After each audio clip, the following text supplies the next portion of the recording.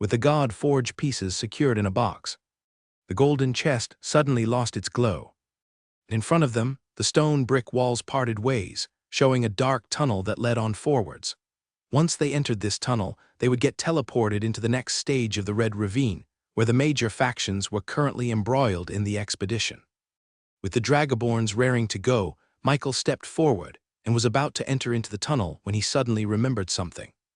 He looked around him, only to notice that Fudge was nowhere to be seen.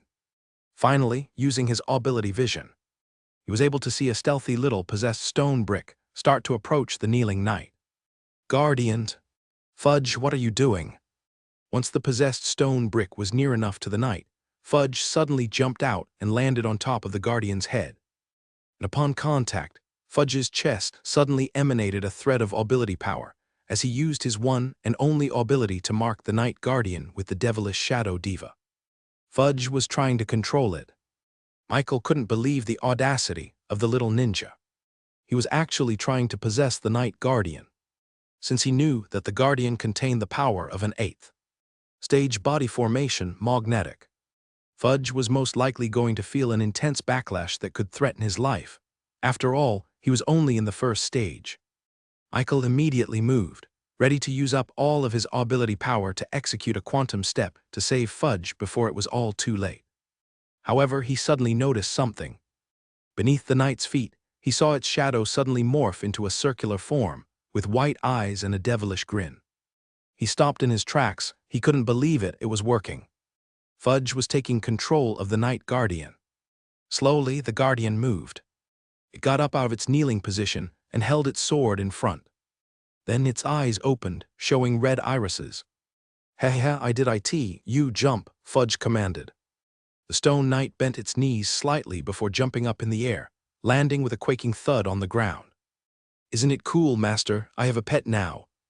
Michael was just speechless as he watched Fudge bark out order after order, with the stone knight loyally obeying him. He didn't even know how this was possible, given their extreme difference in cultivation levels. He looked towards the knight, peering at its chest with his ability vision. Once he got a closer look, he finally understood. It was true that this stone guardian had ability power embedded in its chest, one equivalent to the 9th stage of body formation. But it wasn't anything like a god-forged piece or a Tao heart at all. It was more like his battery. It only stored ability power in its body, allowing it to be powered like a toy. It didn't actually have any authority over its power, allowing Fudge to easily overpower it without any problem. Usually, the reason why a 4th stage magnetic couldn't use their ability on a 5th stage or higher was because the god-forged pieces in the 5th stages heart had a natural defensive ability to guard against them. But this knight didn't have any of that. The ability power inside it was like a box of gold out on the street. Without a lock, anyone could easily pry it open and take the goods for themselves. "Hey, with this I can rule Metropolis," Fudge exclaimed. Michael could only sigh in relief once he realized that since this guardian was powered by some sort of battery, it would eventually run out of power. He was very glad that Fudge wouldn't be able to run. A mock controlling a puppet with a power equivalent to the major factions. Meanwhile, on the other side of the Red Ravine, 4 of the 6 major factions were currently present at the last stage of the Red Ravine. Beside them were a couple of other companies outside of Metropolis, who were well regarded even in the company of the likes of Alaric and the others. These groups of people were the elites of the elite. They were one of the strongest magnetics on the lower part of the Queen's region. And right now, they were gathered to have a discussion about how they were going to proceed with the last stage of the Red Ravine. "Congratulations on advancing to the nascent spirit, by the way, Alaric," greeted one of the men. "Thanks," Alaric replied. "You're moving up in the world. First, you've ascended to the next stage, and now you're also becoming friends with royal blood vampires." Everyone took a sneak peek towards the corner of the room. There, they saw a group of 6 vampires huddled together, just blankly staring out in the open without doing anything. That was their way of taking a nap. If you can get the royal blood vampires on your side, then I think you're about ready to finally leave Metropolis, aren't you? Asked one of the adventurers. Alaric shook his head. "I haven't made that connection with them as of yet. You all know how hard it is to please those vampires. All they talk about is their deity. Everyone around him nodded. They had all tried and failed to strike up a conversation with the royal blood vampires, and each time it ended up in a complete and utter failure. They would always answer with only 1 or 2 words, completely cutting off the conversation. Well, we can't force them to cooperate with us. They don't have to. Right now, they were planning on a joint cooperative expedition for the last room in the Red Ravine. If they had the help of the royal blood vampires, then this would easily be completed in a few moments. Unfortunately, they seem to not be interested in any of that. They keep looking towards the entrance doors, one of the adventurers mentioned. Who are they waiting for? Alaric looked at the tunnel doors where they all came in. They're waiting for him. Just as they were about to ask him who this person was, they suddenly felt a disturbance in the air. They all turned to look at the tunnel doors and saw the darkness suddenly swirling with ancient power. There was someone coming in from the other side.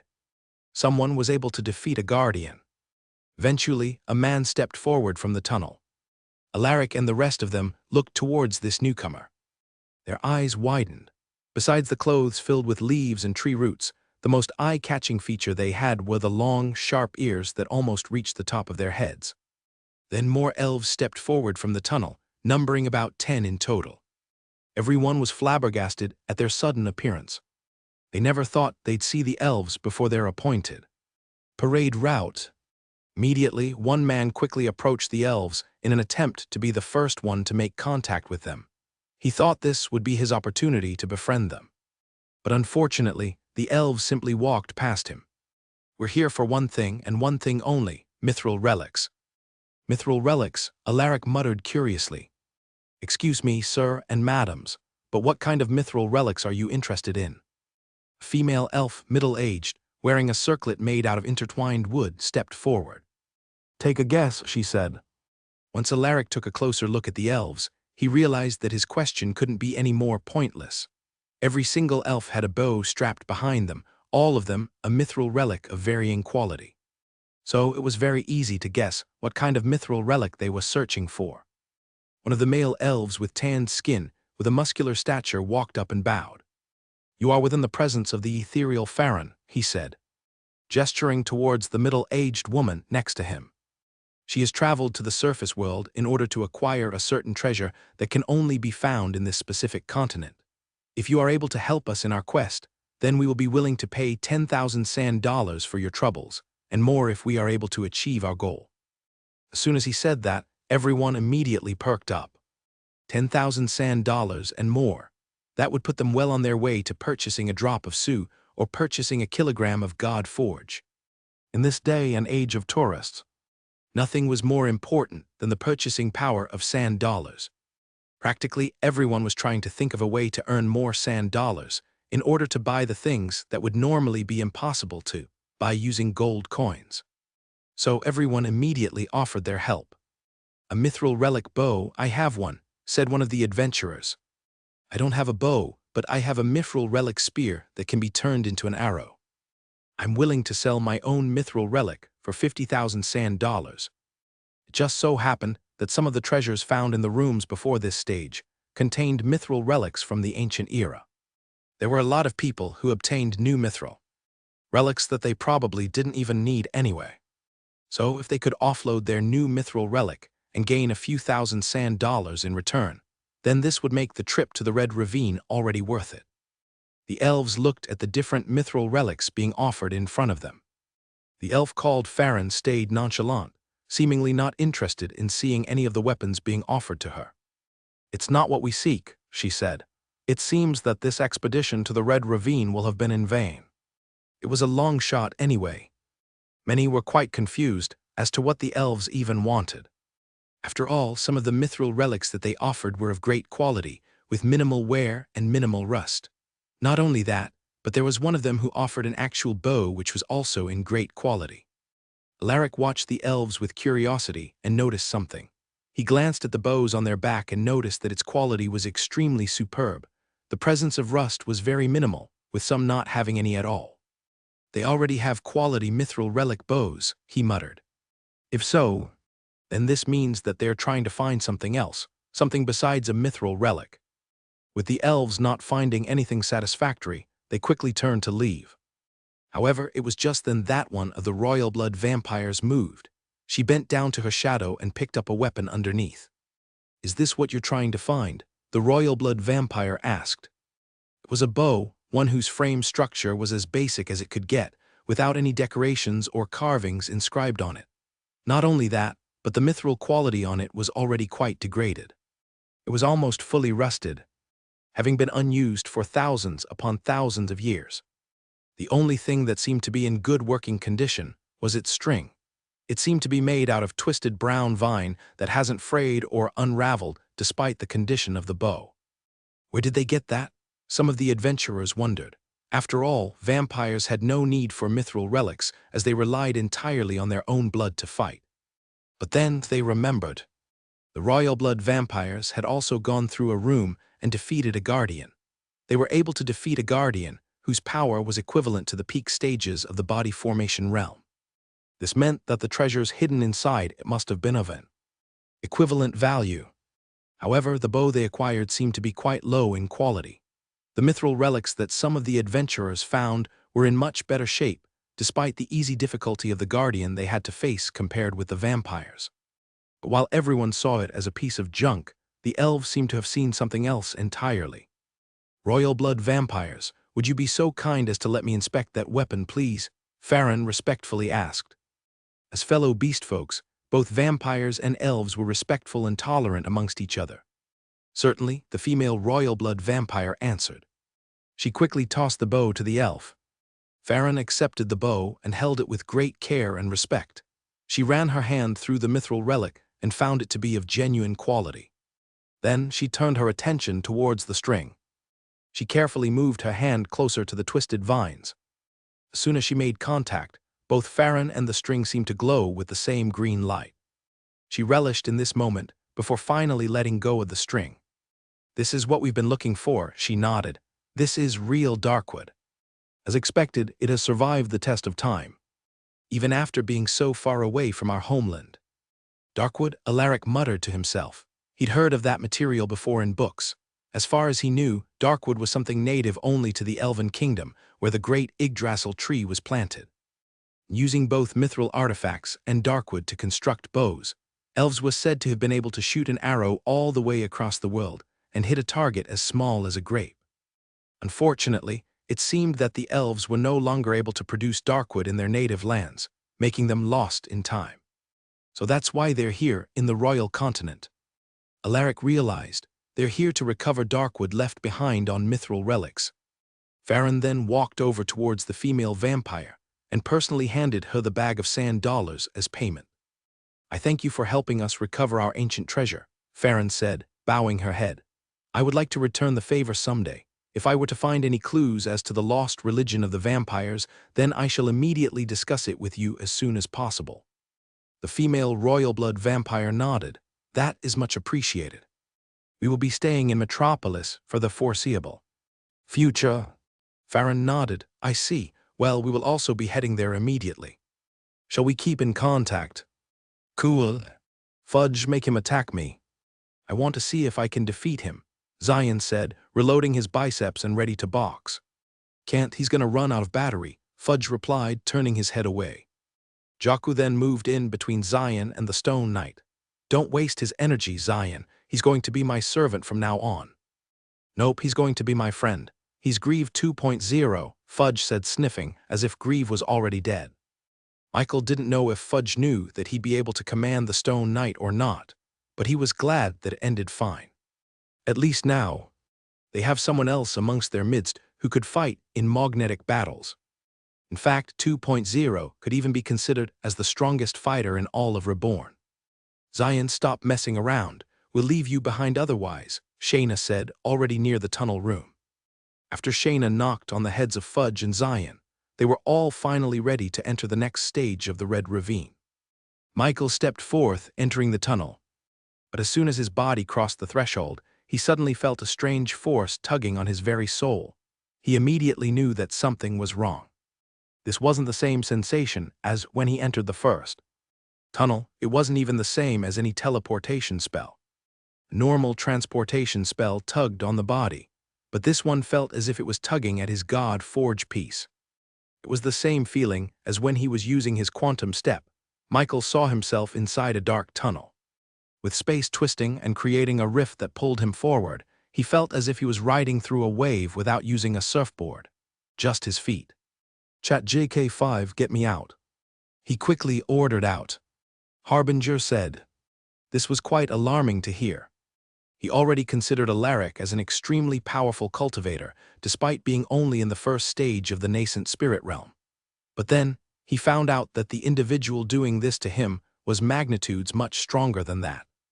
Even his batteries wouldn't help with a confrontation with this being. "Harbinger, is there any way we can get out of this? Maybe a new technique, anything?" Harbinger said. As strange as that sounded, it did give him a little bit of a breather. Whatever this being wanted with him, it wasn't his death. This meant that he could possibly talk his way out of the situation. Wait, the Dragonborns. He looked behind him and saw that they were nowhere to be seen. He heaved a sigh of relief. At least he knew that they were safe. If it was just him, then he wouldn't have to worry about them. Master, where are we?" Fudge swirled around his body, turning into a slimy slug shivering in fear. "Fudge, how'd you get sucked in?" "I don't know, Master. I just saw you getting pulled away, so I quickly jumped on your shadow," Fudge said, peeking out of his shoulder. Michael felt warm after hearing that. Despite his flaws, Fudge was as loyal as anything could be. "Just stay in my shadow for now," he said, patting the little slime. "Don't show yourself until I say so." With how strong this person was, Fudge's stealth may very well be the same as using a flashlight in a dark room. But at least Fudge would stay near him, and he could protect him if anything happens. They continued to get pushed through the rift, until eventually they reached the end of the tunnel. Michael shot through the other side, finding himself unable to stop as he skidded through the ground and smacking onto a hard wall. "Oh," he groaned, massaging his head. Once he got his bearings, he raised his head and looked at where he ended up. He was in a hallway, adorned with nothing but black brick walls that seemed to have just been recently installed, with no sign of wear and tear. What's strange about this material was that it seemed to absorb all the light around it, making it seem as pure as darkness. The light source came from the flickering candles placed evenly along the pillars on the wall, and repeating three-tiered chandeliers on the ceiling. The design of the candle holders and the bricks around him made it seem like he was inside a dark castle. It seemed that whoever kidnapped him was a royal of some sort. "Harbinger, you sense anything?" The space tunnel was gone. The only thing behind him was a brick wall, so the only way was forward. He walked through the castle halls, with each step echoing through the walls. Master, I'm scared." "Is that what a ninja would say?" Michael joked, trying to ease the tension. "I'm not a ninja right now, I'm just your pet slime." Michael chuckled, patting Fudge's head. He continued onwards before finally he saw the end of the hallway. He walked through it, finding himself in a large room adorned with tall candle holders made out of black and gold. There was a red pathway leading to the front of the room, where there were a couple of steps leading up to a stage. He followed the path, walking up to the steps before he eventually found someone at the top. It was a girl with long, golden blonde hair, sitting against the wall, with her hands and legs tied up by black shackles bolted on the walls and the floor. There were cracks around the bricks where the chains were installed. She must have been trying to escape for a long time. "Is she the one who called me?" He didn't sense any power coming from the girl, certainly not something beyond the nascent spirit realm. Harbinger confirmed. And before he could ask any questions, he saw the girl open her eyes and look up at him. She blinked, her eyes trying to adjust to the light. And once his face became clear, her expression softened. "You came," she said. "What?" he asked her. "I called for you. I didn't think you'd come," she said. Michael looked back at her, confused. After all, he didn't come here voluntarily. It was more like he was abducted. "So you were the one that got me here," he said. "Yes, I think so. I just knew that I needed you, that you're going to save me." "Save you?" he asked, glancing at the shackles on her hands. "How can I do that? If she can't get out by herself, then he definitely couldn't help her. If it could contain a being above the nascent spirit realm, then he had no chance in destroying it." "It's easy," she said. "All you have to do is—" The blonde girl tilted her head. "Oh, I forgot." Michael was speechless. He felt like he was dealing with another Grieve. She should be the one named Grieve 2.0 instead of that Stone Knight. What do you mean you don't know? The blonde girl tried scratching her head, but the shackles prevented her from reaching far enough. I don't remember anything. Then how did you transport me here? I just had a feeling. I knew you were going to save me, she said, looking up at him expectantly. So you have no memory about how to get out of these shackles. Do you even know how you got here, who imprisoned you, who you are? The blonde girl shook her head.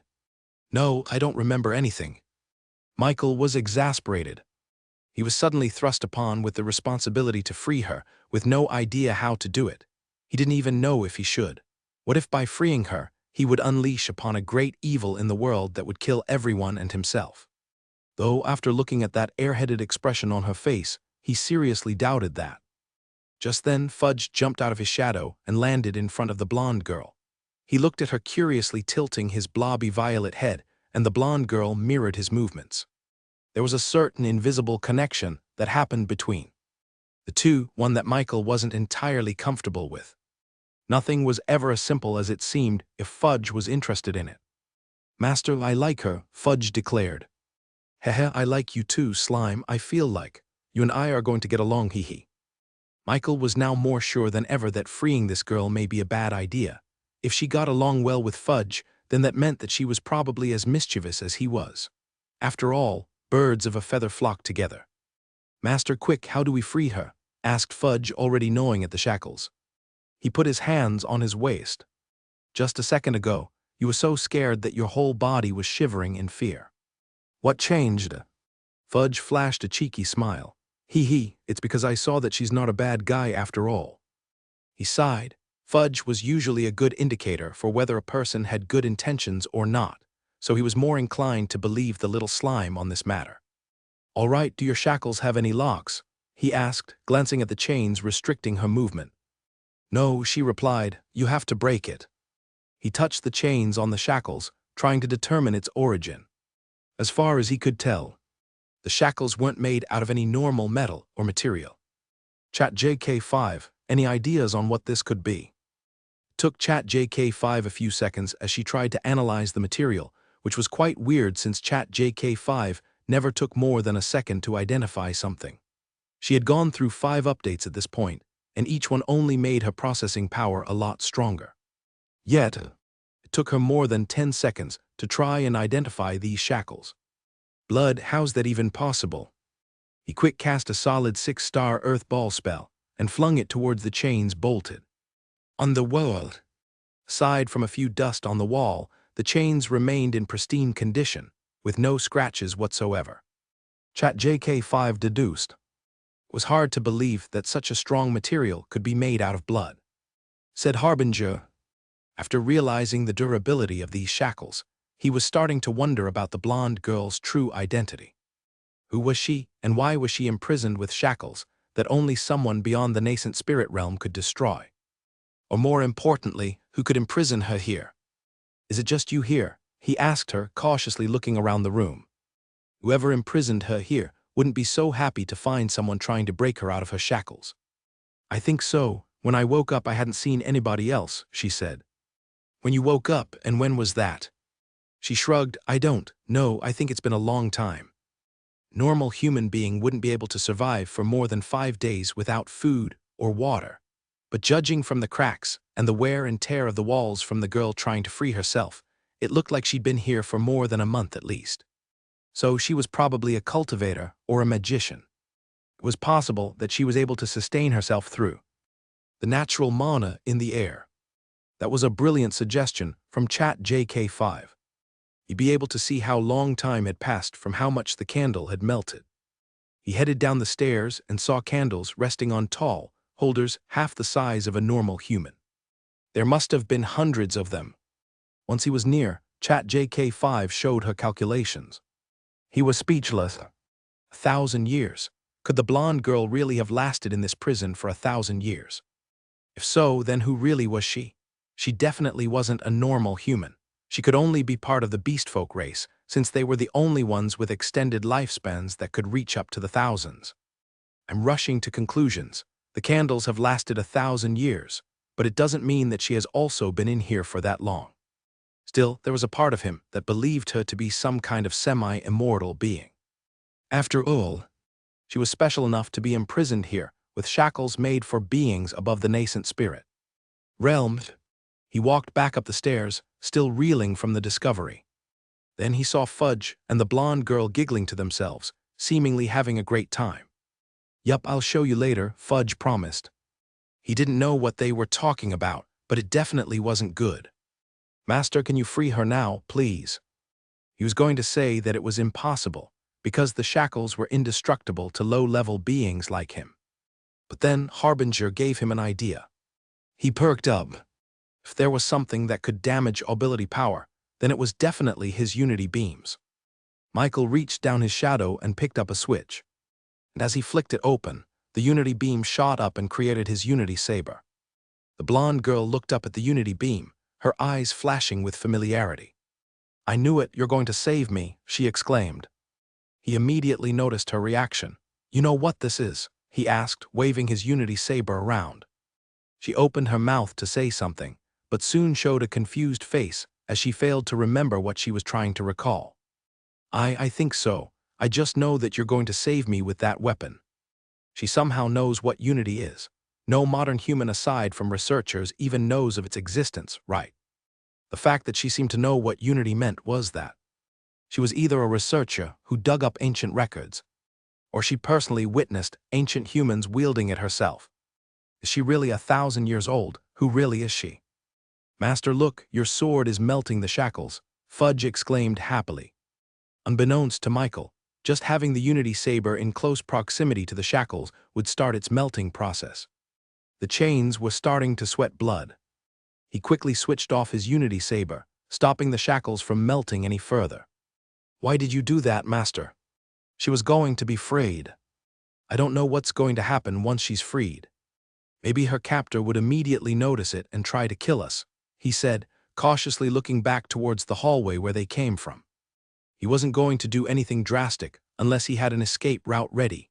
Somehow, this Gothic castle was cutting him off from the world, preventing him from accessing the shadow clones he left everywhere. He wouldn't be able to teleport to safety whenever he wanted. If he was going to free her, then he needed to find the exit doors first. That way, he knew where to go if something awry happened. Just then, a drop of blood continuously traveled through the chain and onto the shackles attached on the blonde girl's wrist. It continued to flow downwards until finally it dripped towards her skin. And immediately, the blood got absorbed into her skin. She jolted up, her eyes flashing golden for a brief moment. "What happened?" he asked her. The blonde girl looked at the chains on her hands, and he saw that the look on her eyes had changed. Just a few seconds ago, her eyes reflected confusion and bewilderment, as if she had absolutely had no idea about anything around her.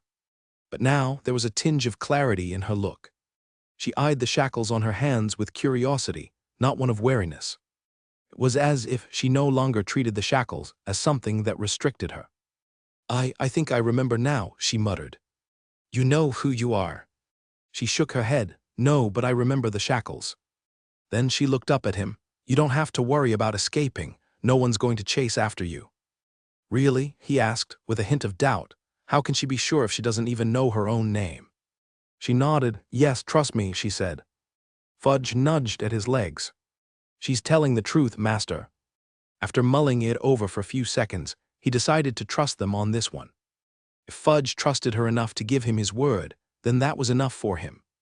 "All right," he said as he clicked his unity saber on. "You better be right." He raised his weapon above his head and brought it down towards the chains, shattering it into 100 pieces. The broken pieces of the chain immediately melted into blood, creating a splatter mark all over the walls and the floor. White fire then erupted on the ends of the broken chains, spreading forwards and continuing to melt the frozen blood chain into its liquid form. It wasn't long before the shackles on the blonde girl's wrist melted, freeing her from one of her restraints. With another swing, he broke off the chains connected to her legs. And with one after the other, he destroyed all 4 chains that restricted her 4 limbs. The blonde girl fell forward, the chains no longer binding her to the walls. She massaged her wrists. A relieved smile spread across her face. Then she looked forwards and saw the pool of liquid blood splattered all around the floor. It flowed towards her, like a river branching off into a new territory. And eventually, it reached her finger. As soon as it got absorbed into her skin, her irises suddenly turned golden and was accompanied by an aura that burst out of her body. Michael covered his eyes, feeling the pressure of ability power like the chaotic wind from a storm. The liquid blood continued to flow towards her skin, and with each drop that she absorbed, she seemed to get stronger and stronger. Finally, she found the strength to stand up. Despite being shackled for what looked like thousands of years, her body became incredibly healthy just from absorbing the blood from her own shackles. Her skin started to shine with the grime oil, and dirt getting purified from the golden aura she emitted. And as her body got stronger, her absorption also followed along with her. The blood on the ground swirled upwards and splashed towards her body, her entire skin. Even as she floated off the ground, the blood continued to follow her like she was a magnet. Finally, the last drop of blood got absorbed into her skin, resulting in a surge of aura that exploded outwards. The breeze washed over the entire room, with the candles getting extinguished. This should have resulted in complete darkness. Yet, the blonde girl's entire body was glowing in a golden light that illuminated the entire room. Somehow, her light revealed etchings on the floor and the walls. He squinted his eyes. Those looked familiar. However, it didn't last long enough for him to properly take a good look.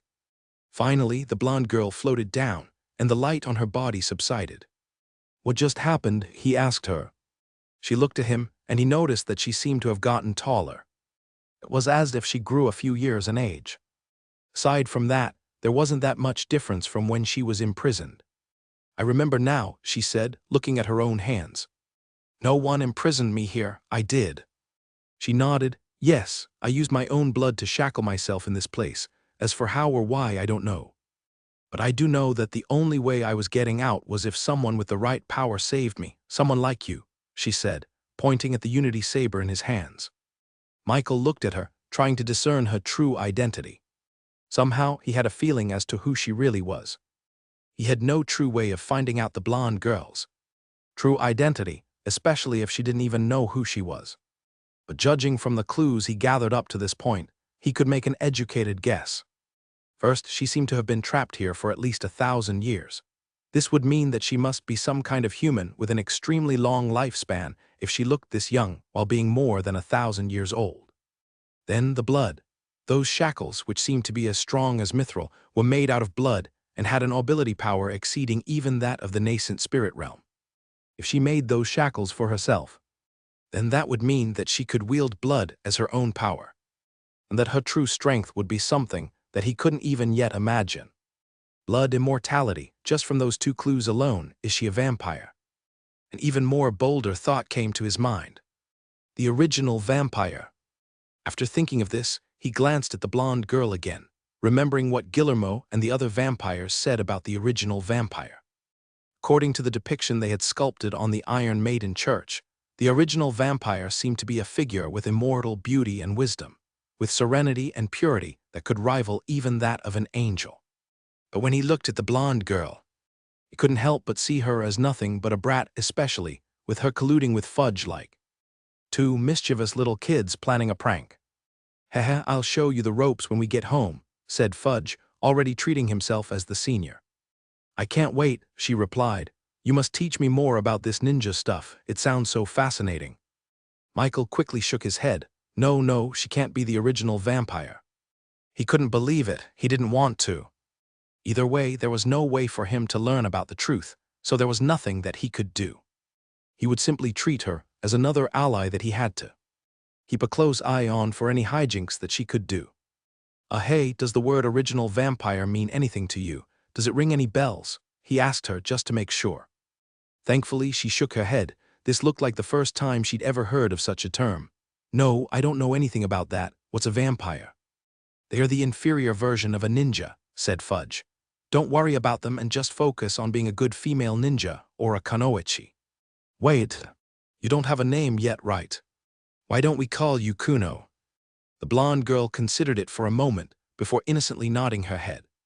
"Kuno, I like that. Kuno's my name." Kuno seemed to really like her name, as she repeated it to herself many times, not wanting to forget it. It's good that you have your own name now, but it's better if you don't forget about your true identity, he reminded her. My true identity, Kuno muttered. I think I can remember more of my past if I absorb more of that blood. She only regained a piece of her memory when the blood shackles melted and got absorbed into her skin. It was safe to assume that if she got more of that blood, then she'd be able to remember more about her life before the amnesia. Unfortunately, there didn't seem to be any more blood shackles lying around. There's more of them, Kuno insisted. But I forgot where they were. I just know that there's more of that blood out there. I think I left it all over the place for me to find. Michael wondered what kind of life Kuno must have led before her imprisonment. If she had to fracture her own memories and store them in her own blood shackles to imprison herself for 1,000 years, then what happened to her to lead her to such drastic measures? All those questions would only be answered by Kuno. And Kuno alone. He had to find those solidified blood shackles somewhere around the world, because of course, she doesn't remember where she put them. Chat JK5, if I lose my memories, then please make sure to put them in one place where I know I can retrieve them. Whoa, I was just joking, but you really have that setting. Michael felt whiplash after hearing that. I would never do any of those things. Michael immediately got out of the void inside his mind. Somehow, the conversation turned into harem when he was just talking about Kuno's true identity. Let's get out of here, he said to them. Now that Kuno was free, there was no reason for them to remain here in this gloomy castle. Okay, I'm ready, Kuno said, pumping her hands in excitement. Michael and Kuno both looked at each other. Ooh, that was my line, he said to her. Huh, she asked, tilting her head. Michael dropped his head down and sighed. You know I can't get out of this place, right? Kuno shrugged. I don't know. You teleported me here, he said to her. Can't you also teleport me back? But as usual, the blonde-haired girl just had that airheaded stare out into nothingness as he tried to talk to her. He walked over to the walls and touched the black bricks making up the whole castle. Even without using his ability vision, he could feel the pulse of ability power coursing through the walls. It was actively preventing him from contacting the outside world and teleporting himself with his shadow clones. The worst part was that the power on the walls was way above the body formation realm. None of his abilities or magic spells could get them. Out of here. Chat JK5, Harbinger, any ideas? Said Harbinger. He did as Harbinger said and put his palm against the cold, dark brick stones. Thankfully, the walls aren't that thick. Beyond it is just nothing but ordinary rocks underground. If you could use your quantum step to phase through it, then you can use the phase through ability of your drone to pass through the solid rock everywhere and emerge to the outside world. Easy peasy. Despite such a simple solution, the execution for it was something else entirely. After all, he was still in the 4th stage of body formation. Even using all of his ability power, he still couldn't get a single charge for his quantum step. We're trapped here, he realized. He needed to charge his batteries to at least 30% if he wanted to perfectly execute the quantum step. Any less than that, and he'd have to worry about passing out after, which wasn't good since he'd still have to navigate through the underground rock surrounding the castle with his drone, and he couldn't do that if he was unconscious. Unfortunately, there was no easy source for energy anywhere around this place. Fudge was still in the 1st stage of body formation, so anything he created would only result in 0.001% charge. As for Kuno, he doubted if she could even throw a punch. Her head was so messed up from the amnesia that her body, eye coordination was completely off. She couldn't even stand up without her body tilting one way or the other. The only other source was the walls itself. However, he'd have to dig through the very stone itself to get to the main source of power that made it so durable and siphon off the ability power inside it. But if he was able to do that in the first place, then he wouldn't have to worry about phasing through it at all. One solution could be to power the batteries himself. He'd drain his own God Forge piece, store it in his batteries, and wait for his ability power to refresh. However, that would take time, a lot of time, Harbinger. How long do you think it would take? Honestly, that time frame wasn't bad. At least he knew that he could get out given enough time. However, he was worried about the Dragonborns. He didn't know where they ended up. They could have been thrown off somewhere in the tunnel and ended up halfway across the world for all he knew. In order to save them, he needed to get out of here as fast as possible. But where am I going to get the necessary charge? Meanwhile, back in the Red Ravine, Shayna and the rest of the Dragonborns felt themselves caught up in a tide of crossing space-time continuums, getting tossed around and rummaged like they were dirty clothes in a beat-up, old washing machine. They couldn't even make heads or tails about their own bodies. All they could see was darkness everywhere. They had no frame of reference, making it seem as if they were just standing still, even though they could feel their blood pooling from their heads to their toes. Shayna immediately tried to fight the force and steady her body. But unfortunately, the power acting everywhere around her had a tinge of ability power, making her completely susceptible to its attacks. Fighting the urge to vomit, she peered through the darkness to find her siblings. She was starting to worry, but thankfully she could still hear them out in the distance. "Ha ha ha ha, I'm so dizzy," Zion giggled. "Erg, I want to lay down," Jaku said, retching. Shayna instinctively wanted to throw a shoe at Zion. Even though they were in such a precarious situation, the boy still had the gall to be so carefree. This was no time for jokes. As for Yumisu, Shayna knew that her little sister must be so anxious right now. If they couldn't hear each other right now, she probably would have already crashed out. And Jaku, who was supposed to be the eldest of them all, was of no use. He couldn't be relied on unless he was laying down in a bed. As usual, she had to be the one to step up. She was the only one who could. "I have to save my siblings. I have to save Lord Michael." The very person that they relied on, the very pillar of their company, Michael, was suddenly yanked away from them by a strange force. She tried to catch up to him, but he was long gone by the time she entered the transportation tunnel. And because they were caught up in the wake of his abduction, they couldn't even worry about where he went off. With him gone, they had to get out of this mess by themselves. And Shayna took it upon herself to be the one to step up. She took out her mithril artifact compound bow from her back and tucked it under her arm. And using her other hand, she conjured a magical arrow with a string tied to its bottom. With this stringed arrow loaded in her bow, she notched the string backwards and pointed ahead. "Make a sound," she told them. "What?" Jaku answered back, confused. "Be we," Zion said, making a face. "Here," Yumisu muttered loudly. She used the echoes of their voices to triangulate their exact positions and aim for their clothes. This would have been an easy feat in the real world. But unfortunately, not only was Shayna tumbling around like a car wheel, but she also couldn't see anything past her own hands. She had to consider her own trajectory, as well as their trajectory as they got tumbled along the space rift. After taking a breath, she aimed upwards, 44.2 degrees northwest. Even though she calculated her aim with exact precision, the pressure was still getting to her. Her whole bow was trembling as she pulled the strings as tight as she could. Finally, she released her string with a twang.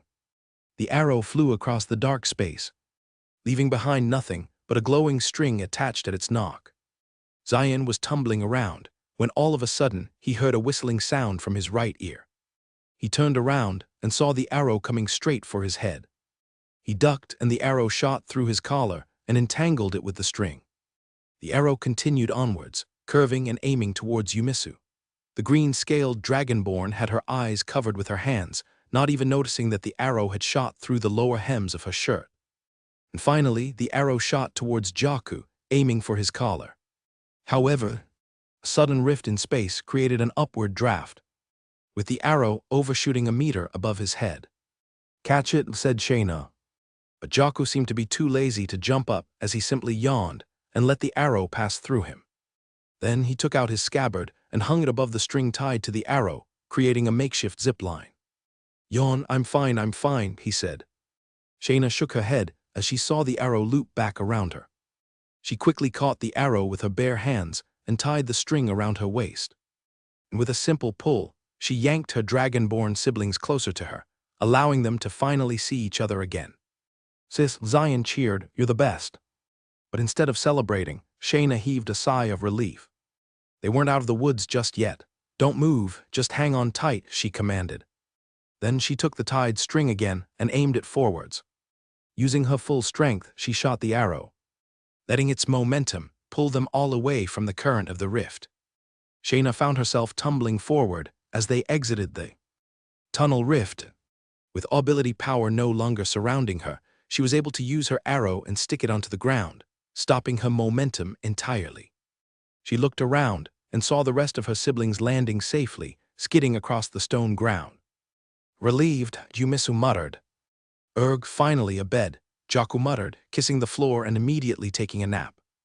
Woohoo, I want to do that again, Zion cheered as he laid on the ground. Good job, sis. However, his celebrations were just met with a swift knock on the head by Shayna. Oh, what you do that for, he complained. Shayna pursed her lips. We were at such a dangerous spot, yet you were still acting so carefree. And you, Jaku, you almost missed the arrow because you weren't paying attention, you were just trying to take a nap. And Yumisu, I love you, but you gotta speak up more. I almost missed it because I couldn't hear your voice. She huffed and puffed all of the feelings she had deep inside, leaving her all worked up in the end. Everyone looked at her, surprised. Shayna was always uptight and strict, but she was never this stressed that smoke almost came out of her ears. Her white scales were almost turning into beet red as she let out all of her complaints. And she definitely wouldn't be shouting at Yumisu, of all people. Whoa sis, relax, Zion said, chuckling. We made it out alive, didn't we? That's the most important part. I gotta agree with Zion on this one. You're making Yumisu sad, Jaku said, with Yumisu hiding behind his shoulders. Shayna pursed her lips and didn't say anything else. She just couldn't understand why her siblings weren't being more serious about the situation. While she was being super stressed about this situation, her siblings weren't exhibiting any kind of seriousness to the whole situation. First and foremost, she had to worry about making sure that they were all safe. And secondly, she had to worry about rescuing Lord Michael. As his attendants and personal guards, it was their duty to make sure that no harm would fall onto him. They had already failed by the mere fact that they let him be abducted right in front of their eyes. Their first priority should be his retrieval, but because they were so weak, they had to worry about their own survival first. I'm already worried about a lot of stuff, just don't add on to my stress, she said to them. We have to find out where we are and where Lord Michael is so that we can rescue him. Jaku stood up and patted her shoulders. You don't know boss well enough. He doesn't need our help.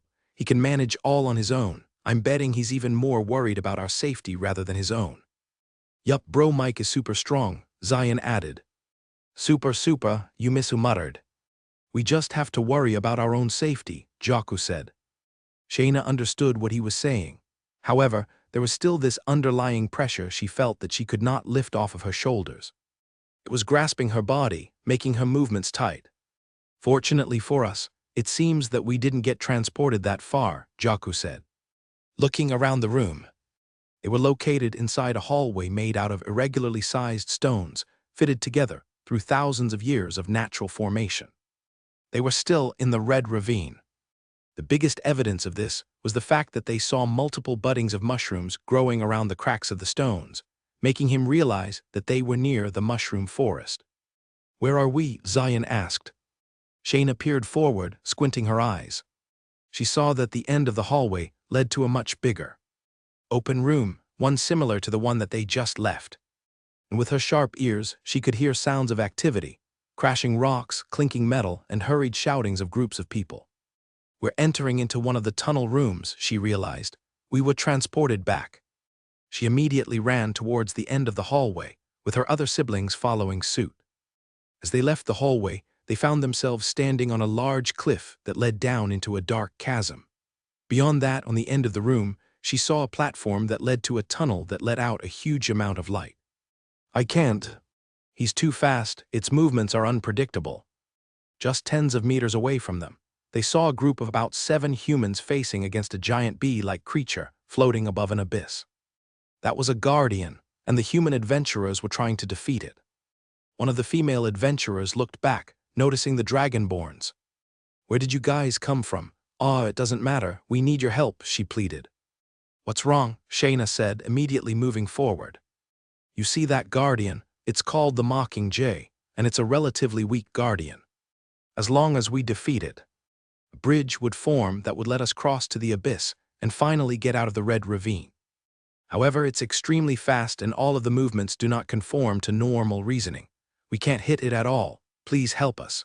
We're just total beginners who thought we could challenge the Red Ravine, but we're totally wrong. We can't even defeat the weakest ones. This was one of the dangers of the Red Ravine. Once you enter one of the tunnels, the only way that you were going out was if you defeated a guardian in one of the rooms. And through a lucky coincidence, the Dragonborns were teleported right at the exit of the Red Ravine. They only had to go through the guardian called the Mockingjay, and they would be able to get out of this place. And according to these adventurers, this guardian was one of the weakest too. Shayna looked up at the Mockingjay and saw its human-like face upturned like a clown. It seemed to be mocking the humans for not even being able to graze its fur. The Mockingjay laughed as a fireball shot way passed above its head. None of these adventurers specialized in ranged attacks. They all brought with them swords and shields, which only goes to show how thoroughly unprepared they were for the Red Ravine. "This is great," Zion said. "My sis can hit any target even if it was a kilometer away. This little bee won't stand a chance against one of her arrows." Everyone looked at Shayna. They saw the bow on her back and hope returned to their faces. Finally, an archer, the only person that could save them from this problem. "Go on, sis. Don't be shy," said Zion, nudging at Shayna. "This is target practice for you." Her siblings knew her capabilities well enough to know that she could hit this Mockingjay in her sleep. Jaku even laid down and just waited for the inevitable to happen. "Just wake me up when you hit it." "Shoot, shoot," Yumisu cheered, with everyone looking towards her. Shayna slowly took out her bow. Shayna loaded her bow with a simple arrow. The Mockingjay had no armor at all in order to be as light as possible for maximum speed and aerial maneuverability. As long as she could shoot it in one hit, the fight would be over. She pulled on the string, bringing it back towards her shoulders. All of her training, her talent, and her skills allowed her to not even consider this as a real challenge. It was no exaggeration that she could hit this in her sleep. There was no reason for her to feel so anxious, to feel so stressed. But as she looked up at the Mockingjay, it started to cackle at her. Her hands started to shake. The usually firm and stable form that she was so proud of started to waver, as if this was the first time that she was ever holding a bow. "Don't listen to its taunts," one of the female adventurers. "That's its ability power. It can peer deep down into your mind and use it to its advantage." There was a reason that this guardian was called the Mockingjay. It was fast and it was cocky. It would laugh and taunt you, making you miss your shot. And once you fell into that trap, there was no going back. This was a really good combination against someone with a weak mental state. "What are you doing, sis? Shoot it," Zion said impatiently. He didn't know why she was hesitating on releasing her shot when the Mockingjay was staying in one place. Even he could shoot it, and he couldn't even hold a bow properly. Shayna took a big breath. It was only now that she truly missed the easing presence of Lord Michael. Without him, she felt all the burden of pressure on her shoulders. She tightened her grip on the bow, trying to forcefully conquer her shaking hand. But it didn't work. It continued to shake even harder. "Focus," she said to herself. "You have to save everyone." She looked up at the Mockingjay and released her bow. But as she did, her trembling hands forced a micro-adjustment to the arrow's trajectory that slowly snowballed, letting the arrow fly tens of meters off course. Shayna's shot flew past the Mockingjay's head before arcing down and plummeting to the abyss. "I even made it easier for you, and you still missed." The guardian buzzed around in triumph. It only further drove the stake of insecurity and doubt on Shayna's already fragile heart. It cackled, knowing that the fight was already over. Once its target fell to that cycle of despair, to that cycle of self-doubt, there was no way for them to recover. "Sis," Zion muttered, confused and concerned. This was very uncharacteristic of her. She had never missed a shot that far wide in her entire life. Even Jaku got up from the ground, foregoing sleep. Shayna was missing her shots. That was so surprising that it released the drowsiness in his body. "It's okay," Yumisu muttered to her sister. She walked up to Shayna, about to give her a reassuring hug. However, Shayna quickly pushed her away, surprising Yumisu and the other Dragonborns. "I can do this," she said. "My hands were just slippery, that's all." She took out another arrow from her quiver and loaded it in her bow. She pulled on the string even tighter than before, but still, the result was the same. As soon as she released her shot, The slight trembling of her hands caused the arrow to fly astray from its true intended path. The mocking jay once again laughed. It didn't even need to use its immense speed to dodge those arrows. They were way off base. Feeling rage and frustration building up in her heart, Shayna took out arrow after arrow, shooting them towards the mocking jay in quick succession. And with each one of them, her aim seemed to get worse and worse. "Sis, what's happening with you?" Zion bursted out. "Why can't you hit such a simple target?" Jaco immediately pulled him off of Shayna. "That's enough," he said. Then he turned to Shayna. "Is there something wrong? You can talk to us," he reminded her. However, Shayna shook her head, refusing to elaborate. She forced herself to keep shooting, trying to conquer the trembling of her hands. Yet everything she did only seemed to make things worse. Meanwhile, a tunnel suddenly manifested on top of the cliff as a group of people walked out. But as it turned out, these groups of people were not normal humans at all. They wore plant-based clothes and had their wooden bows slung across their back, and perhaps their most distinct feature, their elongated ears. These were the elves. After obtaining the darkwood they needed from the Red Ravine, they immediately made their way towards the exit. Coincidentally, they landed on the very same cliff that the Dragonborns and the adventurers were trapped in. "Lady Farron, they seem to be quite troubled with this guardian," said one of the tan-skinned elves. The middle-aged female elf took a simple glance at the current situation and saw the mocking jay's weakness in one go. "Shall we help them?" one of the elves asked. They seemed to be in great need of a ranger. And of course, elves were well known for their speciality in ranged attacks. Defeating this guardian would be as simple as breathing to them. "Oh, it seems that they have a ranger already," said one of the elves, pointing towards a certain white-scaled dragonborn wielding a strange bow. Then they saw Shayna load an arrow into her bow and shoot at the mocking jay with extremely bad precision. "Oh, she must not be a ranger then," said one of the elves. "It seems that they do need our help." They all turned towards Farron. With one word of hers, one of the elves would release the arrow in bows and defeat the mocking jay in one shot. However, Farron shook her head. "This is not our fight," she said. "We will not interfere. We shall exit the Red Ravine through our own abilities." Using their Dao heart, elves could easily shoot their arrows towards the other side of the chasm and teleport there using their powers. They didn't need to defeat the mocking jay and obtain the bridge. Meanwhile, Shayna kept shooting her arrows. Yet none of them hit. And with each miss, the feeling of uselessness kept hammering towards her heart. She has always considered herself as the best secretary, someone that Michael could rely on.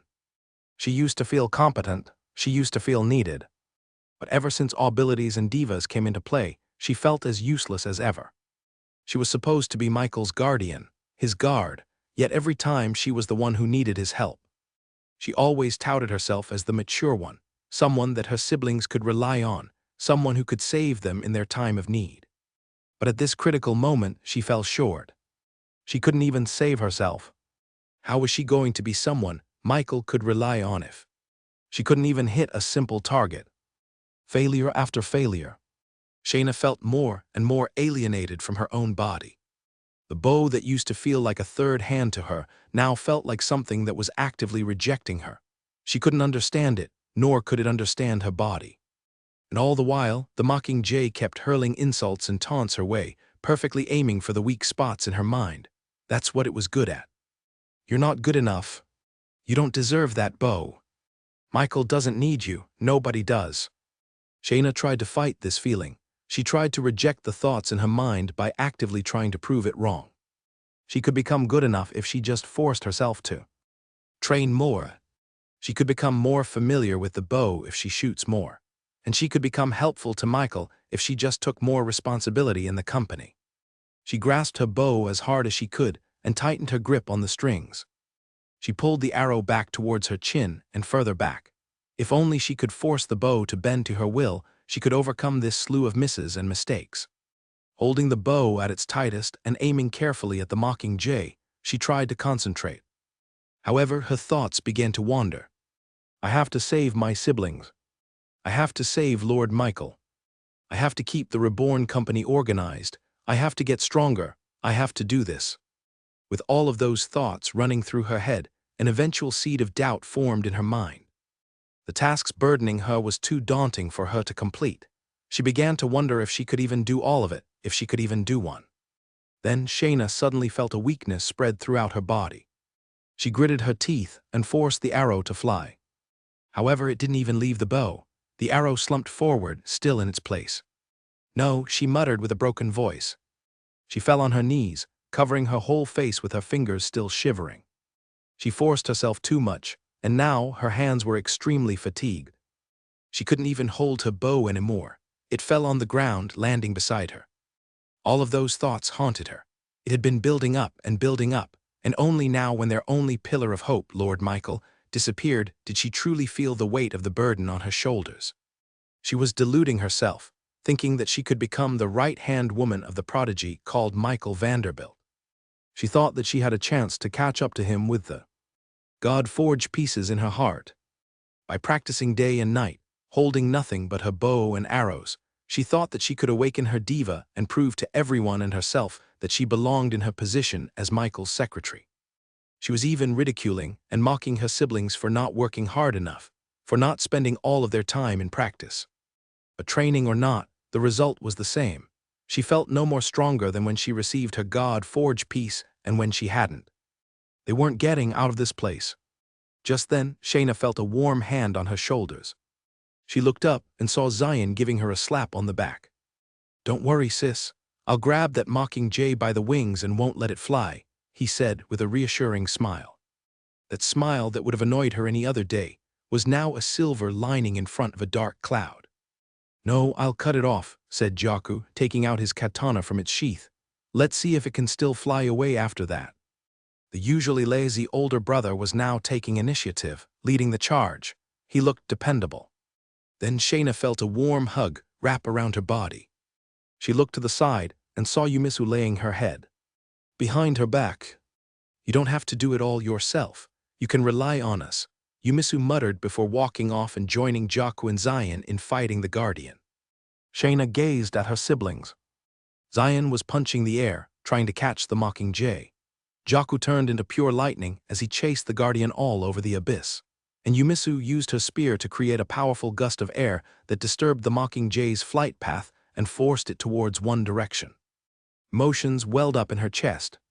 "You guys," Zion, who she treated as nothing more than a no-good scoundrel, was now being more dependable than ever. And just like that, Shayna felt something inside her click. Yumisu was right. She didn't have to carry all of that burden herself. She was so narcissistic to think that only she could be the one to take charge, that only she could save themselves out of this situation. She was treating her siblings as nothing more than dead weight. But in truth, they were more than capable of completing tasks that even she couldn't complete. The mockingjay didn't have to be defeated by a bow and arrow. Jaku was doing well chasing after it using his lightning spells. She was just so focused on the fact that only she could bring them out of this situation that she completely closed herself off from seeing the truth. This was not a one-woman job, this was a collective. She was not the only Rebornian, they were all of them. Even with Lord Michael out of the picture, she wasn't the only one who could keep this nation afloat. There were plenty of talented and gifted individuals capable of stepping up to the task. That's how Michael set it up in the first place. He made it so that everyone had their own responsibility for the nation and its prosperity. She just forgot that. But now this failure was a brutal reminder. She didn't have to take the burden alone. She couldn't. This was a task for everyone. She slowly stood up, picking up her mithril artifact compound bow as she did. This time she closed her eyes. She didn't look at Mockingjay's movements. She didn't stress about its random trajectories and flight patterns. She didn't have to. All she had to do was follow her siblings' voices. "Where are you running off to, you little bug?" Zion shouted, with each of his punches creating a sharp cracking sound that echoed throughout the chasm. This sound was like an echolocation, allowing Shayna to accurately pinpoint everyone's location even when she had her eyes closed. "You can't run away forever," Jaku coolly whispered as he chased after the mockingjay. His speed as a literal bolt of lightning severely limited its flight patterns, allowing for Yumisu to easily control its pace. "Hiya," Yumisu shouted, whirling her spear around and creating a vortex of air that shot towards the mockingjay. Jaku chased after the guardian and led it straight towards the air vortex, letting it fall right into their trap. With tremendous winds shooting at him, the mockingjay lost control of its wings and was forcefully propelled towards one direction, forward. This opportunity gave a straight shot for Shayna to take. Shayna bent down and picked up an arrow she once failed to shoot and loaded it back up to her bow. And as she pulled on the string and aimed for the mockingjay, she felt something completely different fill her body. For the first time in her life, she didn't have to worry about calculating every single factor in hitting towards a target. This time, her siblings did all the work for her. All she had to do was pull the string back and let go. She naturally sat her body upright, her feet shoulder-width apart, and with her shoulders as relaxed as it could be. The bow was no longer shaking. She wasn't gripping on it as hard as she could. She wasn't pulling the string back with the most amount of force possible. She was only holding on to it with just enough force for a solid grip. She was surrendering control. She was letting her own mind, her own instincts do all the work. No longer was she plagued by thoughts of insecurity, of doubts. She wasn't thinking about the past, the present, or the future. Her mind was just a blank slate, a void that only had her target in mind. And unbeknownst to her, the God-forged pieces in her heart started to unfurl. Threads of ability power started to unravel at her heart and start to worm their way through her body and onto her hands, where she had full control of the bow. It was starting to empower her very being, her very soul. By letting go of the pressure of wanting to become stronger, she was able to tap onto a strength that she never even thought she could have. Light green aura started to emanate off her skin. Her bow, connected to her through mind and body, glowed alongside her. Meanwhile, the elves had already reached the other side of the chasm. Their arrows were imbued with ability power thanks to their Dao hearts. They used it as a gateway teleportation skill to travel from one end of the room to the other, without having to battle the guardian at all. They took with them the trapped adventurers who asked for help, and when they offered to help the Dragonborns, they were just ignored as they were too busy fighting the guardian. That white one seemed distressed about not hitting any of her shots. One of the elves commented. And her bow looks weird. Can one even shoot with that thing? Another asked curiously. She shouldn't be disappointed. Those that are not from our lands always have difficulty learning the ways of the arrow, said one of the male elves. The Dragonborns were demi-humans, which meant that they had no Dao heart to increase their power. And without the training and mastery that each elf had to go through in their life, anyone would find it hard to become proficient with the bow enough to defeat a guardian of this caliber. The elves, of course, were secluded by nature, so they were not the type to interfere in other people's business. If the Dragonborns wanted to waste their time trying to defeat the mockingjay, then they wouldn't say anything else. They simply turned their backs and faced the tunnel doors, about to leave. All they had to do was step forwards, and they would leave the red ravine for good.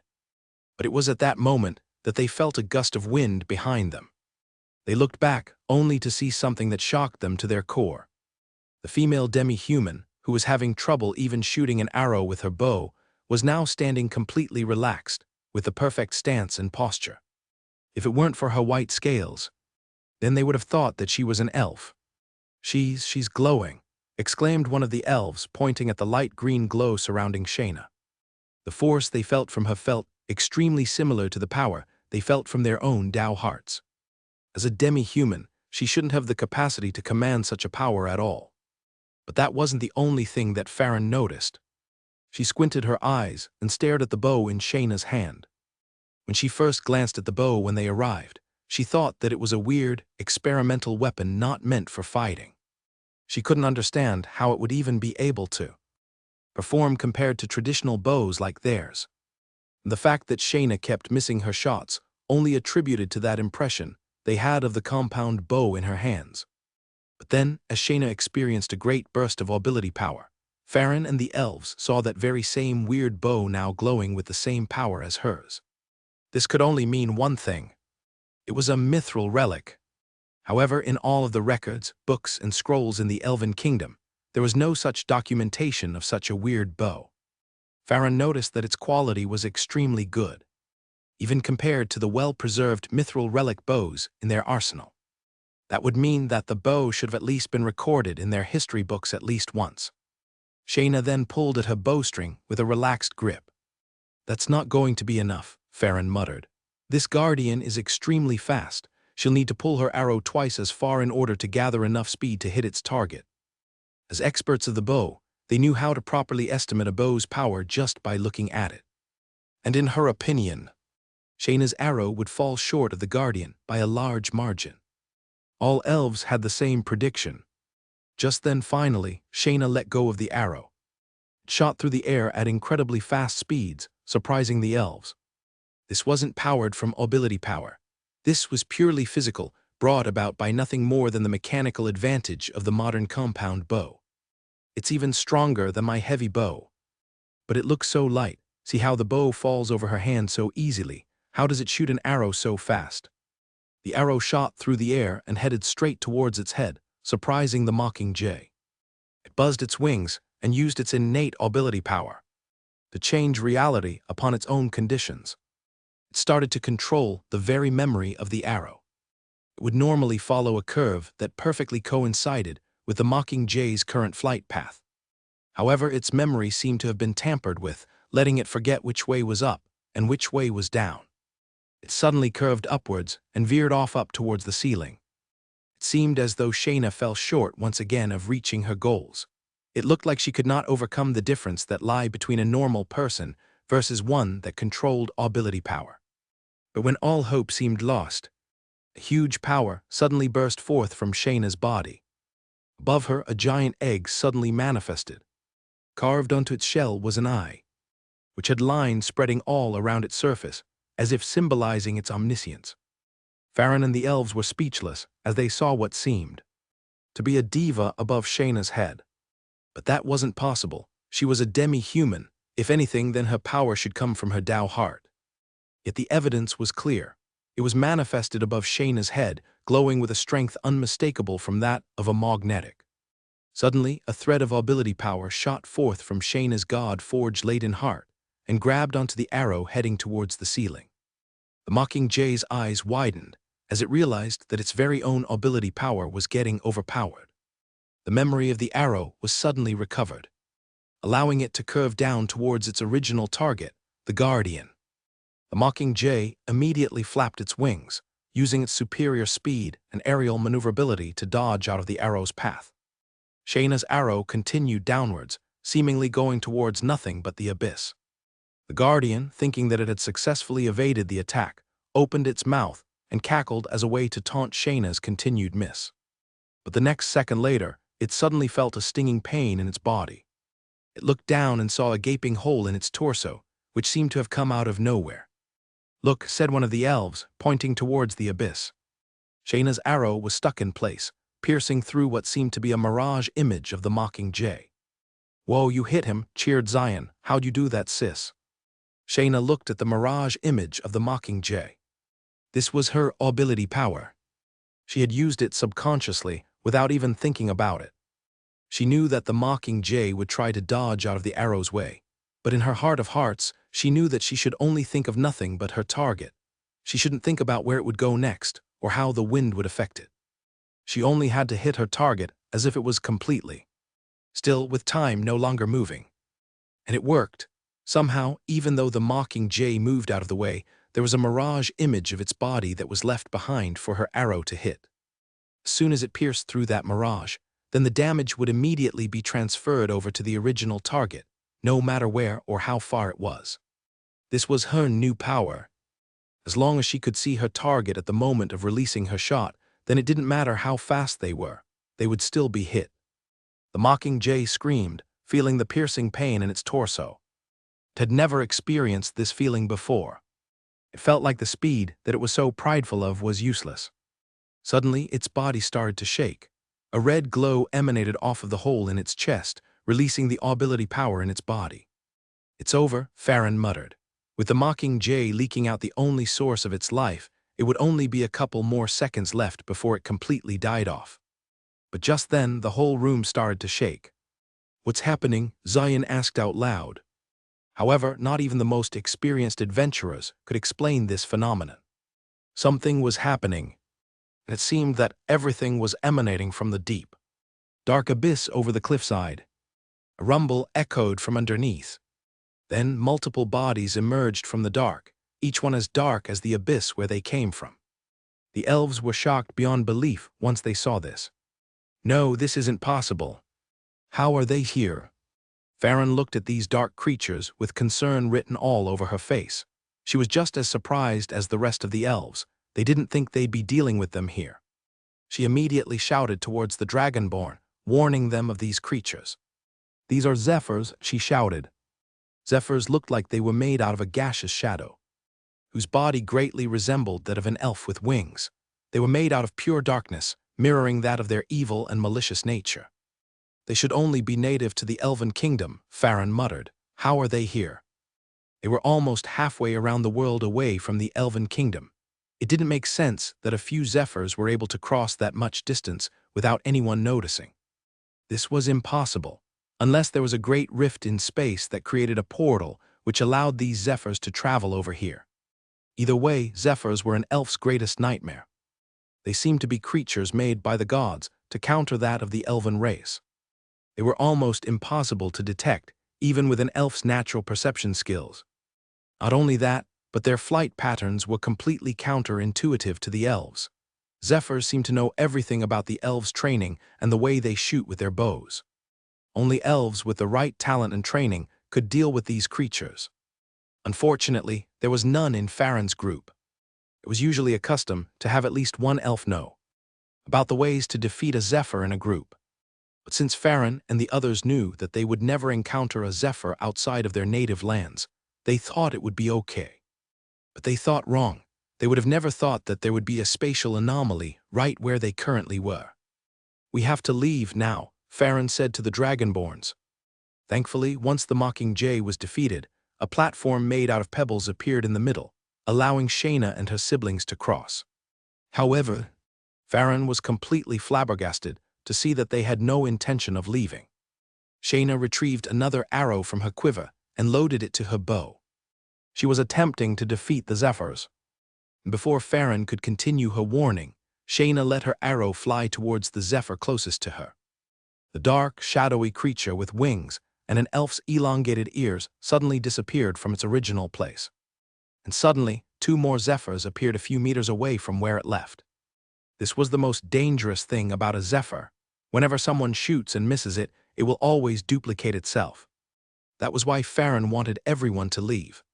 The best way of dealing with a Zephyr was to not deal with it at all.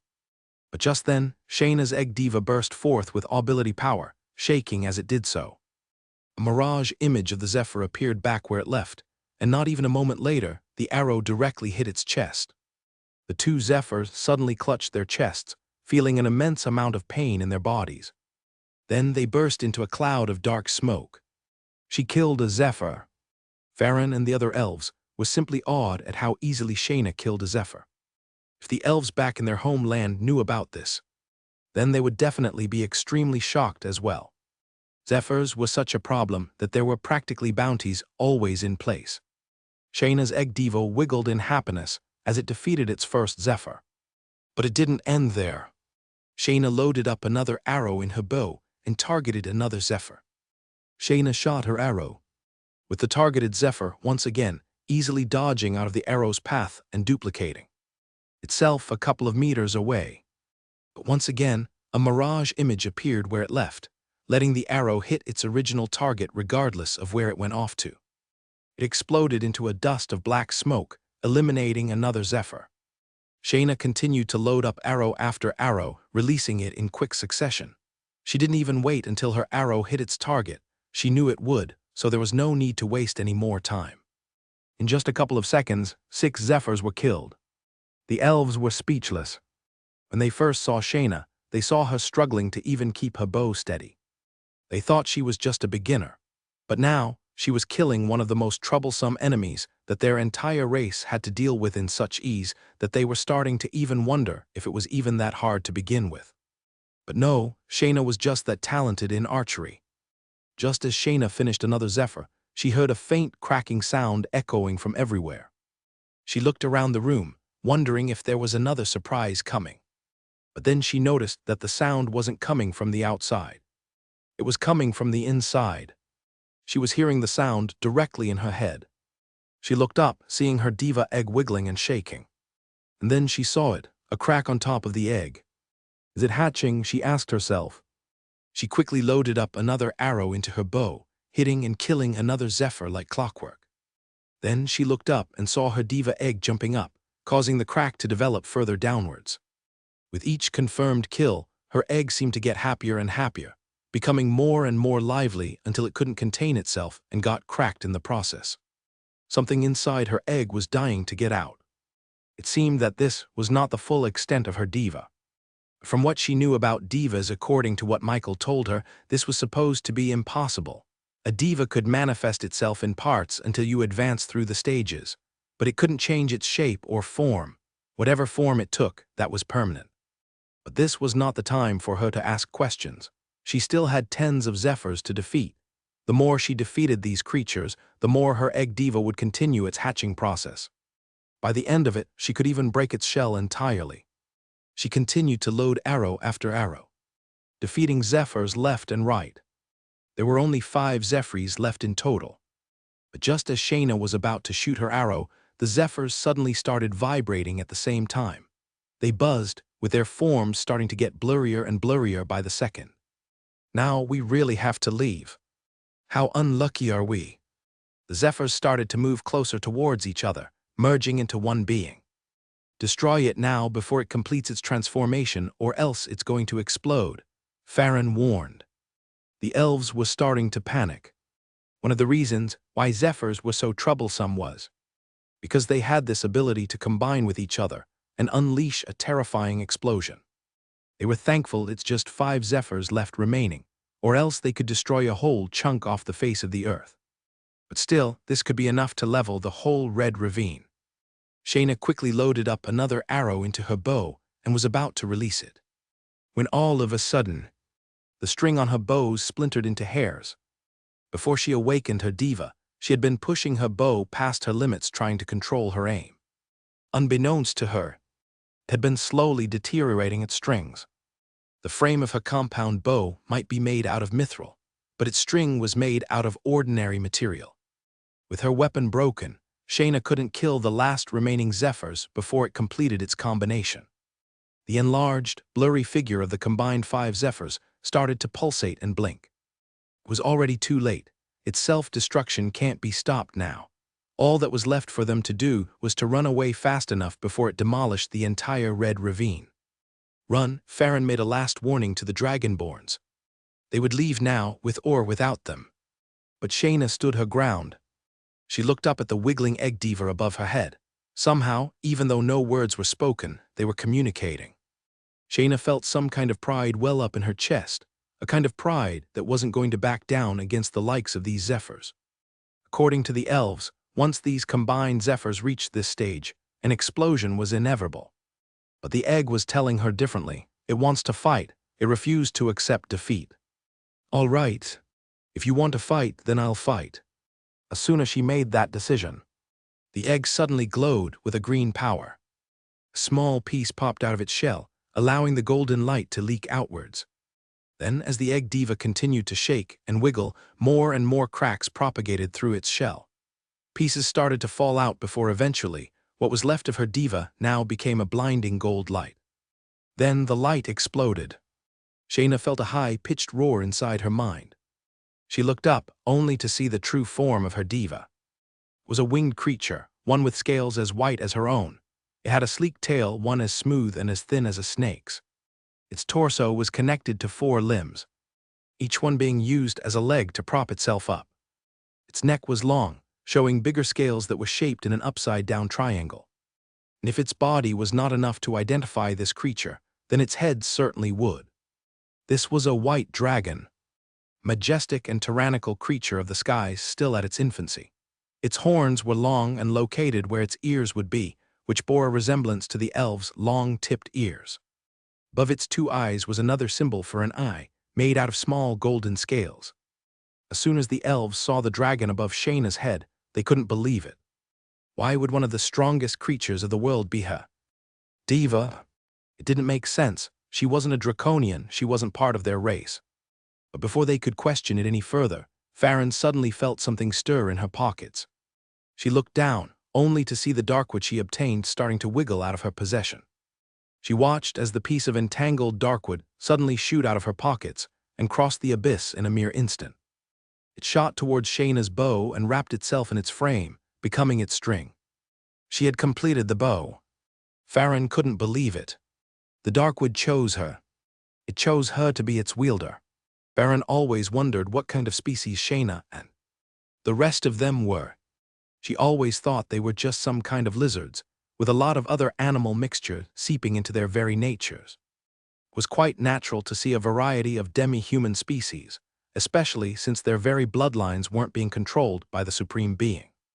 But the diva above Shayna's head was unmistakably a dragon, and a mighty one at that. Even though it still looked like it was still in its infancy, just its uniqueness and its multi-layered scales foretold its eventual maturity into one standing level with the best of the draconic race. Yet, that still didn't explain how or why they had this ability. Why they could manifest a diva like that of a human. "Lady Farron, we must go," warned one of the elves. Farron was so consumed with her questions and her curiosity that she completely forgot about the current problem facing her. The Zephyr's self-destruction was nearing its peak, with its blinking having an interval of less than a second. It won't be long until it explodes, and she and the rest of the other elves won't be able to escape out of it. Just then, Farron saw something in the corner of her eye. The white dragon above Shayna's head opened its mouth and roared mutely, as if it was just awakening from its nap. Then the tip of her arrow started to glow with a green light.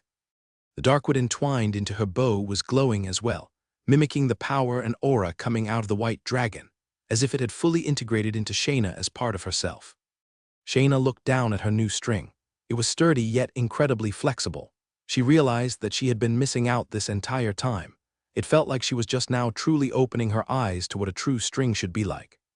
The string that she used back then now looked inflexible and prone to snapping like a strand of hair. In comparison, the darkwood in her hands was like it was as durable as mithril, yet as flexible as rubber. It was the perfect combination to be an archer's string. She didn't even have to put in much pressure to achieve the same result as before. She felt like she could shoot through 10 layers of steel just from a simple pulling of the darkwood string. She could only wonder the limits that this weapon could take her if she used her full strength. But for the Zephyr in front of her, power was not the issue. It was suppression, and she instinctively knew how to deal with these Zephyrs. She released her grip on the darkwood string, letting the arrow fly through the air, leaving behind a glowing green light like a comet's tail. It reached the combined Zephyr's chest, and immediately the Zephyr's body started to lose its density and become as weightless as a cloud, causing any projectile to simply pass through its body. But Shayna's arrow was no ordinary one. The green light on the tip emanated an even greater light, encompassing the entirety of the dark, gaseous body of the self-destructing Zephyr. Suddenly, the mirage images of the 5 individual Zephyrs appeared in the air, all lined up in a single file. Shayna's arrow pushed through the cloud, piercing through the first Zephyr, then to the other, and to the other, all the way to the last Zephyr, killing every single last one of them in one shot. Just as the Zephyr's self-destruction reached its final phase, with its body pulsating and blinking with almost no interval left, its body suddenly poofed into a harmless black dust that quickly dissipated in the air. Farron and the other elves had already ducked down, holding themselves for dear life. But when the seconds passed, the inevitable explosion didn't come. They all looked up and realized that the Zephyr was gone. It had been defeated by an arrow glowing with a green light. Now that it had done its job, it quickly lost all power and arced down into the abyss. Farron looked over to the cliff on the other side and saw Shayna standing with her bow still in her hands, and with her white dragon diva showing off a proud smile. They did it, they did the impossible. She defeated a Zephyr's explosive phase. No elf has ever had the honor of doing that, Farron muttered. But then again, that was not the only feat that this female demi-human had done that no elf ever has. And that was being chosen personally by Darkwood. She needed a string, and Darkwood answered her calls. "Amazing, sis, I knew you could do it," Zion cheered. "If you hadn't, then I would have just punched it until it went away." "I'm just glad it's over. Can we go home now?" Joku asked, yawning. "Ye diva, Yumisu muttered, excitedly going on her toes and petting the white dragon. Even though she couldn't touch it, the white dragon diva still rubbed its head on her hand. I know. I never thought I'd be able to do it, Shayna said, looking up at her diva. Now she understood the power that was hidden inside her body. The white dragon looked down at her and nodded as if it was saying, "Thank you for trusting me." Then it disappeared. Just then, Shayna turned around and was face to face with Farron and the other elves. They had quickly gone over to this side of the cliff. With the Zephyrs done and dusted, there was no more danger left to be had, leaving for a lot of room for discussions that needed to happen. I am called Lady Farron. May we have the honor of knowing your name? Shayna performed a little curtsy before introducing herself. My name is Shayna. Shayna, Farron muttered, as if memorizing her name. Then she pointed over to the darkwood in Shayna's bow. Do you know what that is? She asked. Shayna looked at her bow. No, I don't even know where it came from. With the self-destructing Zephyr threatening to blow up the whole red ravine, Shayna had no time to question how she got a new string. Everything was a blur to her. That is called a darkwood, and it is a piece of nature that we elves deeply treasure. Our ancestors used them as the strings for their bows. Just as you have now. We still have darkwood in our possessions, but it is very limited. Shayna immediately understood what happened. This is your possession, she realized. I apologize for taking it. She grasped the darkwood in her hands. She knew that the right thing was to return it to its rightful owner, but after having it in her hands, she felt inseparable to it. Doing so would feel like giving up her own arm. Farron saw the look on her face and chuckled. Do not worry, I am not planning to take what is rightfully yours, she said. The darkwood chose you. It wouldn't leave your side even if you gave it away. Shayna straightened up her posture, feeling gratitude and immense happiness after hearing those words. The reason why I explained the darkwood to you is because I want you to understand how important you are to the elven race. Not only have you shown incredible skill and talent, defeating Zephyrs by yourself and even killing it while it is in its self-destructive phase, but you have also shown that you are the chosen one. You are the only one that has earned the respect of the darkwood. Then Farron and the other elves kneeled down, showing deference to Shayna. Lady Shayna, we beg of you to please teach us your ways. Show us how you have captured the attention of the darkwood, for it is our life's mission to do so. Please, you are the only ones that could elevate the elven kingdom back to glory. Become one of us. It was a custom in the elven culture to kiss the ground whenever asking someone for a favor. It was a way of showing their respect for the person, as well as the respect they had for nature and everything else. You will become an honorary member of the elven race, one of the elves shouted. Trust that you will receive compensation and respect that. Deserve someone your caliber, another elf added. We are prepared to give you anything you want. Whoa sis, you're a big shot. Zion teased, poking at her sides, which quickly earned him a swift elbow in the stomach. That certainly shut him up.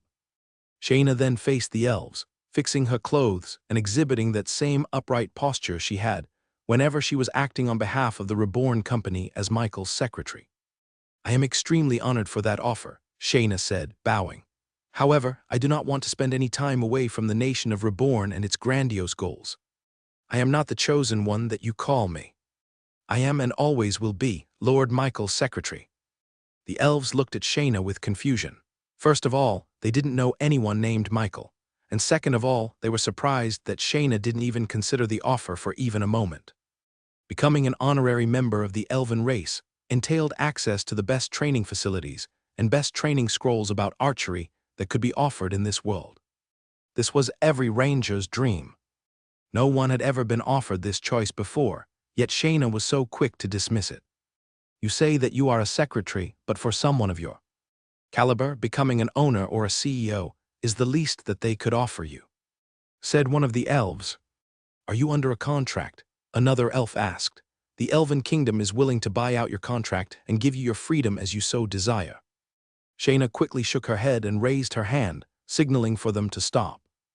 It was still understandable that they had this opinion because they didn't know anything about the Reborn company. But she was starting to get offended by the fact that they were treating the Reborn company as if it was some evil entity keeping her from escaping.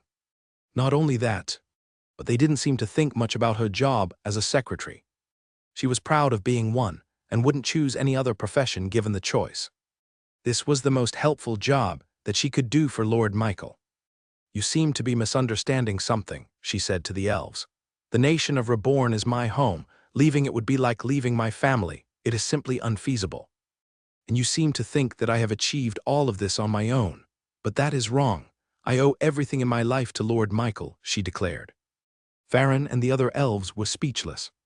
The loyalty and devotion Shayna had for this lord Michael was something to behold.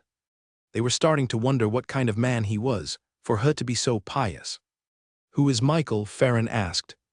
Meanwhile, back in the Goth castle, Michael sat on the ground, his legs crossed and his arms planted at his thighs.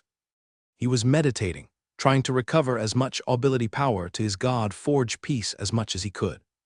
It had only been a few hours since then, and only gained about 5% charge to his battery. 25% more charge, he thought to himself. I just need to meditate. According to Harbinger, one of the best ways to recover ability power was to think about his own power. He needed to find the meanings behind the name, Harbinger of the Future.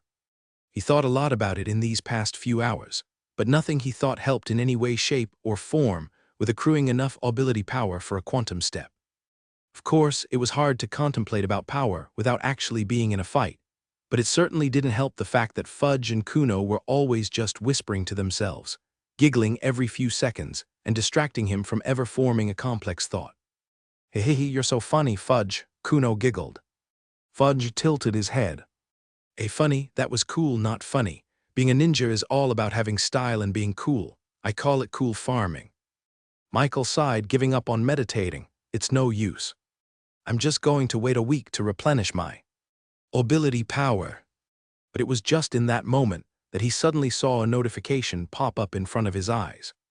Learning that Shayna had just activated her first ability power was already a pleasant surprise.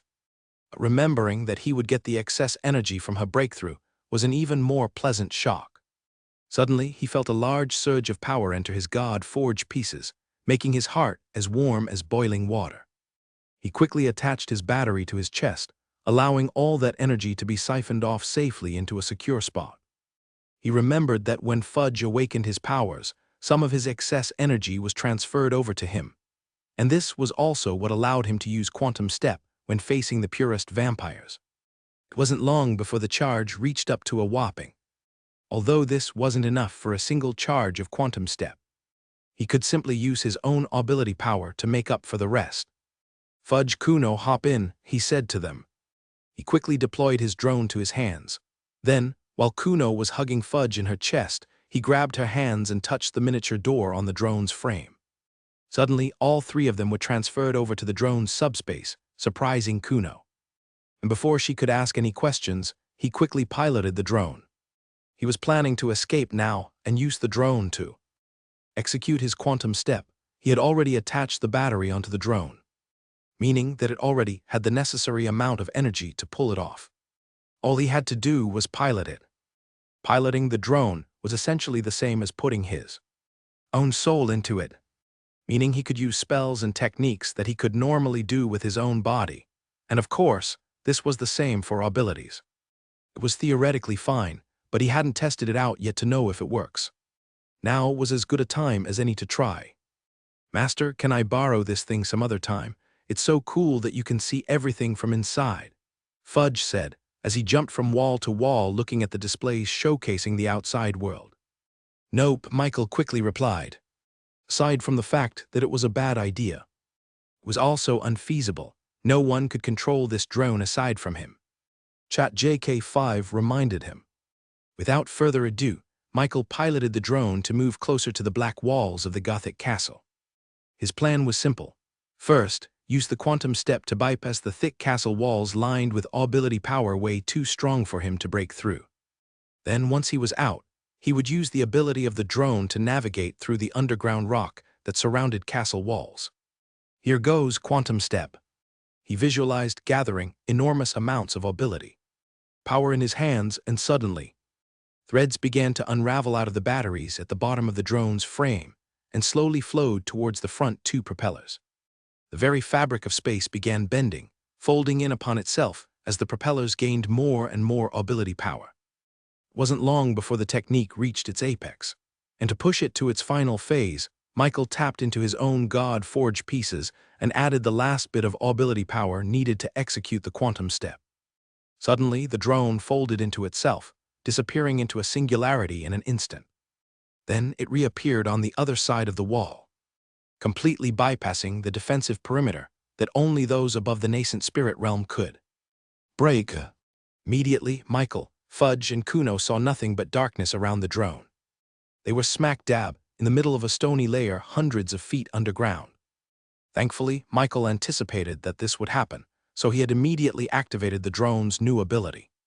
Its individual atoms began expanding, becoming less and less dense, allowing it to pass through solid objects without a problem. They were finally out. Finally, Michael heaved a sigh of relief. Once he was outside the Gothic castle, he could finally feel connected to the mana in his surroundings. He could finally connect to the magic he left behind in the nation of Reborn, in Angora City, in Metropolis, and in the Red Ravine. It felt like he could finally breathe again. "Let's get out of here," he said before activating his shadow teleportation skill. Extremely large amounts of mana began gathering towards the drone in order to have enough mana to complete the spell. Whoa, that's a lot, he realized. Where did we end up? Even after a few seconds of the drone gobbling up the mana in its surrounding, it still wasn't enough to complete the teleportation. There was so much mana being consumed that the ground itself was starting to shake, equivalent to that of a magnitude 8 earthquake. He was starting to worry whether he should even continue the skill. Such a large disturbance in the natural mana in the environment would definitely create some problems. Thankfully, though, there weren't any life forms anywhere near them, or else they could have probably gotten negatively affected by the spell. Finally, a shadow began to envelop the whole drone, creating a bubble that covered everything in darkness. Then, a few seconds later, the shadow subsided back into the ground. As soon as it did, they found themselves in a completely different environment, one that didn't surround them in hundreds of feet of solid rock. The drone was currently hovering above a cliff, leading up to a dark abyss. And on the cliff, he saw the Dragonborns. He was relieved. He had teleported directly to the clone he left in their shadows to make sure that they were okay. Judging from the carefree expression of Zion and the constant yawning of Jaku, then it was safe to say that they weren't in real trouble. He got out of the drone and slowly floated down towards the cliff. And as he did so, he was surprised to see that they were talking to elves. He had never seen an elf before, but those long-tipped ears, leafy clothes, and tall and lanky bodies couldn't be mistaken for any other race. "Who is Michael?" asked one of the middle-aged female elves talking to Shayna. Shayna looked really excited that she was given the opportunity to gush about their Lord Michael. And just as she was about to continue her sentence, she suddenly whipped her head upwards and finally noticed the man floating down towards them. A look of relief, happiness, and tons of other emotions welled up in her face. "Lord Michael," she said, immediately kneeling down. The other Dragonborns finally noticed him as well and greeted him in their own ways. "Bro Mike, where'd you been?" Zion said, casually waving at Michael as if he'd just only come back from vacation. "Boss sup," Jaku said, nodding. "Boss Michael, happy he," Yumisu muttered shyly with her cheeks blushing. Finally, the elves took notice of the golden-haired boy coming down towards them. "Michael," Farron said, getting a good look at him.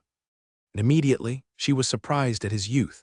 She expected the Lord Michael that Shayna had been loyal to be some kind of powerful human, the likes of Alaric or the other legacies in Metropolis. But it looked like he was just some ordinary kid. "Hey guys, glad you're all right," he said, landing on the ground softly. Shayna was about to approach him, but Zion got there first. "You gotta listen, bro Mike. We went through this weird space tunnel, and then.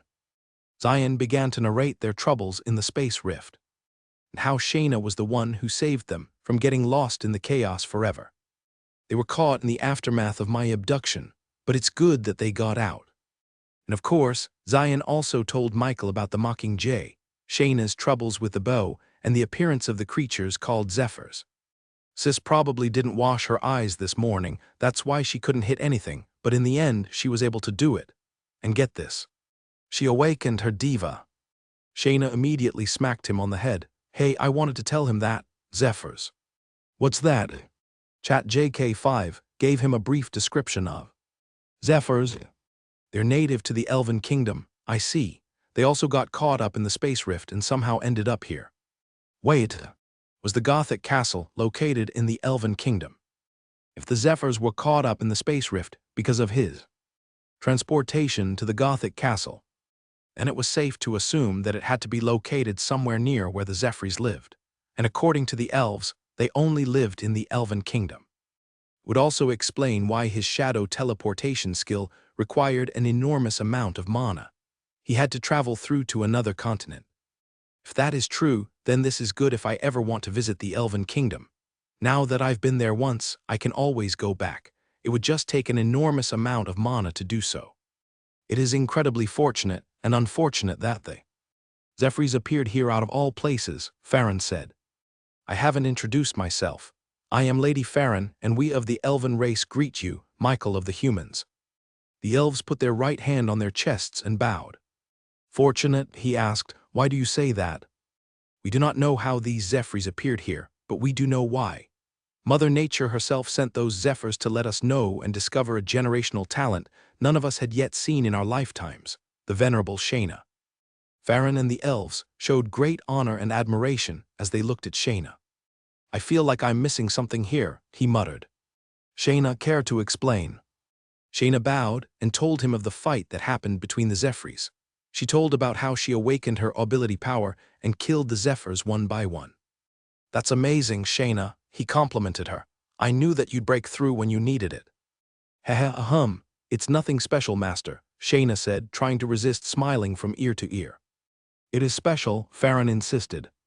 She is not of the Elven race, yet she can kill Zephyrs even better than our own. Without her, this whole red ravine would just become a crater on the ground. We truly believe that she has a fate that is deeply tied to the elves. That is why we beseeched for her to accompany us back to the Elven Kingdom and become one of us. Shayna immediately assured Michael of her loyalty. I refused, Master. There is no treasure in the world that can make me turn my back on the one who gave me everything. Then she showed the compound bow mithril artifact to the elves. You see this? Farron and the elves finally got a good look at the compound bow. It was unlike anything they had ever seen.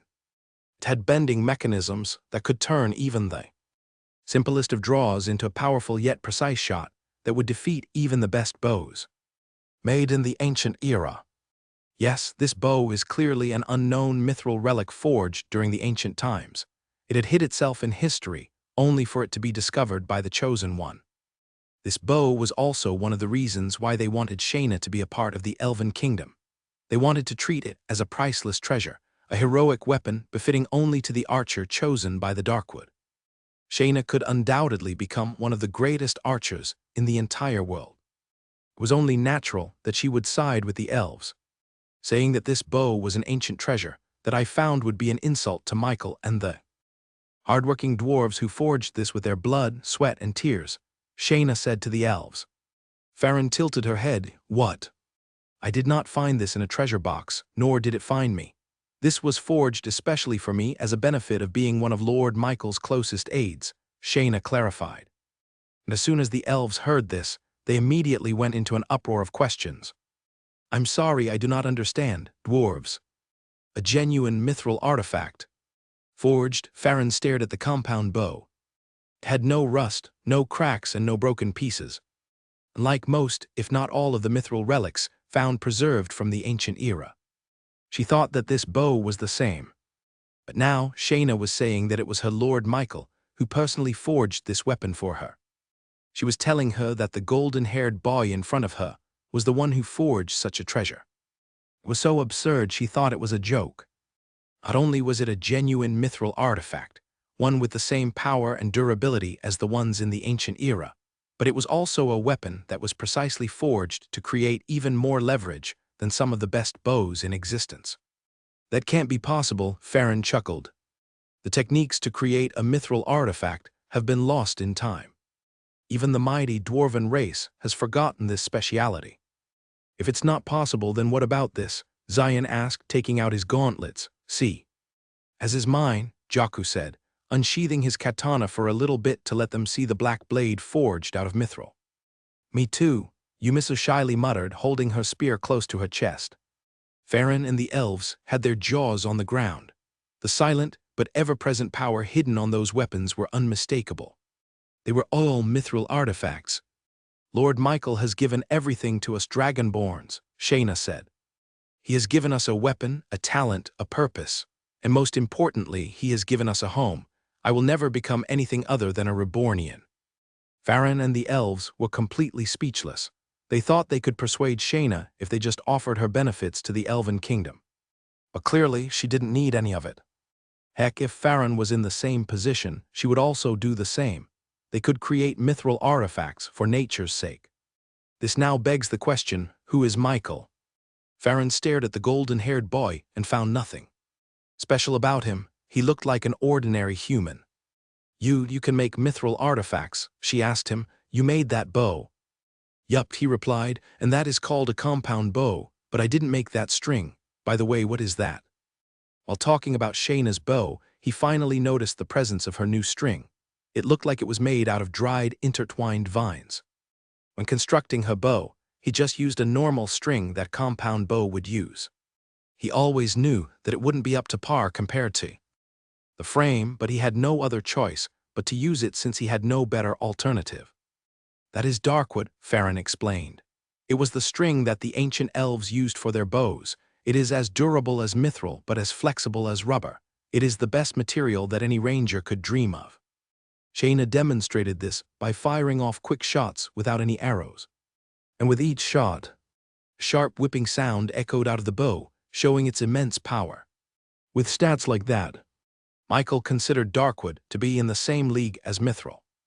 It was the perfect addition to any mithril artifact or weapon that would need any kind of elasticity that a normal mithril couldn't offer. The best example for this was the bow, whose entire power comes straight from its string. Even a compound bow made out of mithril would be useless if it had a broken string. It didn't even have to be for weapons, he realized. There are some musicians back in our nation that need better strings for their mithril equipment. I wonder, if they used darkwood for it, would their powers increase as well? His imagination went wild once again as he thought of such grand possibilities. But then he remembered that darkwood was in the same league as mithril, which meant that it was probably incredibly rare, maybe even close to extinction like mithril. "This darkwood is amazing, but you guys don't use it," he said to Farron, noticing that their bows used normal strings. "Darkwood is precious. We can only grow under very specific conditions.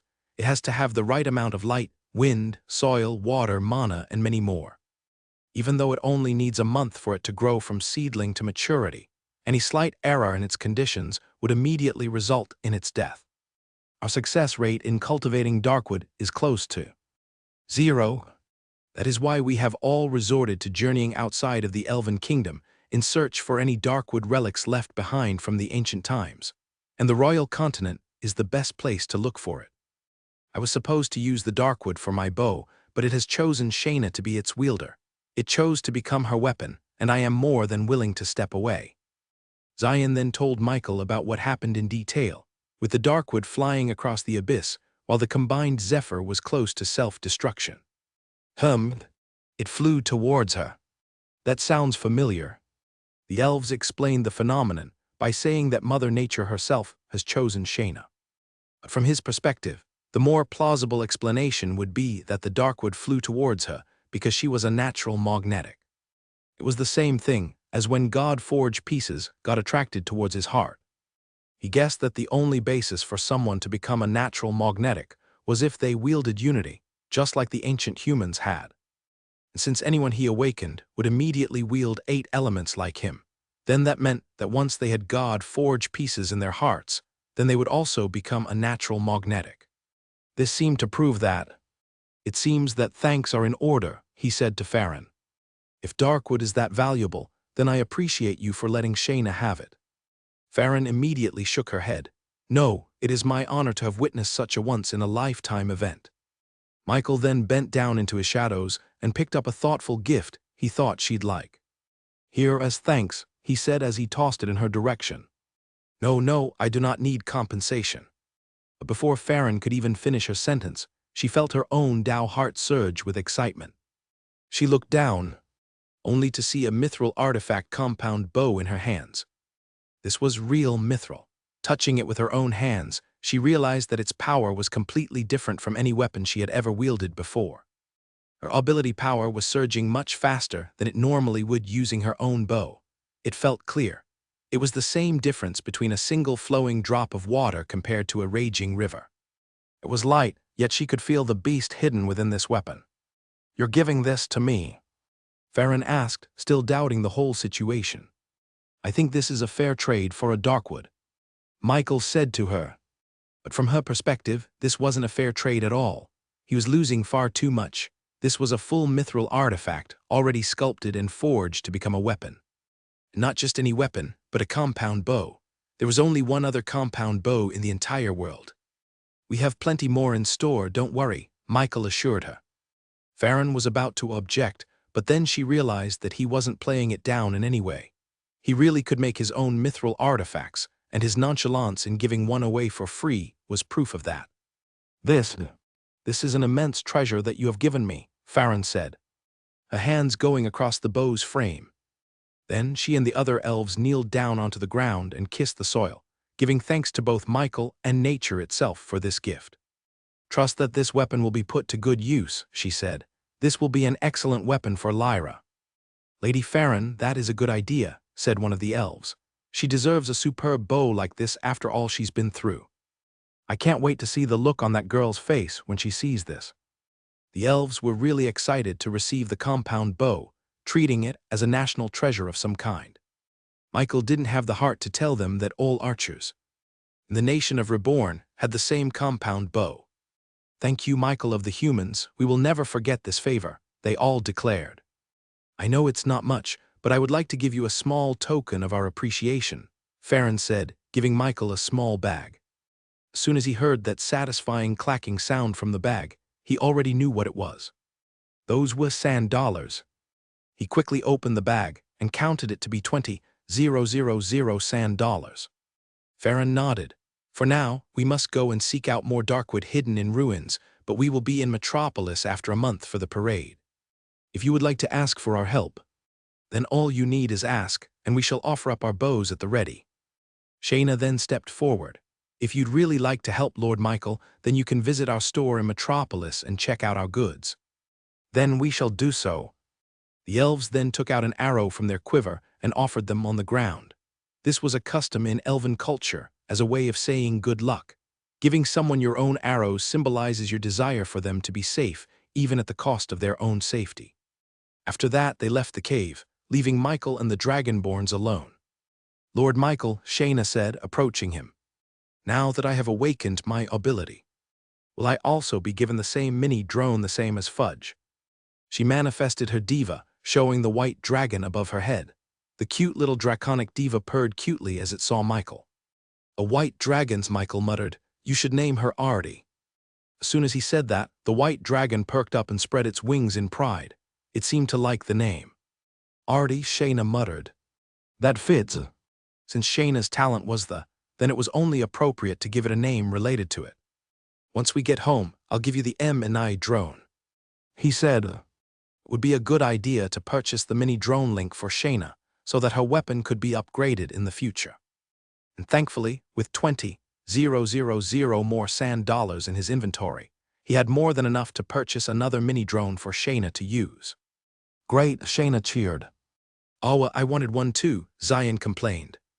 "Where's your diva? I don't see it," Shayna said, teasing him. The two once again bickered non-stop. Just then, they heard the sound of the tunnel starting to open up. A couple of seconds later, they saw a violet slime pop out of the rift, with a stone knight by his side. "Yahoo, I'm back," Fudge exclaimed. "Where'd you been?" Michael asked. Somehow, Fudge slipped away when he wasn't paying attention. He thought he'd be able to keep the little guy from creating chaos by having him trapped inside the drone's pocket dimension, but it seemed that it was useless. "I was trying to find Grieve 2.0, Fudge said as the stone knight picked up Fudge and put him on top of its head. "But look at what I found, Master." Fudge then used his shadow and revealed 4 boxes that looked like they were made out of stainless steel. Michael's eyes widened in recognition. Is that? Yep, master. I found them while I was going around the red ravine rooms searching for 2.0. He picked up one of the boxes and twisted its top. Upon doing so, it's folded up and revealed the flaming object inside. It was a god forge piece. He picked up another box and checked its contents, and it was indeed another piece of a floating liquid surrounded by white flames. Somehow, Fudge got 4 different boxes filled with god forge pieces. Opening up all the boxes, Chat JK5 estimated the total to be about 10 kilograms in total. And with the 5 kilograms he found back in the first room they went through, then he would have 15 kilograms in total. That would definitely be enough for him to finally transcend to the 5th stage of body formation. Where did you find all of this? He asked Fudge. Heh, are you proud of me, master? There's a lot of room that becomes in disarray after the chaos of the rift in space. And I found that some of the treasure boxes were also caught up in the flow, so all I had to do was scour the entire red ravine and pick them up. He didn't think he'd be this grateful for Fudge being so nosy, but in this case, it was an absolute win. Was there any more? He asked. Fudge shook his head. No, master. Because of the chaos in space, the entire red ravine has become unstable.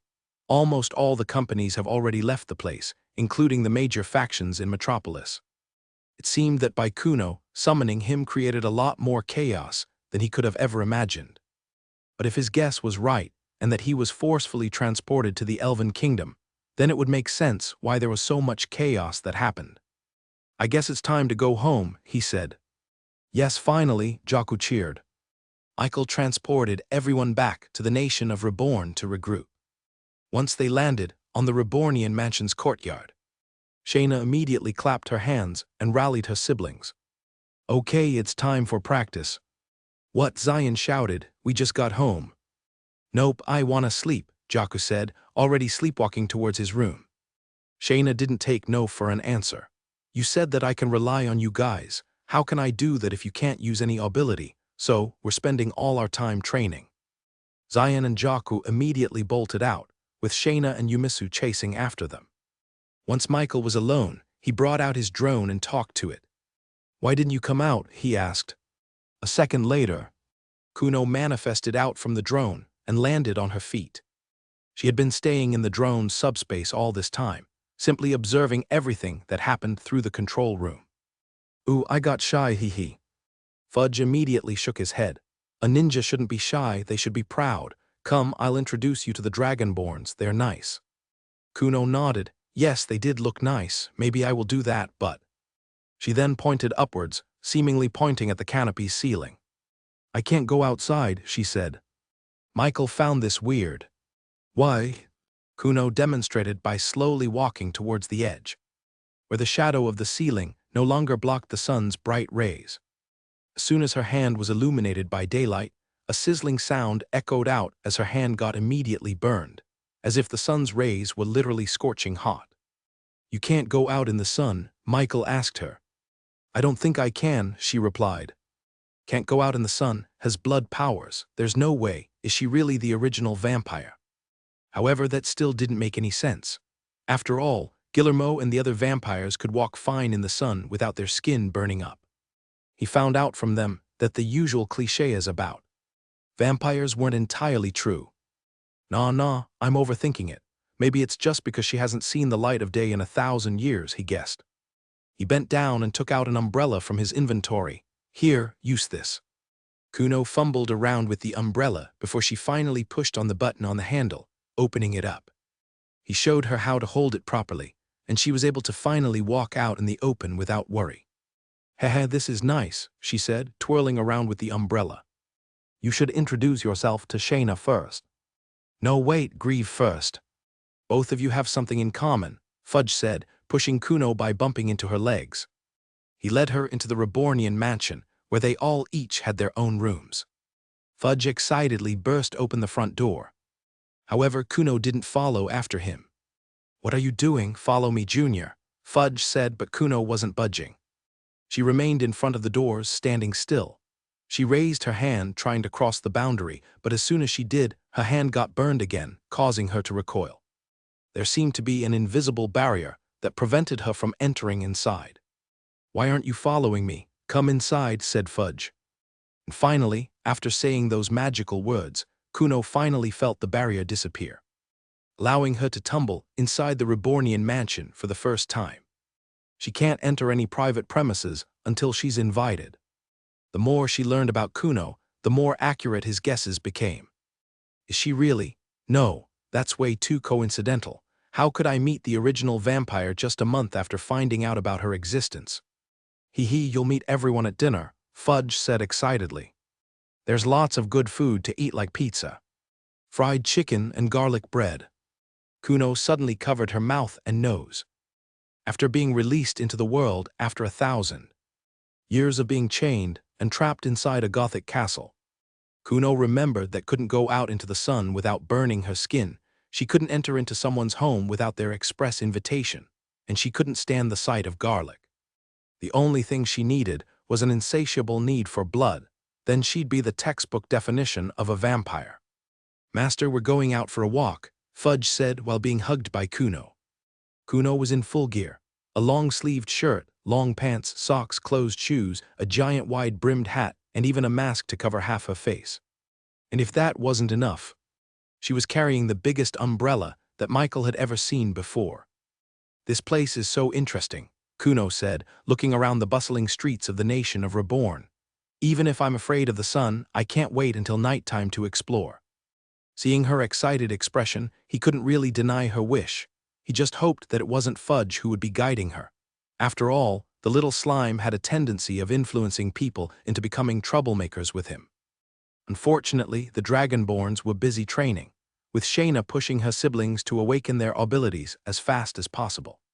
There were some other people that could become Kuno's guide, but since she was more comfortable with Fudge, then it would be better if he led the way. He was planning on having somebody else keep Fudge in check, but he knew that it would be useless. Maybe an innocent Rebornian would also become influenced by Fudge. "Just don't cause too much trouble, okay?" he asked them. "Yes, master, we're just going to go around the nation of Reborn, nothing special."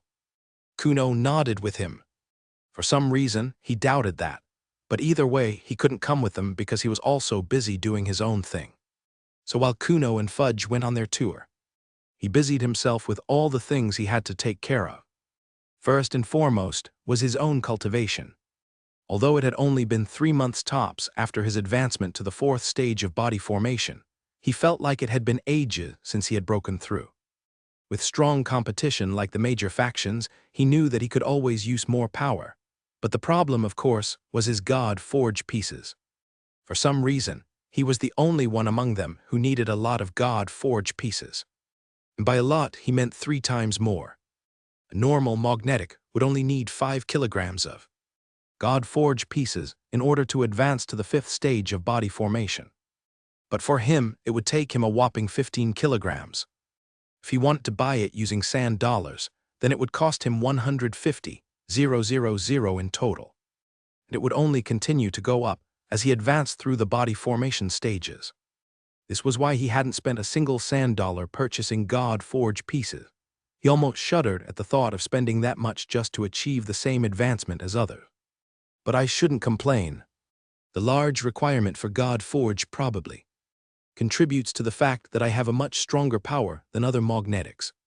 As shown in the auction, he could defeat magnetics 3 to 4 stages above his own. So all in all, spending 3 times as much as other people was still worth it. Still, I don't want to pay that much every time I want to advance.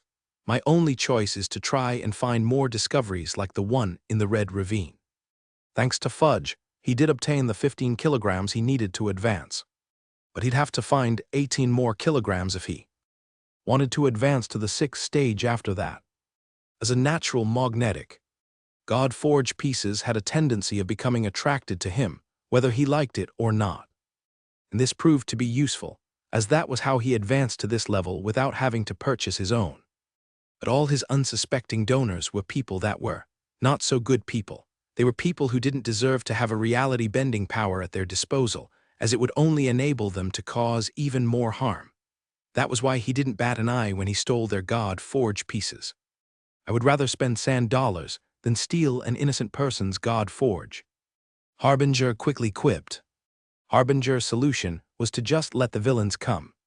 To him, which wasn't all that bad of an idea, to be honest. But he wouldn't pick a fight just to steal their god-forged pieces. If they challenged him, then he would gladly take it. That was the only situation he'd be okay with. Let's not worry about the future. What's important is the present.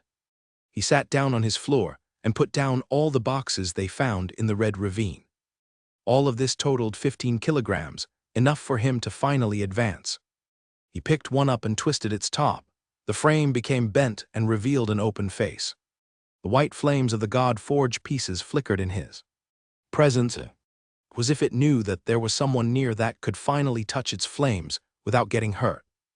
He began unboxing the rest of the boxes, letting all 15 kilograms of god-forged pieces see the open air. Then finally, he raised his hand. Not even a second later, the droplets of god-forged pieces inside the box started levitating upwards. As they moved closer and closer to him, its speed became faster and faster. And once they were finally out of the box, they suddenly shot towards his chest at an even faster speed than a bullet. Thankfully, he was already prepared for this, so he wasn't thrown backwards like the previous times. The drops coalesced into one giant drop before harmlessly passing through his chest, into his muscles, onto his muscles, and navigating through his organs until they finally met his beating heart. The top part of his heart was covered in a shiny, metallic sheen. Those were his god-forged pieces, and right now they were pulsating with ability power as if they were beckoning these newcomers into joining them. The droplet splashed into the surfaces of his heart, finally integrating itself onto his body. Immediately, he felt warmth spread throughout his body. The new god-forged pieces were very active, supplying him with tons of ability power. And surprisingly enough, he noticed that the power given off by old god-forged pieces had increased as well. This advancement didn't create an addition of power, it was multiplication. Just then, Harbinger manifested above his head. It seemed that this new advancement allowed its two arms to finally connect. Harbinger's upper body was finally revealing. Nanoparticles began forming at Harbinger's shoulders. It first created the internal circuitry inside Harbinger's body, with the nanoparticles itself becoming the wires and connection points.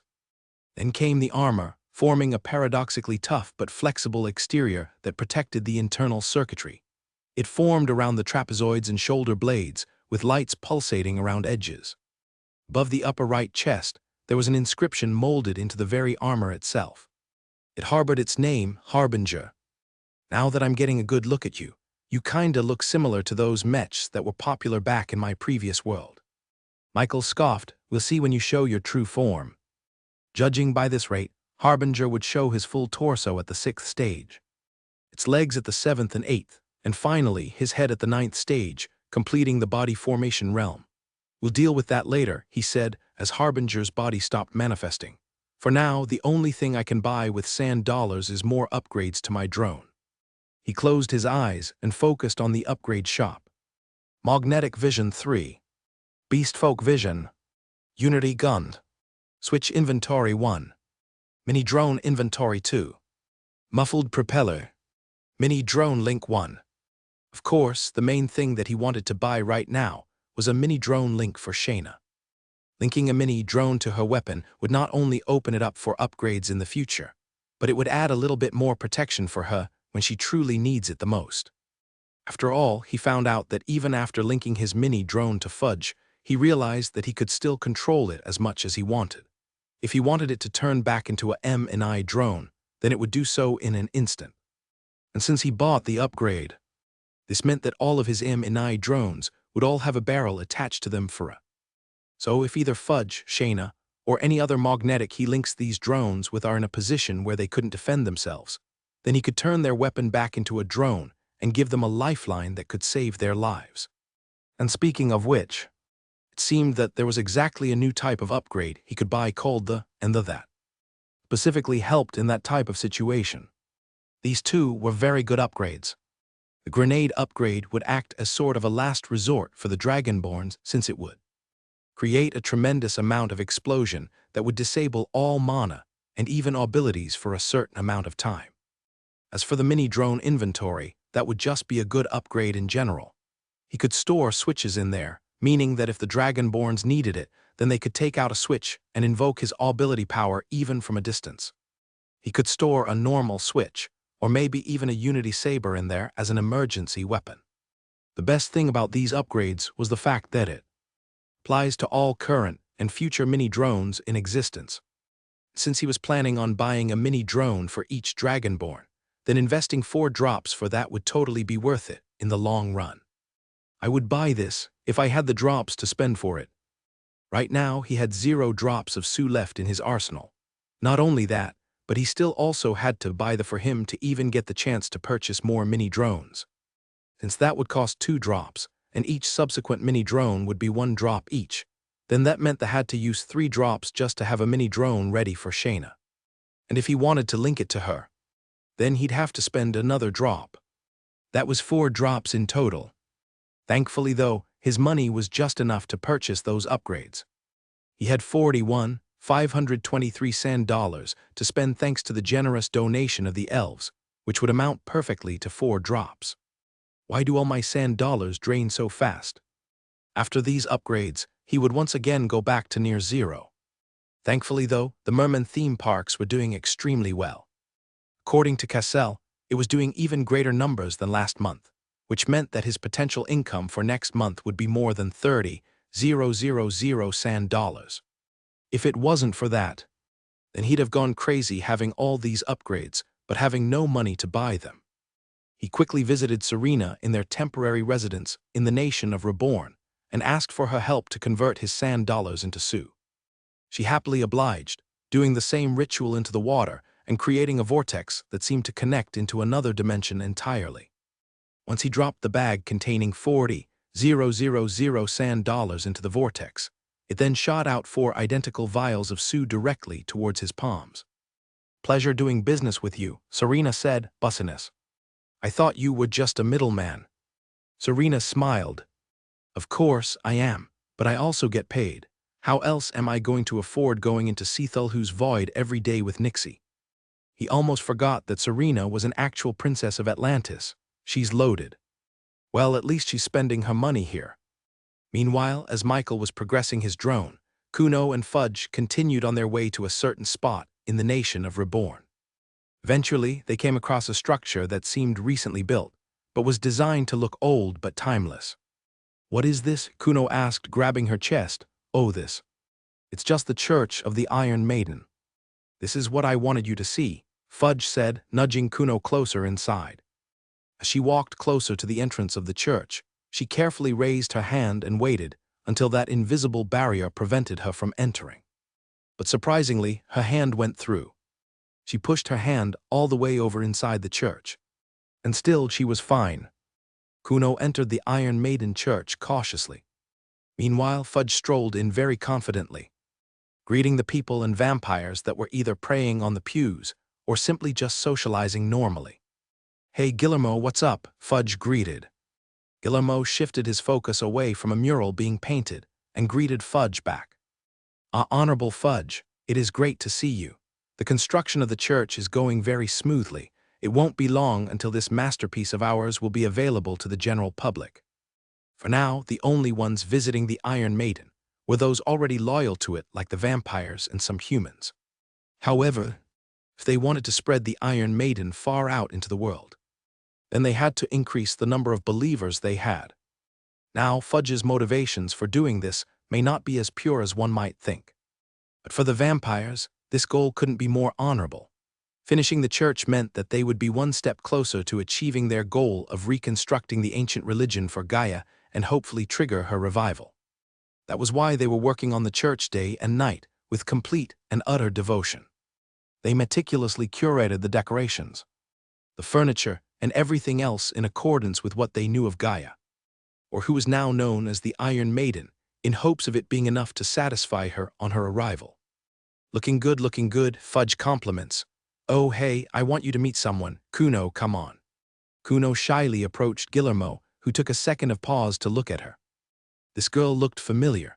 However, no matter how much he tried to think about it, he couldn't quite place where he'd seen her before. Surely he'd remember someone looking like her, yet her mind was coming up blank. Have we met before? Guillermo asked her. Kuno shook her head. I'm not sure.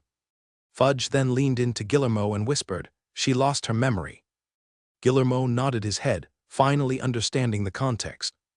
In truth, he wanted to ask more about who she was. There was something inside his body that was trying to tell him that he knew her, and he couldn't get it out of his mind.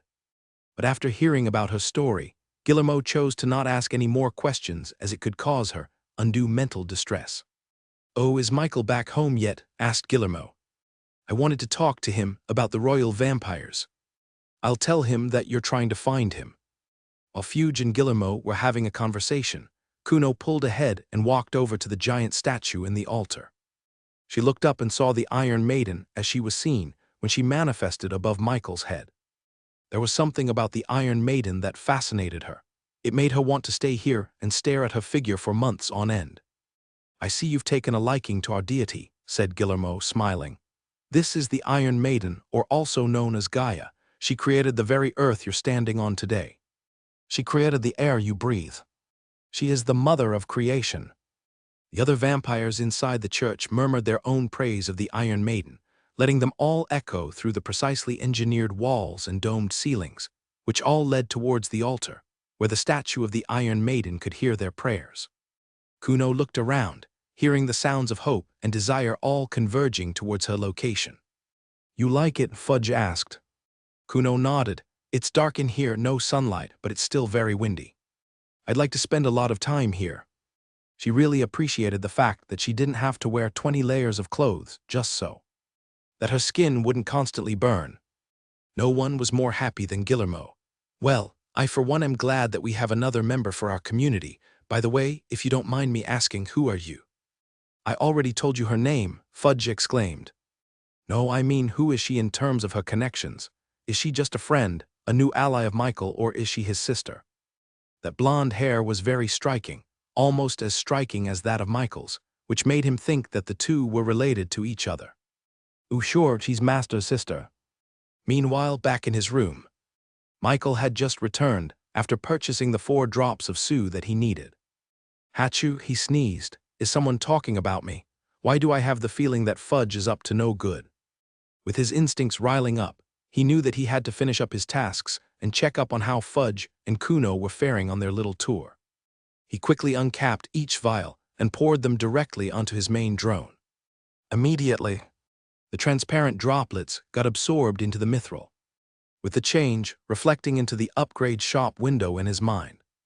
Using 2 drops, he quickly purchased the upgrade, finally allowing him to buy as much mini drones as he wanted for the low price of only 1 drop per drone.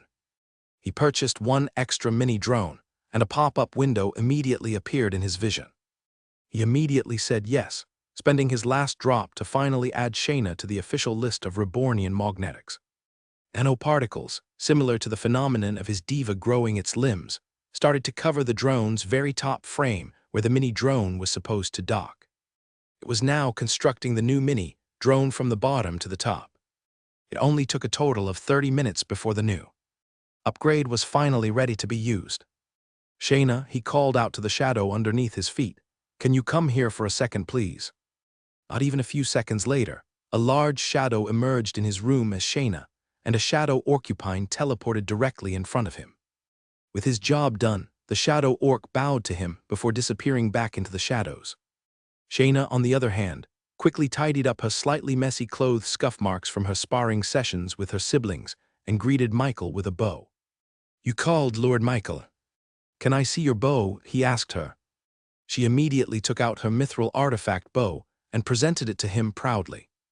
The Darkwood is showing to be a game changer for archery, Lord Michael. This is the most perfect bow I've ever used, she said. Michael smiled at her. Well, it's about to get even better. He then took out his drone and saw the new M&I drone docked perfectly on top of the main drone. Since he'd already purchased the upgrade, this new mini drone was already automatically connected to Shayna, taking on a new appearance that was perfectly suited to her tastes. The drone's frame was white, just like her scales, with its camera being the biggest emphasis. After all, perception was an archer's biggest weapon. Now, the mini drone was finally ready for Shayna to use. But unlike Fudge, She already had her own mithril artifact weapon that didn't need any adjustments. The bow already had a perfect frame and string, courtesy of the darkwood given by the elves. Thankfully, the mini drone could take the appearance of anything they so desired. As soon as he put it close to Shayna's mithril artifact bow, it suddenly shot out of his hands and attached itself to the center of her weapon. Nanoparticles started to arise from the mini drone as it began disassembling itself into particles. Then a second later, it began forming an entirely new item. Circling the very thickness of the bow positioned perfectly where Shayna's line of sight would be once she wielded the bow in her hands. Her bow now had a scoped attachment. Thanks to her new ability power, she could hit anything she set her eyesights onto. With a scope like this, she could extend her range of effectiveness far beyond that of her own vision.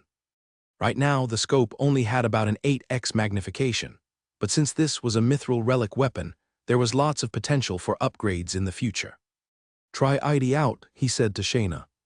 After he handed it to her, she immediately stood ramrod straight and took out a simple arrow from her quiver and loaded it into her bow.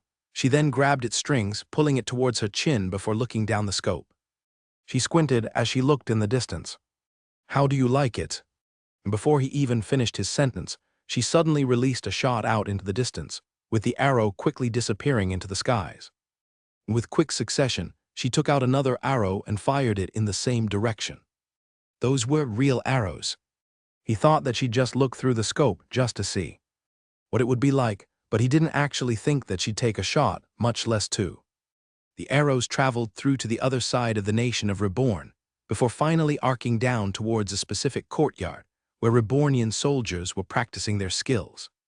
Jaku and Zion were supposed to be practicing their skills like Yumisu, but instead, Jaku was laying down in the shed, while Zion was playing around, causing a ruckus and distracting the other Rebornians from finishing their training.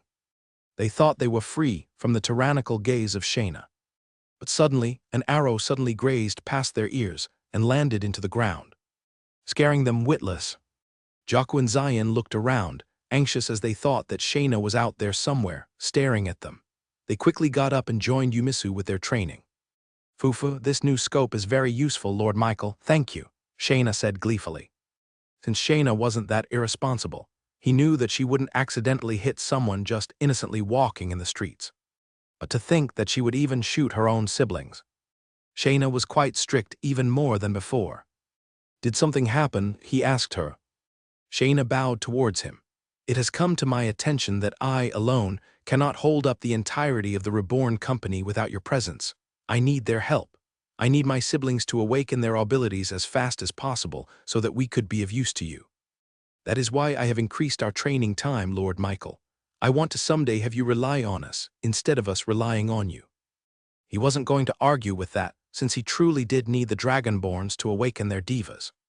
After all, it was basically limiting their progression in the body formation realm. Since Shayna and Fudge awakened their abilities, they could now advance to the next stages almost immediately. If he had enough sand dollars to buy more God Forge pieces, then he would have advanced them both to the second stage already. The only other barrier they would face would be if they needed to awaken a new ability, and from his experience, he knew that that wouldn't happen until they were in the third stage of body formation.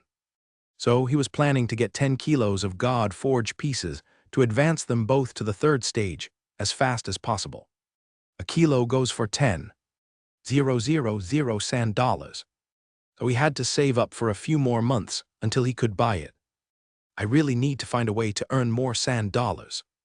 The Merman theme park worked extremely well and now became his best source of income. If he could find a way to entice both the vampires and the elves to visit the nation of Reborn and spend their sand dollars there, then he could essentially triple his monthly earnings.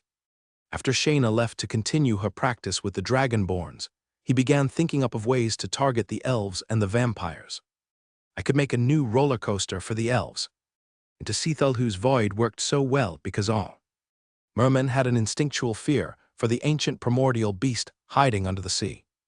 Thankfully, it seemed that elves had a similar fear about a creature, the Zephyrs.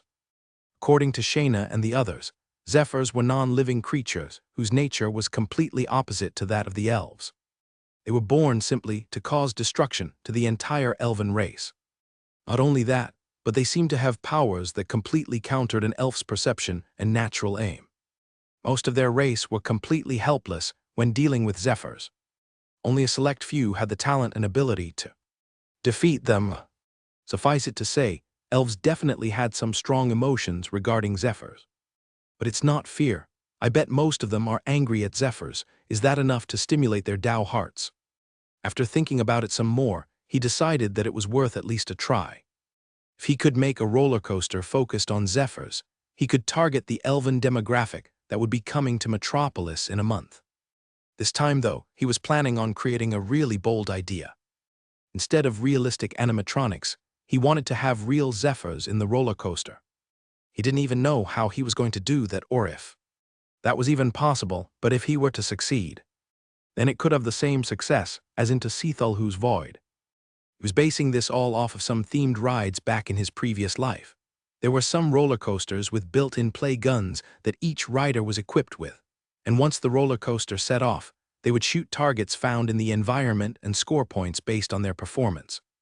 This was the perfect roller coaster for the elves, who were all proficient with the bow. The more he thought about it, the more excited he became. However, the problem still remained. How was he going to get zephyrs to stay in the ride? How was he even going to get them? Zephyrs were only found in the Elven Kingdom, and the zephyrs that they encountered in the Red Ravine were only there because of a spatial anomaly. But then he remembered. He already went to the Elven Kingdom. Kuno was most probably imprisoned at or near the Elven Kingdom. If his guess was true, then he could travel back there and encounter a Zerfi in its natural habitat. He still had a problem of how to transfer and contain them to the roller coaster, but he could solve that on another day. For now, he at least knew where to find them. I could go there right now. Of course, going into an unknown location could be very dangerous, especially if there were zephyrs around.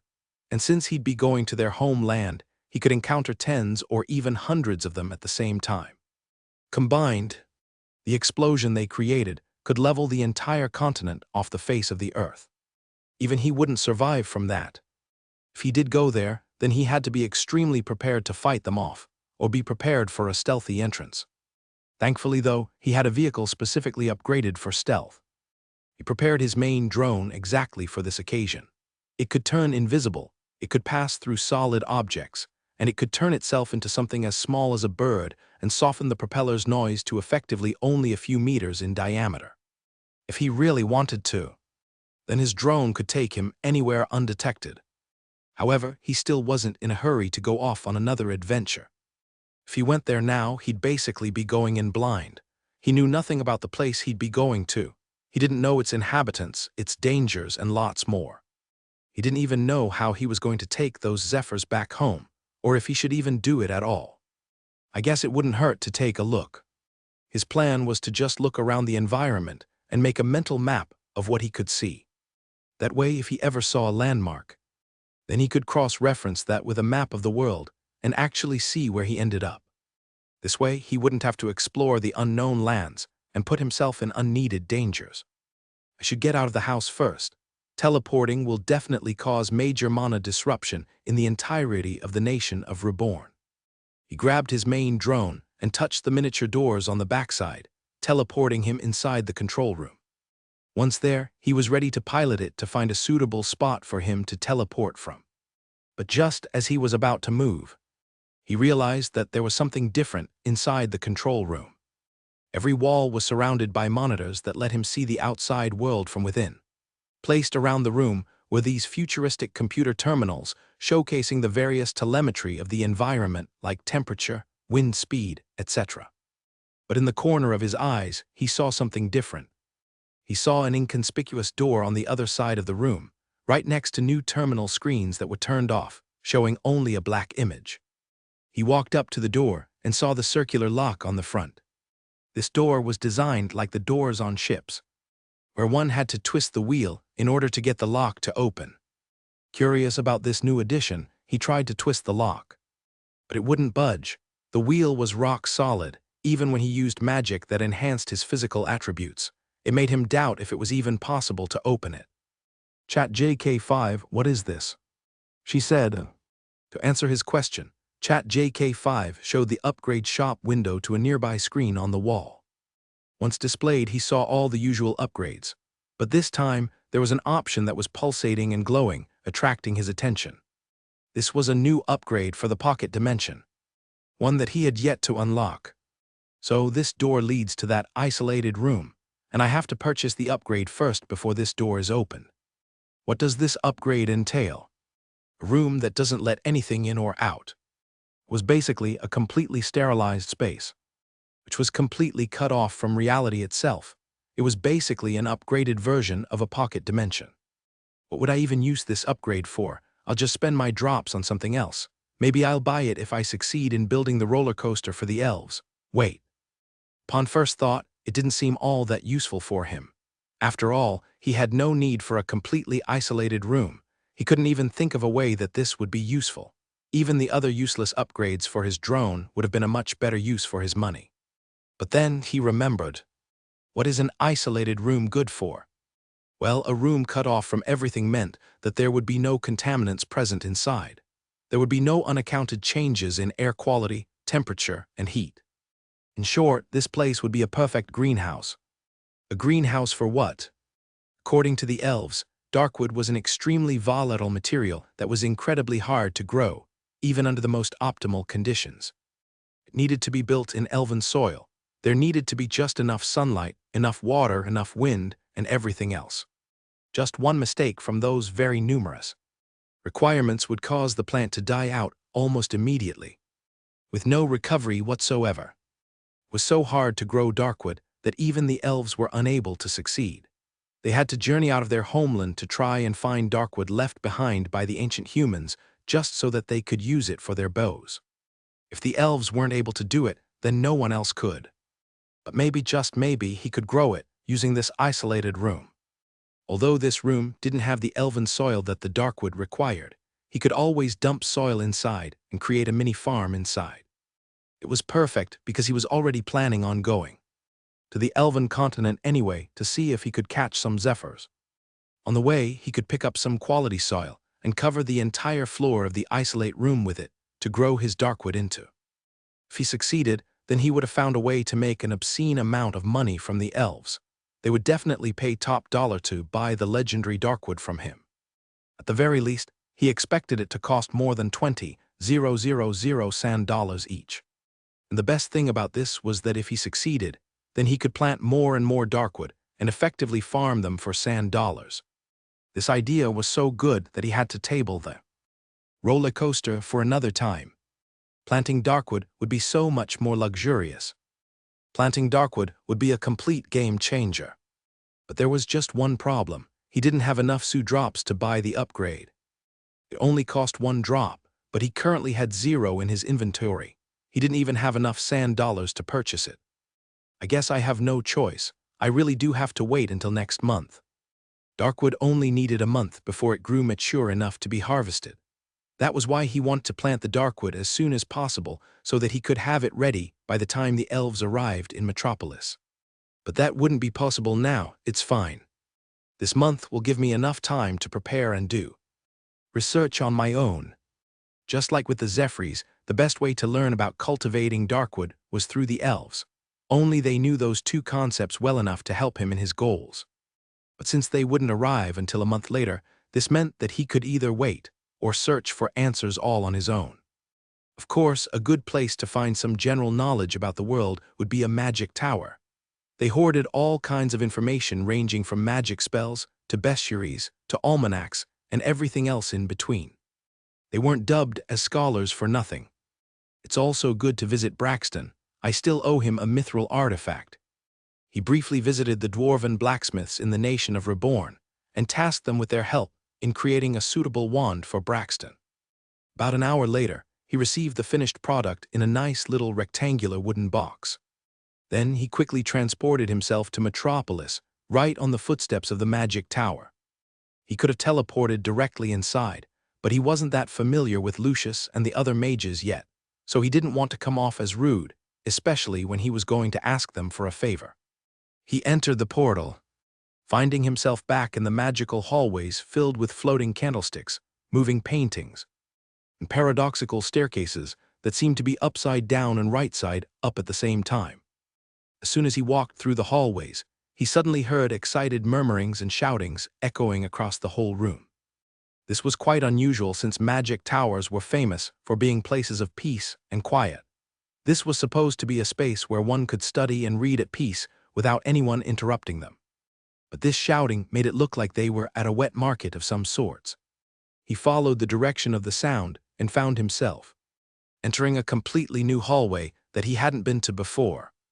The sounds of shouting got louder and louder as he got closer, until eventually he saw the end of the tunnel. Entering the room, he found himself in the company of mages and wizards alike, shouting, jumping, and cheering for something in the middle of the room. He floated up and tried to see what was going on. "Yeah, go pork chop, I'm rooting for you. My money's on crispy bacon. Do you see the flabs on that pig? Come on, come on. If I were him, I would have already caught at least one pig." Michael was completely speechless as he saw what these scholars were cheering for. Right in the middle of the room, there was a small stage filled with wet mud, and about 5 small piglets running around, splashing mud and getting the front seats dirty. Among the pigs were one man, whose eyes were blindfolded using magical restraints.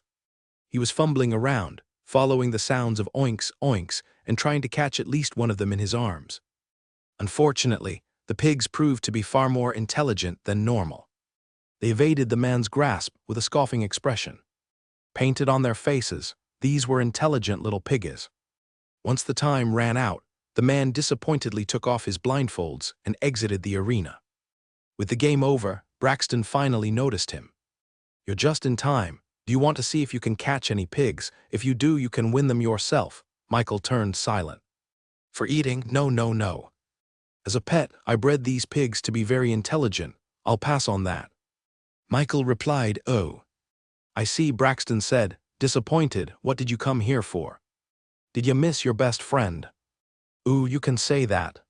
Here, I brought this to you as a gift," he said, handing the box to Braxton. Even without knowing what it was, Braxton looked extremely pleased. "Just knowing that you're thinking of me is already a gift." Then he opened the box, and as soon as he saw what was inside, his eyes immediately widened.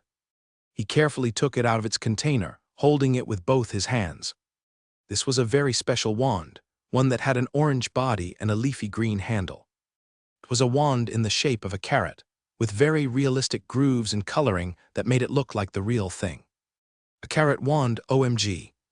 As soon as Braxton held it up in the air, the pigs in the muddy arena suddenly looked up at the wand with an intense gaze. They were salivating at the sight. "It's perfect," Braxton exclaimed. "Now my piggies will follow my orders without question. I just hope that they won't eat it, mistaking it for the real thing." At first, Braxton didn't even notice the fact that the wand was a mithril artifact. He was so fascinated with it being a carrot that it completely passed him by. It was only when he tried casting a spell did he finally realize the truth. Michael nodded. "Yep. Take good care of it, buddy." He was one of the few people outside Reborn that he gave a mithril artifact to. "I can't believe it. OMG, thanks bestie." Braxton went in for a hug, and Michael smartly avoided it at the last second or else his ribs would have shattered. Braxton wasn't exactly a thin guy. "This gift is way too good. I have to give you something back. Tell me anything and I'll give it to you." Michael wasn't expecting a gift back, but it would be nice to have some help regarding the information he wanted.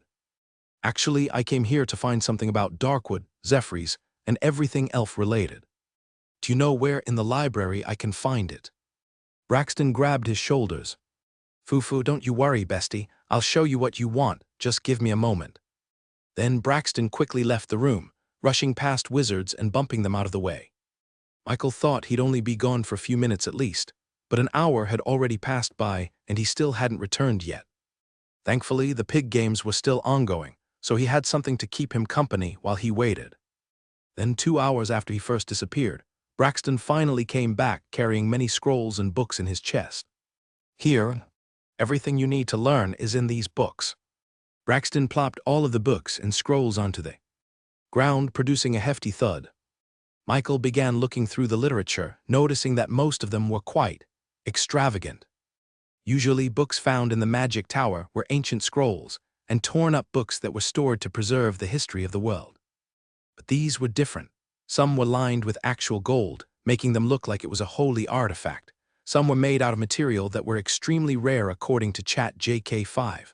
There was even one book that was literally bound up in chains. "Ooh, where did you get these books?" he asked Braxton. His chubby bestie waved off his concern. "Oh, it's nothing really. I just took them in our private library back in the Guild of Arcana." He stared at Braxton. "The Guild? You mean the organization controlling all magic towers in the world?" "Yes," Braxton replied. "Don't worry, they probably won't need that, probably." As it turned out, Braxton went back to the very headquarters of the Guild of Arcana and stole all of the sacred books and scrolls that pertained to Zephyrs, Darkwood, and Elves. Although Braxton was a future mystic master, stealing books from their sacred library was definitely considered a crime. And it was especially bad giving it to someone that wasn't even part of the guild. "You're giving this to me, aren't you going to get in trouble?" "It's fine," Braxton replied. "Anything for my bestie." Michael had a feeling that Braxton would have still done this even if he hadn't given him the mithril artifact wand. He was just that good of a friend. "I really appreciate this, Braxton. I'll give it back to you as soon as I read it." "No problem," Braxton replied. Then he quickly went back to the pig game and used his new carrot wand to command his pigs.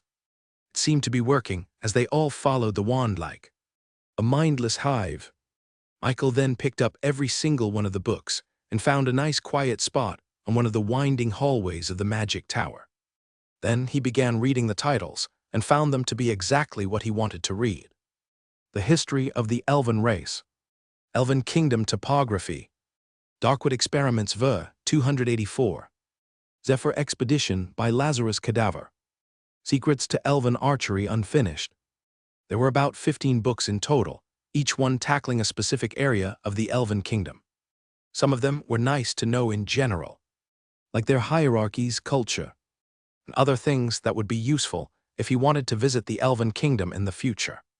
But there were a select few that he was truly interested in reading. The first one being the Darkwood Experiments Ver. 284. Does this mean that they had already performed 283 versions before this? Curious to see what kind of experiments they performed with Darkwood, he eagerly opened the first page. Then he let ChatJK5 do her thing. Immediately, his personal AI assistant began processing the information at incredibly fast speeds. It didn't even take a second after he opened the page. Did a notification arrive in his vision? "That would be great, thanks. This book contains the numerous trials and tribulations that the Guild of Arcana experienced when they tried to grow Darkwood all on their own. First hurdle they went through was the soil. They tried numerous alternatives to elven-grown soil, but have come up short every time. Even when they tried to replicate every single aspect, Darkwood still refused to stay alive past 2 to 3 days.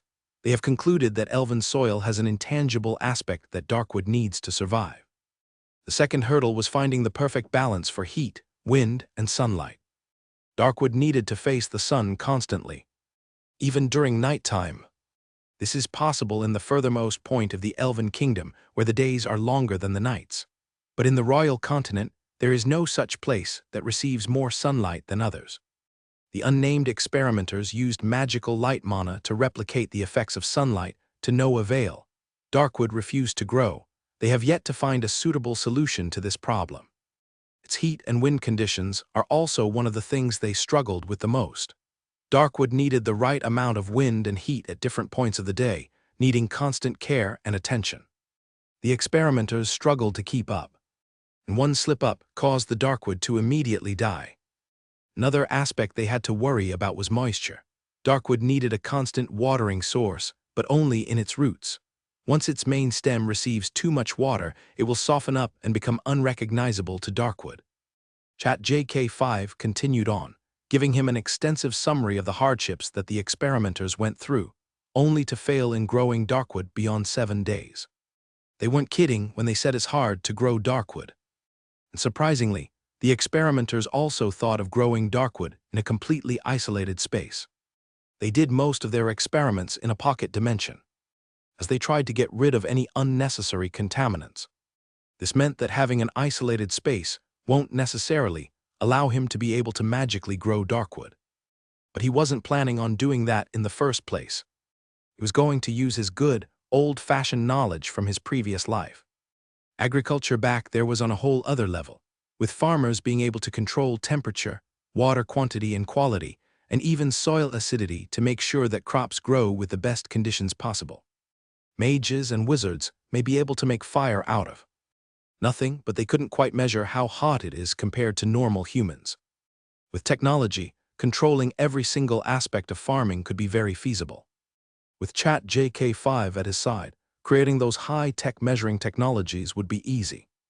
The only thing that he needed to find out was the exact requirements for Darkwood to grow. And thanks to this book, he knew exactly what they were, which meant that he could grow it right now. He couldn't believe how lucky he was that he had a friend like Braxton. The man just gave him the most valuable piece of information he had ever received in his life. Just then, he suddenly heard stomping echoing around the hallways. He heard Lucius, the tower master, angrily calling out to Braxton. Michael walked towards them, seeing Lucius looking all disappointed at his bestie. "Braxton, I can't believe that you stole documents from the sacred library. Do you know how valuable they are?" Lucius said angrily. "We treat knowledge just as valuable as gold, and you just gave it away." Michael immediately stepped forward. He didn't want to be the cause for all of this. "Lucius, it's my fault. I asked Braxton for help," he said. But before the tower master could even say anything, Braxton waved his wand in his face, showing his new carrot wand. "But look at what Michael gave me. I couldn't not give him anything in return, could I?" Lucius shook his head. "A carrot wand. Do you know how valuable those books are? What the F?" Lucius finally noticed the unmistakable sheen on Braxton's carrot wand. It was unmistakable. It wasn't like the other mithril relic wands with rusted handles of broken-off tips. This was a mithril artifact in its purest conditions, only seen in the weapons wielded by Michael and his company. That's a mithril artifact," he exclaimed. "He gave that to you." "Yep, that's my bestie," bragged Braxton as he waved his new wand around. Michael still felt bad about getting Braxton in trouble, so he quickly tried to apologize on his behalf. "Hey, I'll return the books," he said. "I'm just about finished reading them anyway." But before he could even finish his sentence, Lucius suddenly grabbed his shoulders and looked at him with intense desperation. "Do you need more? I can get you more. I'll ransack the entire Guild of Arcana for you," Lucius declared. If Braxton could get his own customized mithril artifact in exchange for some few documents that probably wasn't even that important to the guild, then Lucius was willing to do even more than that to get one himself. He was even willing to commit crimes to get whatever Michael wanted. "Michael, I'll do anything for a wand," Lucius begged. "Just tell me what to do." Seeing a tower master begging like this was definitely a new sight to behold. He was supposed to be a dignified leader of the magic tower, but now he was even bowing lower than the pigs just to get a mithril artifact of his own. But Lucius wasn't embarrassed. If other people, heck, if the other leaders of the Guild of Arcana learned about this, then he was sure that they would have acted the same way given the chance to get a real mithril artifact. "Okay, you didn't have to kneel," Michael said, relenting. "I'll see what I can do." After promising Lucius that he was going to get a mithril artifact wand on his own, Michael went back to his room to continue learning about the elves. As thanks, he was allowed to have the scrolls and the books that Braxton gave him. He didn't know if Lucius had the authority to do such a thing, but it didn't matter. He was thankful. He looked at the next book called The Zephyr Expedition by Lazarus Cadaver. Lazarus Cadaver, who is that? His answer was soon answered as he flipped to the first page, seeing the first entry from what seemed to be the diary of Lazarus as he traveled to the Elven Kingdom, as well as an introduction of who he was. Day 1. I found myself intensely curious about zephyrs. They are such weird creatures, they're not even alive.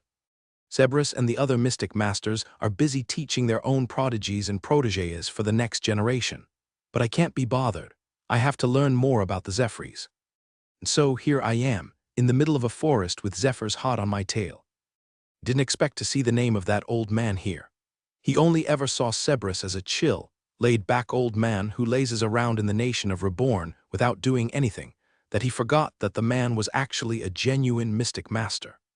And judging from the context, It seemed that Lazarus was a mystic master as well. I should ask Cerberus later about this Lazarus guy. For now, he wanted to focus on the contents of the diary, so he let ChatJK5 do her thing and condense a 400-page document into only a few paragraphs containing the most important bits. Is there anything about restraining zephyrs or keeping them in a cage? This was disappointing to hear.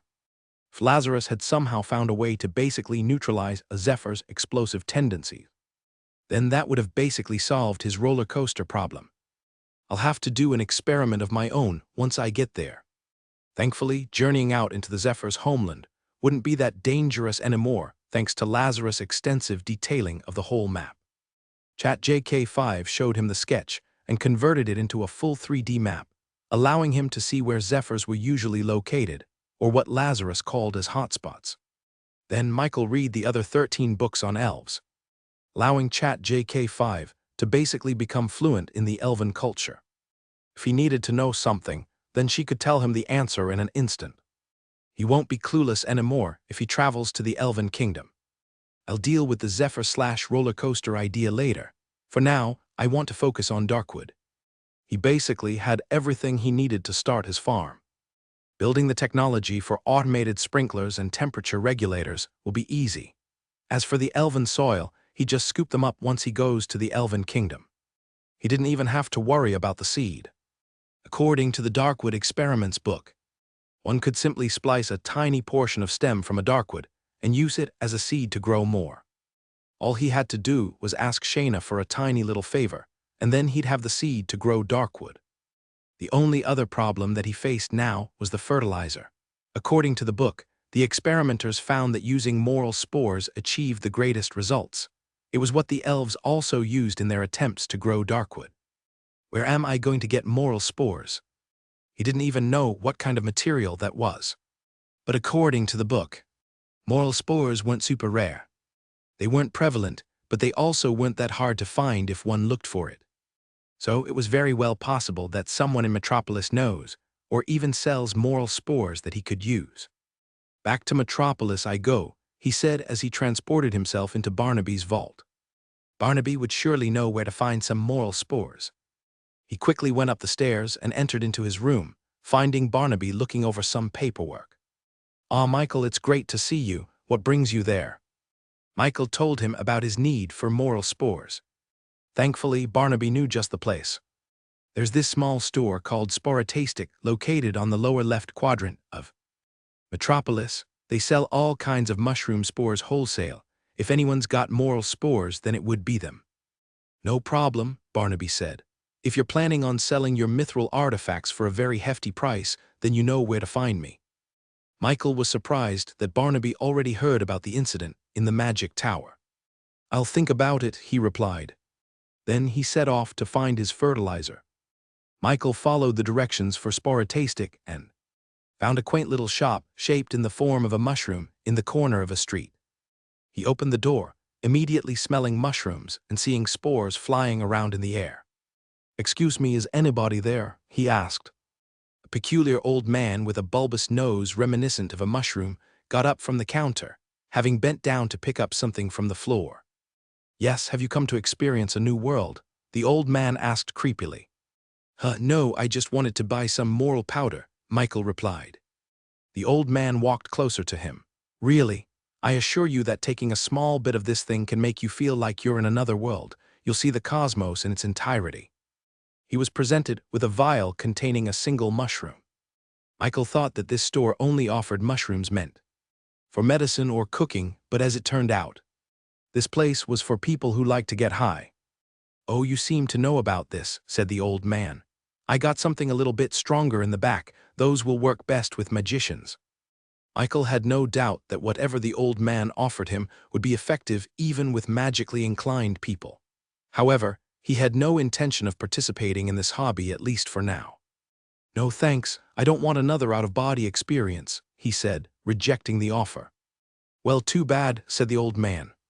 "If you ever want to open your third eye, then you can come to me, and I can offer you something good." Then the old man walked back to his counter and began looking through his cabinets, eventually finding a rectangular wooden box that was full of dust and cobwebs. It seemed to have been sitting in his inventory for a couple of years at least.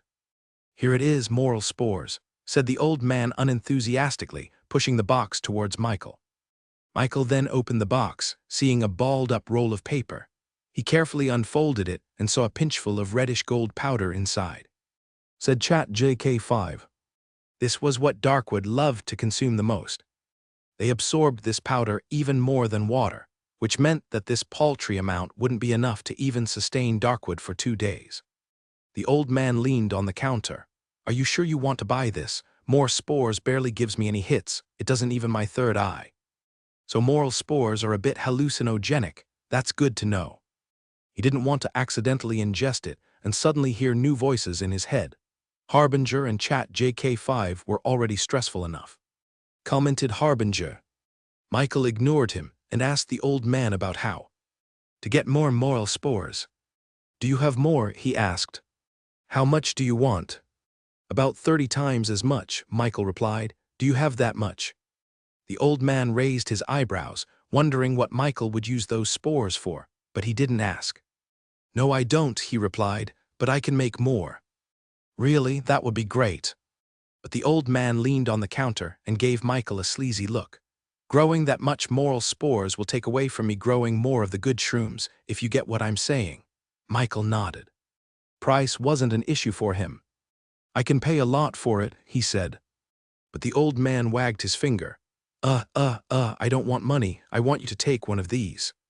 Michael was once again presented with the vial of hallucinogenic mushrooms. But this time, it was different. It had glowing spots on its stem, making it look poisonous. But that wasn't the only thing that Michael noticed. He felt his heart reacting to the mushroom. It was stimulating his God-forged pieces. Somehow, this hallucinogenic mushroom was filled with ability power. He couldn't understand how that was even possible. Plants, animals, and even mushrooms could mutate to wield magic. But ability power was a different thing. It could only be imbued into something. It wasn't naturally occurring. This could only mean one thing. This old man wasn't as simple as he thought. "So, do you dare to take the offer? If you do, then I'm willing to supply you with moral spores as much as you want." Michael was very apprehensive of this whole situation. He felt very cautious about the mushroom and what it would do to him, especially now that he realized that it contained ability power. "What do you think, Harbinger? Do you think this old man did something weird to the mushroom?" According to Harbinger, this mushroom was completely safe, aside from the fact that it would give its consumer a really wild psychedelic trip. He was really tempted to say yes. After all, the prospect of farming his own Darkwood was too promising to pass off. By taking this mushroom, he'd have a reliable supplier of moral spores, which would kickstart his agriculture journey that could potentially earn him hundreds of thousands of sand dollars. The more he thought about it, the more he wanted to do it. "Are you sure that it's going to be safe?" he asked the old man. "Of course. You don't see me dead, do you?" That wasn't very reliable. "The only thing you have to worry about is the fact that you must remember that everything you experience in the trip isn't real. It's all an illusion. You mustn't fall for its trap." Michael was pretty confident that he'd be able to tell which was real or which was not. Even if he couldn't, he had Chat JK5 and Harbinger to help him decide. "All right, I'll take it," he decided. "Good," said the old man. "Don't worry, I'll take it with you." The old man then excitedly led Michael to the sofa, where they sat comfortably. Then he gave Michael one of the vials, and kept one for himself. Without even a single hesitation, the old man opened the vial and downed the entire mushroom in one go. "See you on the other side," said the old man before his eyes closed and his head plopped down to his shoulder. He just looked like he was asleep. "At least I know I won't immediately die from this."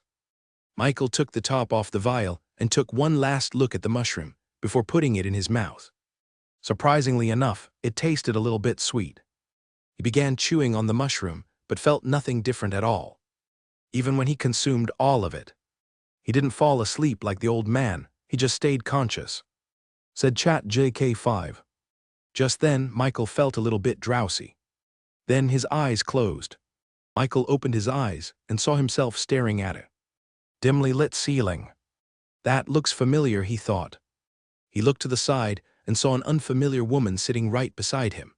She was wearing a bright orange vest and a white hard hat with a green cross painted on the front. "Annemt," he muttered out. "Yes, I am," the woman answered. "We just got a report from your watch that you seem to have suffered a major heart attack. We'll take you to the ambulance now." Then he heard the door open as two men came inside, carrying a large stretcher towards his side. What's happening?" He looked around and saw a scene that almost gave him another heart attack. Right by his side was his prized collection of anime mangas and figurines. Beside that was his personal computer, still turned on, with the screen frozen at a loose screen from one of his favorite FPS games. This was his room from his previous life, back before he was reborn. Sir, are you all right? Will Carrie go to the ambulance now?" said one of the imps. But he immediately shook his head and said, "No need, I'm fine."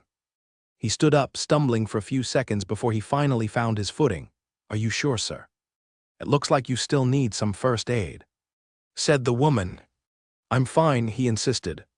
He was still trying to take a grasp of what happened to him. When he took the mushroom, he didn't expect to find himself suddenly back in his old room right where he left off.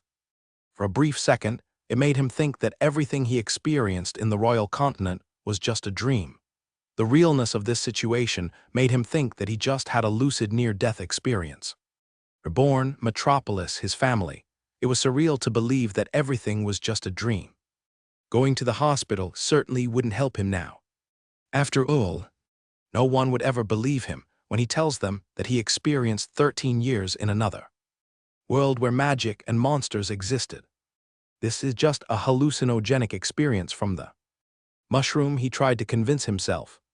Suddenly, he heard Harbinger's voice echo out from his mind. He didn't think he'd be this relieved to hear him in this moment. Michael was ashamed to say that he did think about it for a brief second, but the appearance of Harbinger, and therefore of all abilities and magic, meant that everything that happened in the royal continent was real. It wasn't a dream. However, the presence of his trusted AI partner was severely missing. "Why is she gone and you're still here?" he asked Harbinger. Michael had no idea why he was here. He had no idea if this was even a hallucination in the first place. It certainly felt real, as he felt the pricking sensation of a needle as the emergency medical technicians gave him some medicine to make his condition better. Once they were sure that he wasn't in any more danger, they quickly left his apartment, leaving him alone. What now? Should I just wait until the hallucination effect is over? In truth, Michael was a bit hesitant to go out. If he went out and saw the real world, a part of him would think that he wouldn't be able to return to the royal continent. But the old man's words assured him that that wouldn't happen. Nothing here was real. He walked up to the door and slowly made his way outside. As soon as he stepped out, the sounds of honking cars and shouting pedestrians immediately rang out in his ears.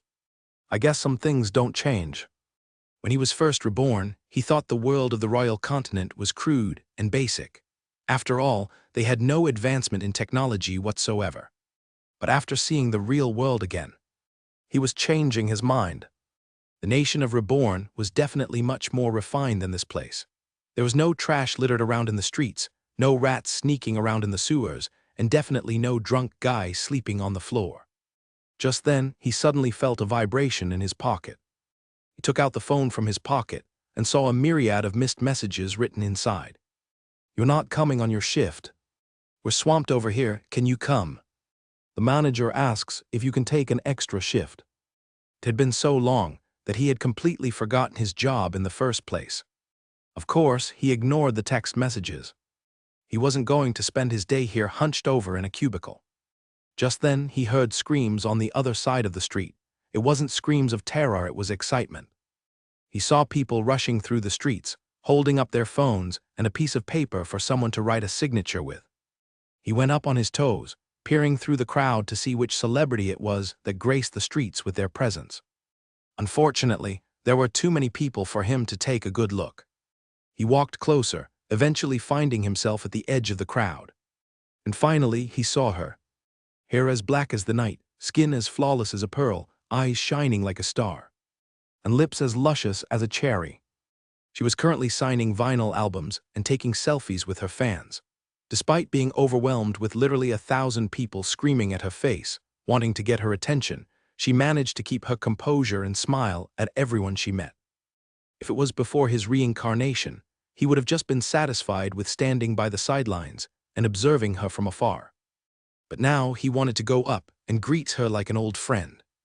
It had been so long since they'd seen each other back in the royal continent. Unfortunately, there were hundreds of other people who seemed to feel the same way. They were desperate to get her attention, and he wouldn't be able to squeeze his way through. It didn't matter anyway. She wasn't the Yuna that he'd been acquainted with all these years. He slowly started walking away. But then he suddenly heard a change in the environment. Instead of excited screamings, there were now just murmurs and silent snapshots from cameras, wanting to capture this moment. He turned around and saw Yuna standing right in front of him.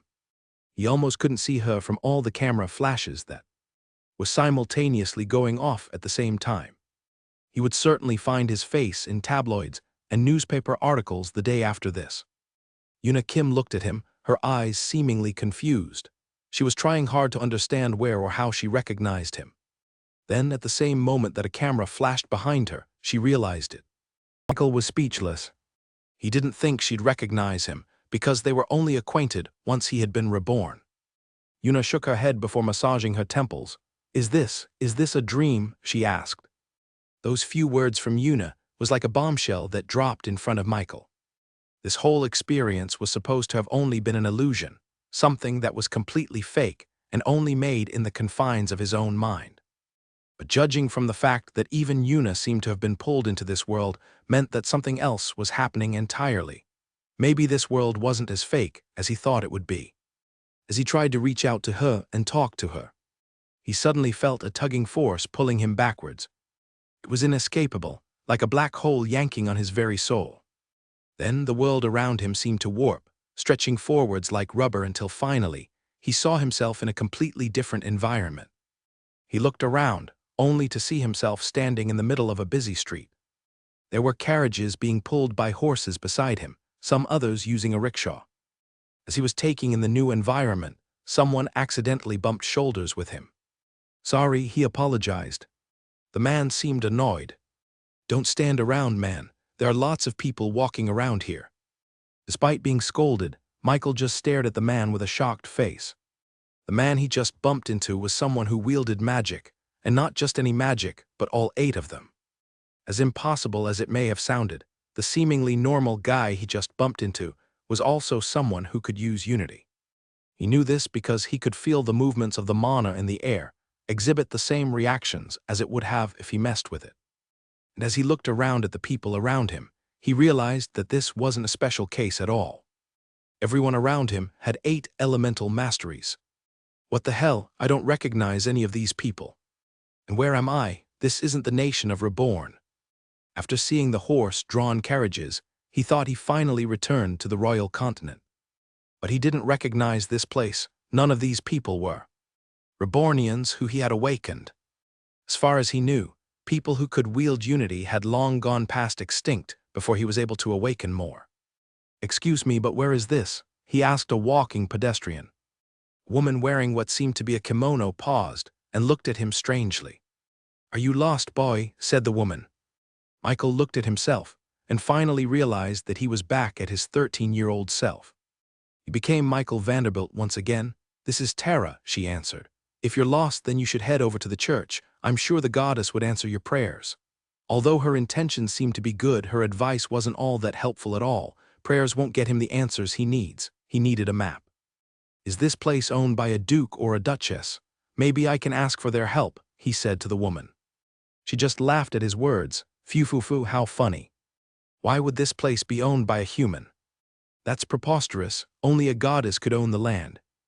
I'm guessing this place is very far from the royal continent if it doesn't follow the conventional rules of society.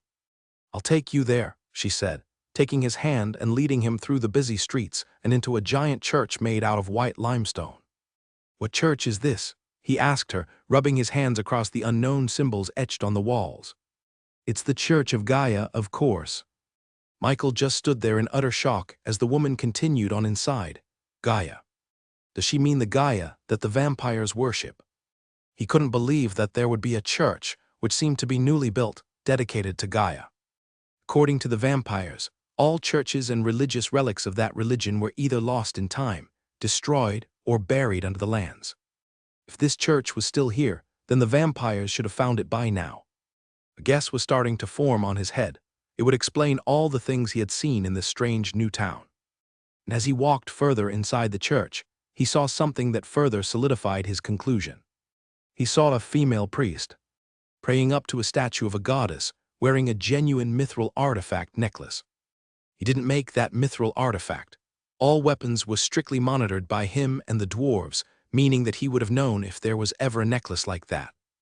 Right now, he was seeing things that were supposed to have been extinct. There was only one possibility. Am I back in the ancient era? That was the only explanation he could think of that would explain.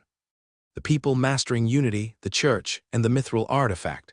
Just then, the helpful woman walked up to the female priest and mumbled something to her. Then she pointed at Michael. "Oh, I see. We can certainly help the lost," said the female priest. "Come, child, tell Gaia what troubles you." Michael shook his head. "No, thank you," he said. In truth, he wasn't much of a believer of religion.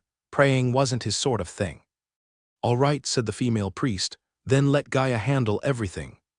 Then she walked up to the goddess statue, in the middle of the altar, kneeled in front of it.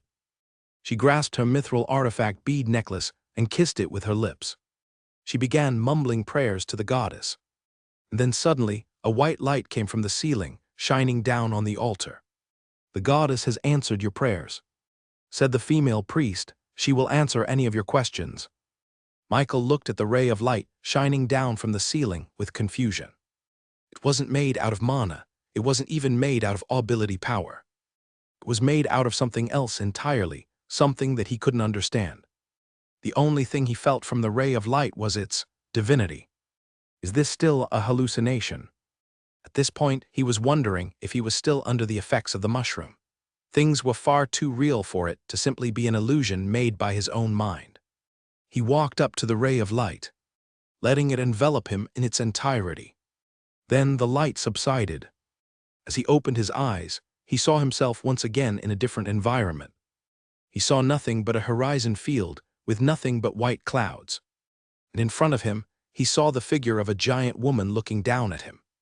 "Hey, it's been a long time, you miss me." As soon as Michael heard those words, he realized who it was. "It's you." She was the goddess who made him reincarnate in the first place. She was the one who made him have an accidental death. The silhouette of the giant goddess in front of him performed a pose doing a V shape with her fingers. "Yep, it's me," she said in a non-goddess-like tone. Michael knew there was something wrong with this hallucination. As it turned out, everything was being manipulated by the goddess in front of him. The goddess didn't seem to like his disappointed tone as she put her hands on her waist and pouted. "HMPH, here I was, thinking you'd be elated seeing an old friend. Well, forgive me if I just wanted to see you." He wanted to say that she did accidentally kill him, and that wasn't grounds for him to be friends with her. But given all the talents and powers she'd given him in his new world, they were pretty much even at that point. "Is this still a hallucination?" he asked. "Well, yes and no. Yes, in that your body is still in a hallucination, but you are really talking to me, the goddess. So, were you the one who made me have that hallucination of being back in my old world?" The goddess shook her head. "Nope, that's all you." Now Michael was even more confused than before. He thought that she showed that alternate reality of him being back in his old world purely as a way to mess with him. But as it turned out, it really was just a hallucination. But why did Yuna seem like she was also affected? The goddess then laid down on her stomach, with her feet kicking giddily. "Anyway, I just wanted to talk with you and congratulate you on all the things you've done in your new world. I'm having the time of my life just watching from the sidelines," she praised. Michael stayed silent as he was still struggling to process the information. Was the second scenario also a hallucination? He asked her. "That's real," she confirmed. "Have you guessed where you ended up? The ancient era." The goddess suddenly summoned a bell and rang it 3 times. "Ding, ding, ding, that's right. I just showed you the life of the ancient humans before everything collapsed. So that was real. I was standing on the royal continent thousands of years before the current one. It was surreal to realize that. Wait, the woman and the priest said that they were worshipping Gaia. Are you her? The goddess flashed a smile before shaking her head. Unfortunately, no, I just performed some tricks so that I could talk to you. For a second, he thought that she really was the goddess that the vampires worshipped. But on second thought, she looked nothing like the Iron Maiden he saw when she manifested above his head. The Iron Maiden looked dignified, while this goddess looked bratty. Hey, she screamed, offended. Here I was doing you a favor, HMPH, a favor. Yep, I was just going to confirm one of your guesses about who that blonde girl is. That blonde girl, Kuno. Yep, the goddess beamed. She is none other than the original vampire that the legends speak of, but as you already know, she has lost her memory. You might think that it's a coincidence meeting her, but no. She sensed you when the vampires started worshipping the Iron Maiden. It brought back a bit of divinity for Gaia.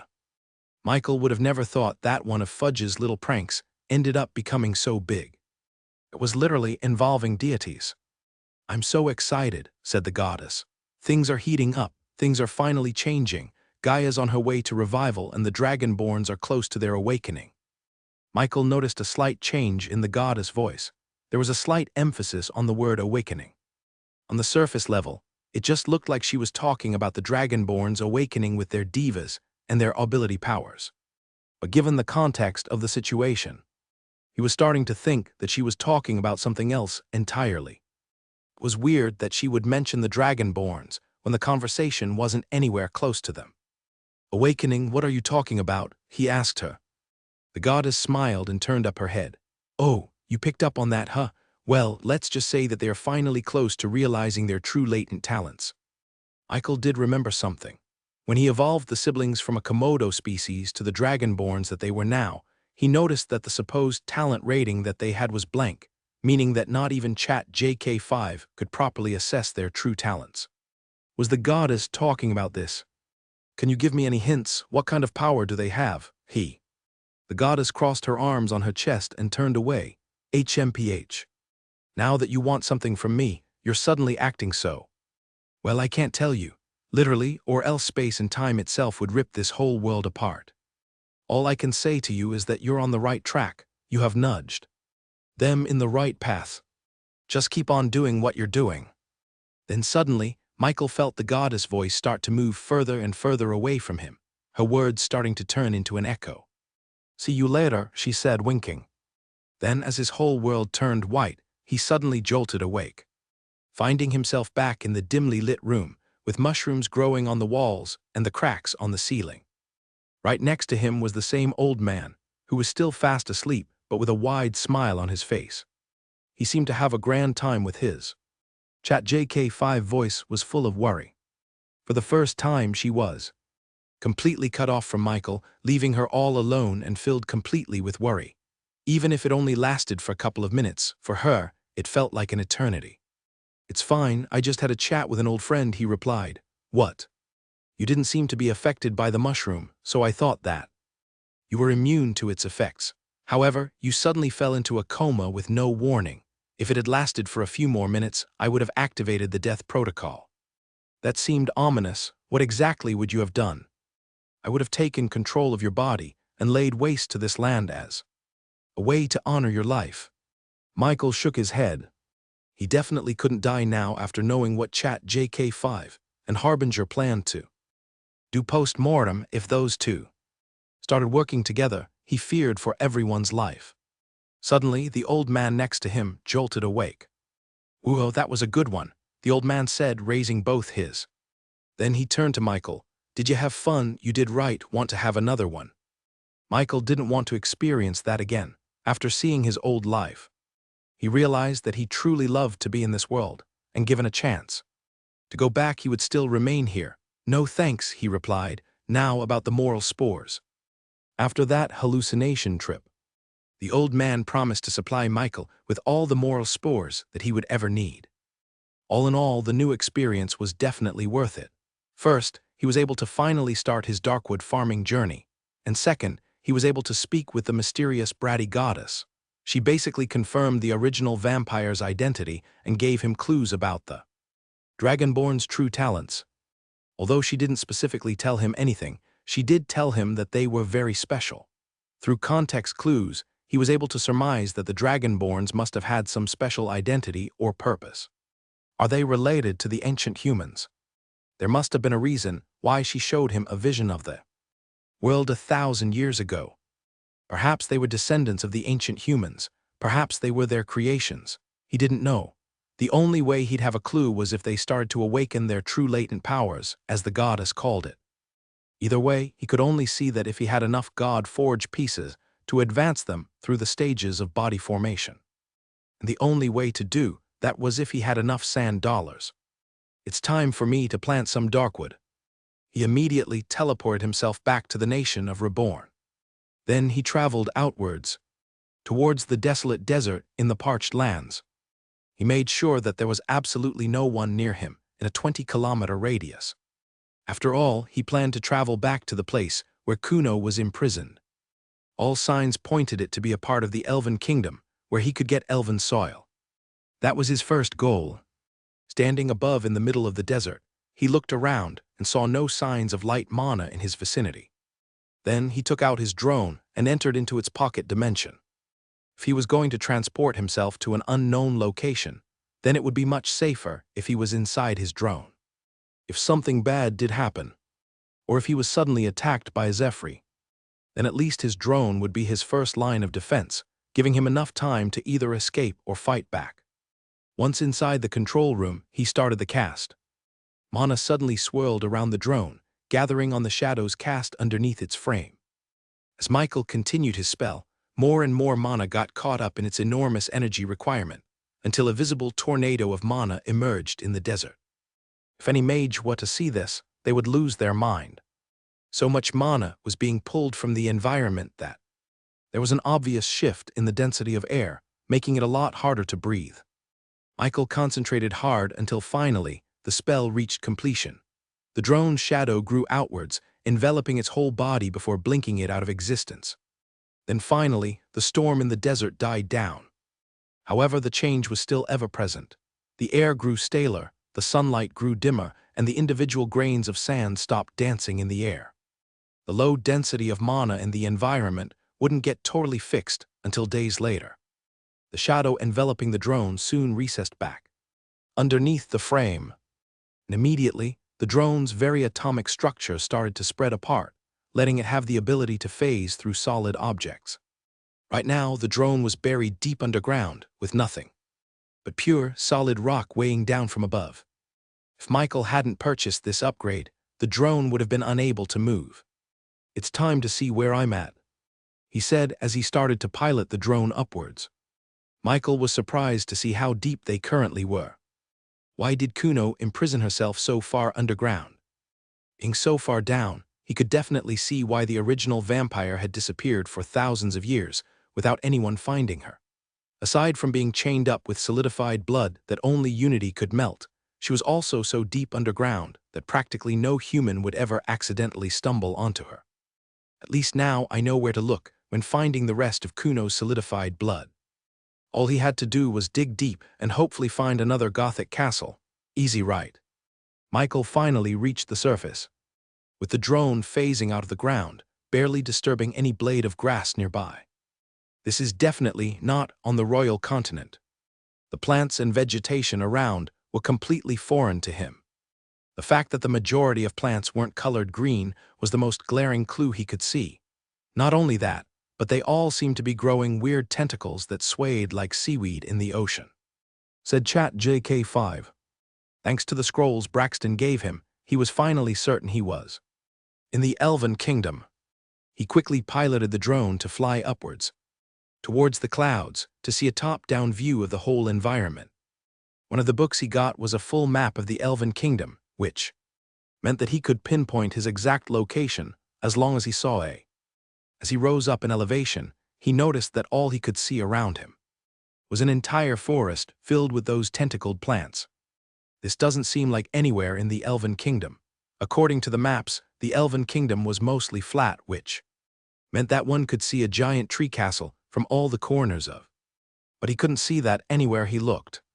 ChatJK5, where are we? His personal AL assistant went silent for a second before answering. Michael couldn't believe his luck. The Forbidden Island was a completely separate land away from the main elven continent. But that wasn't the reason why they called it the Forbidden Island. They called it that because this place was the breeding ground for. No elf would ever come to this place given the dangers. Am I lucky or unlucky? He was wondering how he was going to get Zephyrs for his roller coaster, and now he just found their homeland. I don't have a way to capture them yet. For now, he wasn't in the mood for exploring. His main objective for this brief visit was to simply obtain elven soil for his Darkwood farm. Thankfully, according to the Lazarus experiments, soil from the Forbidden Island was still viable to grow Darkwood. He piloted his drone to the ground and exited the pocket dimension. Once he was out, he didn't dally around. He quickly used a simple earth spell to get a huge block of soil from the ground. He made sure to get just enough to fill the entirety of the subspace, before finally entering back into the pocket dimension, carrying the new soil. Once he obtained what he needed, he quickly teleported back into the parched lands. Michael found himself back in the middle of the desert and heaved a sigh of relief. After finding out that he was smack dab in the middle of the forbidden lands filled with Zephyrs, he was worried that one or two of those creatures would suddenly creep up from behind him and explode without warning. Thankfully, though, nothing eventful happened, and he obtained the soil he needed from the Elven Kingdom. He was planning on exploring the Forbidden Lands sooner or later, and maybe even going to the main continent of the Elven Kingdom. But that was for later, at least once all the Dragonborns had awakened their abilities. That way he wasn't alone. Speaking of which, I'm curious about the supposed power that the Dragonborns were supposed to awaken. Right now, Shayna was the only Dragonborn to awaken a diva, and according to her daily reports, nothing unusual had happened during her training. Do they need to ascend to a certain stage in body formation? He'd just have to wait until the truth came out. The goddess did say that he should just continue to do what he'd been doing. Now I need to set up the farm. He had the soil, he had the instructions on how to do it.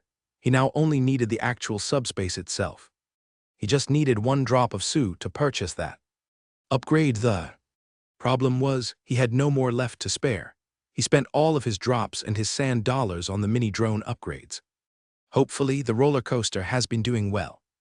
His only good source of sand dollars were his 2 merman-themed roller coasters.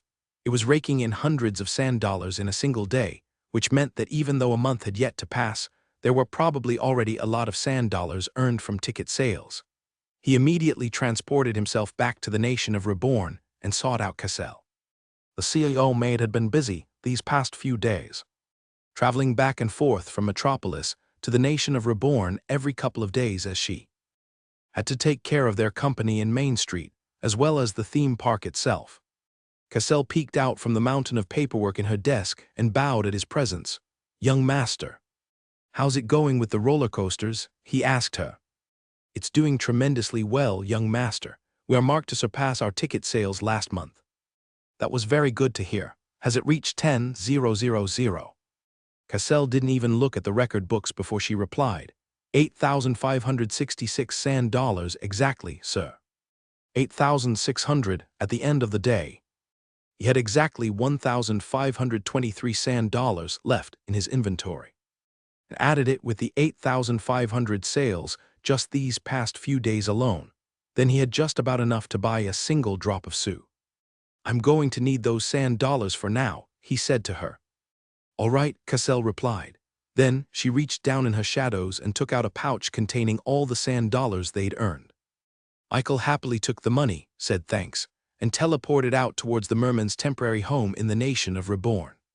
He asked for Serena's help in buying a Su again, and she gladly summoned the magical water vortex. After putting all of his money into it, a single vial of Su spewed out of the hole, landing directly in his palms. Once he obtained what he needed, he quickly spilled the drop of Su onto his main drone, letting it absorb it in its frame. He purchased the upgrade and immediately saw the nanoparticles in the drone start to do its work. It floated off of its surface and entered into the miniature doors in the frame, going into the very pocket. After about 10 minutes, the upgrade was finally done. He entered the subspace, finding himself back in the control room. He turned his head, seeing the room on the very left-hand side. What used to be a room locked like a bank's vault was now completely wide open, leading to a white space inside. But before entering the room, he looked at the monitors and the telemetry readings on the computers beside the door. It was now turned on, showing CCTV footage of the isolated space inside. Not only that, but upon navigating the settings on the computer using the given mouse and keyboard, he saw that he could see a lot of options that he could turn on, like seeing the temperature of the room inside, the humidity, and every other metric that mattered when it came to an enclosed space. Monitoring the Darkwood would be a lot easier now with these settings. Then finally, he entered the isolate room. As soon as he stepped inside, he found himself in a completely white space. There was no visible edge on the walls, making it seem virtually. But upon walking towards the edge of the wall, he felt an invisible barrier similar to a solid wall. Just like the description said, the room's measurements were exactly 10 x 10 x 10 feet, just enough for a small farm. It's time to lay out the soil. According to the experiments, Darkwood needs exactly 2 feet of elven soil in order to grow its roots. He took out exactly 200 cubic feet of elven soil, brought straight from the Forbidden Lands. A magic circle appeared in front of his palms before a mountain of soil rushed out from his shadow inventory. After patting it down into an even level, the first part of the farm was, Chat JK5, can you analyze the soil and see if it's in line with the measurements according to the Darkwood experiments? It only took a few seconds before his personal assistant Before he brought the Darkwood here, he needed to make sure everything was in working order. For the moisture, a simple sprinkler system would suffice, right? A few seconds later, a new blueprint was downloaded into his brain. In order for it to be automated, ChatJK5 implemented a simple circuit that would spray out water whenever the moisture level of the air and the soil wasn't at a suitable level. Of course, this needed electricity, which was quite easy. He just needed a battery, which he had with the Unity bomb. Mithril combined with all 8 elements of mana could create a tremendous explosion. But if it was small enough, it could be an unlimited power. The problem he now had was actually the water source. According to the experiments, water coming from magic was absolutely prohibited. It would contaminate the Darkwood, causing it. He needed natural water, which meant that he had to build a water tank inside the isolated space, which he needed to refill every few. Darkwood absorbed every water it drank into its roots, which meant that he couldn't recycle the water from the soil. This was an inconvenience, but not something that would hinder the progress of the farm. Now there were a lot of ways to produce water. For example, combusting a mixture of hydrogen and oxygen gas would produce a reaction that formed liquid water. There were even these things called hydrogen fuel cells, which were being used in a space station. However, all of those things were far too big to implement in this small space. A 10 x 10 x 10 feet room was just about enough space to grow one Darkwood. The isolated space could be upgraded to become bigger. But he was first planning on creating a bigger farming area first if this Darkwood endeavor proved to be lucrative. He wanted to prioritize planting as much Darkwood as possible, so leaving space to create a big contraption to automate water was out of the question for now. Anyway, refilling the water wasn't that much of a hassle. It would only take him a couple of minutes at most. Next, I need to find a way to create heat and sunlight. Just like with the water, Darkwood needed natural heat and light without any presence of artificial magic. Producing sunlight was easy. He was just going to follow what greenhouses did in his previous world. A couple of seconds later, he was shown a blueprint of the new light fixtures at the top of the isolated space. It would be using the same electricity as the water sprinklers, which was the Unity battery, and have a sensor and a timer that was specifically tuned to the Darkwood's needs according to the experiments. Heat was also easy since he just needed a radiator that was connected to the Unity battery. Next is the wind. Darkwood needs sufficient airflow all around its trunk. ChatJK5 designed a ventilation system all around the invisible walls of the isolated space, with fans pointed directly where the Darkwood would be growing. And finally, the design phase was over. Now he just needed to build the systems. He quickly exited out of the isolated space by going back to the door where he came through. Then he directly teleported out of the drone and into the dwarven forges in the nation of Reborn. He landed in the middle of a busy workday, with dwarves carrying large metal blocks on their left and right shoulders. "Boss, it's been a while. We haven't seen you at the baseball games in a long time, boss." The dwarves greeted him fondly while they hammered metal on their anvils. They were all quite busy given the state of affairs in the nation of Reborn. Each day, there were new establishments and houses that needed to be built as more and more people chose to become citizens to their grand nation. "Is there anyone free? I need some help with a project," he yelled out. Immediately, a lot of dwarves dropped what they were doing and raised their hammers high in the air. Thanks to ChatJK5, he was able to assess each one of the dwarves' talents to see which would be the best man for the job. He then waved his hand and manifested several blueprints in the air. Each one of them landed in a dwarf whose talents coincided with the needs of the project. They then quickly went to work, producing precisely forged metals in accordance with the blueprint ChatJK5 created. While they were doing all the heavy work, he personally started the job on the internal circuitry needed on the electronics. Thankfully, there were plenty of copper and other electrically conducive metals and alloys for him to create the needed circuits. To be honest, he knew nothing about electrical work, but thanks to ChatJK5 giving him a step-by-step detailed instruction, he was able to finish the job properly in a few hours. Once he returned to the dwarves' workshop, they had already finished the large metalwork that he requested. There were numerous fan blades needed for the ventilation, the pipes, for the sprinkler systems, and the fixtures for the light bulbs. After getting everything he needed, he immediately went back into the drone, carrying all the necessary equipment for the farm. He then began setting up the systems on the isolated space by first installing the sprinklers on the soil. The darkwood would be growing in the very center of the room and would take up a 6x6 feet of area on the soil. Surrounding it would be 8 sprinklers, 2 positioned on the south, east, west, and north positions. Each of them were equipped with the automated sensors that he built with ChatJK5 help. Then he connected the sprinklers to the pipes, which all led towards a simple 5-gallon tank in the corner of the room. After its installation, he started its test.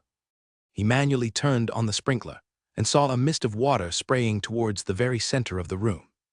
Then, ChatJK5 began analyzing the amount of water that hit the very center of the room, where the darkwood was going to be planted. Next, he installed the fans on the walls around the room.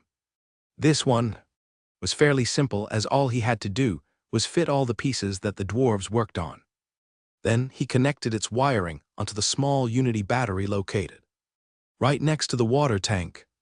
Air started to flow as the fan blades rotated at a constant rate. Once that was done, he worked on the ceiling by installing the light fixtures that beamed down light onto the darkwood. He made sure to install a lot of lights so that it would cover basically all the surface area of the darkwood stems. After that, he also installed the radiator, which would regulate the heat inside the isolated room. Once he connected it all to the wiring, the bulbs started producing A. He then stood in the middle of the room, taking in all the heat and light that was being produced. Of course, he wasn't done after just a single test. He made sure to rigorously push the systems he put in place to make sure that it wouldn't make an error once he planted the darkwood. It took him an extra day of pure testing before he was finally satisfied. Then he spent another day outside of the isolated room to see if it would really stay at the same properties as he left it. Thankfully enough, the isolated room lived up to its description. No light, heat, or water was being leaked out of the space, leaving it all. "It's time for me to plant the darkwood." No amount of tests would suffice unless he actually tried it out with A. He visited Shayna on her training session with the other Dragonborns and asked her for a little favor. He wanted a tiny, minuscule strand of darkwood from her string. This would be his starting seed. Shayna, the ever-loyal secretary, immediately offered up her own bow for Michael to take. Even if he had to take out the entire darkwood from her weapon, she wouldn't mind it at all. "You can take every last strand of darkwood, Lord Michael." Her trust in Michael was incomprehensible. Thanks, don't worry, your bow isn't going to be compromised because of this small strand, he told her. Either way, once the Darkwood farm was up and running, he would be able to replace her string if it did get damaged from getting a small seed from the Darkwood. He then took her bow and pinched a strand of Darkwood, smaller than a fingernail and thinner than hair itself. If he weren't holding it using magic, then it would have already flown off somewhere in the wind. According to the experiments, it didn't matter how big the starting seed was for the Darkwood. As long as it was taken from a mature root, then it would be able to regrow its own body thanks to its leftover DNA. Once he obtained the seed, he immediately went back to his isolated room and entered the farm. He kneeled down in the center of the room before digging out an inch-deep hole in the soil. Then, he carefully put the seed inside and reburied it carefully, patting it down flat. After that, he reached down deep in his pocket and took out a pouch containing moral spores that he got from the old man. He took out a pinch and spread it out on the soil as if he was seasoning some steak. There, now we'll see if this farming system works, he said to himself. The third day, he should see signs of a glee sprout of green vines growing from the soil. If at that point he hadn't seen any growth, then it meant that this farm wasn't working as he intended. I guess I'll have to wait now. Early morning on the third day after planting the Darkwood, Michael eagerly went back to the isolated room to see the progress in the farm. As soon as he entered the control room, he turned around and looked towards the monitors showing the isolated room's telemetry readings. The temperature, heat, and moisture were all at levels that he left it at 3 days ago, which meant that the Darkwood's progress should have entered its sprouting phase by now. But as he looked at the CCTV footage inside, he saw nothing rooting out of the soil. He quickly entered the isolated room, feeling himself transported into the white farm room immediately. Then, he looked at the soil and saw that it had been left undisturbed from the first day he planted it. No leaf, stem, or root had yet to burst out of the soil. This should have worked. All the factors in the environment were exactly as the Darkwood experiment stated. He made sure to keep the water tanks filled up nicely. He made sure to spread a pinch of moral spores to the soil every day, and he even made sure to sing to it every day with elven whistles. Still, it didn't work. He began mulling it over and over again, trying to think of a reason why this farm failed. But then he realized, maybe there was another factor that the Darkwood experiments book had yet to figure out. After all, they too had yet to succeed in growing their own Darkwood. If they had, then they would have definitely already sold it to the elves for a hefty price. This means I have to do experiments of my own. ChatJK5, any ideas? ChatJK5 took a second to recalibrate before giving him a multiple-step plan that would efficiently solve for the Darkwood's growing problem. She went through thousands and thousands of iterations and possible combinations of experiments. She was so meticulous that she even planned to vary the moisture levels just by a few decimal points. This could work, but it would definitely take a long time before he found a solution if he went through it with brute force. As expected, I'll need the help of the elves. Perhaps they would have a second perspective on the whole. He was just about to get out of the isolated room when all of a sudden, he felt a small rumbling noise. He quickly turned around, only to see a small green sprout sticking. The Darkwood was growing. What the hell? Was I just impatient? Throughout all the experiments done with Darkwood, its stem would always grow very slow over the course of a few hours. It would slowly peek out of its soil. It wouldn't suddenly pop out like popcorn. This was definitely a weird behavior from Darkwood. It's good that the Darkwood is growing, but we don't know why. After hearing those words, Michael became very curious. According to the elves and all accounts of Darkwood in the ancient era, it would grow to its maturity in a month.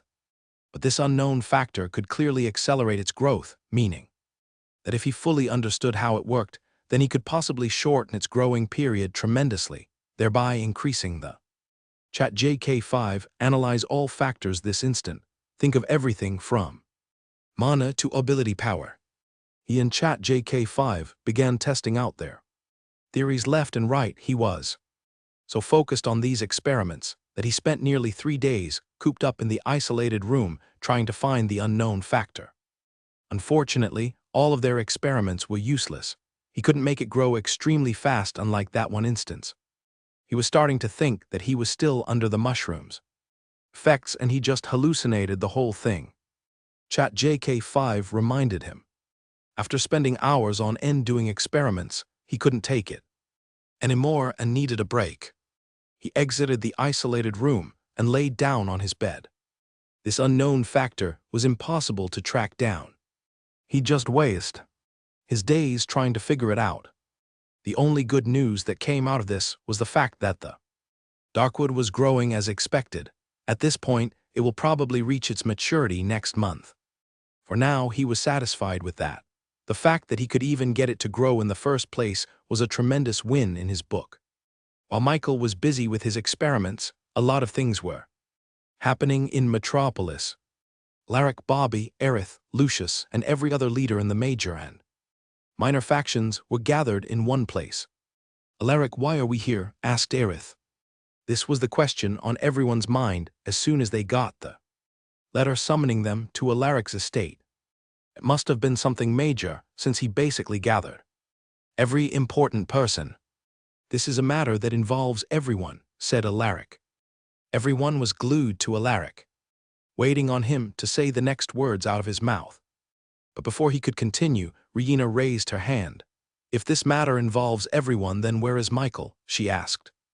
Although not officially part of the major and minor factions, Michael had long proven himself to be at their level at the very least.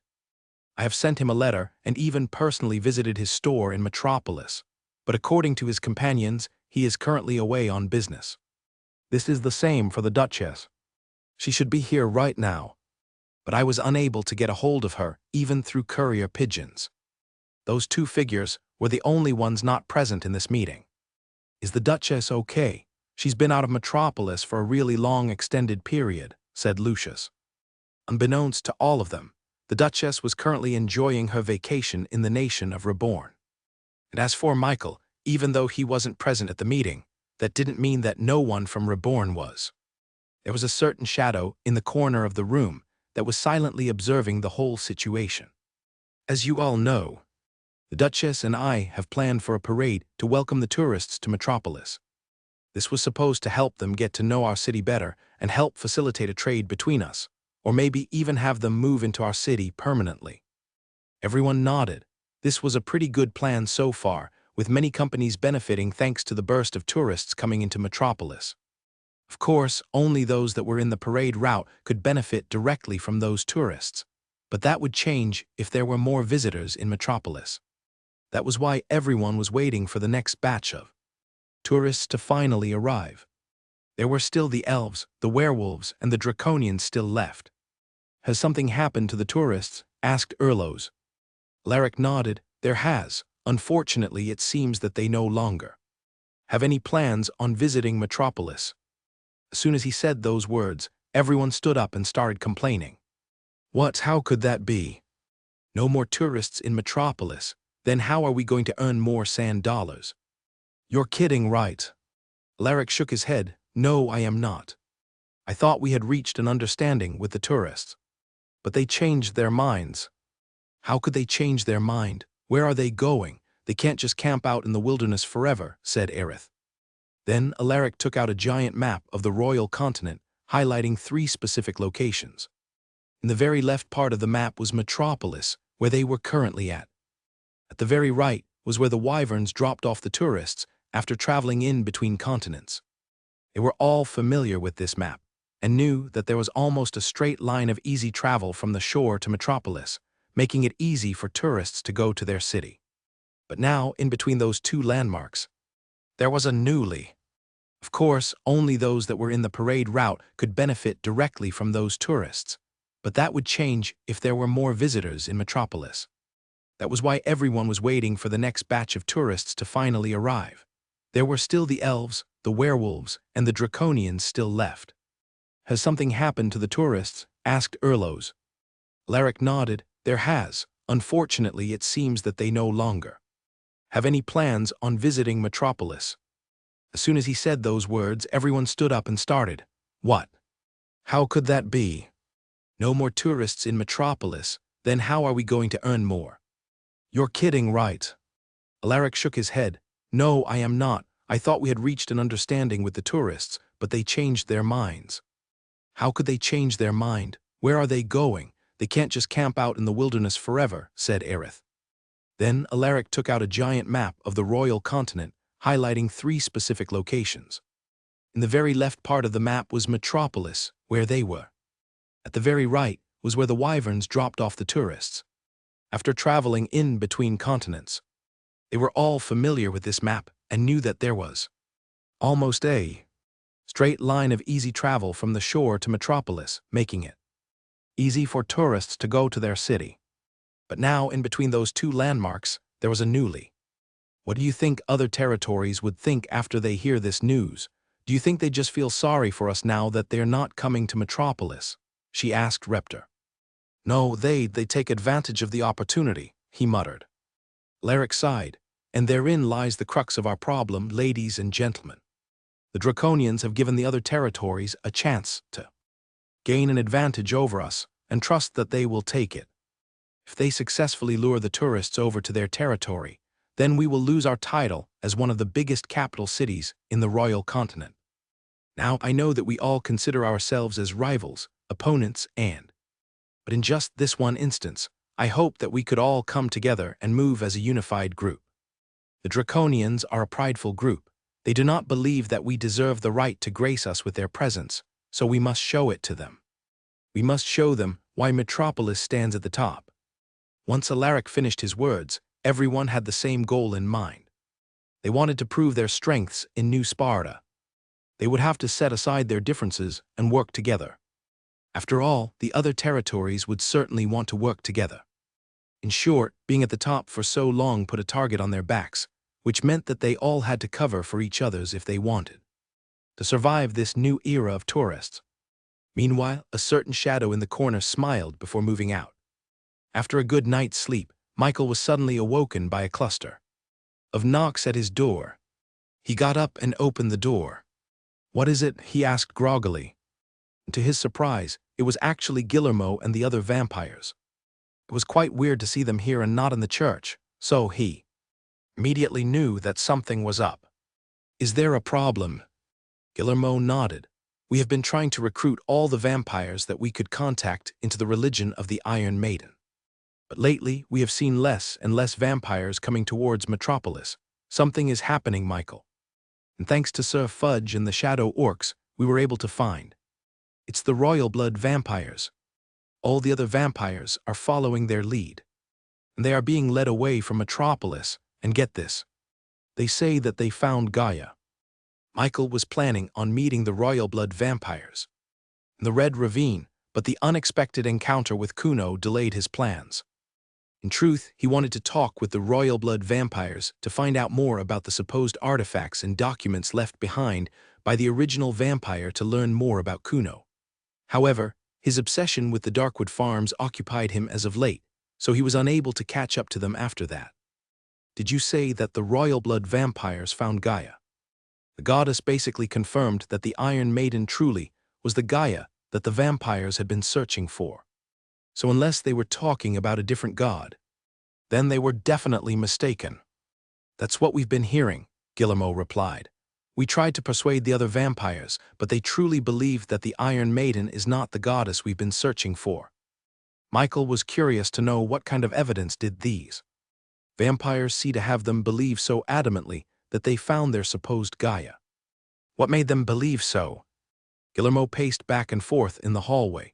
It seems that some humans found evidence of an ancient relic that ties back to the old religion of Gaia. Now, all the vampires are requesting their help to recover it. It was very well possible that what they truly found was a genuine article of divinity from the ancient era. If that's the case, then why are you so worried? It's because we were attacked, said Guillermo, showing Michael a newly formed scar on his chest, when we tried to convince the other vampires of the truth. The humans started attacking us, saying that we were blaspheming the name of Gaia. They were trying to make sure that the other vampires don't find out the truth so that they can manipulate them. They're being used as weapons to achieve their own goals. If what those humans say was true, then they wouldn't so vehemently reject the notion of the Iron Maiden. Michael took a deep breath. He already hated those humans before he even met them. We must get them to see the light, Michael, urged Guillermo. All right, he said, we'll catch them. Guillermo heaved a sigh of relief. They're going to be hard to find. If they enlisted the help of the vampires, then they would be almost invisible to the naked eye. Michael wasn't worried. Don't worry, he said, looking down at his shadow. Then, before he even said anything, Fudge suddenly jumped out from under his feet and landed on the ground with a superhero. Landing, Master, you called. I assume you've already started the search. Fudge smiled. Of course, Master. The shadow orcs have already tracked them down to a certain cave just a few kilometers off of Metropolis. We can teleport there immediately. Meanwhile, under the light of the moon, humans covered in a dark robe convened together with hushed voices. How has it been with the vampires? One of them asked. We have the ordinary vampires under control. Their undying loyalty to their god makes them very easy to manipulate, replied another. The only one that we have a problem with is the royal blood. Have they not taken the bait? The robed figure shook his head. No, they are skeptical of the whole situation. We must control them if we stand any chance of competing in New Sparta, one of them insisted. It would have only taken a matter of time to convince the royal blood. But there's just one problem, the Iron Maiden religion. The other robed figures almost scoffed. I've never even heard of that religion. They might be located in Metropolis, but they are not big enough to cause us a problem. However, we have encountered a few vampires who seem to believe that this Iron Maiden is the true goddess that they've been searching for. One of the robed figures scratched his chin. That is a problem. It seems that we have another fraudster competing against us. They are probably also trying to take control of the vampires. We don't have to worry about it, said someone, shrugging. As long as we can convince the royal blood vampire, then we'll have the other vampires running to our side. Just then, deep in the night, they suddenly heard an eerie laughter echoing in the wind. The robed figures looked around, wary of this new intruder. They raised their mithril relic weapons, ready to fight. Has someone found us? Impossible. We have vampires helping us in our stealth. However, that eerie laughter echoing around them disproved that. He, the Iron Maiden is a fraud. He, you guys. One of the robed figures relaxed his posture. I see, so you're someone from the Iron Maiden religion. Listen, if you don't want any trouble, then stay in your own lane. Even though the robed figures were doing their best to remain calm, they were actually alarmed and worried. This mysterious voice must have been someone impressive if they could hunt them down even with all the precautions they took. Just then they saw a figure walking towards them. But as the light from the torches hit the figure's face, they suddenly wanted to laugh. It was only a boy with golden hair, barely even a teen. Are you lost, boy? Asked one of the robed figures. Nope, Michael replied. I'm just here to stop you. The robed figures chuckled amongst themselves. Stop us. Who do? They had never seen Michael before, and therefore knew nothing about the feats of strength he accomplished even though he was a. The three robed figures raised their knives in the air, manifesting. You probably don't even know what you're facing, said one of the robed figures. This here is called a diva. But Michael didn't even bother looking at their divas. All he had to do was look at the ability power in their hearts and knew that they were nothing to worry about. He estimated that they were somewhere in between the third and fifth stages of body formation. Wake up the others, shouted one of the robed figures. Then finally, the whole room brightened as the torches on the wall lit up and more people entered through connected tunnels. Michael looked around, noticing that most of them were vampires. Guillermo, who was right beside Michael, immediately pleaded with his fellow vampires. These humans are just using you. But the robed figures laughed. Don't believe them. This Iron Maiden is just masquerading as the real thing in order to trick you, in order to weaken Gaia from her reincarnation. Surprisingly enough, the vampires ignored Guillermo's warning and still followed the robed figure's words. That's right. You have no power here. Vampires destroy the evil Iron Maiden from this world, commanded the robed figures. One of the vampires looked apologetic as he faced Guillermo. I'm sorry, brother, but you have strayed from our path. We have seen the true path to reincarnating Gaia. It is not too late for you. Michael, Guillermo, and Fudge was surrounded by at least 20 different vampires on all sides. They might not be physically strong compared to the others of their race, but their numbers would definitely be enough to overwhelm even a small army. Not only that, but there were about 6 robed figures altogether, each one having a strength above the 3rd stage, but below that of the 5th stage. All in all, it seemed that Michael and his group were destined for failure. At least that's what the robed figures thought. Michael remained calm. Others would think that he was frozen in fear, but in truth, he was currently in a heated debate with Harbinger. Harbinger didn't think of these robed figures as threats, but merely as treasure chests waiting to be unraveled. Even though Michael needed about 3 times as much God Forge pieces as a normal magnetic, if he were to harvest every single God Forge from these robed figures, then it would be enough to get him over to the 6th stage of body formation. However, Michael was still wondering if it was ethical for him to do so. Stripping away someone's God Forge pieces was too severe of a punishment, and he was still on the fence whether these robed figures deserved such a treatment. Michael stayed silent. Enough for them to go to jail, yes. But taking their God Forge is tantamount to killing them. I don't think they are. But before he could even finish his thought, the robed figures suddenly pointed at him and issued their command. Michael sighed. Now, why did you have to go and say that? Now I have to get your pieces. An eye for an eye, a tooth for a tooth. If he didn't defend himself now, then they would kill him. So it was only natural for him to dish out the same punishment in return. All 20 vampires bit their own fingers, letting blood flow to their hands and solidify into a weapon. They raised it in the air and shouted, "For Gaia!" They charged towards Michael, weapons in hand, ready to skewer him from all sides. "That's why you should have stayed in your lane, boy," shouted one of the robed figures as he lunged at Michael with his knife. More than 20 weapons were just mere moments away from piercing through Michael before he finally moved. He reached down into his pockets and took out a handful of switches. As soon as he opened his hand, 20 different switches shot out from his palms and hit every single vampire coming towards him. The iron blocks attached themselves to the vampire's chest, stopping their momentum and leaving them completely frozen in time. The robed figures recoiled in shock. They looked up and saw Michael's diva, with its arms and upper chest fully formed.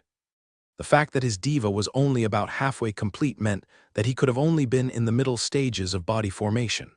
Yet, the power he showed at this moment seemed to have surpassed that. More than 20 vampires were completely frozen in time, controlled by Michael's ability, or his ability to overpower vampires to this state. Even controlling their own bodies should have only been possible if he was in the upper stages of body formation. "Impossible," shouted one of the robed figures as he lunged at Michael with his knife. The mutated goat diva above the robed figure's head reared its horns, empowering the strike with a 5th stage ability power. The knife continued onwards, its momentum and force made completely unstoppable by normal means. Yet Michael simply flicked a graphite block towards him. As soon as the block clamped on the robed figure's chest, he suddenly started reversing back, undoing his own movements, rendering him back to before he even wielded his weapon. Now completely unguarded, Michael flicked the switch in his hands and activated his Unity saber. He slashed forward, burning through the robed figure's chest. With one fluid motion, Michael defeated one of the robed figures. The 5 others watching this from afar could only stand there in complete shock and disbelief. A 5th stage magnetic shouldn't be this easy to defeat. The fact that the boy didn't even seem fazed with this victory made them realize that they were dealing with someone they had no. Once he defeated one, Michael looked up and searched for his next. The robed figure's blood ran cold at the sight. "He's just a kid, kill him. What are you guys doing? Don't just stand there. You're all useless." The robed figures argued with each other. No one wanted to be the first one to fight Michael. They all feared the boy. "Tusk, he's just one. We can kill him if we work together." The robed figures knew that the only way they could kill Michael was if they worked together. They immediately manifested their divas and empowered their weapons with ability power before spreading apart and positioning themselves to surround Michael. But Michael didn't seem at all worried. He simply took out more switches from his pockets, readying it for his. One of the robed figures lunged at him. Michael then threw a switch towards his chest, freezing him in place. The robed figure's momentum stopped, but his strength as a fourth-stage magnetic allowed him to resist against Michael's power. But before he could break out from the switch, Michael raised his hand and fired it towards the guy's chest. Another robed figure fell, and before more robed figures could scream in shock, an invisible drone suddenly fired off another shot of and hit another robed figure in the stomach. 3 down, 3 more left. Just then the vampires finally broke free from Michael's switches, but before they could recover, Michael threw another volley of switches in their direction, freezing them in place once again. The 3 robed figures, thinking that it was their chance to hit Michael while he was busy, charged at him with their knives. But just before their weapons got anywhere near him, Michael's kicked in as a prismatic shield appeared around him, resisting against the robed figure's attacks. A spell shouldn't resist against ability attacks. But of course, there was one magic that could fight off against abilities, and that was unity. Before they could even understand what happened, Michael swung his unity saber, hitting 2 of the robed figures simultaneously.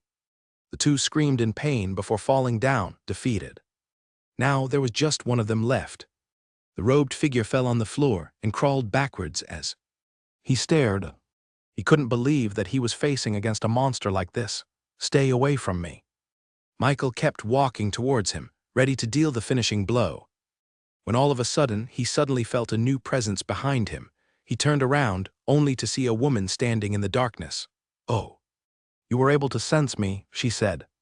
The woman had jet black hair, pasty white skin, and a black robe long enough to scrape the floor just like any vampire. However, the golden undertone in her inner wear as well as the subtle pressure from her presence alone made it obvious she was different from the rest. "Royal blood," Guillermo muttered under his breath. Michael stared at the woman. This was the first time he was seeing a royal blood in person. "Is there something wrong with my face?" she asked him. "No," he replied, "you just look like someone I know." This royal blood vampire bore a close resemblance to Kuno, with the same sharp jaws, thin cat-like eyes, and a pointy nose. If anyone saw the 2 of them together, they would think that they were fraternal sisters. Guillermo did say that royal bloods are the ones most closely related to the original vampire. Is that why they look alike? Meanwhile, the robed figure heaved a massive sigh of relief as he saw her arrive. "Royal blood Lilith," he reached out, "you've arrived just in time.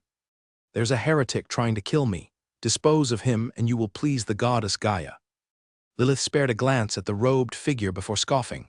"You do not order me, human." Then she turned towards Michael. "But I am curious as to how a boy like you could sense my arrival." Of course, even the best stealth skills in the world needed ability powers to work, and thanks to his drone, he could see those from a mile away. "Kill him now," the robed figure urged as he clung on the walls. Guillermo immediately intervened. "Royal blood Lilith, do not believe the words of that human. He speaks nothing but lies. He does not know the relic of Gaia." The robed figure scoffed at his words. "And you think that your Iron Maiden is the true religion? It is nothing but hokum, royal blood Lilith." Lilith hid her hands underneath her robe. "I heard of this Iron Maiden religion when we entered Metropolis. And you think that this is the true one we've been searching for? Does it worship Gaia?" Guillermo nodded, "Yes." "Do you have any proof of that?" she asked him. "Why should I believe you and not him when he has the proof to back it up?" What Guillermo asked stunned, proof they were just lying. Just then the robed figure laughed. "That's right, this is our proof." He reached down his robe and revealed a red crystal in his hands, which glowed bright under the moonshine. Michael's eyes narrowed. He recognized that material. "Royal blood Lilith. You know what this is, right?" the robed figure asked. Lilith nodded. "That is a remnant left behind by the original vampire. It is forged from her very own blood, which once solidified, can be as strong as the mithril that dwarves were so proud of." The red crystal was the same as the shackles that imprisoned Kuno in the Gothic castle. So that's the reason why these vampires were so loyal. They somehow got a hold of Kuno's blood. "Those were left behind as clues for us to find," Lilith added. "According to the scripture left behind, it was foretold that those remnants will allow us to find the goddess Gaia in the midst of her disappearance." "That's right," the robed figure exclaimed. "This is proof that only we can lead you vampires to the goddess. We have been chosen." Kill this boy and you will bring Gaia closer to her arrival. Guillermo was at a loss for words. He would have never thought that they had that kind of relic in their possession. Now it would be extremely hard to convince Lilith of the truth. Our main purpose in life is to bring back the glory of the goddess, said Lilith. You're obliged to follow even a single smudge of evidence that will bring us closer to that goal. Then she suddenly turned into a puff of smoke, disappearing completely. Michael immediately looked at his drone vision, seeing an invisible figure light up with an orange glow just mere moments away from grabbing at him. He quickly threw a switch forwards, landing on Lilith's chest. She stopped in place for a millisecond before his control over her. Lilith reappeared, her face filled with surprise and confusion. It seems I underestimated you. Her Tao heart glowed with an intense orange light, brighter than anything Michael had ever seen in beast folks. According to the upgrade he got from his drone, Lilith was at the 9th Tao, which was the equivalent of a 9th stage. Body formation magnetic. But despite the difference between them, he was still able to stop her even for a brief moment. This was astonishing to her. She's the strongest beast folk I've ever faced, but I'm not that. Harbinger laughed. We've improved. There was a stark difference when he was at the 4th stage compared to now when he was at the 5th stage. He felt incomparably stronger. If it was before, he probably wouldn't have been able to defeat the robed figures and the vampires just by himself. But now he dealt with them with extreme ease. The 3x requirement, where his God-forged pieces was finally showing its worth.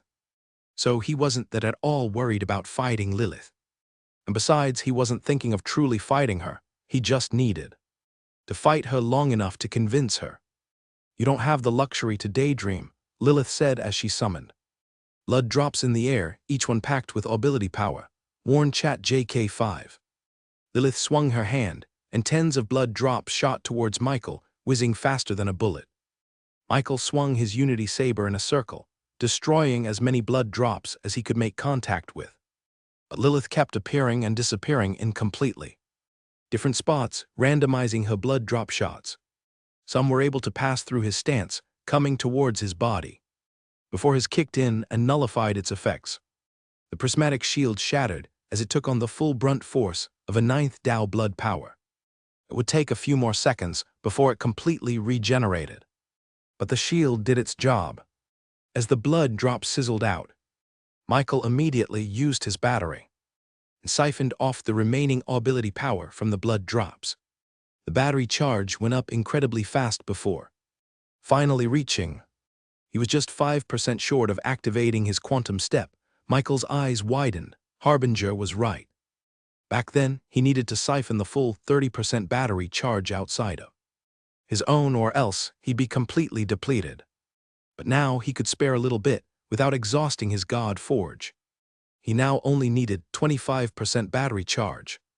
Meanwhile, as Michael and Lilith were embroiled in battle, the robed figure took this chance to slip away from their grasps.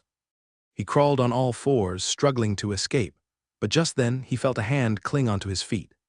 He turned around, only to see 2 vampires grabbing onto his legs. What are you two doing? Unbeknownst to him, these 2 vampires had a strange shadow that looked like a smiling, devilish figure. The robed figure finally thought he'd be able to escape. But now, he had 20 vampires all walking like mindless zombies trying to grab at his limbs. You idiots, he screamed, why are you following me? Fudge remained in the shadows, with his devilish shadow diva doing all the work.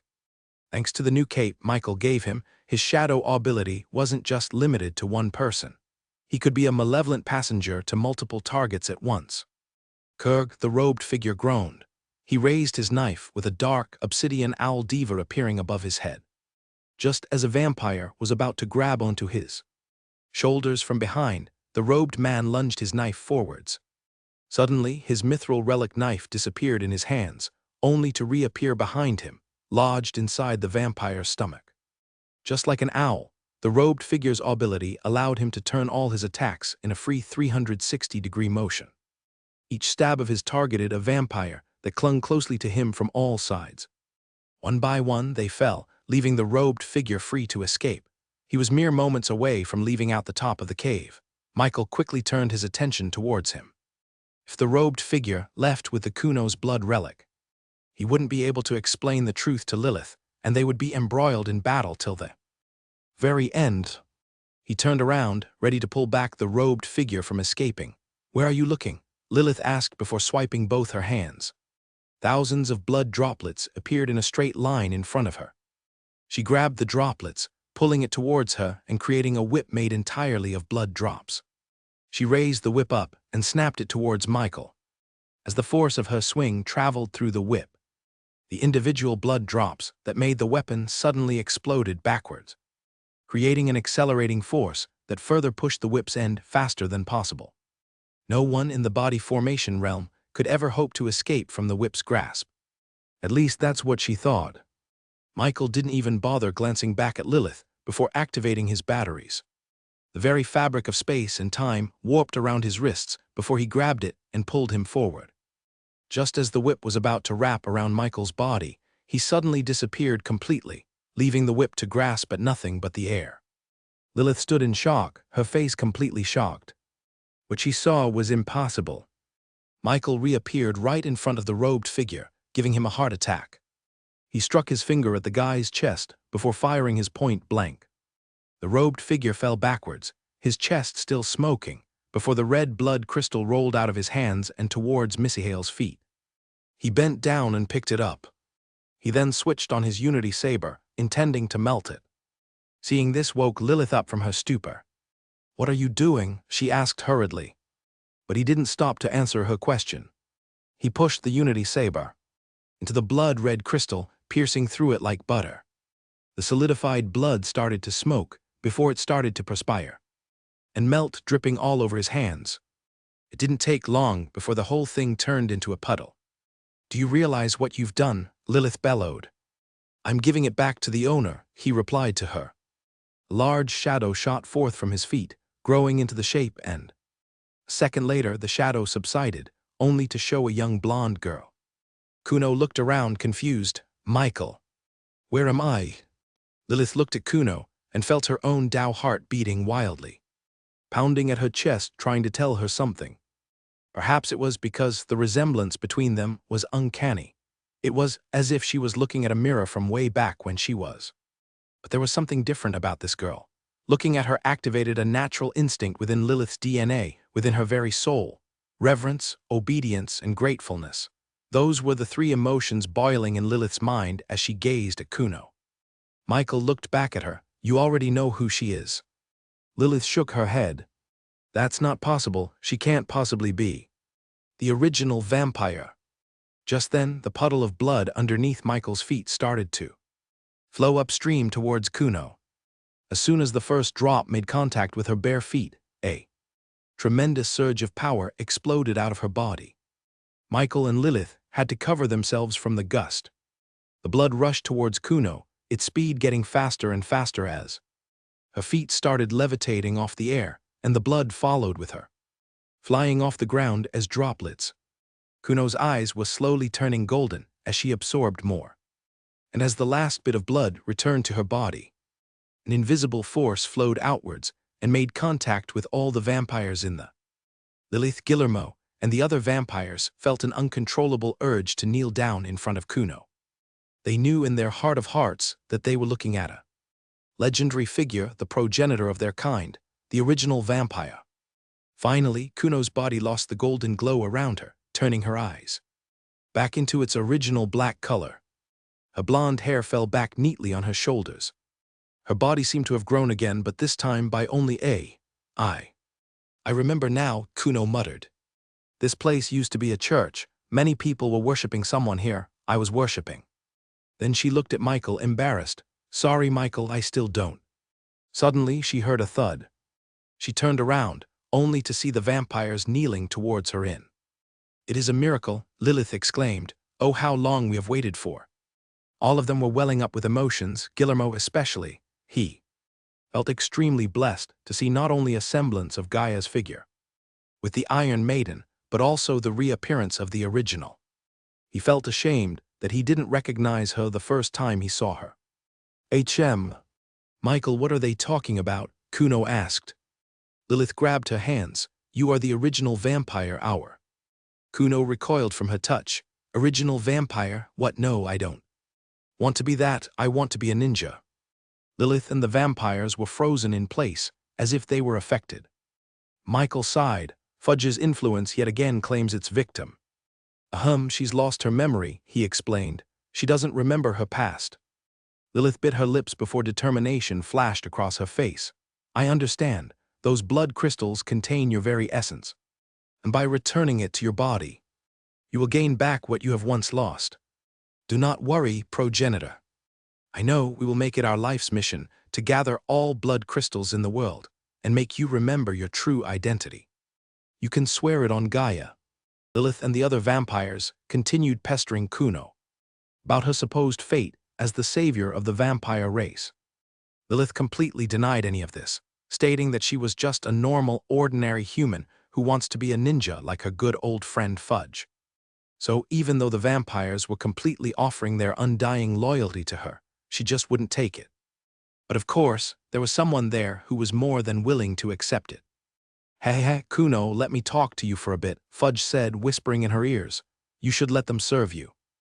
Why should I do that? Doesn't the ninja code say that we should be a lone wolf? Fudge shook his head. Yes, but think of what they could do to the Iron Maiden religion. With their help, we can spread the word of this great goddess to the rest of the world. After Fudge's inspiring words, Kuno started considering the proposition. She didn't know why, but she wanted the Iron Maiden religion to be worshipped by more and more people in the future. Okay, Lilith. Yes, original vampire, Lilith asked, kneeling. Are you willing for us to be your servants? Yes, Kuno answered. As long as you help us with the Iron Maiden religion. Lilith nodded. I was a skeptic of the Iron Maiden religion before, but now, given that it has led me to our progenitor, then I can only believe that the goddess Gaia herself has given her express authority for this religion. Trust that I will be a loyal servant to you and the Iron Maiden religion. Watching this, Michael couldn't help but be jealous. Lilith was the equivalent of a 9th stage body formation, magnetic like the legacies. And now, she was a loyal servant to the Iron Maiden religion, basically giving it the strength of a major faction company. Speaking of 9th stage body formation, while everyone was busy with Lilith, he turned his attention towards the robed figures lying on the ground. He raised his hand and closed his eyes, focusing on nothing but the god-forged pieces in his heart. And suddenly, the bodies of the robed figures suddenly twitched, with others mistaking it for a sign of life. But in truth, it was due to the small metallic droplets of god-forge that were exiting out of their very skin. God-forged pieces were perspirated out of their chest, slowly floating off of their bodies and moving closer and closer towards Michael. Lilith and the other vampires turned silent as they witnessed this scene. As a royal blood vampire, she was more knowledgeable about human cultivation than any other, and she knew that this scene was more than unusual. It was impossible.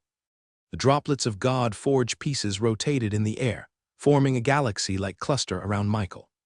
Each of these drops were accompanied by a white flame of unity, which made the whole scene even more spectacular. Those closest to Michael spun faster than the rest, as if he was a giant black hole that warped the very space and time around the god-forged pieces. As soon as it got within an inch of his skin, it shot towards his chest at an instantaneous speed, making it seem like it disappeared out of nowhere. More and more drops got absorbed into his body, all flowing through his internal organs before it reached his heart and covered its surface with god-forge. The galaxy of drops soon turned into a vortex that pulled everything closer to Michael, even affecting the normal world around him.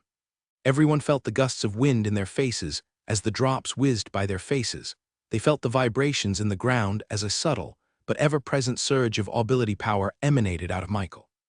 And as the last drops of God-Forge integrated itself into his heart, a sonic boom exploded out of his body, followed by the psychic sounds. They just witnessed Michael breaking through to the 6th stage of body formation. Michael looked at his hands, once again surprised at the strength he now held. He thought he was already strong after breaking through to the 5th stage, evidenced by his easy dismantling of the robed figures and the vampires who fought him. But now, he felt like he had reached another level of power that was indescribable. His growth wasn't linear, it was exponential, amazing. I didn't know breaking through could feel so good. Harbinger asked, his voice echoing beside his ear like a. Michael would be lying if he said he didn't consider the thought. He had been stuck in the 4th stage for what seemed like forever, and he was only able to advance to the 5th stage when he obtained enough God-forged pieces in the Red Ravine, and even that required a lot of luck and perseverance. He always thought he'd have much more trouble advancing through to the next stages. After all, he required 3 times more than the normal magnetic. That was 3 times the effort or 3 times the cost. But after just one fight against these robed figures, he advanced through to the next stage like it was nothing. Truth be told, it felt kind of addicting. For him to advance to the next stage, then all he needed to do was to fight 3 7th stage magnetics and steal their God-forged pieces. He could also do it with 4 6th stages or 5 5th stages. Michael was really tempted to become a comic book hero come to. However, that still felt a little bit edgy. He didn't want to seek out bad guys and wait for them to commit a crime just so that he could have an excuse to steal their God-forged pieces. Now if trouble did find him, then he was more than willing to accept their God-forged charity for a greater cause. Maybe I should put myself out there more so that bad guys will want to fight me more often. Human, I see now why the original vampire has graced you with her presence, Lilith praised. Your immense power and your strange attraction to these God-forged pieces, it seems that you are no mere ordinary human after all.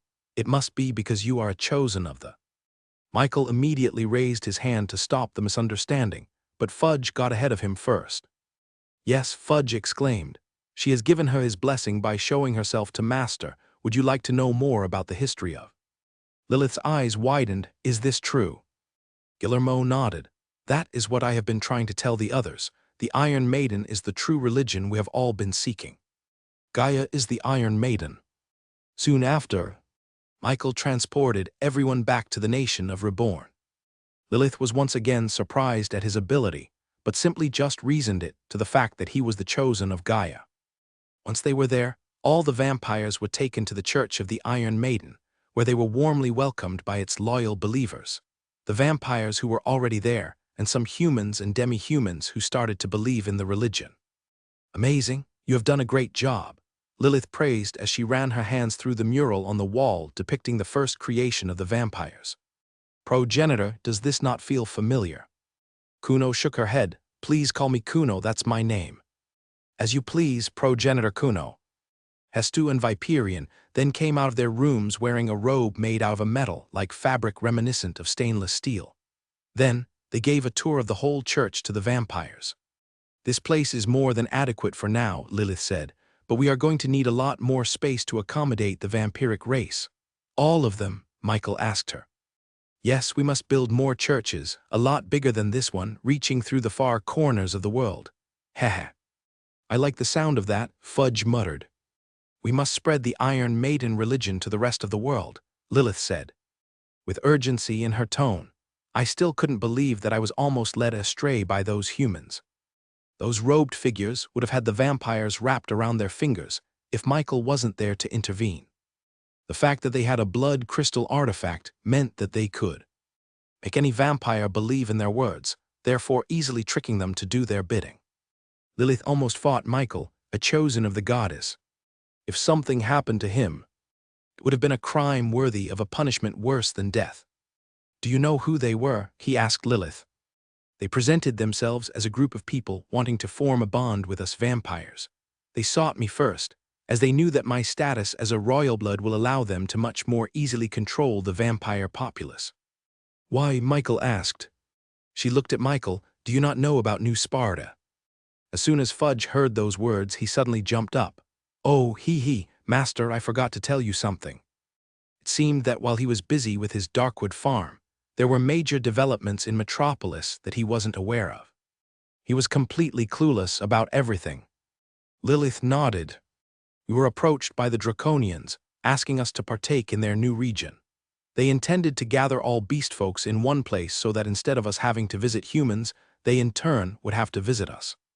The other royal bloods have accepted their invitation, taking with them the majority of the other vampires. I was the only one who refused, as I thought that staying in one place would do us no good in our search for our goddess. Michael stayed silent as he processed the information. Chat JK5, what do you think? Yes. By straying off the path towards Metropolis, the Draconians are giving a chance for other territories to take the spotlight. They are issuing a challenging Metropolis and the other human civilizations. Entertain me. By earning the Draconians' attention, one would have the possibility of earning millions of sand dollars circulating in their economy. If I were in other people's shoes, I would most certainly want to enter New Sparta as fast as possible. Even though Chat JK5 explained it really well, he still didn't get the motive behind this move. Michael didn't believe that all of this was purely just to relieve the Draconians' boredom. But regardless of their motivation, it was clear that they commanded the respect and authority of the other beast folks. From this moment forward, all the other tourists would be funneling towards New Sparta rather than Metropolis or any other territory. This disrupted his plans. However, this was also an opportunity too. Fudge seemed to have picked up on his thoughts after seeing his. Master, do you want to go to New Sparta? You read my mind, Michael replied. Would it be possible to just go? Fudge nodded. Master, Alaric and the other major factions have already arranged for everything. Those from different territories and cities will have their own regions in New Sparta, and Alaric has already dedicated a space for the Reborn company. It seems that the others already had a head start ahead of him. Most of the companies had probably already finished their setup in New. Lilith, can you help me in New Sparta? I'm planning on going there. Lilith nodded. Of course, it is imperative that I tell our brethren that we have found our goddess and our progenitor. The fact that he had a royal blood vampire with him would certainly help him in establishing the Reborn company there. Fudge, tell me everything there is to know about New Sparta. Here's what I found out, Master. Fudge then began giving him the spiel about what Alaric and the others talked about in the meeting while he was gone. It seemed that this New Sparta wouldn't be like a city or a formal. Since it was just recently made, everything was made out of wooden barracks or simple stone buildings. But even though everything would be made easy, it seemed that most humans weren't allowed to create their own territories. New Sparta was meant for beast folks, which meant that humans would only have a fraction of the territory dedicated to themselves. If they wanted to build a store or a restaurant, then they would have to have the express permission of the beast folks living in those regions. But of course, since there would be a lot of people aiming to get those spots, things would eventually turn into a competition of sorts on whoever could get the beast folks' attention the most. New Sparta wasn't going to be a new city for humans to conquer. They were mere guests for the beast folks, acting as merchant travelers to give them their needs and their wants, all for those coveted sand dollars that they all possessed. Of course, most of these companies were starting from scratch. They would have to build their trust within the beast folk community. But Michael had a head start. He already had connections within 2 of the 5 beast folks visiting the royal continent. Lilith and the other vampires were one of them. As long as he could prove that the Iron Maiden religion was the true one they'd been searching for, then he had a safe bet in establishing relations with them. Since he'd be bringing with him a bona fide royal blood vampire, then his job of convincing them was a lot easier. As for the merman, he wasn't that sure yet. All of Reed's connections were already in the nation of Reborn, meaning that it was more than probable that the merman in New Sparta had no idea about his roller coaster. He immediately went over to Reed, Serena, and the other mermaids to get their opinions. As usual, he found them having a picnic near the Merman theme park, with Nixie and the Duchess grandchildren having a merry time riding through the roller coaster. Are you here to buy some Morsu drops? Serena asked him. He shook his head. Then he told them everything he knew about New Sparta. I have been hearing rumblings of mermen planning something big, Reed said, rubbing his chin. That's weird, Serena muttered. I have never heard of any of this. How are they able to change plans without my express consent? Serana was a princess, not only that, but she was the one in charge of everything the mermen did in the surface world.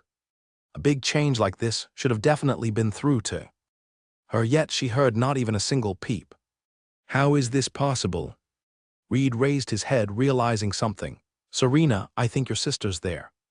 As soon as he mentioned the word sister, Serena finally put the last piece of the puzzle. So that's why. The only way that those mermen could do whatever they wanted without permission from someone like Serena was if they were being led by someone with a lineage connected to the Ocean King himself. I wonder who it is, Serena pondered. Is it 50th sister?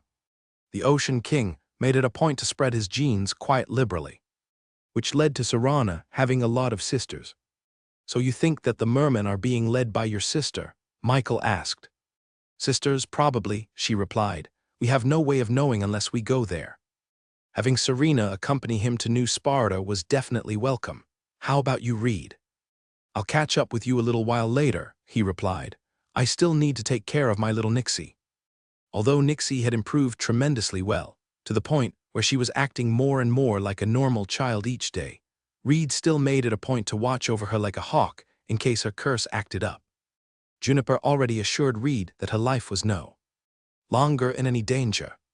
However, a parent's worries always triumphed even that of the second-best doctor in the whole world. He was the very definition of a helicopter father. All right, we'll see you there, he said to Reed before teleporting away back into his own room. Once he was alone, he checked up on the darkwood plant and found it to be growing as expected. Its stems were getting thicker, and more leaves were sprouting out of the ground. This was a good sign that his farm was working. In the experiment books, the first few days were always the hardest, and it was when most of their darkwood plants would wither and die. But thanks to the sensors he put in place, any time that the temperature, wind, or light would change, then it would quickly work and turn it to the optimal growing zone. I wonder what the elves are going to think. Speaking of which, are Farron and the elves going to be in New Sparta? They promised they'd be going to Metropolis in a month, but he didn't know if they were also a part of the group that changed there. It would be great if they were. He already established a friendly relationship with them through their little interaction a few days ago, so if he was able to get them on their side, then he'd have connections with 3 of the 5 beast folks in New Sparta. I definitely need Shayna to accompany me. Maybe they'd treat Reborn better if they found out that the chosen one of their race was with. Without further ado, he started piloting his drone towards New. He'd be going there by himself first, and once he got his bearings, then he would teleport other people with him for help.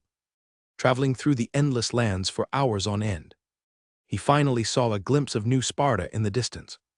He looked through the monitor in the control room, and Chat JK5 conveniently made a map of the entire region based on what he could.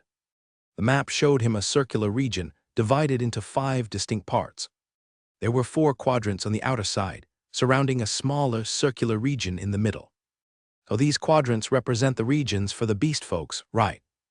Each of the quadrants showed distinct differences in architecture. One of them was Gothic in style, using sharp black rocks that towered through the skies like a spire. This must have been the quadrant reserved for the vampires. One of them was distinctly blue in color, with a giant lake in the middle. And with an overhead view, he saw structures underneath the water, with the coral roofs just barely peeking out of the water. This was for the mermen. The upper right quadrant was made out of an entire forest of tall trees, and through the small openings in the leaves, he saw a wooden village occupied by people with very thick body hair. Although he'd never met them before, it was safe to assume that they were the werewolf race. Then, the lower right quadrant was also a region filled with forestry. However, the vegetation in this place was completely out of this continent. Literally, it had glowing trees and tentacles that he only ever saw back when he briefly visited the forbidden lands of the.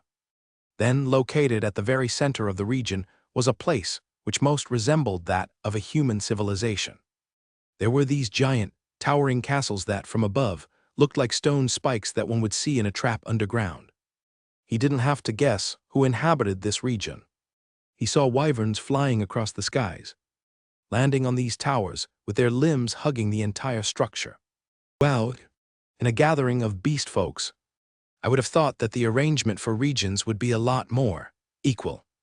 They could have separated each region like a pie chart, with each race having an equal share in New Sparta. But clearly, the Draconians had the advantage against the others, as they completely dominated the center of the territory. I did hear that the Draconians were the one who started New Sparta, so it would make sense why they had the centerpiece. The other beast folks could have just moved in after the draconians had already settled in, so the only space they had left was outwards. That's where the beast folks were living. But what about humans? As he moved closer, he finally saw a cluster of small huts outside New Sparta. On the outskirts of New Sparta, he saw a collection of wooden shacks and cabins which had plenty of humans occupying inside. There must have been tens of thousands of humans just camped outside of New Sparta.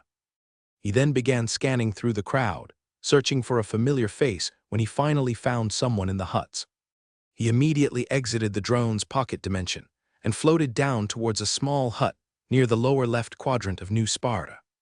As he got closer, he saw Reptar, with his usual cowboy hat and spurred boots, talking with his employees and commanding them with vigor. Reptar only noticed him once he finally descended into the ground. "Michael, you made it," Reptar greeted, giving Michael a big hug. "It's been a while. How are you holding up?" he asked. "Good, good. I got lucky and had some business ventures that got me quite a few sand dollars to spare. But as you probably know, it's always not enough. That's why I'm putting all of my effort here in New Sparta." Michael looked around, noticing that the Reptar had made quite a home for himself here. Judging from the heavy-set furniture around him, it looked like Reptar was setting up for a long stay here. Reptar noticed his look and chuckled. "Our living situation is not ideal, haha, but it doesn't matter. So we are going to be staying here outside of New Sparta." "Yup, New Sparta is only for beast folks. We can only visit it or set up our shop there, but we can't be permanent tenants. But it's better this way because it would be much easier to transport our goods to and fro New Sparta." Michael didn't mind the living situation, especially since he could just teleport to the nation of Reborn whenever he needed to sleep. "But why are you all living in huts? Why not build an actual structure?" he asked Reptar. Even though they didn't have concrete to construct buildings extremely fast, they could still use conventional tricks to build a house in a matter of a month or so. "Others do," Reptar replied. "But New Sparta's only going to last a few months, a year at the most, so it just isn't worth the effort." "A year at most? I haven't heard of that." "Ah, I forgot you weren't in the meeting. The Draconians decided that New Sparta is only going to last for a limited amount of time. From this point onward, we and other companies would have to vie for the beast folks' attention. You see all those other people in the distance." Reptar pointed at the small cluster of huts surrounding them. "They are from neighboring territories, and we will have to compete with them and prove to the beast folks that we are most deserving of their time. Things aren't settled just through pure strength alone, as other beastalks value something other than power. They might value entertainment, utility, and other such factors. But at the end of the year, there will be a show of power.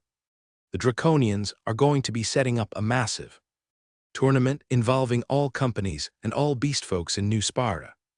The one who wins will get the respect of the Draconians, and you know what they're famous for, right?" Reptar chuckled. "It's their wealth. Draconians are famous hoarders of riches. You won't believe how much sand dollars those guys have. They could have gone toe-to-toe with the conglomerates if they weren't so individualistic." Michael was glad to know that the competitions in New Sparta weren't just going to be a test of strength. Although he was pretty confident of his power, he knew that the Dragonborns weren't ready at all for that kind of event. Shayna was the only one who awakened her diva, and she was still at. Thankfully, though, it seemed like the tournament would only occur at the very end of the year. Hopefully, at that point, he would have already established great connections with the beast folks and have gotten enough sand dollars to fund the Dragonborn's cultivation up to a good standard. "Alaric said that I have my own place. Can you show me where it is?" Reptar nodded. "Of course. It's right beside mine, right over there." He pointed at a small hut surrounded by lots of open space, ready for an expansion. "Your place is actually the best position to be in. I'm quite jealous, to be honest," said Reptar. "It's the nearest to the gate, meaning that you could potentially market your store to the tourists that are going to be coming in and out of New Sparta." "Why didn't you get it?" Reptar chuckled. "Are you kidding me? I don't deserve this place, only those that are in the major factions are the ones that have positions." Back in the meeting, they all unanimously decided that Michael and the Reborn company had the same weight as the major factions. He was just below that of the legacies, but above that of the rising. He was an entire league of his own. That was why he deserved this. No problem, just holler out to me if you want to ask any questions. We're neighbors after all. Michael then walked over to the small hut reserved for him. The whole place was literally built with just a few sticks as foundation, with a giant cloth covered on top of it. It wasn't a place meant to give you a comfortable night's sleep, but that didn't mean it had to be. Perhaps this was a great time for him to show off the wonders of concrete to the tourists. But before doing anything, Michael decided to take a look around first. It wouldn't hurt to get the lay of the land in order to get a better perception of the different cultures of the beast folks. He couldn't just start building concrete skyscrapers out of nowhere. Perhaps some cultures wouldn't appreciate that kind of stuff, especially if it was done out of nature. More probable than not, constructing concrete buildings would be okay, but it was still best to make sure. He walked back over to Reptar's hut and asked him about entering inside New Sparta. You want to take a look around? Yeah, sure. Anyone is allowed inside, as long as you're just there to have a tour, but beware that some beast folks value their privacy, so you can't just enter inside a home where you're not invited. Of course, Michael wasn't planning on doing that. He was just going to have a look around and see the different cultures of beast folks he had yet to see. He had seen the vampires, the elves, and the mermen out of their habitat. It would be a cool sight to see them in the comfort of their own homes. He then walked alongside the walls of New Sparta, which was made out of big stone blocks fit together like a puzzle. On the way, he saw many other huts and cabins housing people from all over the royal continent. After eavesdropping on a few conversations he came across, he found out that there were even some visitors who were from the northern part of the Queen's regions. Beyond Metropolis was the lands where most of the conglomerates were stationed. This meant that the quality of life and cultivation there were generally a lot stronger than that of the people in the lower regions. I heard that even the conglomerates are interested in New Sparta. Damn, and here I thought Metropolis was going to be our biggest competition. Can't they have just stayed up north? They can't not when there's draconians involved. Michael continued on and eventually reached the entrance of New Sparta. As he stepped inside, he found himself in the middle of two vastly different environments. When he looked to the right side, he immediately knew which race it belonged to. Instead of buildings, this quadrant only had a large lake inside. This was the merman's side. He peered through the ocean blue water, seeing glowing corals and other fuzzy lights buried, showing signs of an aquascape underneath all of this lake. It must have taken immense magic to create this lake. In contrast to that environment, the left side of the quadrant was vastly different and more Earth-like. It contained a forest made out of tall, thin trees that reminded him of the countryside. All it needed were vast mountain ranges, and this would have been a sight to see. In the distance, he saw wooden cabins and shacks forming a tight-knit community, a tribe, perhaps. That's the werewolf side. There was a very thick fog that obscured people from peering through inside, but Michael used his supreme skill to see through the light mana signatures in the forest. Finally, he saw the first signs of werewolves in the area. On the closest tribe near him, he saw a few light mana signatures cutting down logs, presumably to use as firewood. They are werewolves. From a mana perspective, they looked human. He saw no difference between himself and them. If they weren't living in this quadrant, then he would have thought that they were normal. No, wait, there is a difference. Now he used his drone's ability vision to see through the fog. And finally, he saw their hearts beating with an intense orange glow. That was a Dao heart. I guess they look human because they are human. They just haven't transformed into a werewolf yet. Once he got a look of the two quadrants beside him, he then put his attention in front of him.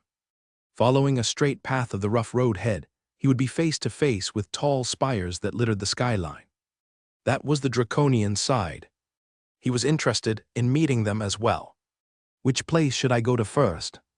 Right now, it seemed better to go and visit the merman's place, given that he was most familiar with them out of all the beastfolk races.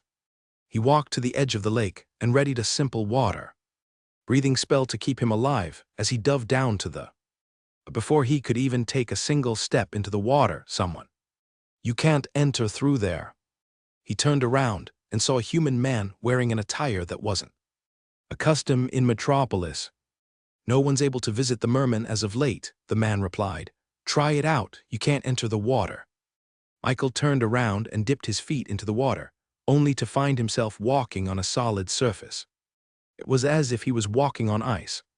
Yet the water under his feet was clearly liquid, still rippling from the quiet waves brought about by the merman seemed to be quite busy with something, the man said, walking beside Michael. Hi, I'm Brock. Michael, he replied as they shook hands. Brock looked at him up and down. Say, you're pretty young for this, aren't you? Are you alone? Where's your group? They'll come later, Michael replied. Well, you better have come with a lot of backup, because there's a lot of competition going around.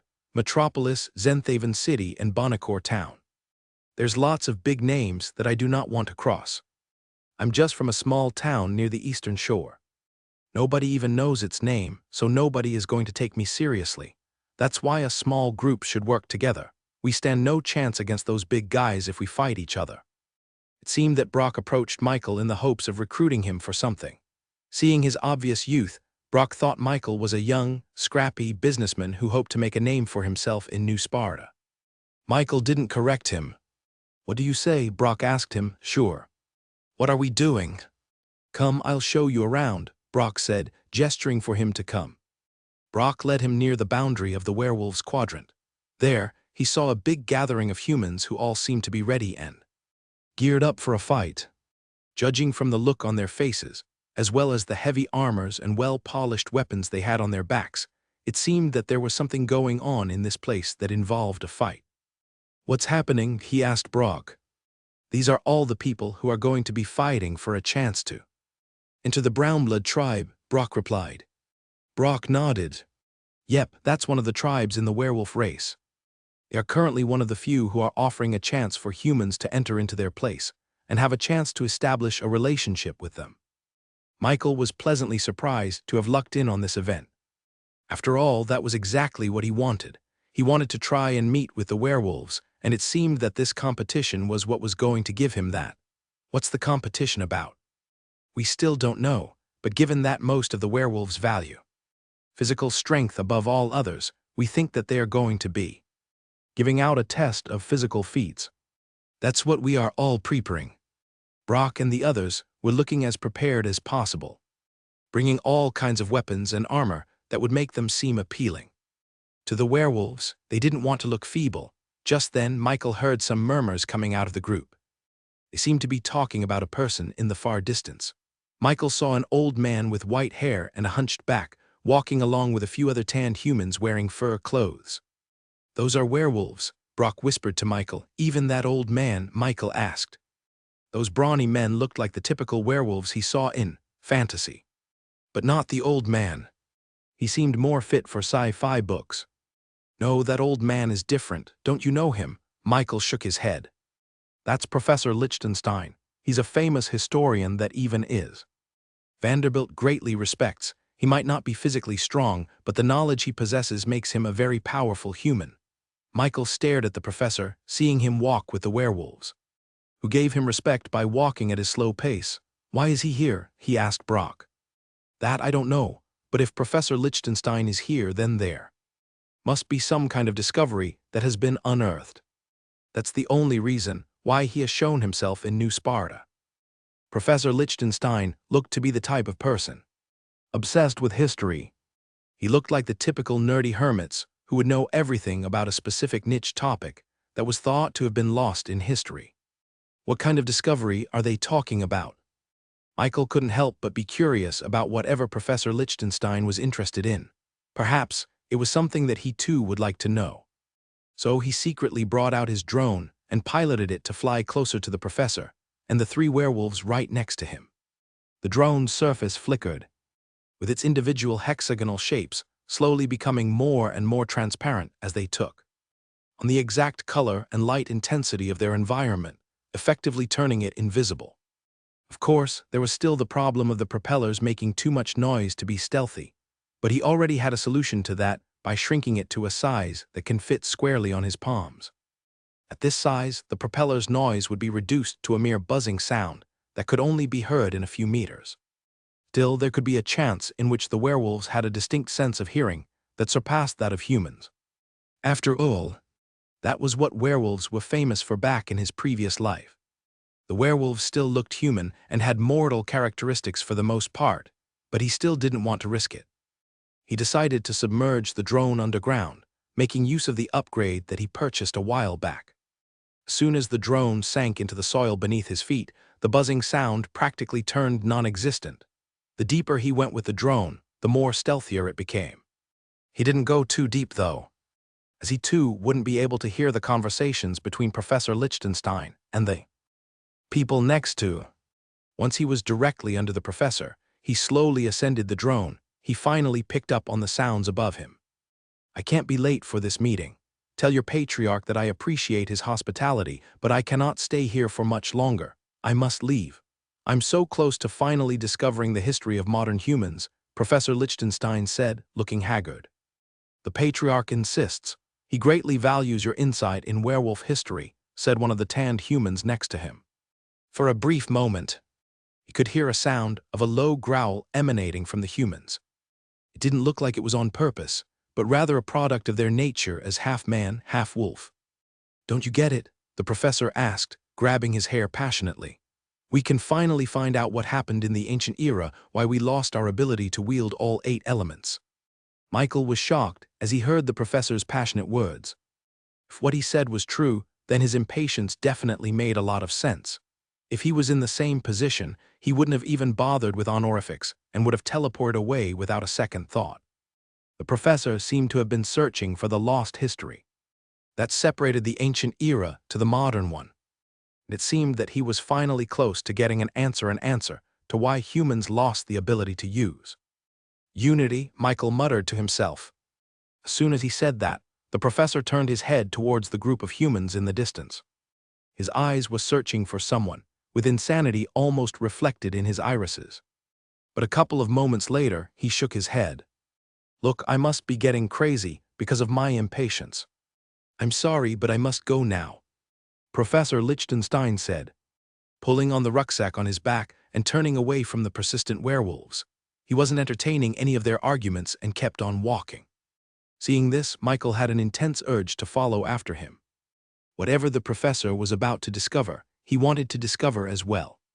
He and all the Rebornians he awakened were the only ones who could wield unity. If somehow the professor figured out the truth about its mystery, then maybe he could find out why the bratty goddess gave him this power when he reincarnated. He quickly turned around and followed after the professor. He didn't even hesitate. "Hey, where are you going?" Brock asked him. "I'm sorry, but I have something more important to attend to," Brock then pointed behind him. "But look, the Brownblood tribe has finally shown themselves. They're ready to announce the..." Behind him, a group of tanned and muscular men, all wearing only loincloths in their lower body. These were the werewolves of the Brownblood tribe. They had numerous black and red tattoos chiseled on their faces, neck and chests, symbolizing their strength within the tribe. The one with the most tattoo on his body, a man with a square jaw and a feathered hairdress, walked up and greeted the humans in front. "May the moon be with you." The werewolves looked at the humans with anticipation. May the moon be also with you," Brock hurriedly said, performing an awkward bow. Once he did that, the other humans followed his lead. "That is how the werewolves greet each other," Brock whispered to. Only then did the werewolf, wearing the feathered headdress, nodded. "I am Lupin, chief and patriarch of the Brownblood tribe. I have come here in search of a great warrior, one that will be worth enough to serve alongside us in this territory." Lupin's words brought excitement to many people looking for this. If they became of service to the Brownblood tribe, then the potential business ventures and sand-dollar salaries that they could earn could set them up for a lifetime. However, only those blessed by the moon shall be allowed in our. The other werewolves beside Lupin crossed their arms on their chests and glared at the humans in front of them. A subtle wolf's howl emanated from their bodies, followed by an invisible shockwave of pressure that brought up a gust of wind that blew towards the humans. This was a test. Those who flinched would know to themselves that this competition was above their level. A few people dejectedly turned around and left, with their bodies still. Brock looked shaken, but he was still able to stand still and face the werewolves with conviction. Good, Lupin praised.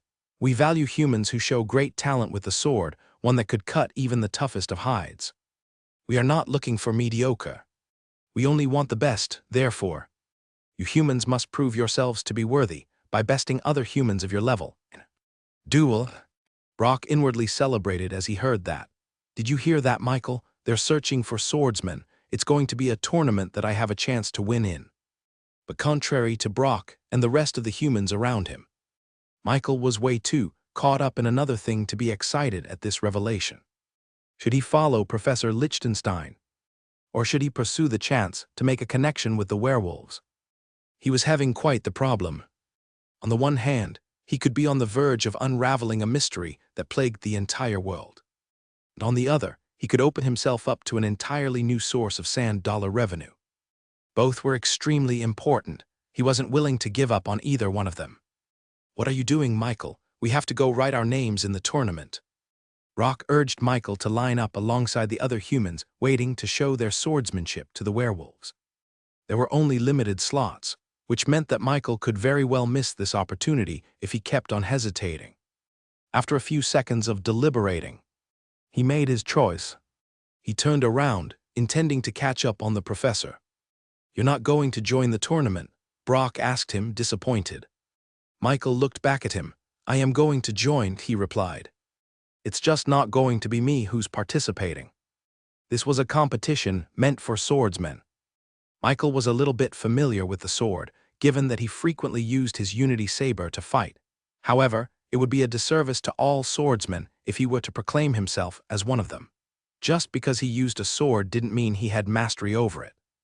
Now, if he were forced to fight as a swordsman, there's always the choice of using ChatJK5, enormous database containing martial arts like kendo, arnis, or fencing. However, he'd still lag behind against a true talent of the sword. So it would be best to have someone actually proficient with swordsmanship to enter the tournament instead of him. He just had the person in mind. The shadow underneath his feet extended outwards, forming a giant half-dome that devoured the mana in the air. Then a second later, the shadow subsided, and out came Jaku, the eldest of the Dragonborns. The dark blue-scaled Rebornian was still laying down. On his side, his eyes closed, and a comical bubble coming out of his nose. "Papa Yon, where am I?"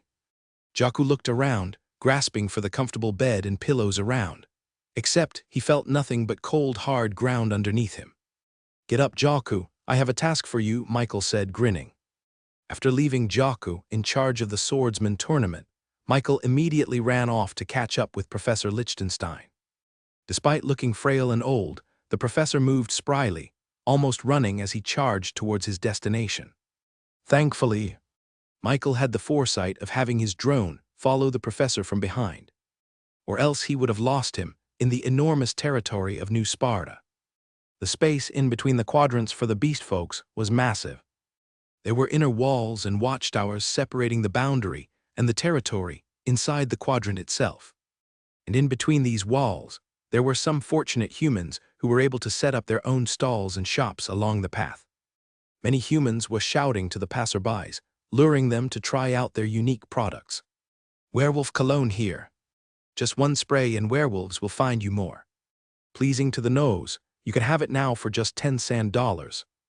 I got a map of the vampire quadrant.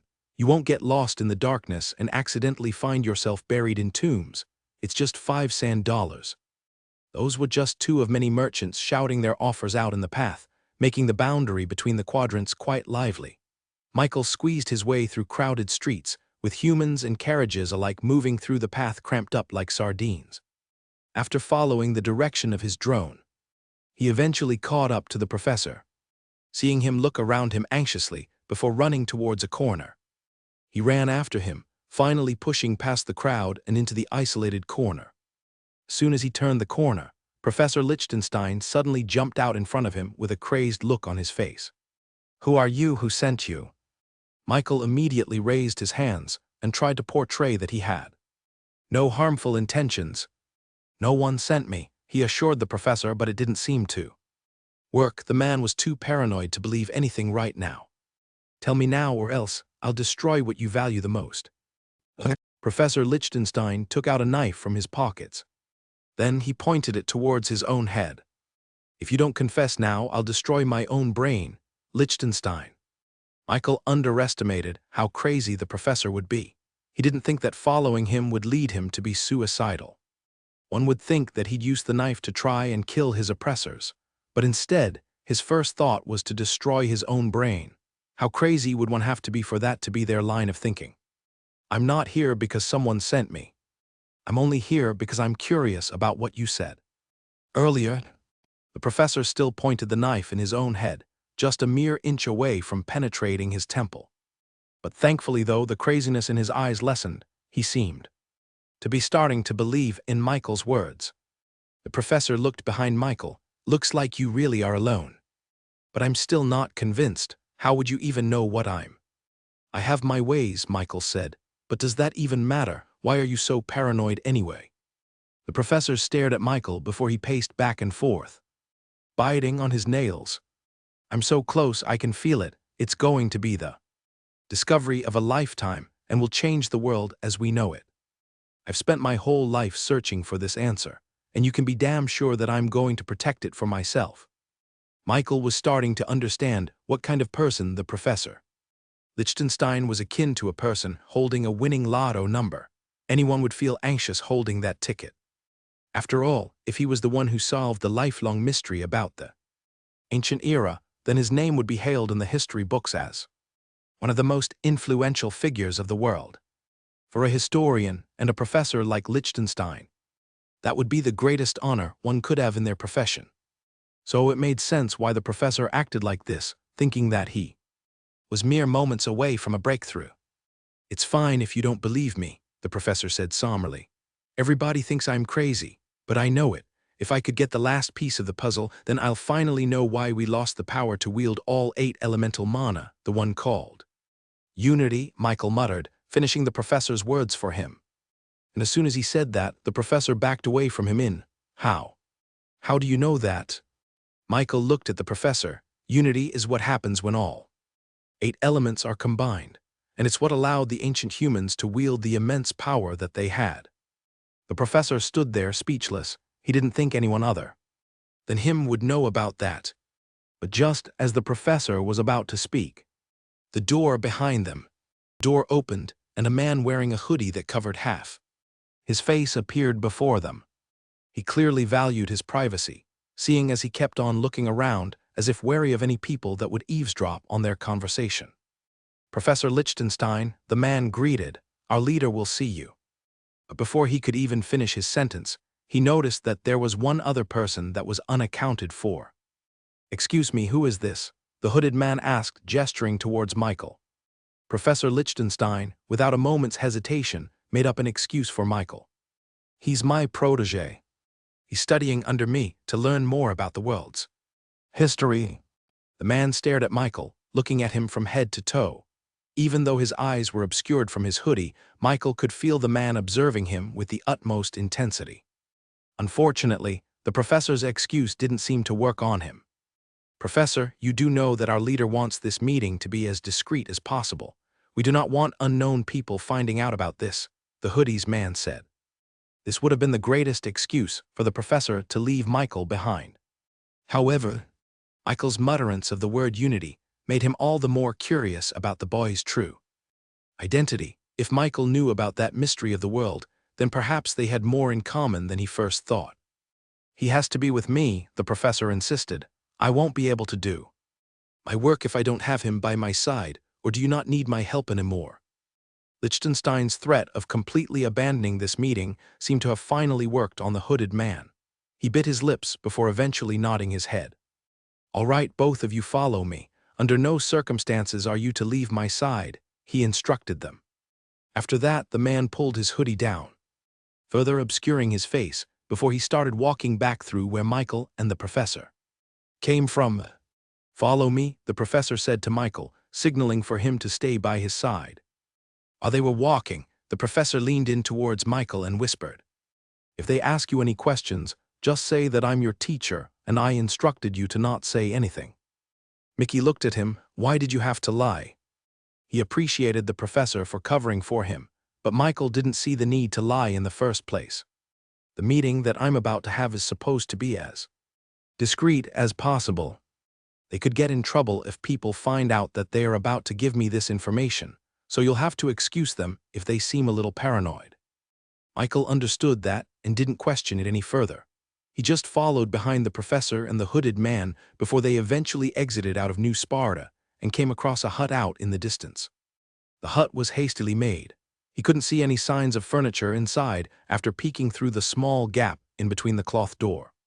It seemed that this hut was specifically made to be disassembled as soon as the meeting was over. Eventually, they reached the hut, and the man signaled for Michael and the professor to stop. "First, I'll inform my leader of your arrival," he said before entering the small hut. Michael could hear a faint discussion from two men talking about him. The hooded man was basically asking for permission from his leader about the unexpected appearance of the professor's protege. Eventually, it seemed that their leader relented. The hooded man came back and gestured for Michael and the professor to come inside. As they walked through, Michael saw that they were only meeting. It was a middle-aged man with a stocky build, a bald head and a patch on his right eye. "Welcome, Professor," said the supposed leader. Professor Lichtenstein immediately moved towards the man and sat on the chair opposite him. He didn't waste any time before asking the question he so desperately wanted to find out. "Do you know where the antique is located?" The bald man with the eye patch didn't answer the professor's question and instead turned towards Michael, gesturing for him to have a seat right next to the professor. "Please sit. You can call me One Eye. May I know who you are? Forgive me, but I haven't heard of the professor having a protege by his side. He's quite infamous for being too focused on his studies, making him neglect forming any connections outside of the scrolls and books he's buried in." Michael was about to speak before the professor answered the question for him. "His name is Kyo. I found him an orphan and took him in as my student after realizing his talent in history." "Oh," One Eye muttered. "What makes one talented in history? Do you perhaps know the history of God-forged pieces?" This was a test intended to truly see if Kyo was truly the professor. The professor started sweating as he realized that One Eye wasn't going to be as easily fooled as he thought. He quickly opened his mouth, about to answer when Michael stepped in and gave a response. "From what I learned about history, the God Forge were once a solid piece. However, a great cataclysmic event shattered it into pieces, with the dwarves retaining a large piece, but most of it was scattered all around the world." One Eye raised his eyebrows, surprised that Michael was able to. Even Professor Lichtenstein was shocked. Perhaps his lie was true. Perhaps this boy truly was talented in history, just like he was. "Impressive," One Eye praised. "I do not know your true identity, but your skill in history proves that you indeed have the right to be here." The professor perked up. "Does this mean we can finally talk about?" One Eye nodded. "Yes, just as promised, you'll help me with my problem and I'll help with yours in turn." Then One Eye gestured for the hooded man to fetch something from the chest on the corner of the room. After retrieving the item, the hooded man presented it towards the professor and Michael. It was a furled-up scroll, and after unrolling it out, it turned out to be a map degraded by time, with lots of tiny holes and tears that made it completely vague as to where this place was truly located. Right at the center of the map was an X mark. "This is a treasure map that we chanced upon, and according to the diary that accompanied it, we believe it to contain a mithril relic that is extremely well preserved. We want this, Professor. Can you help us locate its exact position?" The professor looked over the map, subconsciously rubbing his chin as he did so. The crazed look on his face was replaced by one of seriousness and focus. Only a map from history could make him act like this. This must be a few hundred years old," the professor concluded. "It's not from anywhere in the royal continent, that's for." One Eye frowned. "Are you sure, Professor? Where is it exactly?" Lichtenstein nodded. "This map is not human-made." Even though Professor Lichtenstein was the best historian of the royal continent, even he was stumped by this map. There simply was too much information lost over time. There were too many possibilities as to where this map was exactly located, and since there was no reference and no landmarks in the map, the professor didn't even know how big the map was supposed to be. It could range from an entire continent to a small patch of land somewhere in the wilderness. There was just no way to know. One Eye and the professor didn't give up, though. They kept on giving their guesses and insights to each other, in the hopes that they could figure out the mystery. Meanwhile, Michael finally had the chance to look over the map himself. And after seeing it for himself, there was no wonder that the professor couldn't figure it out. It was basically just a sketch of a vague landmass with basically no details whatsoever. The only thing there was the giant X that detailed the exact position of the treasure. He realized that this was way above his pay grade. He actually wasn't a historian. But just as he was about to give up, he suddenly heard a notification from Chat JK5. Michael was surprised. "You can do that?" "Of course, Michael, you underestimate me. I am the best AL assistant. In history, figuring this out is just a matter of time." The processing power of Chat JK5 was truly something to be admired. Within just a few seconds, an answer was laid right out in front of him. A 3D holographic map was displayed in his vision, showing a tiny island full of strange vegetation, like trees having tentacles and mushrooms growing as big as boulders. On the top, the name of the island was written. What a coincidence! He had just learned about the Elven Kingdom's map just a few days ago. Not only that, but he'd also visited the same exact island just recently. "My apologies, but I would need at least a few months of study before I can decipher this map," said the professor. "That is very understandable but disappointing," One Eye muttered. Just then Michael raised his hand. "I think I know where this is," he said. Both men turned to look towards him. "You do?" the professor asked, stupefied. "Tell me," One Eye said desperately, his eyes having a shine of hope. Michael then took the map and traced the outline of the vague landmass, going over the parts where most of the detail had been completely erased. He continued this until the professor suddenly realized what Michael was completing. "It's the Forbidden Islands," Liechtenstein exclaimed as he took the map from Michael's hands. "By the gods, it fits perfectly on the map." One Eye looked over the map as well. "The Forbidden Islands, where is that?" he asked. The Forbidden Island is located on the southwest side of the Elven Kingdom. It stands alone and uninhabited because of the dangerous Zephyrs. The only ones who visit that place are archaeologists like me, who are extremely interested in learning more about Zephyrs. Last I heard, the only one who came out of there alive is Lazarus, but he's a mystic master, so he's capable of surviving on his own accord, Professor Liechtenstein answered. Hearing this, One Eye couldn't help but be disappointed. If it is indeed located in the Forbidden Islands, then I'm afraid that all of our efforts would have been for naught. We are unprepared to journey into an entirely different continent, much less venture into the breeding grounds of Zephyrs. Professor Liechtenstein felt sorry for him. "Why are you so desperate to get this treasure anyway?" "Just to get this new mithril relic." One Eye nodded before taking out a flute from his back. This mithril relic looked to be worse for wear, with lots of rust and broken-off pieces. All of that would surely mess with the sound produced by the instrument. "This is my current weapon. As you can see, it is not a standard weapon and quite rare even in the ancient era. Due to its state, the effectiveness leaves much to be desired. It is hindering my cultivation. I need a new flute, one that can stand up against the better mithril relics that I'm going to be up against." There was a high chance that the treasure map would contain what I need, but it seemed that this simply is not meant for me. There was a brief silence before Michael spoke up. "Why can't you try it out in the Forbidden Islands if you desperately?" One Eye sighed. "Yes, it is possible with enough preparations. However, this would undoubtedly take months if not years to complete. Just the journey alone back and forth will cost me lots of precious time. If we were to go, then we would completely miss the All Tournament in New Sparta at the end of the year. And this is the very reason why I wanted a new mithril relic in the first place. The All Tournament, that must be the one that Reptor is talking about. It's going to be something that everyone in New Sparta will. I am from Bonacore Town. We could be considered as the top 3 territories in New Sparta, aside from Metropolis and Zenthaven City. I know my limits. Metropolis is a giant that I know I cannot fight against. Just the legacies alone will be hard to overcome. Not only that, but I heard that there's a new company in Metropolis who's said to have bested even Alaric. It's just a rumor, of course, but I do not want to take that chance. Professor Lichtenstein perked up. Someone was able to beat Alaric. One Eye nodded.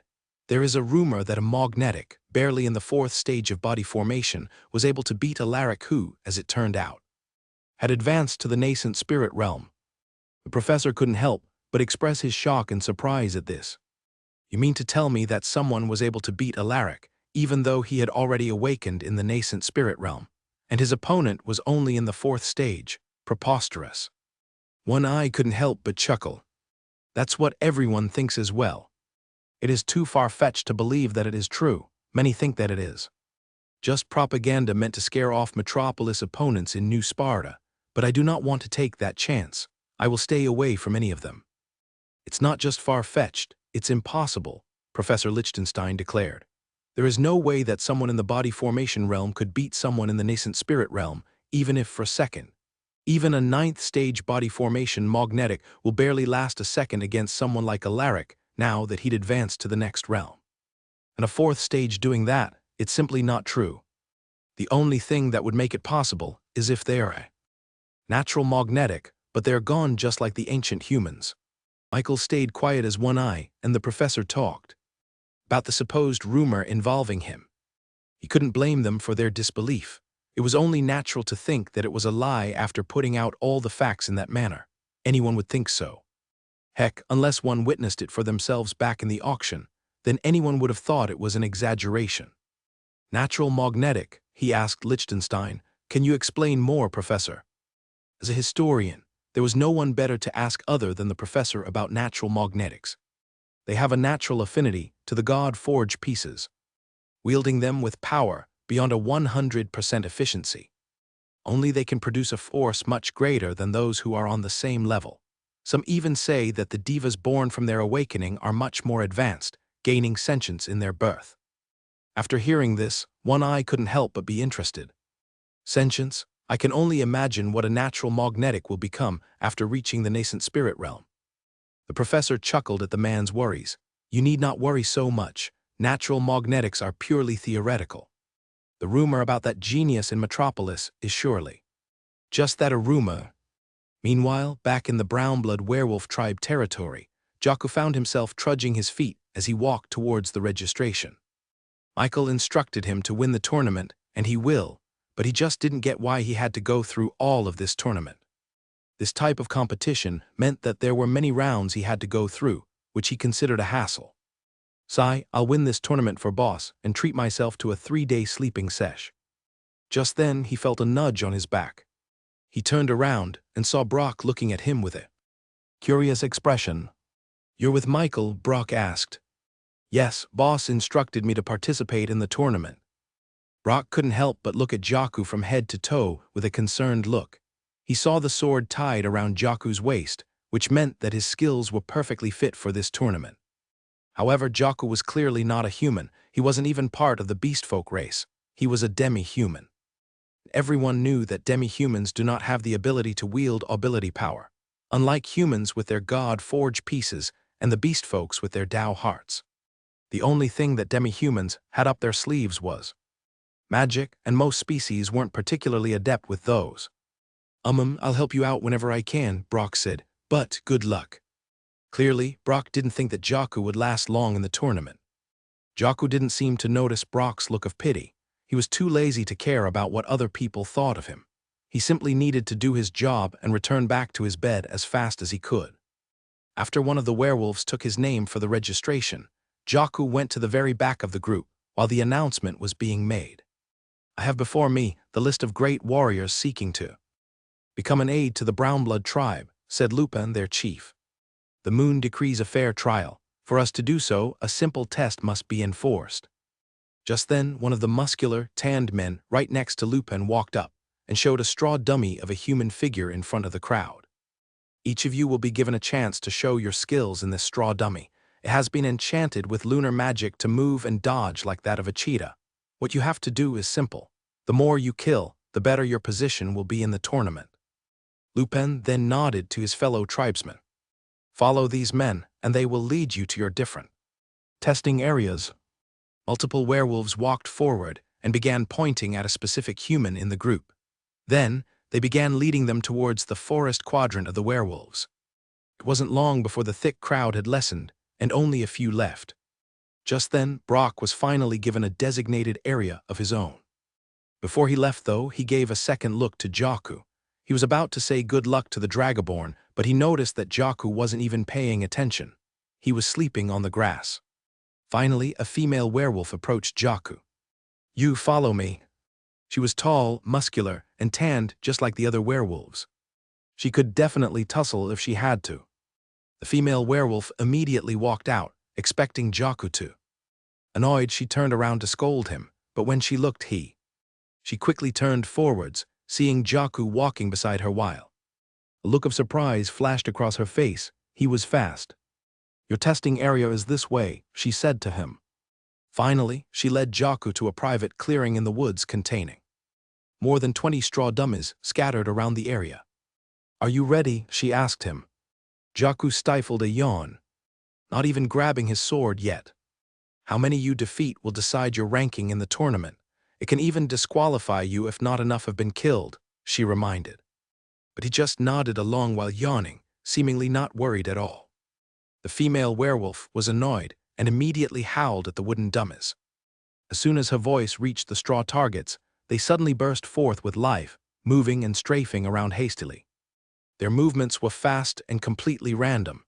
Not only that, but they could move parts of their bodies independently, making this test truly challenging for swordsmen. The female werewolf then took out a strand of her hair and struck its tip with her finger, causing it to light up into a tiny flame. "You have until this hair is burned," she reminded him. But even with this time limit imposed upon him, Jaku still kept on. Annoyed, the female werewolf howled at the straw dummies again, activating a new magic within them that increased their. Instead of dodging away, these straw dummies would now attack. With an even faster moveset, 3 of the straw dummies surrounded Jaku from all sides, intending to bash his head with their straw arms imbued with werewolf magic. But just as it was about to hit him, electricity suddenly emerged from his scales, flowing down towards his katana. Then Jaku disappeared. An instant later, the 3 straw dummies were cut cleanly in half. It was only then that Jaku reappeared in the same place as he was before, with his sword still in its scabbard, as if he hadn't even done anything yet. Meanwhile, the straw dummies kept on charging at Jaku without a second thought. And the outcome was the same. They would get cut down with such speed that no one could even see him pull his sword out. The female werewolf couldn't believe her eyes. She increased the difficulty, thinking that he was going to get scared off from the tournament. But instead, he defeated them with ease. "Hey, thanks for making it easy on me," Jaku waved to the werewolf. "It would have been a hassle if I had to catch them myself." Not even a minute had passed since the start of the test. Many competitors fought tooth and nail to increase the number of straw dummies they cut down. Some found the targets to be too fast and too random, only being able to cut down a few of them. The werewolves designed the straw dummies to not move like a human.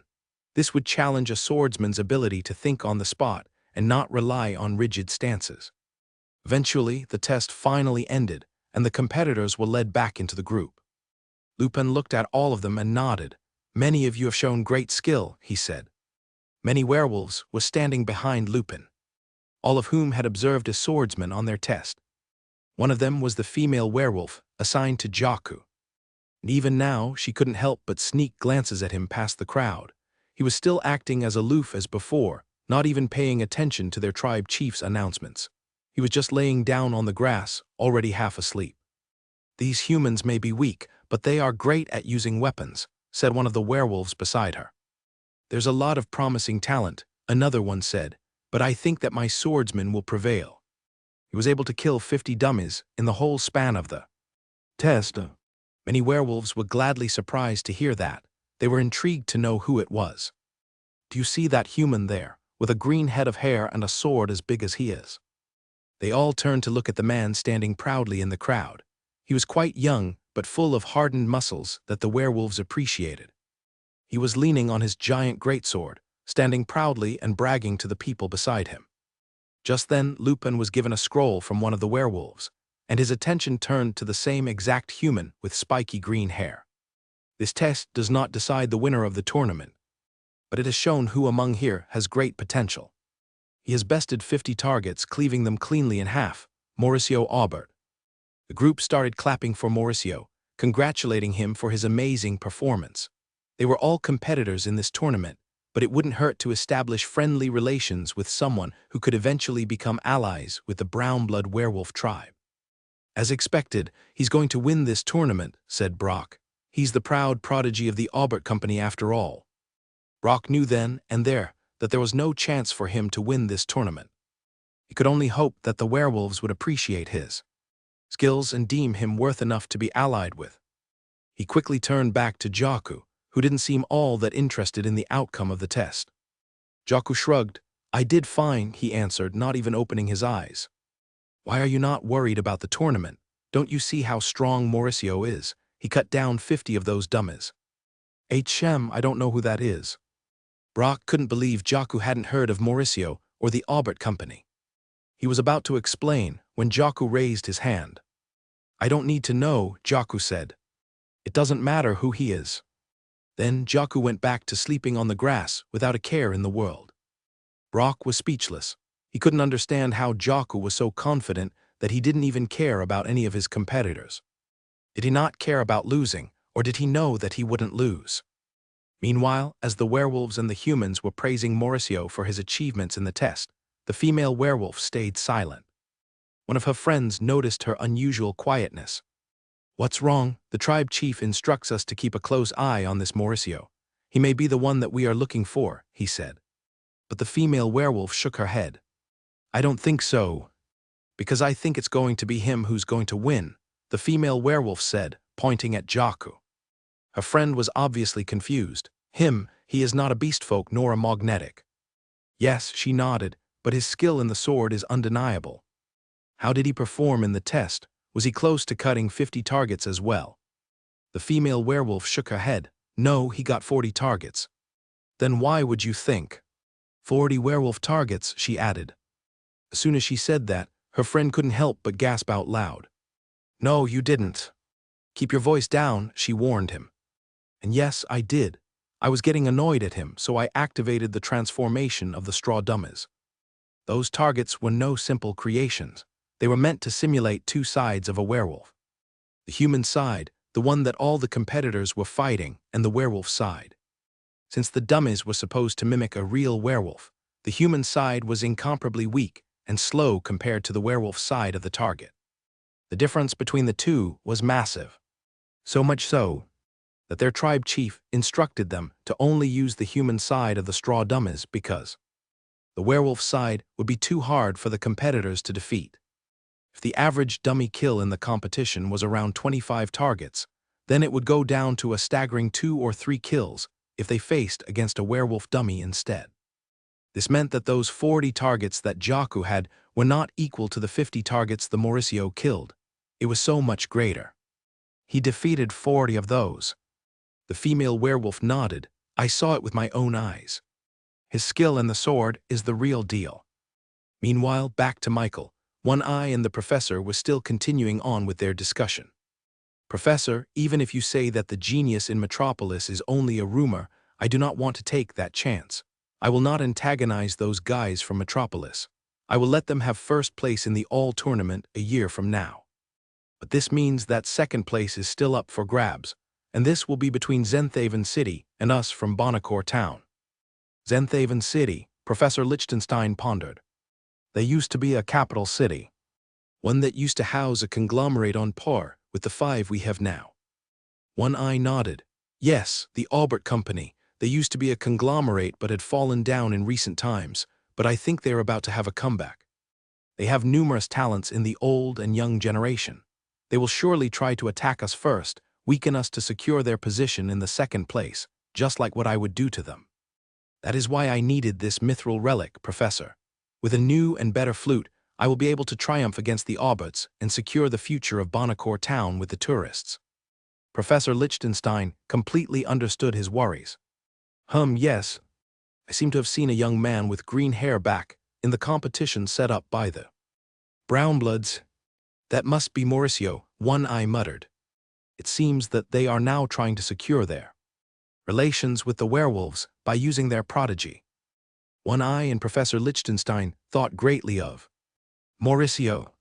He was clearly a talented young man, one that could prove to be worthy enough for the werewolves. But Michael had already scanned the people in the swordsman competition. None of them stood out to him. He was pretty sure that Jaku, as long as his laziness didn't get the better of him, would be able to claim victory over every other swordsman. The guy may be lazy, but he'll show up when he needs to, Michael thought. He didn't have to worry about it.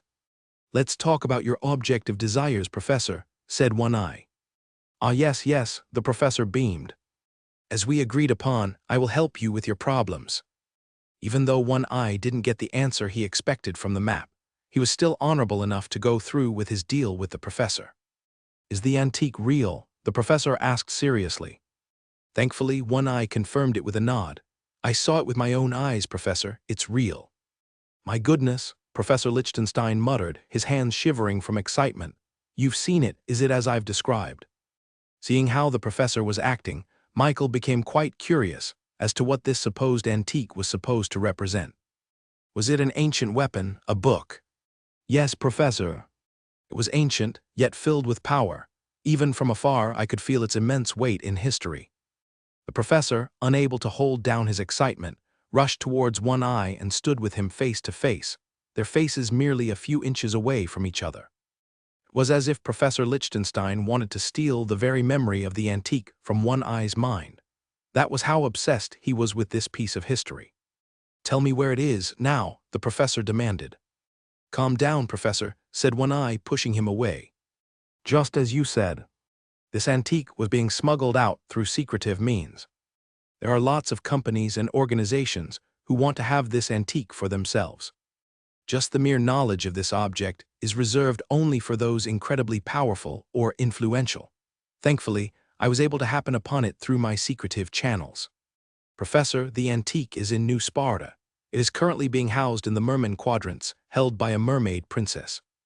One Eye's words sent a shockwave to the professor. His excitement ran even deeper. The very object of his dreams, of his desires, was actually right here in New Sparta. He could barely believe it. He spent years and years tracking this object down. He would come close every time, but it would always end up being a wrong lead that sent him on a goose chase that led nowhere. But now it was actually here. Thank you, One Eye. I appreciate this information dearly. One Eye nodded. No need to thank me, Professor. It was an equal transaction between us. But the professor wasn't having it. He knew just how important One Eye's help was in this place. You're risking your very livelihood by giving me this information, Professor Lichtenstein said. If other people found out about this, then they'd cut off all contact with you, and you'd lose all your connections. One Eye was basically a middleman in the exchange of the antiques. He was just supposed to close his eyes and deliver the antiques to its intended destination, no questions asked. But because of the professor's request, One Eye broke his rule of privacy and tracked the package down. It was easy to see what would happen to One Eye's business if people found out about this. This antique shouldn't be hoarded, One Eye said. It should be studied and shared with the rest of the world. It is our duty as humans to know our history. Professor, I hope that you can finally shed light on the mystery that plagued humanity's story. Professor Lichtenstein nodded, and the two exchanged a handshake. After that, the professor didn't wait any longer and moved out of the hut. Michael followed behind him, with his face still full of questions. Before he left, though, One Eye called out to him with a bit of advice. Kyo, I hope that you follow in your teacher's footsteps. He cares about nothing but the history of the world. Michael acknowledged his words with a nod, before turning around and running after the professor. Meanwhile, back in the Brownblood tribe territory, Jaku found himself getting woken up by a familiar female werewolf. Your first fight is decided, she said to him. You will be fighting against someone called Pietro Mezzal. He is a swordsman who specializes in speed and precision. We will give you a brief moment to prepare. But instead of being grateful for her words of warning, Jaku just seemed annoyed. So I'm not fighting yet. Why'd you even wake me up? Jaku closed his eyes again and continued to sleep. This made the female werewolf even more annoyed. She tried to help him by giving him information about His opponent, yet he didn't even say thank you. He didn't even care. Were citizens of the royal continent this callous? She angrily stomped away from him, her hair almost standing up. Pietro Mezzal was one of the few swordsmen who were able to cut down more than 40 targets last round. He wasn't going to be an easy opponent. Looking at him and Jaku, the difference couldn't be more obvious. While Pietro was training with his sword, Jaku slept on the grass. While Pietro sharpened his sword, Jaku used his as a pillow. By all accounts, Pietro should win. But the female werewolf couldn't help but think about Jaku's mesmerizing performance in the test. The way he cut down those werewolf straw dummies was fast and accurate like a true master. Was this sleeping guy really the same as the one she saw? Finally, the duel started. A bell rang out, signaling the beginning of the bout. Immediately, Pietro lunged at the sleeping Jaku. He'd seen his opponent completely disregard him, choosing to sleep on the grass instead of preparing for the duel. It was insulting to him. But just as his sword was about to pierce through Jaku's dark blue scales, a burst of blue lightning suddenly emerged before Jaku disappeared completely. Pietro was caught off guard. Jaku was way too fast. Immediately, a flash sprung up on Pietro's side. His instincts kicked in, and he raised his guard just as Jaku's sword struck his blade.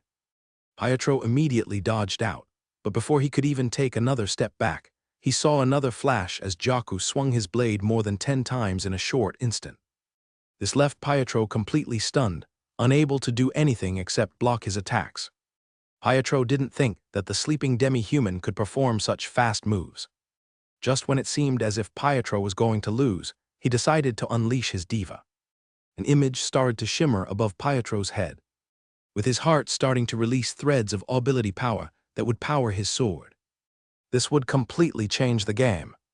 But before he could finish his diva's manifestation, he suddenly felt a searing pain in his chest. He looked down, only to see a deep cut from his right shoulder to his left stomach. Pietro fell on his knees, a face of shock still frozen on his face as he became unconscious. With Jaku's opponent lying there, the outcome of the match was obvious. Yet the female werewolf couldn't utter any words. This shouldn't have happened. Pietro was in the first stage of body formation. He had a diva. This battle against Jaku should have been the easiest fight of his life. Yet somehow, the fight was finished even before Pietro could bring out his diva. Jaku was frighteningly fast, and in that last moment when he cut down Pietro, his speed exceeded even that of what he showed back in the test. Munch, is it over now? Can I sleep? Jaku asked, holding a chocolate in his hands. It was true that Jaku had no chance against someone in the first stage of body formation. Ability power was too dominant.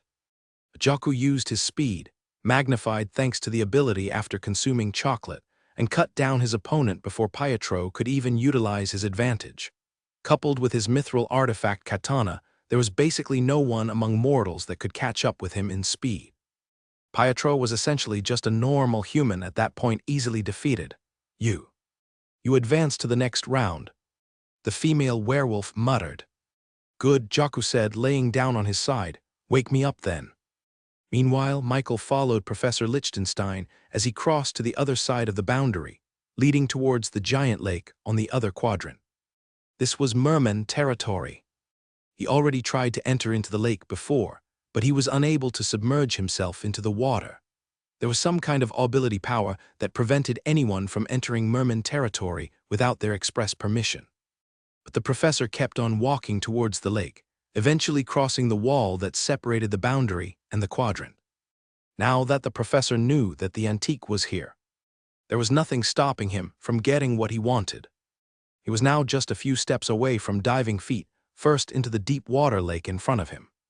But before stepping in, the professor bent down on his knees and started writing on the water with his fingers. Michael was about to ask him what he was doing, when all of a sudden, the water in front of them suddenly started to swirl into a giant vortex. And a few seconds later, multiple mermen shot out from it and landed in front of them. Professor Lichtenstein, one of the mermen, greeted him. The princess would like to know why you have called for her. Michael noticed that these mermen wore a vastly different attire than the mermen he'd seen before. Reed, Serena, and all the other mermen back in the nation of Reborn all wore ocean vegetation like seaweeds and kelps as their main thread. But these mermen wore something akin to humans wearing fur. They wore the skinned hides of sea monsters as sort of a trophy, as well as added protection for their bodies. "Tell your princess that I would like to speak with her about the antique," the professor said directly. The mermen looked at each other and simultaneously shook their heads as if they'd practiced it 1,000 times. "We don't know what you're talking about, Professor." Liechtenstein wasn't having it with the mermen's games. "That won't work on me. Tell your princess that I will tell her what she wants in exchange for the antique." The merman still denied his entry. "Apologies, Professor, but tell her that I will help her with the Mariana's jewel." As soon as the professor said those words, another vortex suddenly appeared in the lake.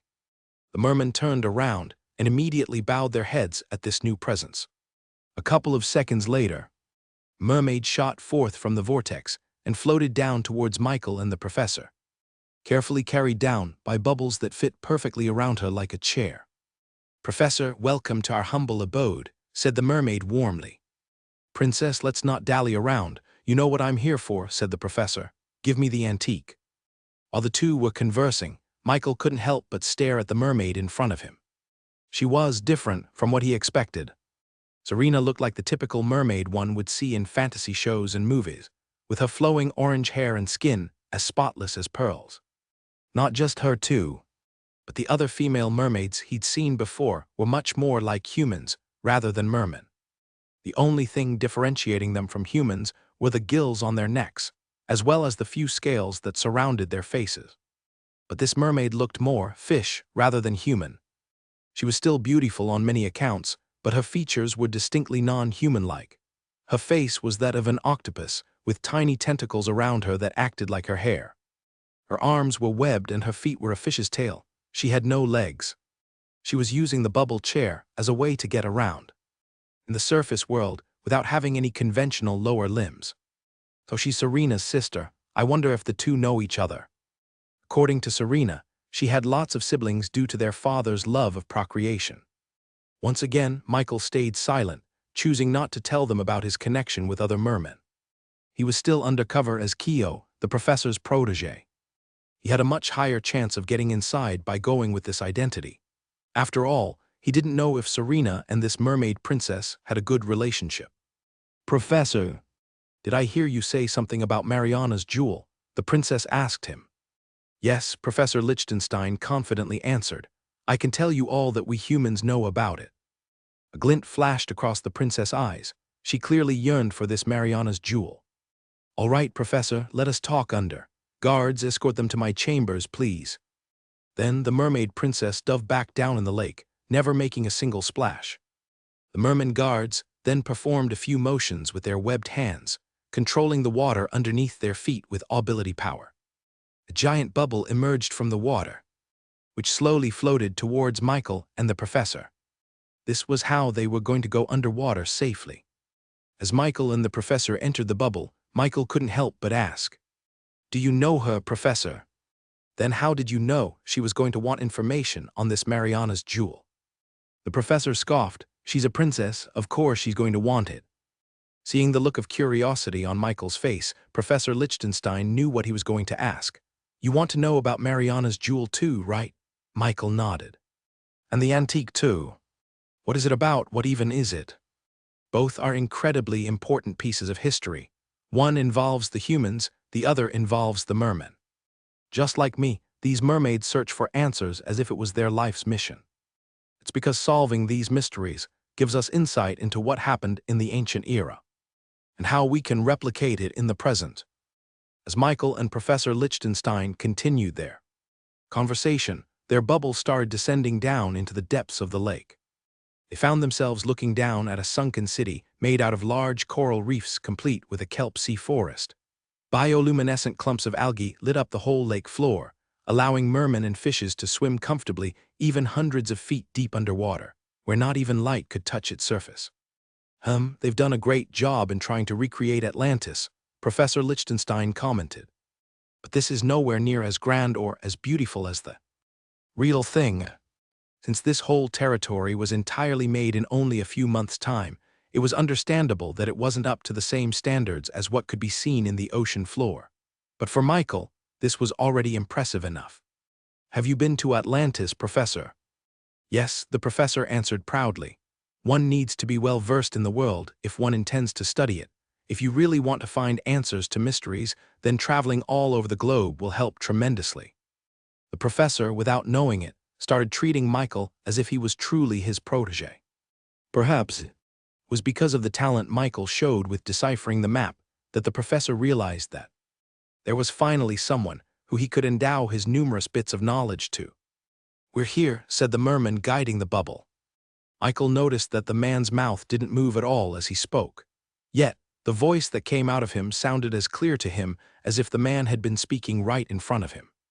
"You'll get used to it," the professor chuckled.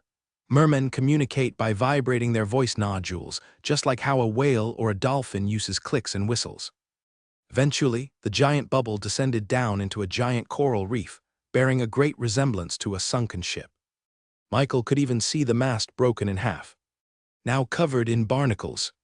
The princess is waiting for you inside," said the merman. The bubble automatically floated towards the giant hole in the middle of the ship, which seemed to be the point of failure that caused it to sink in the first place.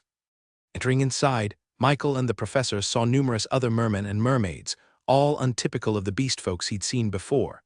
These mermen were more fish than they were human. "There's a whole city down here," Michael muttered. He saw merman children playing around in the kelp forest. He saw manatees, human hybrids carrying large rocks seemingly used for construction, and he saw freshly captured krill being served at tables with what seemed to be a restaurant meant for mermen. This was the first time he had seen mermen in their natural habitat. But as curious as he was about them, they were just as curious about him as well. As the bubble floated through a current in the water coursing across different coral homes, mermen would peek out of their holes and stare at him and the professor. "Have they not seen a human before?" he asked the professor. "They have. They just didn't expect to see one using the princess bubbles, I expect." Finally, the current of the water led them straight to an open throne room where the octopus princess sat comfortably. The bubble laid to rest right in front of her, surrounded by merman guards all around them. The octopus princess stared at the professor with an intrigued expression. "Humans aren't allowed inside the lake, you know, but for you, Professor, I can make an exception. After all, your reputation precedes you. I have heard of your great need to hoard knowledge and information like it was Sue drops." Professor Lichtenstein performed a very crude bow, where one wouldn't know if he meant it in a sarcastic way, or he was truly as awkward as it seemed. "Thank you, now can we get to what I want?" The octopus princess chuckled. "Relax, Professor, we haven't even introduced ourselves yet. My name is Octavia, and I am the 30th princess of the Kingdom of Atlantis." Then the princess gestured for the professor to do the same. "Lichtenstein, Professor Lichtenstein." With a nudge from the professor, Michael introduced himself as well, of course, using his undercover name. "Kyo, the professor's protege." Princess Octavia nodded in satisfaction. "Now that we've got that out of the way, Professor, can you please tell me what you know about Mariana's jewel?" The professor eyed the princess. "And you'll tell me about the antique?" The princess just smiled, a vague answer. But what could the professor do? She was the last one known to have had the antique. He had to give her what she wanted. "All right, Mariana's jewel. I know that all of you princesses have been searching for it your entire lives." Princess Octavia nodded, casually taking a plate of krill given by her attendants. "Yes, it's of utmost importance that I get it instead of my other sisters," she said. Munching on the krill. "Why?" Michael sneakily asked the professor, but it seemed that the princess heard about it either way. "It's because our father promised us something from the day we were born. Give him Mariana's jewel, and he will give us his kingdom in return. Obtaining it will allow any of us to inherit all the wealth, power, and fame that an ocean king entailed. So, you can understand my obsession with Mariana's jewel." It finally made sense why Octavia caved in and let the professor inside their quadrant. It was a small price to pay compared to getting a chance to inherit the entire kingdom of Atlantis. "So, Professor, tell me what human history tells us about Mariana's jewel. If you help me obtain it, then I shall consider it with great gratitude. I will reserve a seat for you in my new kingdom," Princess Octavia promised. The professor didn't even bat an eye. He truly had no interest in matters not concerning history. Mariana's jewel is not in the ocean, the professor declared. Princess Octavia nodded. Tell me something I don't know, Professor. If the jewel was underwater, it would have been long found by my other sisters. Heck, our father wouldn't even entrust it to us. He would have searched for it himself. This means that you think that Mariana's jewel is in the surface world, the professor continued. Yes, the octopus princess nodded. That is why I'm here, Professor. It is a chance for me to find clues on the whereabouts of Mariana's jewel, and my sisters will do the same, so I would really appreciate it if you give me a head start. The professor looked up at the princess. According to knowledge left behind by the ancient era, the Mariana's jewel is not located in the seven seas. It is not even located in the four corners of the world. Princess Octavia hung on the edge of her seat. It is found in another realm, the professor revealed. Hearing this, Princess Octavia began massaging her tentacle hair. Another realm. A pocket dimension, perhaps. It is said that Gaia herself hid the Mariana's jewel by safeguarding it in a completely different reality than the one we live in. Gaia, Michael blurted out. He didn't expect to hear her name all of a sudden. He had always thought of the Iron Maiden as someone only involved in the vampires, but as it turned out, she seemed to pop up in merman mythology as well. On the very last edges of her life, Gaia used her powers to keep it safe during the great cataclysmic event. We do not know where it ended up, but we do know that Gaia's actions saved it from destruction, even now. Michael hung on to the professor's last words. How are you sure that it's still safe even now, Professor? This time it was Princess Octavia who answered. It's because we're still alive, human kid. Michael turned to the professor, asking for his explanation. Like a good teacher, the professor answered. It is said that Mariana's jewel holds the very secret to creation. It was the very thing that started life on Earth. Princess Octavia nodded. It's what allowed us to evolve. It's what allowed the ancient humans to become the dominant beings in the world, and it is what is allowing us to continue our life even now. Without Mariana's jewel, life will cease to exist in this world, she added. Michael stayed silent for a few seconds as he digested this new information. First of all, he didn't think that a single object could hold so much weight and importance. It was scary to think that the destruction of one thing could lead to the total extinction of every life on Earth. Even he was now interested in finding this Mariana's jewel, not because he wanted to inherit the kingdom of Atlantis, but because he wanted to safeguard it himself. Professor, does your history tell of the exact location of the Mariana's jewel? Asked the octopus princess, with a tinge of hope in her eyes. Unfortunately, the professor shook his head. To ensure the safety of Mariana's jewel, Gaia only told one other person of its location. Who? Michael and the princess both asked. She told it to her most loyal believer, a woman so devoted to Gaia that she laid down her life for her during the great cataclysmic event. Most humans simply know her as a devotee to Gaia, but the vampires know her as the original vampire, Michael muttered. The professor nodded at Michael, pleasantly surprised at his knowledge. Not many people know that, but this devotee is what started the vampire race, making them different from the other beast folks. She allowed the worship of Gaia to continue even today, even though her presence had long been reduced to a wisp. If you want to find Mariana's jewel, then your best bet is to find any remnants of Gaia's religion and the original vampire. If the original vampire left behind any information about the location of Mariana's jewel, then you should first ask the royal bloods. Princess Octavia looked really pleased from the professor's words. This was information that she didn't know and what her other sisters wouldn't know. This gave her an advantage over any of them. This is very useful information you've given me, Professor. I shall be asking a few royal bloods if they know anything, though I doubt they'd give it to me so willingly. Either way, I will divert my focus away from searching the surface of the royal continent and instead focus on pocket dimensions.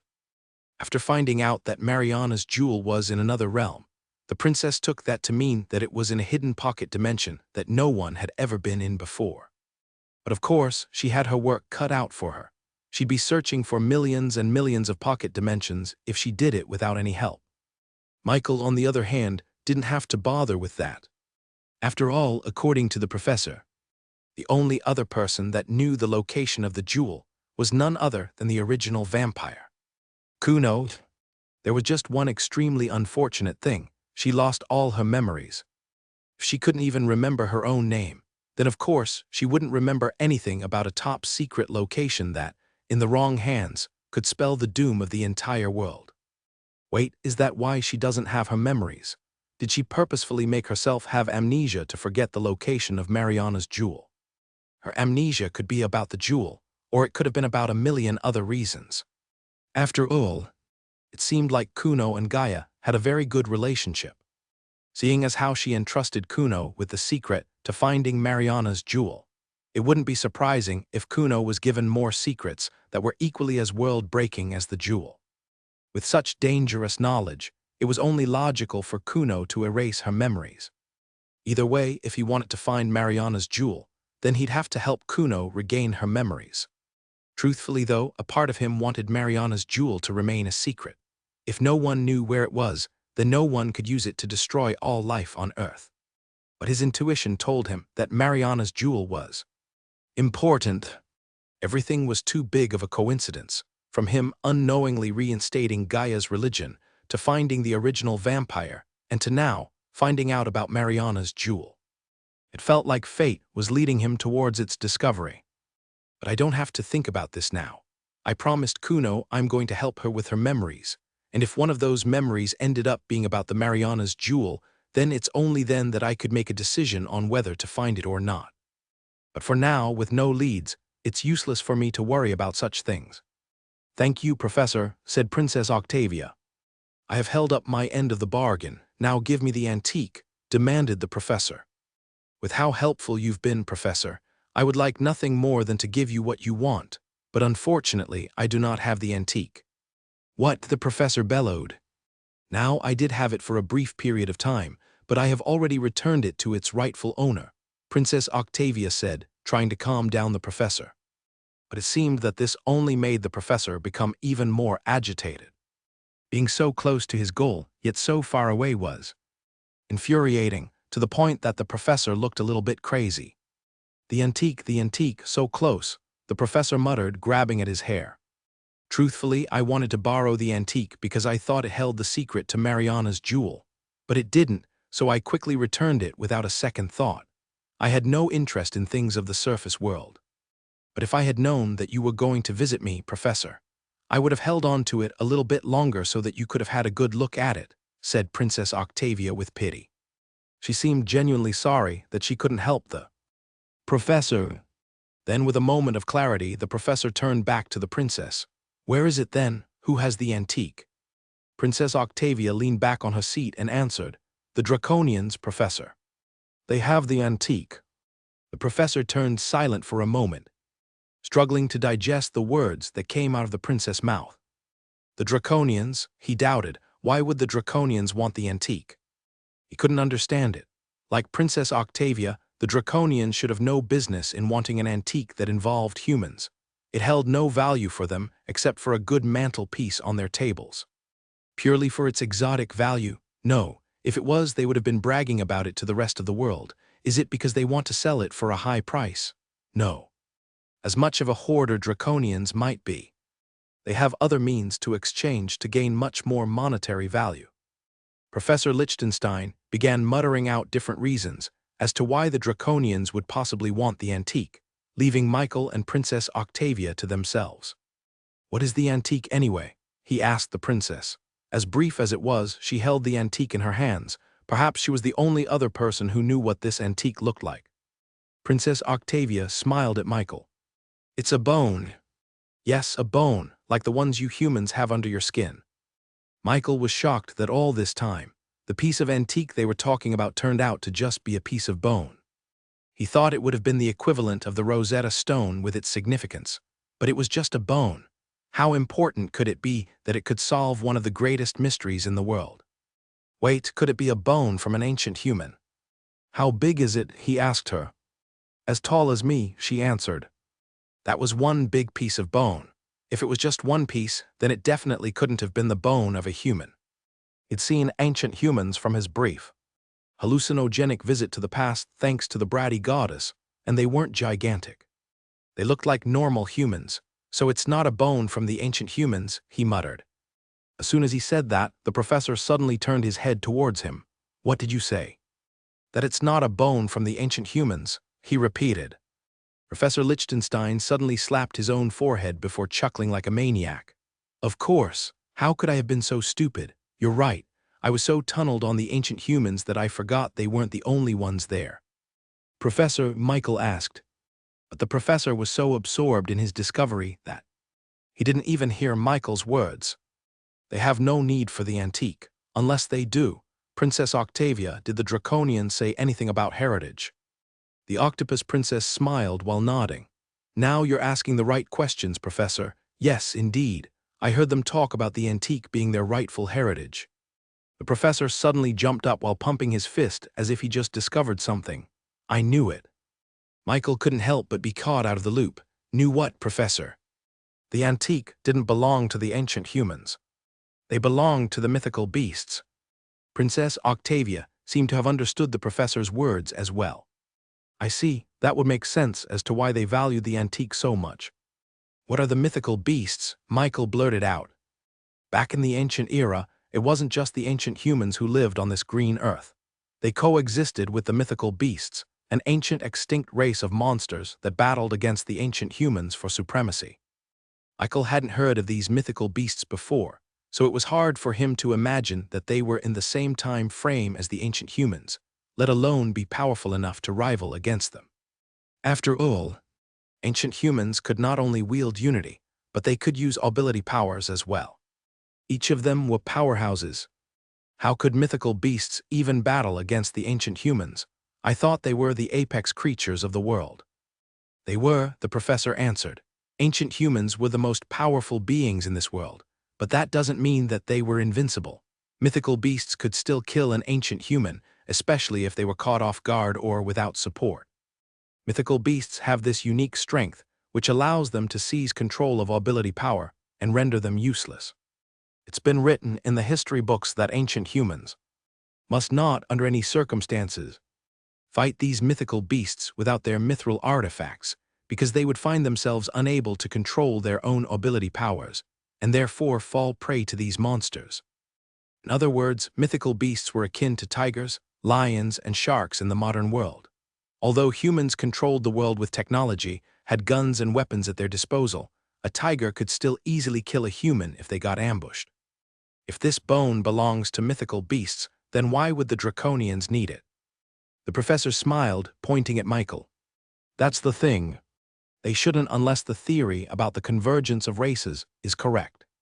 There is evidence that suggests that all demi-humans came from these mythical beasts, just like how humans came from the ancient humans. But it's never been proven and not widely accepted since there's the problem of procreation. How could beasts turn human-like? It's impossible unless they mix together with humans, but some people think that that's impossible and even crude. In this theory, the evolution path was as follows: mythical beasts, demi-humans, beast folks. There's a lot of problems with this theory. First of all, it's been proven as a fact that vampires came from the original vampire, not as a descendant of mythical beasts, yet they still have the same Tao heart as the rest of the beast folk. But clearly, the Draconians still believe this to be true. They believe they descended from mythical beasts. That still doesn't answer why they want the antique, Professor, Michael asked. The professor nodded at his question. Perhaps it's because they want proof of their heritage, or perhaps it's because they want to strengthen their power. If that is true, Professor, then the gap between the Draconians and the rest of the species will become even wider than it is now. They're already quite dominant as it is, said Princess Octavia with a serious look. Thankfully, the professor seemed to have woken up from his initial surprise and noticed Michael's face full of questions. Have you ever wondered why Draconians are considered the strongest, most dominant race in the entire world? It's because they have within them a much greater control of ability power than everyone else. Some might even say that it bears a great resemblance to the strength that mythical beasts have, but that's always been widely challenged. The professor and the princess continued talking about the implications of such discovery. Michael hadn't seen a Draconian himself yet, but with the way these two were talking about them, it truly did seem like the Draconians was so much more stronger than the rest of the species. The octopus princess was the one most concerned, especially because of her ambitions to have her own kingdom. Princess Octavia, guessing about theories won't get us anywhere. I have to see the antique for myself, the professor demanded. Since you borrowed it from the Draconians before, would it be possible for you to borrow it again so that I could take a look at it? The princess stayed silent for a second, her eyes going through the calculations. Seeing her hesitate, the professor promised her something in return. If you help me, I will share with you the results of my findings. This didn't interest the princess that much, seeing as her face remained stagnant. I had to pay for a lot of concessions after borrowing that antique, professor. I'm not quite sure if I can pay that again. Darn it, the professor cursed, so close. But much as the octopus princess denied it, Michael could see that she wasn't exactly negative about the idea. She just needed a little persuading. Do you want something, princess? He asked her. Princess Octavia smiled. It's so much easier dealing with someone with common sense. Unlike the professor who seemed numb about anything except history. You're right, I do need something. I need some help. The professor perked up again. What is it? You see, I am not the only other royal in this lake. And as much as I would like us mermen to rely only on each other, we have to make some concessions and rely on other people. No matter how good we recreate it, this isn't Atlantis after all. We have multitudes of problems here, like the pollution in the water, the lack of diverse food, etc. We're not as familiar with the surface world. So we need the help of the humans. A lot of other merman camps have already secured their own allies in New Sparta, while I have not. This isn't ideal if I'm to be the leader of all Marin here in New Sparta. Michael stared at her. What exactly do you want us to do, princess? Princess Octavia squinted her eyes. Do you perhaps know about the Aubert Company? They recently visited the lake a few days back with their prodigy Mauricio, and we were all quite impressed by their prowess. Mauricio could be considered as one of the best youngsters in his generation. Oh, how he would have been a perfect ally. Unfortunately, I was not the one that secured their allyship. I tried, but they were quite loyal to the mammalian merman camp. It seemed that the Aubert Company and this Mauricio prodigy was truly well regarded within the New Sparta community. It made sense. They were a part of the conglomerates once upon a time. Mammalian merman camp, he asked. They're a different group of mermen that has a close resemblance to aquatic mammals like dolphins and whales, answered the professor. They're being led by your brother, correct? Yes, Princess Octavia confirmed. Now if my dear brother was able to solve the problems of our lake before I do, then he'll have the support of the majority of the mermen, making him our leader. Princess Octavia was ambitious, the complete opposite of Serena, who just liked to spend her time lounging in the nation of Reborn. Have you considered allying with other companies? Michael asked her. Yes, I have. The Mezal family has taken my interest. Perhaps you've also heard of their prodigy. His name is Pietro Mezal, said the princess. The professor was the only one who seemed familiar with the Mezal family. They're quite famous on the western coast, he said. Exactly, they seem to fit our needs the most. We need a steady supply of krill and algae which they can provide. The only problem they can't solve is the pollution in the water, but that can be done later, said the princess. They need krill and algae. Chat JK5. Does modern agriculture have solutions for those? That's doable, he thought. Is that the only reason why you want to ally with the Mezal family? He asked the princess. The fact that they are pretty strong as well makes them a very good candidate for my ally. Their prodigy, Pietro Mezal, is the only one who can stand a chance against Mauricio Aubert. I saw him recently. He participated in the Brown Blood Swordsman tournament recently, the professor recollected, and it just so happens that Mauricio is also in the same tournament. Princess Octavia clapped her hands. Perfect, this will give a chance for Pietro to show that he's stronger than Mauricio. They're bound to end up in the finals, oh how exciting. Michael kept his lips sealed. As much as the princess would like to hope, he knew for a fact that Jaku would win the tournament. What I would like you to do is to help me recruit Pietro and the other Mezal family as my allies, said the princess. But just as Michael and the professor were about to speak, the giant bubble containing them shook as a gust of water burst into the throne room. A female merman with a squid-like face and a human-like body rushed inside. Princess, there's urgent news. Pietro has been knocked out of the swordsman tournament. In the first round. This sudden news knocked the water out of the princess' gills. She couldn't utter a single word. Her whole plan hinged on trying to recruit the second-best prodigy that could stand a chance against the Alberts. Yet, he was just knocked out in the first round. Who defeated him? She asked her hurriedly. Has he inherited Davy Jones' luck and met Mauricio in the first round? The squid mermaid attendant shook her head. Is it someone from the famous human families? No, princess, it's an unknown swordsman. And it's a demi-human. Her surprise was warranted. Although she tried to be unbiased, many people think that demi-humans were the unevolved versions of the beast folks. After all, they had no Dao heart, which meant that they couldn't use any ability powers. How did a demi-human defeat Pietro? He's in the second stage of body formation. We don't know, princess. The werewolves aren't saying anything. The only thing we know is that the fight ended extremely fast. Michael couldn't help but think of a dark-scaled dragonborn with a penchant for doing everything fast so that he could have more time to sleep. Only he could do something like this. Meanwhile, Princess Octavia began pondering. It's either Pietro underestimated his opponent, or that the difference in skill is just that big.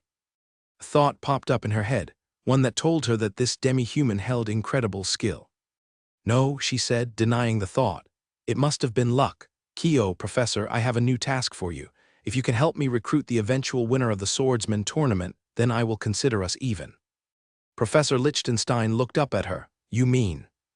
Yes, I will contact the Draconians and ask them to lend the antique to you. You'll just have to promise me that you'll help me after you get what you want. Of course, the professor squealed. The princess then gestured for her attendant to give her a coral. Then, she began inscribing on it with her tentacles, squirting ink through her skin. Finally, she handed the conch letter to the professor. Give this to the Draconians. It contains my signature. Unfortunately, I won't be able to join you there since I have a lot of stuff that I need to handle. My sister Serena, who's been in the surface world way longer than me, is requesting a meeting. Professor Lichtenstein gleefully obtained the authorization letter and kept it hidden in his pockets. Come on, Kyo, we have discoveries to find. Michael turned towards Princess Octavia. Princess, you may want to visit the Reborn company. They may have what you need. The princess looked at him and nodded before going back to discussing with her attendant about Serena. After the meeting was done, the giant bubble soon ascended back up to the surface of the lake, with the professor still high from excitement. I can't believe it. I'll be seeing a real bone from a mythical beast. Michael had to remind the professor of their obligations. We still have to help her with recruitment. Yes, the professor nodded. But it's more than likely that Mauricio will end up taking the championship in this tournament. We'll have to settle with second place. Michael shook his head. I don't think so, Professor. Maybe there's going to be a surprise, he hinted. Doubt it. Mauricio is a talented swordsman and a great magnetic. There's no one that can match him in that tournament. Would you like to bet on that, Professor? Lichtenstein looked at Michael, intrigued at the proposition. Fine. If Mauricio wins the tournament, then you'll tell me how you know about unity. And if someone else, let's say a demi-human, wins the tournament, then I want to recruit you in my company. The professor stopped and looked at Michael. Hadafata. How bold. Do you know how many conglomerates have tried and failed to do that? It's a yes or no, Professor. Do you accept the bet? Without a second of hesitation, the professor said, Yes, I'll take you up on your offer. A demi-human winning against a peak second stage like Mauricio? Yeah, that's impossible. You should have bet on the other promising human geniuses. Meanwhile, back in the brown-blood werewolf tribe. Patriarch, I think we must pay attention to this demi-human, said the female werewolf. His swordsmanship is undeniable. Even the mermen are starting to take notice of it. But her words were met with a lot of skepticism. It must have been a fluke. Pietro is strong, but I sense him to be quite inexperienced. He let down his guard. That doesn't take away from the fact that this demi-human defeated the second-best prospect in the tournament, argued the female werewolf. She wanted to continue arguing, but the patriarch sitting at the front of their campfire raised his hand. Mauricio is the perfect ally for us brownbloods, said Lupin. The Alberts have connections with the Draconians. The other tribes will respect that. We can use that to our advantage and raise our standing within the tribes. And to that, the female werewolf couldn't argue. On the other side of the werewolf quadrant, Brock, Jaku, and the rest of the swordsmen were waiting on the new instructions for them in the tournament. The participants have significantly lessened after the first round. Wait, where's Pietro? I haven't seen him anywhere. Did he leave? No one could answer those questions, because the only one who knew the truth was sleeping on the grass. Eventually, the werewolves came back, with their chief Lupin leading them. For the next round of the tournament, we request the swordsmen to form with your companies and teams. Your aim is to once again defeat as many targets as possible in a given amount of time. The more you defeat, the better your seeding will be in the next round of the tournament. Brock immediately tried to team with Jaku, but Jaku refused. What's the point? It's just the seeding. Last place, first place, it doesn't matter. As long as I'm the only one left standing at the end. Then I've done my job. Meanwhile, Michael and the professor exited the Merman Lake, with the giant bubble immediately popping as soon as they landed on ground. Professor Lichtenstein then immediately charged out in a run, almost leaving Michael behind. You coming? He asked with his voice almost fading. Michael chuckled and followed after the professor. He couldn't blame him. He too was excited about seeing the antique for himself. Mythical beasts and ancient humans intrigued him. They were headed towards the center of New Sparta, following the path of the boundary between the Merman Lake and the werewolf forest, towards the draconian territory located in the inner circle. It was already nighttime, with the stars out in the sky and the full moon hanging clearly above them. It illuminated the dark streets, giving human visitors extra time to sell their wares along the boundary. Do you even know where we're going, Professor? Princess Octavia told them that the antique was held by a draconian called Zaviru, and the professor, because of his excitement, neglected to ask her about where Zaviru was located. I'll deal with it when we get there, said the professor. I have a plan. The professor's plan seemed to only involve him running straight towards the draconian territory. Michael didn't complain. After all, he was supposed to be the professor's loyal student, Kyo.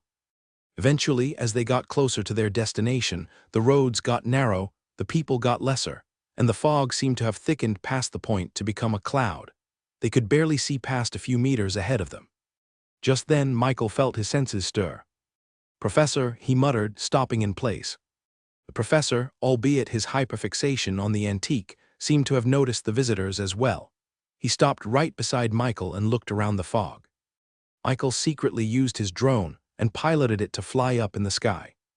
Its surface perfectly mimicked the chaos of the fog, becoming part of it in an instant as the invisibility feature activated. Once above, his drone vision gave him a top-down view of the entire location, as well as the ability power signatures of their visitors watching in the fog.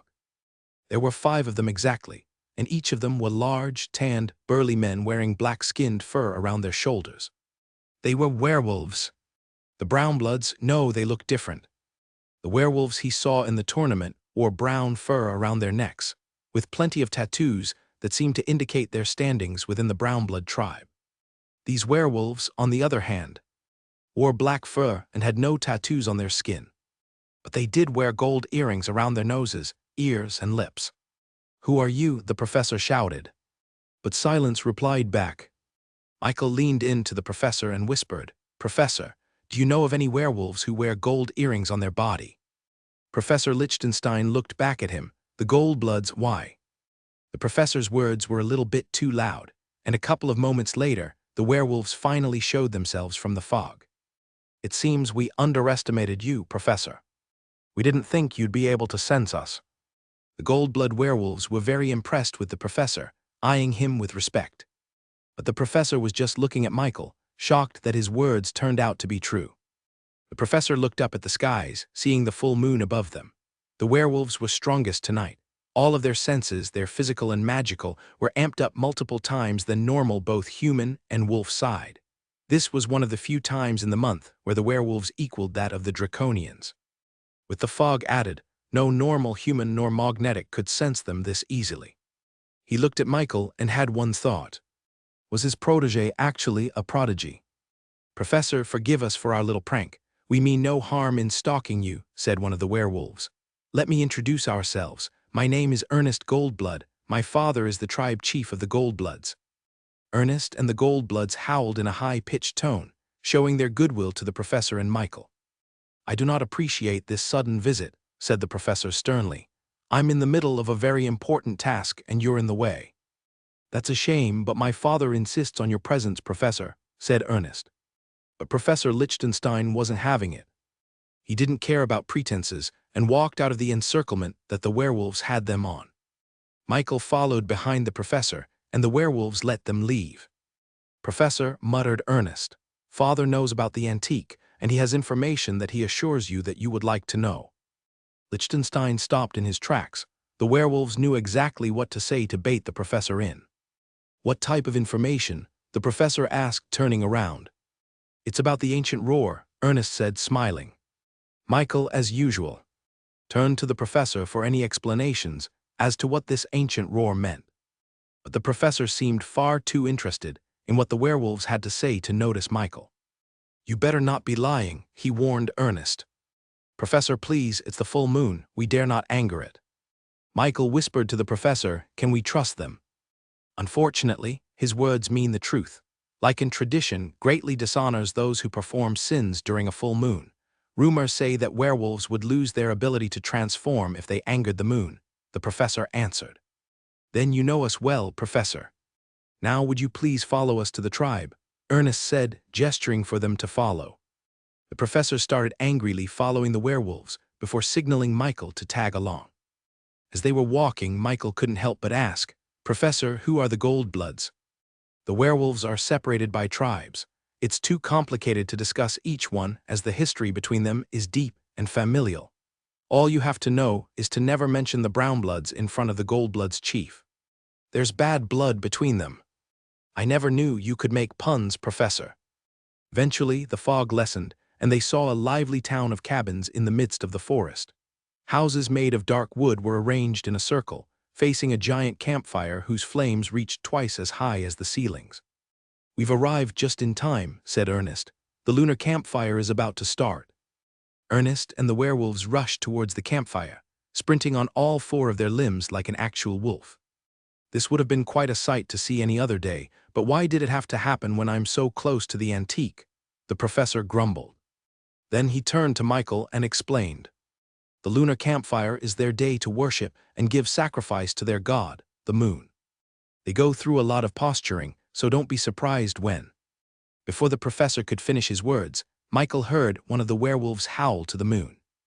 One after another, the werewolves began to howl, until the entire Goldblood tribe harmonized with each other into a strangely hypnotic sound. Michael suddenly felt his god-forged pieces stir. His ability power was becoming active. The howling of the werewolves was making his god forge. Pieces produce more ability power. It was making him powerful.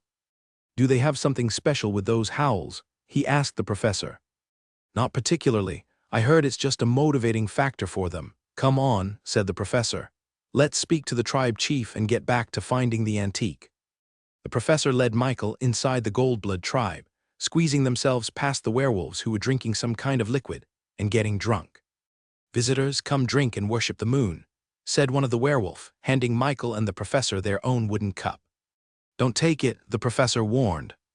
"That thing is laced with wolfsbane, which is mildly toxic to the werewolves, allowing them to feel intoxicated. For normal humans, the result will be much worse." That explained why the werewolves looked a little too happy. The only thing that was missing from this was flashing colorful lights, and Michael would have thought that he was in the middle of a rave. The men and women around them were dancing, celebrating without a care in the world. They probably didn't even notice that they were just humans. "Settle down, wolves. Let us give our visitors some space. They've come a long way."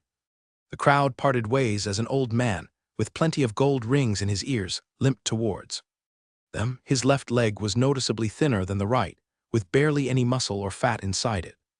Despite his disability, the old man wore the most lavish of gold earrings than the rest of the werewolves beside him.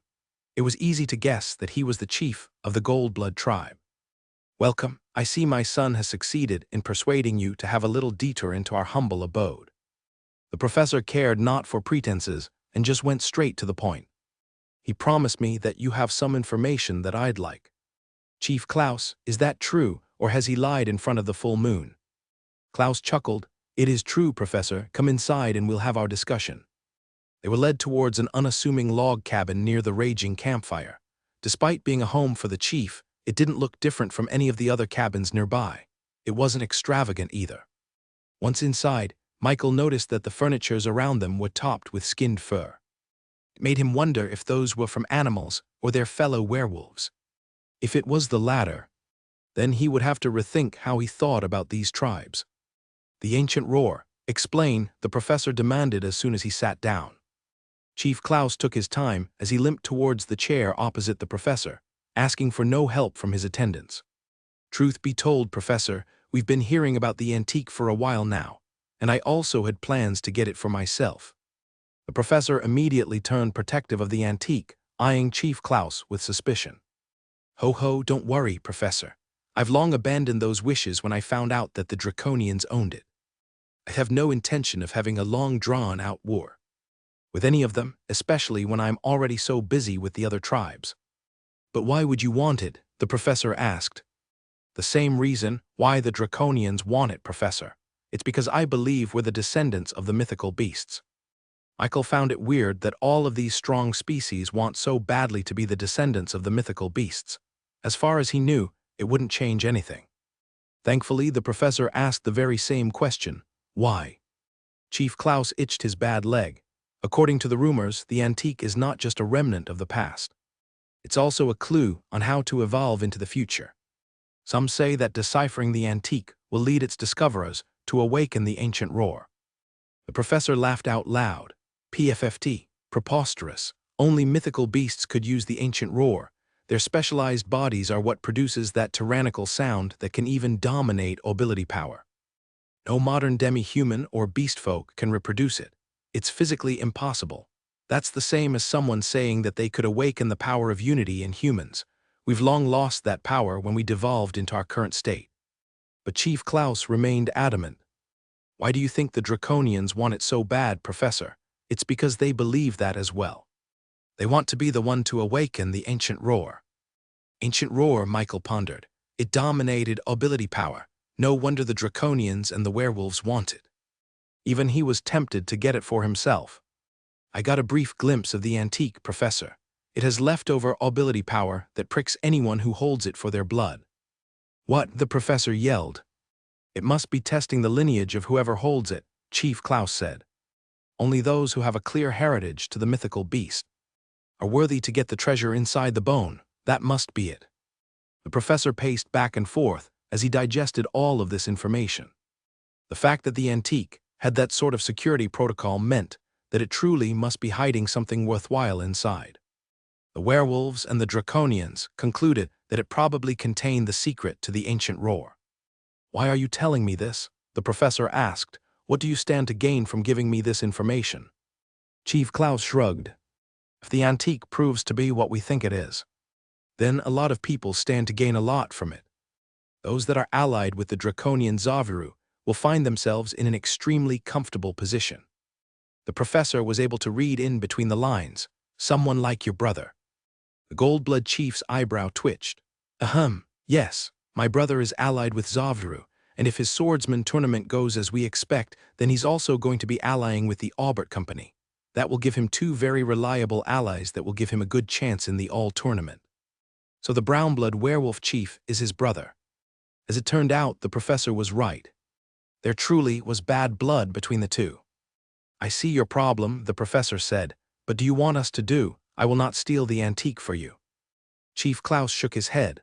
"I only want you to do what you've always wanted to do, Professor. I want you to spread the knowledge about the ancient era." The professor was confused, but Michael clearly understood what the Goldblood chief meant. "You want to put the pressure on them," he said. Chief Klaus shot an impressed look at Michael. "Yes, I don't want to give them the time to figure out how to crack the antique. By spreading this information, there's going to be other factions within New Sparta that are going to be interested in it as well. Meaning I don't have to do a single thing to stop them." The professor stayed silent for a moment. "What makes you think they haven't cracked it yet?" "Because we haven't seen the signs yet, Professor. It is said that the ancient roar will make the very ground beneath our feet shake. It will make people grasp their chests as their ability power turns rampant. and it will make the very air we breathe turn heavy for a moment to reflect a great shift in power. Meanwhile, the Brown Blood tournament was proceeding just exactly as expected. It took the whole day, but the seeding for the final part was locked in. Of course, since Jaku opted out of the test, he became dead last on the seeding. "Wake up," yelled Brock. Jaku groggily opened his eyes and looked around. "What?" he asked, rubbing his eyes. "It's time for you to fight your next opponents." Jaku yawned and took a second of silence before he fully processed what Brock just said. "Wait, did you say opponents?" "Yes, opponents. You'll be fighting 3 people in quick succession." Jaku just stared at Brock for a few seconds. "Huh?" Brock put his hands on his waist like a disappointed father. "Yeah, that's what happens when you're in the last seeding. Did you listen to the explanation?" How could Jaku have listened to that when he was so busy sleeping? He also couldn't be blamed because who in their right minds would think up of a tournament this convoluted? Couldn't they have just gone with a straight single elimination bracket? Usually this would be a team game, but since you're the only person in your group, you're going to have to do all the battles yourself, explained Brock. Jaku couldn't help but grumble after hearing this. Yes, he shouldn't have been lazy, and yes, he should have listened to the tournament explanation. Now he ended up with a lot more work than if he had just participated in the seeding battles. But Jaku just couldn't help it. There was something deep inside him that was giving him an insatiable need for sleep and relaxation. "Come on, you'll have to fight now or else you'll be forfeit. You can sleep, but your company is going to be out of the competition." There were 2 sides of Jaku currently fighting inside him.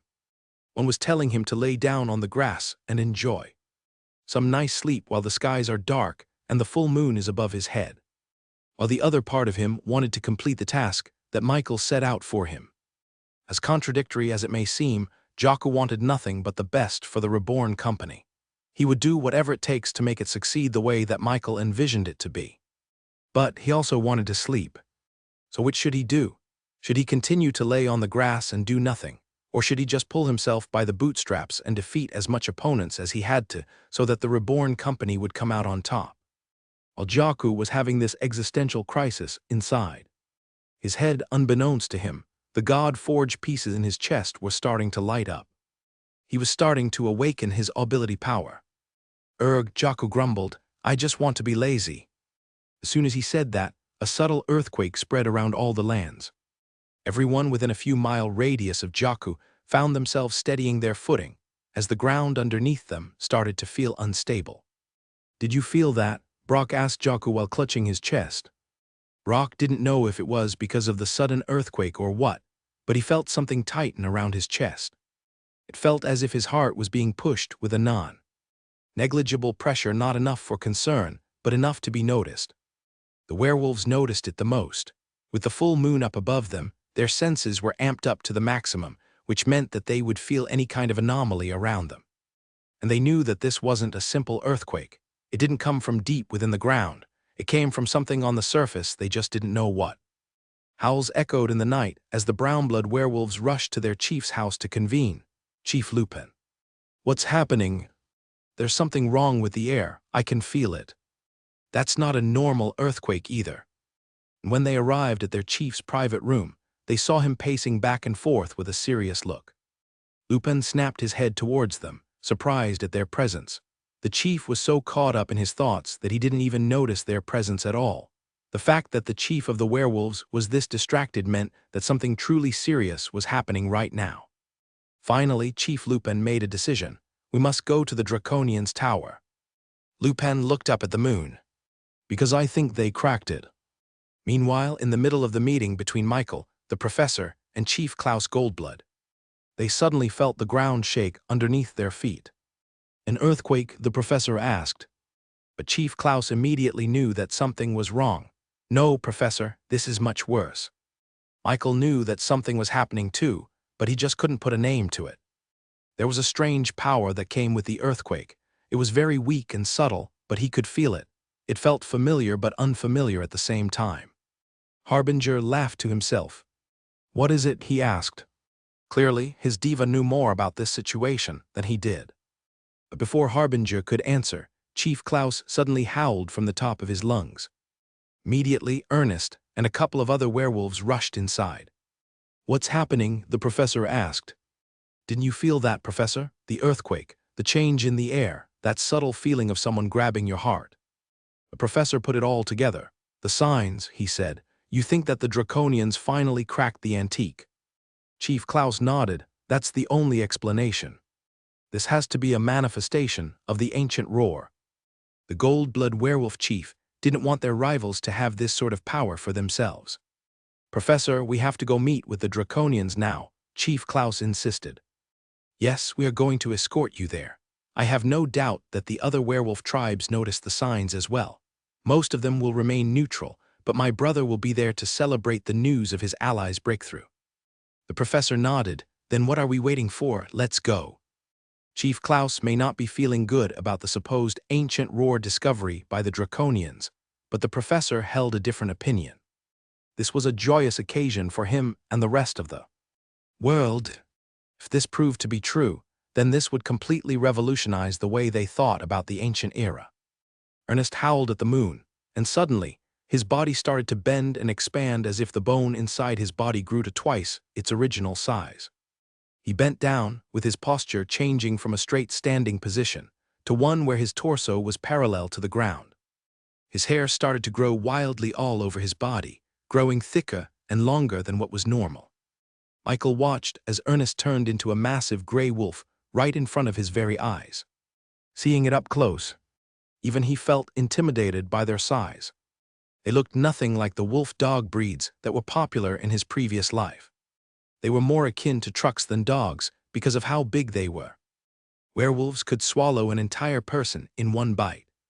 This extreme change in shape and size was perfectly adequate to show their newly increased power. They were physically the strongest in all of the races when they were in this form. But Michael noticed that this wasn't the only thing that changed from their transformation. Using his drone vision, he saw Ernest's wolf form light up with ability power.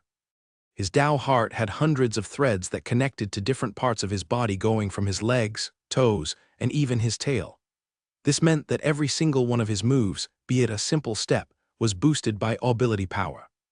By the very definition of ability power, reality itself was changing and morphing in order to make a werewolf's physical strength as powerful as ever beyond anything mere mortal could conjure. Ernest turned his head towards Michael and the professor. Surprisingly enough, it seemed that werewolves communicated using psychic voices when they were in their wolf form. The professor hurriedly walked over to Ernest just as he bent down on the ground, allowing them to mount up to his head. Michael followed along, while secretly observing a werewolf's ability power from up close. This reminded him of his quantum step.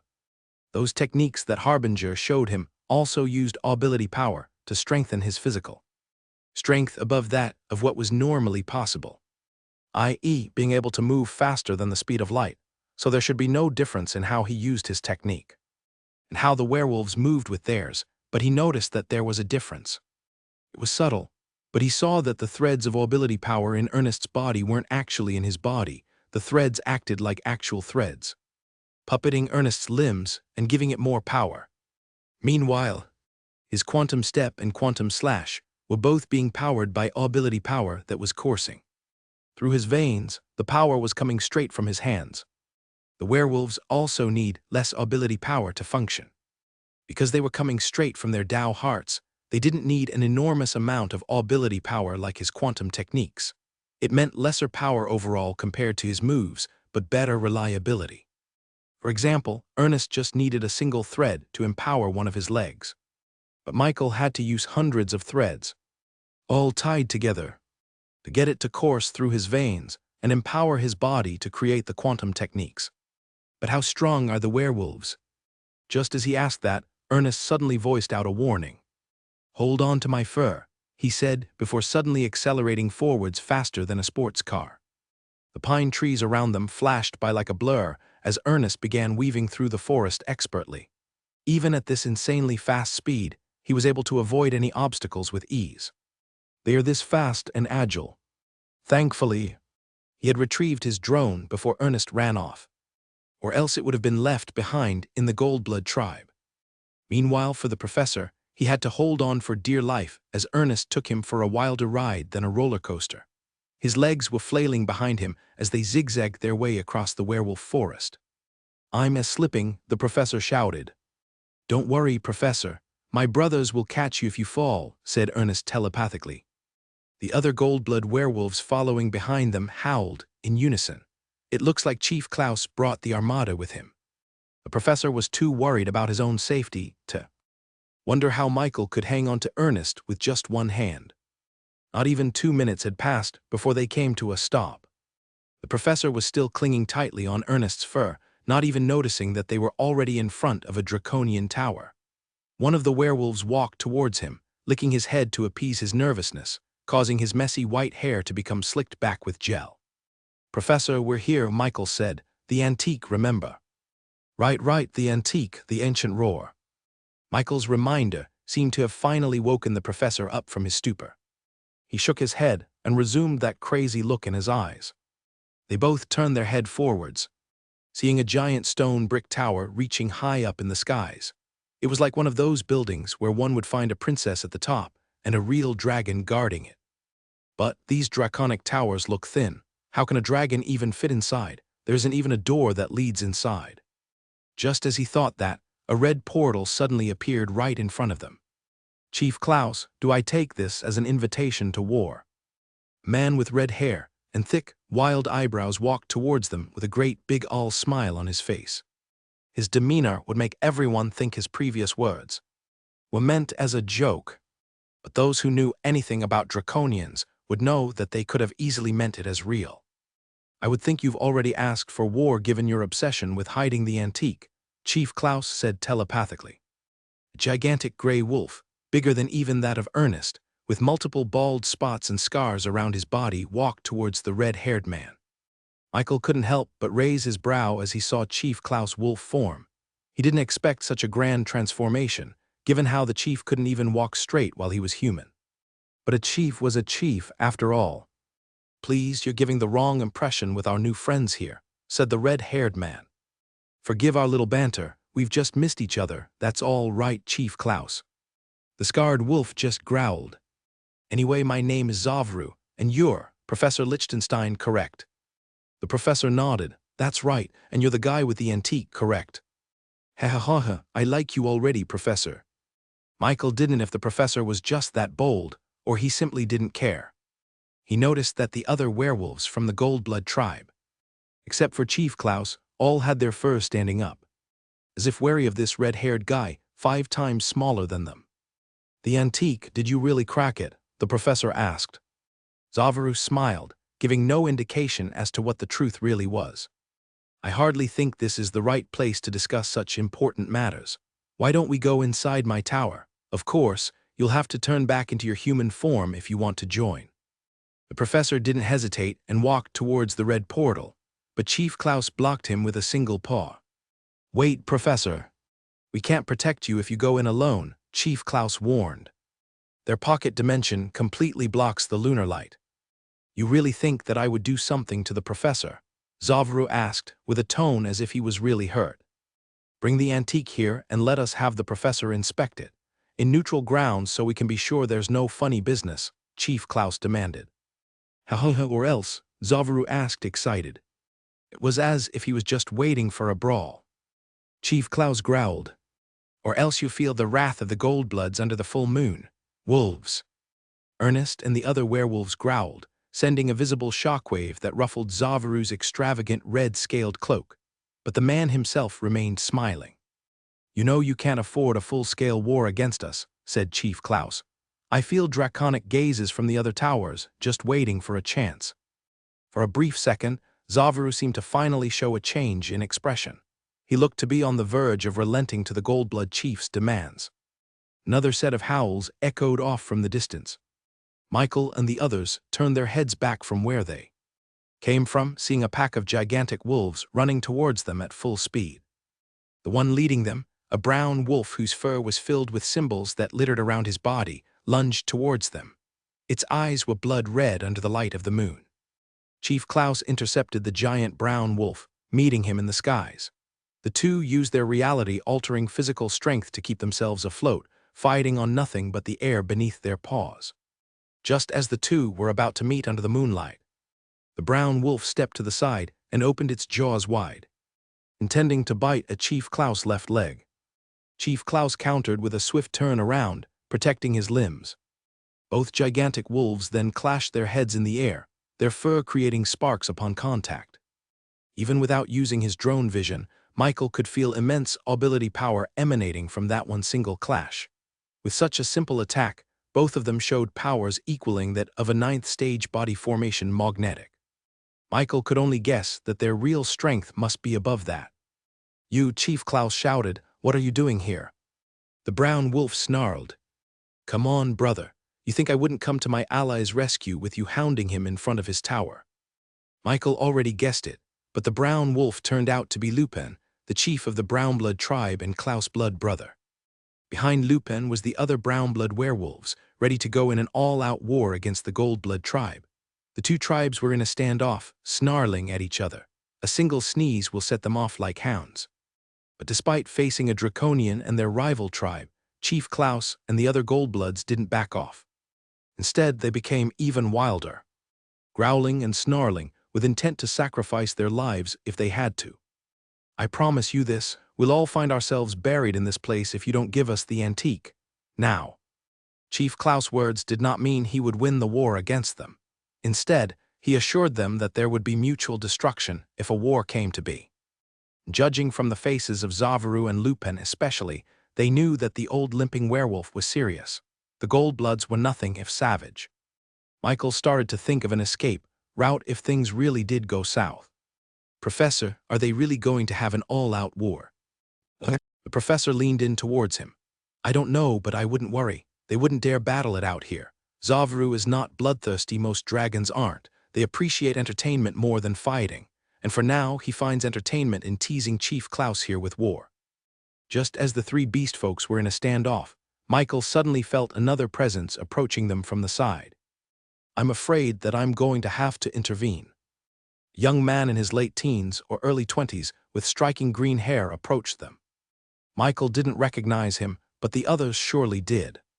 "Sergio Aubert, where's your father?" Chief Klaus growled.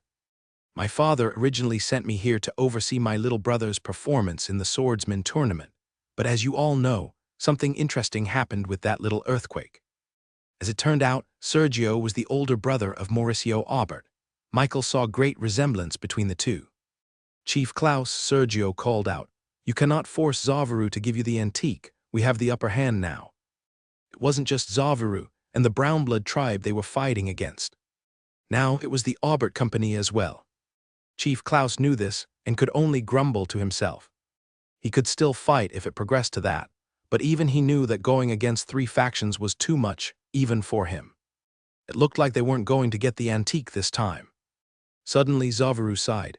"Why did you have to ruin my fun? Now Klaus wants to back off. That's it, show's over. I'm ready to give the antique now."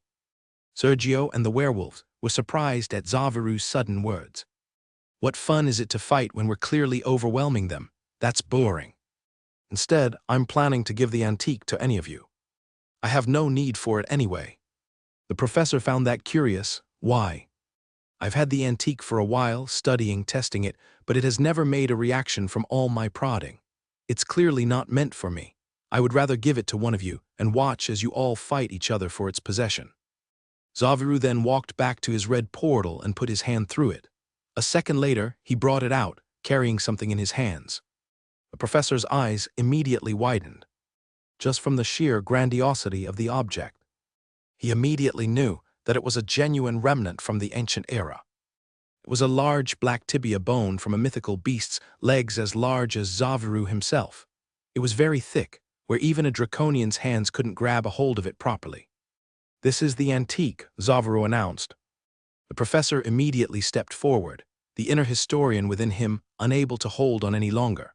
The fact that the antique was right in front of his eyes made him completely forget about the conflict unfolding around him. Michael followed after the professor, using his identity as Kyo, the historian's student. "It has a lot of cut marks," he said, talking about the numerous scratches on the otherwise pristine-looking white bone. It looked like the bone became a sword-cutting practice dummy for a long time. That's not scratches, the professor muttered, slowly putting his hands on the bone. No modern weapon can even make a single scratch on a mythical beast's bone. These are words. That's the ancient human's language. As soon as the professor's hands touched the bone, the letters suddenly lit up with a golden light before the professor recoiled his hands away. A single drop of blood was left behind where he touched it, which was slowly being absorbed directly into the bone. It took a moment before the bone's golden glow dimmed, showing that the professor wasn't the one it was looking for. I've tested this out on other people, Xaviru said. The bone accepted none of them, including me, but just recently, it reacted. It resonated with something that caused that earthquake. Everyone stared at the bone. They all thought that Xaviru cracked the antique, which caused that strange event. But if it wasn't him, then who? What do the writings say, Professor? Chief Klaus asked. Professor Lichtenstein was already well on his way to deciphering the hidden meaning between the seemingly random scratches on the bone. He stayed silent while Michael did a little bit of research himself. ChatJK5, can you try and decipher what's written? ChatJK5 made it seem like she failed just because it would take her a few minutes to decipher the words. Everyone turned silent as they gave the professor the space he needed to get to work. Then finally, Michael got an answer from ChatJK5. Just as Michael was about to say something, the professor suddenly spoke up. It's saying something about inheritance, and that it is something that only those who awakened it can claim it. Michael was surprised that the professor's translation was almost exactly what ChatJK5 said. The fact that he could go toe-to-toe with a super AI like ChatJK5 meant that he was truly someone to be admired when it came to anything history-related. Is it the ancient roar? Lupin asked excitedly. The professor tilted his head. Not exactly, it doesn't speak of the ancient roar, it's weird. The text is very hard to decipher since I still need some context clues in order to fully get its meaning. But what I can be sure about is that the inheritance that they're talking about doesn't just apply to draconians, werewolves, or any other beast folk. It can also apply to humans. Sergio Aubert perked up. Is that true, Professor? I'm almost 100% sure. The word they used for the inheritor is something that completely encompasses all living beings, not just one specific group. They just have to be competent. Seeing this opportunity laid out in front of him, Sergio immediately turned towards Xaviru. Please give us the antique, Xaviru. My father will greatly appreciate this. You can be sure that we'll continue cooperating with any business that you might need, he assured the Draconian. But this didn't get the response that he expected. He will appreciate any business that comes from me, not the other way around. Don't forget that, boy, reminded Xaviru. Sergio immediately pivoted. I understand, but we Auberts clearly have the best chance in awakening this inheritance from the antique. You're overestimating yourself and your family, said Chief Klaus. But Sergio was confident in his words. I wasn't exaggerating, Chief Klaus. We are one of the most talented humans on this earth. My little brother has shown that even in the future generations, the Aubert Company will continue to grow and become a conglomerate in the future. Isn't that right, Chief Lupin? The Brownblood tribe chief could only stay in silence. He believed that Sergio was right. Mauricio Aubert was one of the most talented youngsters he has ever seen. But he also couldn't say that out loud because it would only give Sergio more credibility, which would be like personally handing him the antique. Is he not the best in your swordsman tournament? Sergio asked. In fact, I am so confident of my little brother that I am willing to stake our claim of the antique, on the basis that Mauricio will come out on top of any tournament that you put him in. Chief Klaus put him in competition against any of your youngsters. Chief Lupin, I believe you're already doing that. As for Xaviru, I seem to remember you giving him your praises as well. Is that not enough evidence to show that maybe, just maybe, Mauricio, and in extension, our whole family is the one most qualified to have the antique? Sergio's words were filled with a lot of confidence and a lot of boasting. But the crazy part was that none of them were disagreeing with him. Of course, Mauricio wasn't actually the most talented youngster in the whole world, but he was the one most talented in their circle of allies. Sergio was betting on the fact that these leaders would rather give the antique to someone they know, rather than someone from their rival groups. And it seemed to have been working. But who can study this antique but me, said the professor. This belongs to me. Sergio nodded. Sure, Professor. After we have done our own research on the antique. You can have it all on your own. Now the professor had no reason to doubt the Aubats, as they seemed quite honorable according to other people. But the way Sergio worded it made it seem like the professor wasn't actually going to get the antique. They could just say they weren't finished with their research and delay giving it to him. I can assure you, Professor, that you will have it. If by the end of the year and we haven't given it to you yet, then may God himself strike us down. I can sign a contract with all of you, indicating that if I did not honor my promise, then you all have a reason to either seek compensation or justice. That was good assurance. The professor would just have to wait for a year, and then he'll have the antique for the rest of his life. But this wasn't good for Michael. He wanted the antique now. If it was tied to the ancient humans and the era they were in, then maybe he could be the one to uncover it. And if he also waited at the end of the year, then the whole of New Sparta would be gone by then. He had to say something. But Mauricio hasn't won yet, has he? He asked out loud. Excuse me, Sergio asked, almost laughing. You said that your family deserves the antique because Mauricio is the best talent there is. But what if he isn't? What if he lost in the swordsman tournament? Sergio was stunned for a second. He didn't think that anyone would say those words, especially not from Kyo, who just seemed to be the professor's protege. Of course he's going to win. Haha, is this even a question? Even the other leaders stayed silent. In all likelihood, Mauricio would win. Only Michael could see that the possibility for that wasn't exactly 100%, it's more like 0. Then would you like to bet on that? If Mauricio loses, then you forfeit all claim to the antique. That's what I said, Sergio confidently replied. Meanwhile, back in the swordsman tournament, a young teen with green hair, Mauricio Aubert, was looking at the list of all the final participants in the tournament. And as he skimmed through the names, there was just one person he couldn't see. Where's Pietro? He asked. That guy was the only real competition he had. He's eliminated, someone replied to him. Hazlota.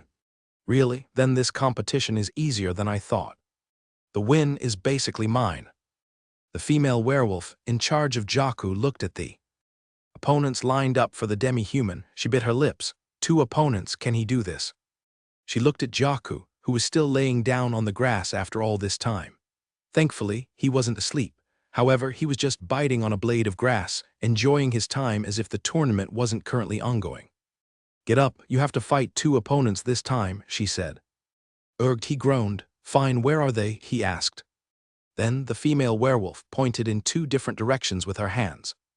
One of your opponents is waiting for you there down by the valley seated as the number 10. Your other opponent is over there by the thick forest, seed number 9. Jaku looked back at her, scratching his eyes. Which one am I supposed to fight first? Both, she replied. At the same time, you have to defeat them within the time that a werewolf's fur will burn. If you don't defeat both of them by then, you're eliminated.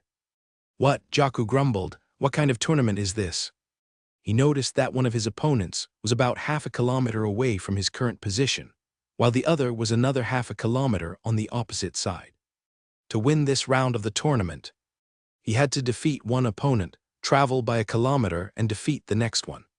All under a time limit. Are you serious? He asked. Do I really have to travel all that way? Can't they just have the arenas right next to each other? Or better yet, can I fight them together? Jaku wasn't complaining about the fact that he had to defeat 2 opponents in a few minutes. He was complaining about the fact that he had to walk all that way in between. That was a pain in the ass. You're fighting against opponents seated in the top 10, and you want to fight them together? The female werewolf asked incredulously. In the time limit imposed. That's basically impossible for most. And besides, those are the rules set by Chief Lupin. He isn't here right now, so you can't ask for an exception, not that he'd give you that anyway. Jaku slumped back down on the grass, unwilling to do it. Do I take this as your forfeiture? After sighing, Jaku forced himself up. Fine, he said. Then you better go. They have already lit the fur in both of your battles, she said. Judging from the rate of burn, a single strand would last about 2 minutes each. He had only that amount of time for this round. And he'd already spent the precious few seconds grumbling to himself. Eventually, though, Jaku arrived in the arena, having spent about 30 seconds jogging there. "You're finally here," the werewolf judge said. "Your opponent is the 9th seed." Jaku raised his hand. "Spare me the details, let's just get this over with." His opponent, a nameless man wearing a ponytail and wielding a longsword, frowned upon hearing this.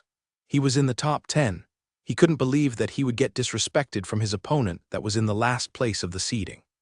But before he could even finish his threats, Jaku suddenly charged forwards, with blue lightning arcing across his body.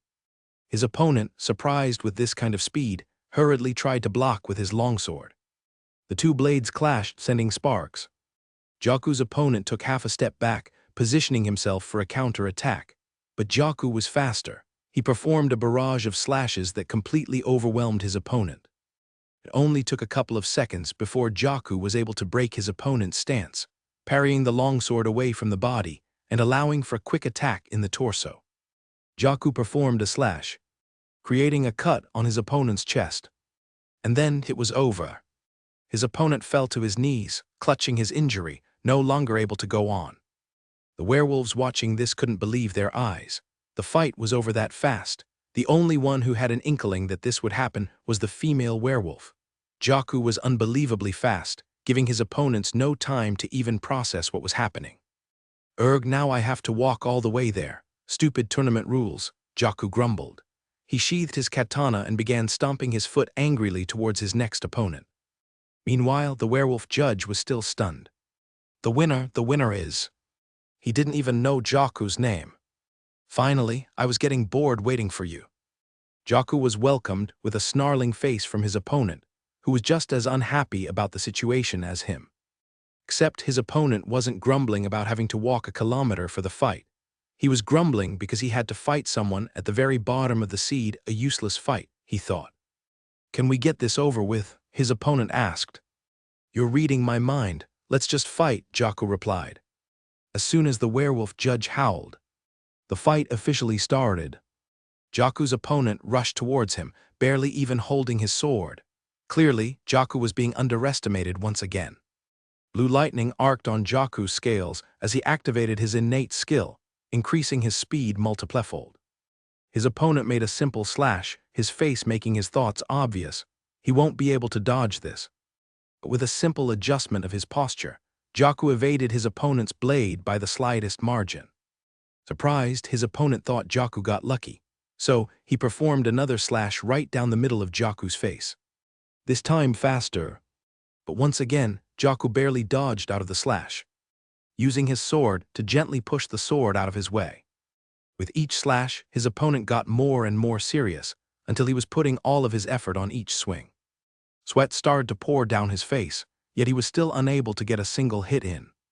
At that point, Jaku's opponent finally realized what was happening. His eyes widened, full of disbelief that a demi-human could move with such speed. Before he could even say anything, Jaku finally performed a single slash, cutting his opponent in the waist. Meanwhile, on the other side of the tournament, everyone's eyes were glued onto the current fight between two top swordsmen. On one side was a green-haired youth, wielding a greatsword in his hands. His face was confident and cocky, as if he knew this was an easy win. Opposite him was an older but stronger man, wielding a smaller sword with both hands. The people around them held their breaths in anticipation. This was a fight between the first seed, Mauricio Aubert, and the second seed. As soon as the two first clashed their swords, people already knew the outcome of the battle. As expected of Mauricio, his speed of swordplay is just on another level. The gap between them is too big. Is this really a fight between the first and second seed? Mauricio was supposed to fight with Pietro Mezzol, but he was unexpectedly knocked out in the first round. Everyone suddenly turned towards him. Who?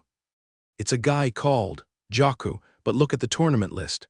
He's fighting against the 9th and 10th seed at the same time. Luck won't save him now. It didn't take long before the fight between Mauricio and his opponent reached a climax. A human-like diva, with multiple arms wielding different kinds of swords, appeared above Mauricio. It was moving, flashing its arms with such speed that it would seem like the image was blurry. "I've really missed Pietro," Mauricio said. "He was really the only one who could challenge me. You're just easy." Mauricio raised his sword and performed a simple slash. But just at that moment, The diva above his head suddenly began to shuffle its arms around, swinging its different swords around. Instead of looking at Mauricio's swing, his opponent looked up at the diva above him. He was watching intently at the arms, waiting to see which one of the swords it would end up on. And finally, at the very last moment, when Mauricio's sword was about to hit his opponent's chest, his diva finally chose a sword to brandish. A short sword, the other people around them claimed. Mauricio's slash is going to be extremely fast but with incredibly short reach. Reality itself seemed to have changed, as Mauricio's giant greatsword suddenly shortened itself by multiple times in the span of an instant. But on the other hand, Mauricio's swing suddenly gained even more momentum and speed. He changed his swing from an overhead arc to a simple lunge aimed at his opponent's heart. The number 2 seed tried to block, but the change happened too fast. He was already prepared to counter an attack from a greatsword, with his feet set wide to get the most stable stance possible. But this led him to be extremely vulnerable up close perfect for a weapon like the short sword. An instant later, Mauricio's sword pierced straight through his opponent's stomach. Once the attack hit, Mauricio's weapon turned back into the giant greatsword that it originally was, dealing a much greater damage than if it had been a short sword. His opponent fell to the ground, unconscious and bleeding out. The werewolf judge immediately signaled for the fight to be over before giving first aid to the swordsman who lost. Everyone watching this was in complete awe at Mauricio's power. That was his ability. That was the reason why he was considered as one of the best talents of the younger generation. From the perspective of other people, Mauricio seemed like he performed a simple slash. But from his opponent's perspective, the slash seemed to change multiple times, going from a short sword, a great sword, scimitar, and others, until finally settling in with the final weapon at the very last moment, giving them no time to adjust. Wow, and he's just at the second stage of body formation. How strong is he going to get in the future? The Audiobook company has a good future. That's why even the Draconians want to be the Audiobook's allies. People started to move closer to Mauricio, wanting to become his friend after that performance. The tournament was basically over. With such an easy victory over the second seed, there was no doubt in anyone's mind that Mauricio would win. Even the brown-blood werewolves started to approach Mauricio. He was already the winner in their minds. But a couple of seconds later, a female werewolf suddenly howled and took everyone's attention. "Awo, disperse, the final rounds of the fight will soon begin," she declared. The other swordsmen started to complain after hearing that. "Mauricio already won, there's no need to go through this tournament. I'm supposed to fight in the next round, but I'll surrender now." The other werewolves also approached her. "What are you doing?" "It's still not over," she said. "We still have someone here who can fight Mauricio." She then pointed in the distance, seemingly at nowhere. The female werewolf stomped her feet when she realized that Jaku was already sleeping on the ground, being covered by thick grasses. She charged towards him. "Wake up. The tournament is not over. You still have to go to the final round." "Fine, where are they?" he groaned. "Surely I'll only be fighting the first seed, right?" The female werewolf shook her head. "Yes, you'll be fighting Mauricio, but you'll also need to defeat 3 other swordsmen." At the same time again, Jaku looked at her, disappointment in his face. "Don't tell me, they're all in a different location." "No, so inconvenient." Mauricio Aubert took in all the praise and laudations that everyone gave him. Everyone said that they were all amazed at his skills, but that was to be expected. There was no one here who could stand a chance against him from the start. And according to his brother Sergio, this whole tournament was basically just a formality. The Auberts and the Brownbloods were already well on their way to becoming an ally, and all he had to do was show off his talents in a tournament. "It's still not over," a female werewolf said. "We still have someone here who can fight Mauricio." Everyone thought she was joking, but soon after, she came and retrieved a demi-human in the distance. "Jaku has moved on to the final round and has the right to battle for the championship," she declared. Everyone was confused. They didn't even recognize Jaku. They didn't see him at all during the seeding test. "Jaku, he's at the last seed. How did he even reach the final round?" "I haven't even seen him at all. Are we sure he really got to the final round?" Eventually, someone finally recognized the name. "Wait, isn't Jaku the name of the guy who defeated Pietro?" As soon as Pietro's name was mentioned, Mauricio finally took notice of the blue-scaled dragonborn. He defeated Pietro, he asked, laughing. Is that even possible? He's a demi-human. No one could believe that a second-stage body formation magnetic like Pietro would lose to a mere demi-human, someone who didn't have any ability power. There's no way he defeated Pietro. He's the one that's been sleeping all this time. Mauricio seemed to have remembered seeing someone laying down on the grass all the time. Werewolves, if I am correct, since he is at the last seed. He has to defeat 3 other swordsmen aside from me to win the entire tournament, right? The brown-blood werewolves nodded. He has to defeat 4 swordsmen in the span of 2 furs. This would give Jaku just 4 minutes to defeat all of them, including Mauricio. After that announcement, everyone realized that Jaku virtually had no chance to win. Just fighting Mauricio alone would take all the time allotted for him. Then I don't need to worry at all then. Just tell me when you're ready to crown me as the best swordsman in the tournament, Mauricio said, turning his attention away. He wouldn't even dare fight me. Jaku looked at the massive distance between the different arenas. Fighting 4 swordsmen in quick succession, that was the easy part. Now fighting against his own nature to be lazy, well, that was almost impossible. But in order to win, in order to bring victory to Michael and the Reborn company, Jaku had to overcome his laziness and lock in. Jaku knew that the only way that he could win was if he stopped being lazy. He had to suppress that desire of his to sleep through this arduous ordeal and let the time pass in his dreams. By letting go of his desire for just a moment, for just this tournament, he would bring victory to himself, Michael, and the whole of the Reborn company. He had no care for what other people thought of him. He was too lazy to do that.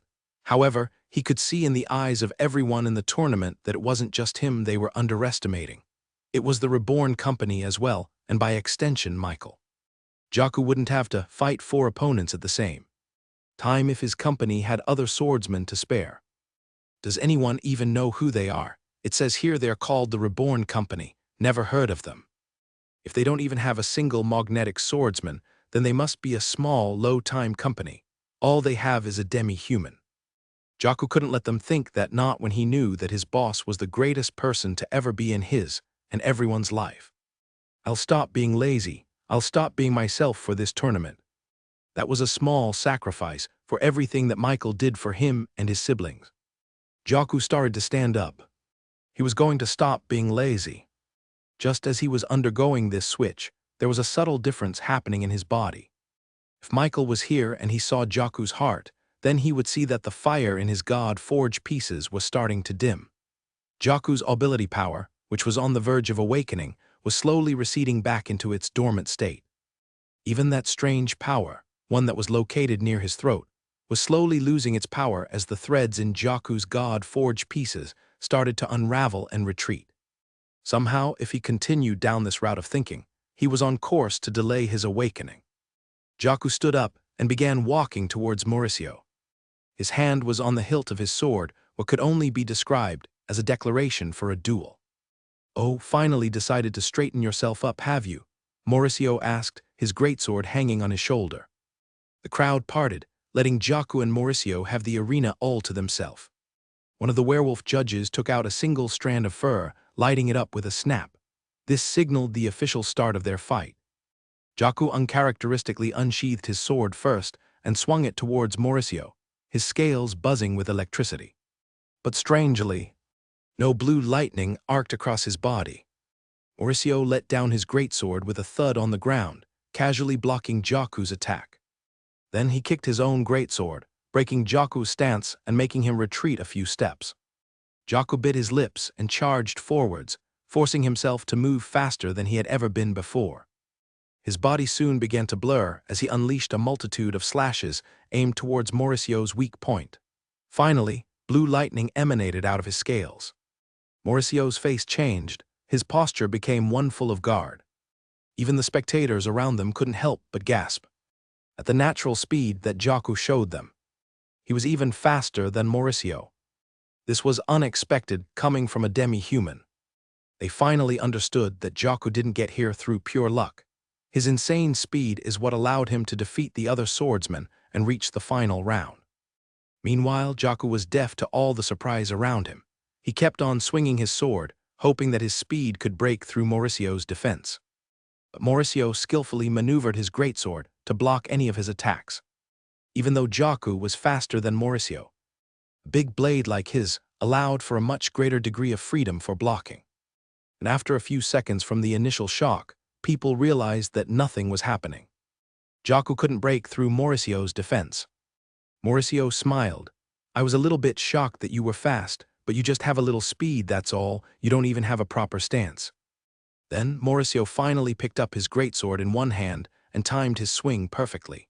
He redirected Jaku's sword and locked it in with his, before eventually pushing him back all the way to the end of the arena.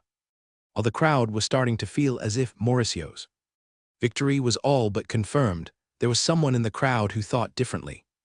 A bald elderly woman with a hunched back, with a cloth wrapped around her eyes and ears, smiled as she looked at Jaku.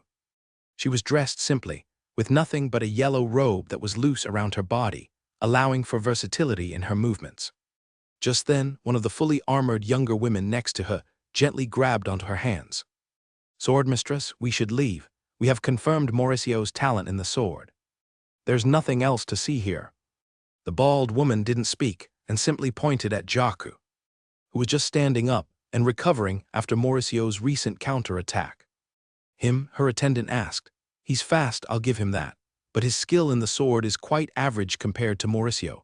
His movements are in disarray with no complexity or harmony at all. Whoever taught him must not be a decent swordsman." The attendant couldn't understand why she of all people would be interested in the demi-human, but her swordmistress seemed to disagree. The old woman shook her head.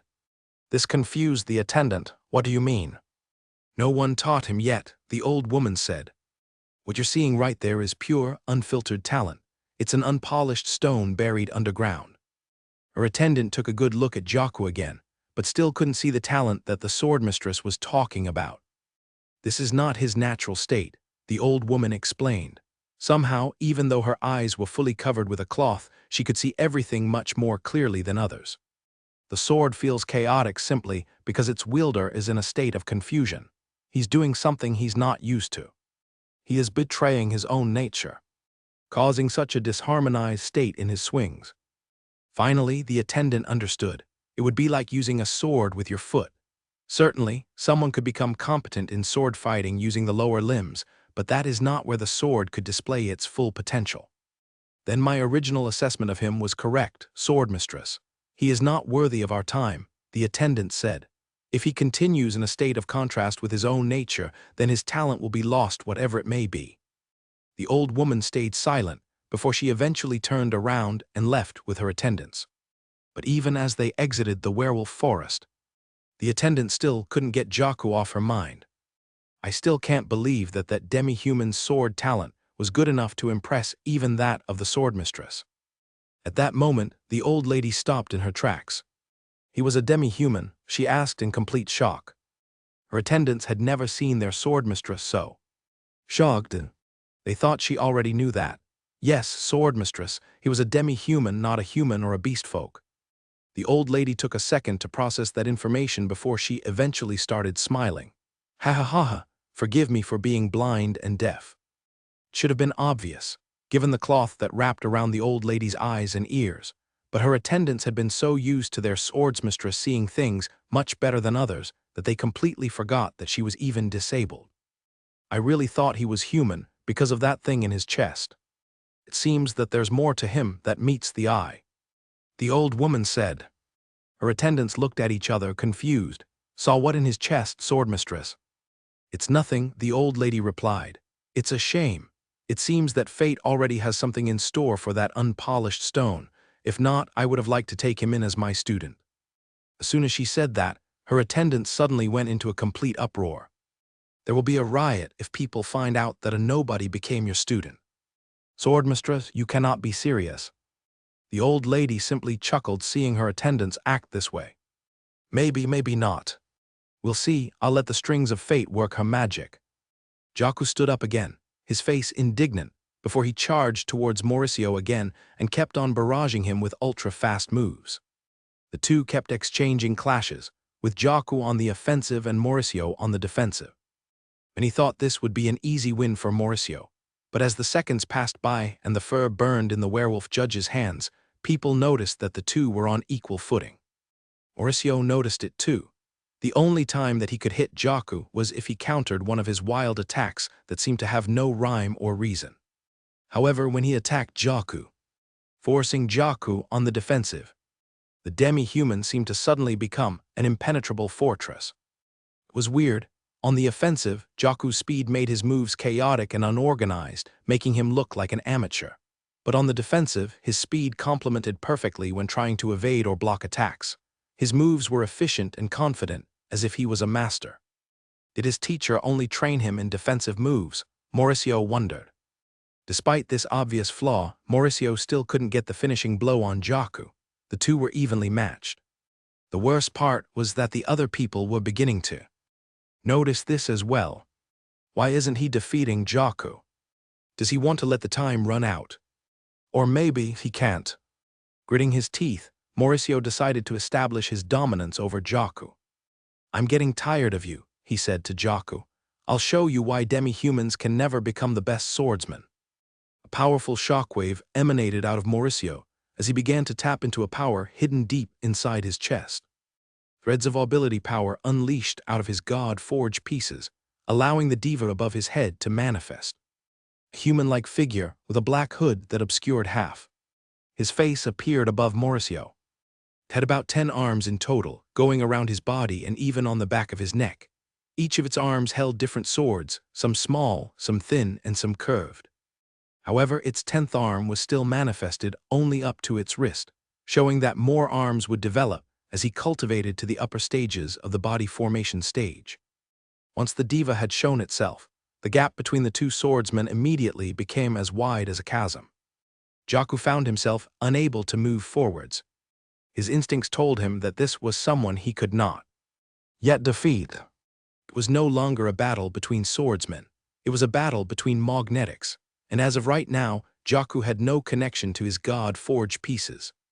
Mauricio raised his greatsword and swung it towards Jaku, its speed not faster or slower than his swing from before. But now the diva above his head shuffled its hands around, becoming a blur. Jaku took a step back and positioned his katana diagonally, intending to deflect the greatsword just enough for him to evade.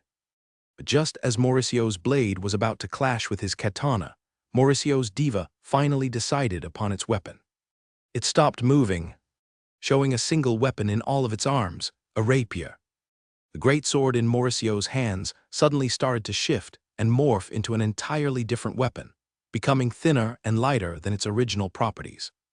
Jaku's defensive move was proven moot.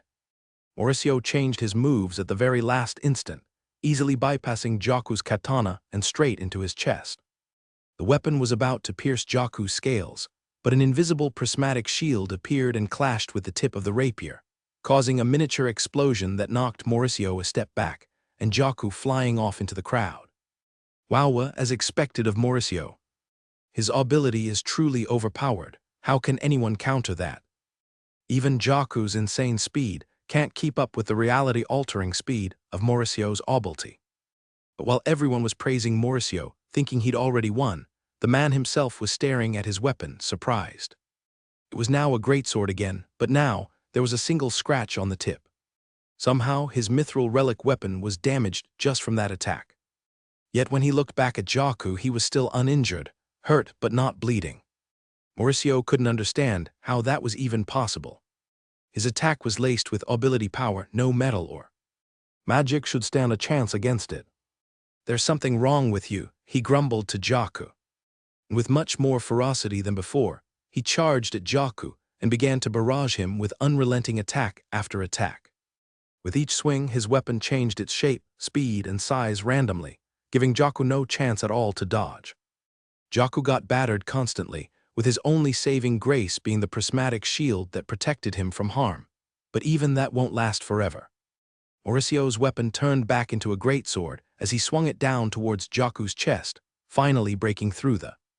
It shattered like glass, its pieces flowing in the wind. Jaku crashed on his back, blood spewing out of his mouth. He was on the verge of losing. This is why the Aubert Company will prevail in New Sparta. We have discipline and prioritize order over anything else, unlike other companies. Lazy people will never succeed, Mauricio declared. Suddenly, Jaku raised his head and remembered something. Even though he'd been lazy all this time, never once did Michael reprimand him or try to change who he was. Michael always wanted them to be comfortable. That was his goal. That was what he wanted everyone to be. That was what he always told him and everyone in the nation of Reborn. And if he lost to Mauricio, then this meant that Michael was wrong. And that was impossible. Their boss wasn't wrong. Jaku realized what he had to do.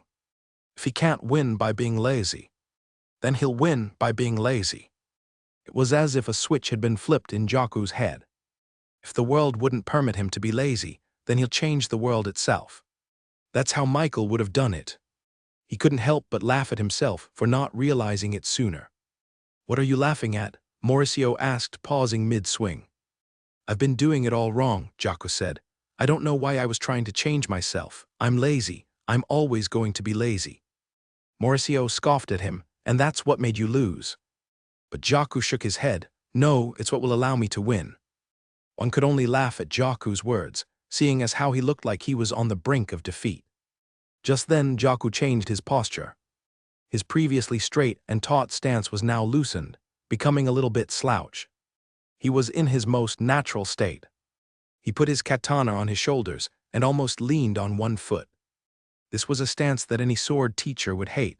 It was full of holes, it had a lot of vulnerability, and most of all, it was lazy. Yet Mauricio frowned as he saw this. There was a change happening right in front of his very eyes. He didn't know what it was, but he knew that something wrong was happening. And if he could see ability power just as well as Michael, he would see that his intuition was right. There was a change happening in Jaku's body. His heart, which had cooled down due to recent events, was now starting to glow and warm even more than before.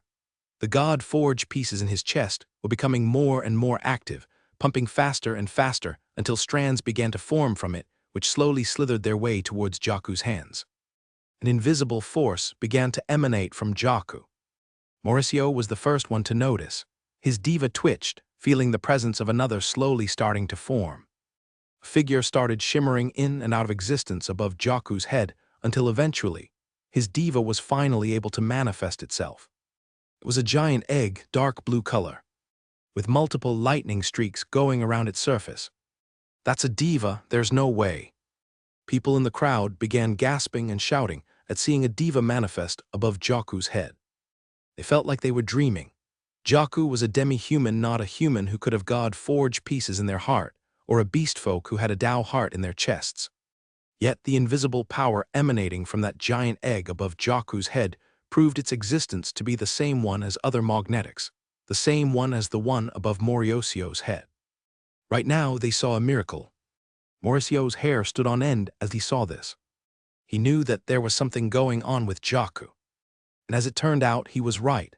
Jaku was a freak of nature, one who denied the very limitations of his species. "Monster freak," Mauricio shouted. Fear started to creep into his heart of the implications this had for Jaku. If he had a diva, then this meant that he had an ability power. And with ability power, his base speed by very definition exceeds that of what reality could consider normal. And this scared Mauricio before he realized something. "I knew I should have defeated you before. But it doesn't matter. I don't know how you got a diva, but at the very least, you're still in the first stage. I eat those for breakfast." Mauricio raised his greatsword above his head and charged towards Jaku, the diva above his head shuffling its swords into a blur. Despite this obvious anomaly, Mauricio was right. There was still a one-stage difference between the two. Coupled with experience, Mauricio should come out on top in a battle between their two abilities when they clashed against each other. But instead of worrying about it, Jaku did the unthinkable. He closed his eyes and tilted his head back, as if he had fallen asleep. Correction, not as if, he really did fall asleep. Up close, Mauricio realized that Jaku's eyes were actually closed. He didn't know why Jaku did that, but this was the best opportunity he was going to get. He swung his greatsword from above his head, imbuing it with more power than ever. And even as he was mid-swing, Jaku's eyelids were still closed. An instant later, Mauricio's diva finally stopped shuffling its arms. His weapon now became a simple sword, one completely versatile, having both speed and power. It matched perfectly with Jaku's katana. But Jaku was still asleep. Even if he awoke now, he would have no chance of reacting to Mauricio's swing, especially if it was just an instant away from hitting. Right at the very last moment, the dark blue egg above Jaku's head started to twitch, before a single crack spread from top to bottom. Suddenly, lightning began to arc around Jaku's body. It was instant light speed. Jaku opened his eyes and saw everything in the world slow down to a stop. Mauricio's weapon, which had just finished its transformation from a greatsword to a sword, was right in front of him, seemingly stopped in time. An overwhelming feeling of annoyance welled up in Jaku's heart. I gotta deal with this. He just wanted to sleep more. However, the sword in front of him was currently in the way of that. His dreams were calling him with such intensity that more lightning arced around his body and his eyes, as if the world itself was giving him light speed in order to deal with whatever situation he was currently in. Jaku moved his katana from his shoulders, with lightning streaking behind it like a comet's tail. Then he sliced in front of him with the most casual of swings. A few moments later, a large amount of red stained Mauricio's armor and clothes from his chest to his stomach. Then the world blurred back into its normal speed. Mauricio finished his swing, his sword striking nothing but the ground. He couldn't even wonder how Jaku suddenly disappeared from his vision from one instant to the next, because he suddenly felt a pain in his body. He looked down, only to see blood dripping out of his chest. His body armor had a clean cut from his left shoulder to his right torso. Even the other people around him couldn't understand what happened. It was as if they missed a huge chunk of time. How did he end up there? People only realized that Jaku had somehow appeared on the other side of the arena, a couple of meters from where he was supposed to be hit, and was now laying down on the ground, sleeping. People thought they were going crazy. They didn't know what happened, but for Jaku, everything happened just like normal. This was his ability power. Sleep became his source of energy. Any time that his sleep or his relaxation time got disturbed, an enormous amount of light speed would get imbued into his body so that he could fix his problem and go back to sleep. I'm injured, Mauricio muttered in disbelief. His head started to spin as he saw his own blood dripping into the ground. How could he bleed? He could only see a blur of movement when Jaku disappeared from his sight. His instincts tried to move, but the blade was far too fast for him to even react to. This only meant one thing: Jaku was far faster than even his own diva. This was someone who just awakened. Mauricio didn't want to believe it. He ignored the pain in his chest and rushed towards Jaku, his greatsword dragging across the ground. He swung his weapon down on Jaku, who was laying on his side, yawning. The weapons in Mauricio's diva began shuffling, before turning into its final form as a two-handed longsword, meant to cleave anything in half. But as soon as the sword reached an inch above Jaku's head, a very annoyed clicking of the tongue resounded out in the arena. Jaku's entire body began to be engulfed in lightning, his speed now beyond anything possible in normal reality. In a single instant, Mauricio found himself groaning as he got another cut in his back. He stumbled forwards before looking around, confused as to where Jaku even went off to. Behind him, he saw Jaku laying face up on the ground, his hands behind his head with a comfortable smile on his face. This annoyed Mauricio to no end. Jaku looked extremely vulnerable, something that his teachers and masters always told him to avoid. Discipline and hard work was what allowed him to be praised as one of the best talents in his generation. Yet he bled because of him, a demi-human who was the complete antithesis of what it meant to be a swordsman. The worst part was that Mauricio was starting to feel dread as he looked at Jaku. As vulnerable as he may seem, the two deep cuts on his body already proved that fighting Jaku was a fruitless endeavor. And he wasn't the only one who was noticing this. Oh my God, Jaku is winning. I can't believe it, a demi-human is beating Mauricio Aubert. Not just any demi-human, but a one-of-a-kind. I think he's the only one in history with a diva. The praises that were supposed to be for Mauricio were now directed at Jaku. Mauricio couldn't accept that. He wasn't supposed to lose. He then looked at the crowd, observing their fight. "What are you all doing? You. He pointed at the three swordsmen who were supposed to fight Jaku. "Why aren't you fighting him?" Jaku was supposed to fight 4 swordsmen, including Mauricio, in quick succession under an extreme time limit. Nobody even thought he had to fight the other 3 because they thought he wouldn't get past Mauricio. But now, that possibility was not just more than likely, it was inevitable. "That's not part of the rules," one of the swordsmen said. But Mauricio didn't care. He couldn't lose this fight. "You fight him, or you'll have the entirety of the Albert Company hunting you down," he threatened. That seemed to have been enough of a motivation for the other 3. Having the Alberts as their enemies was almost a death sentence. Not only that, but they'd have to fight Jaku eventually. They'd seen his speed and knew that the only way they could stand a change against him was if they pooled their strengths. They approached Jaku from all sides, holding their swords close to their chest. It was now 4 against 1. Even Jaku's speed wouldn't be able to overcome such an inequality. Jaku, faced with this disadvantage, could only smile and express his gratitude. "Thanks. That really saves me the trouble of hunting you all down." Mauricio and the other 3 swordsmen charged towards Jaku, each one activating their ability powers. 3 more divas manifested in the arena, one black cheetah, the other a horse, and the last a shooting star. It just so happened that the 3 swordsmen's ability power was specialized in speed. If there was anyone who could stand a chance against Jaku, then it would be them. Their speeds increased multiplifold as their swords swung through the air, heading towards Jaku's body. But just like before, Jaku awoke groggily from the disturbance, with pure irritation powering the lightning arcs that coursed through his scales. He disappeared from their sights, escaping out of their enclosure. One of the swordsmen activated his cheetah diva, allowing his footsteps to have maximum speed and maximum versatility. He shuffled his stances, turning around just in time as Jaku was about to slash at him. Their swords clinked as the swordsman blocked the first attack. But he was completely helpless against the 20 other moves Jaku performed in the instant after the block. The swordsman fell to his knees, his body filled with cuts. Jaku, done with his first opponent, turned around and rushed out into the edges of the arena to take a nap. But the 2 other swordsmen were hot on his tail. The one with the horse diva lunged at Jaku from behind, becoming a giant lance that could pierce through anything.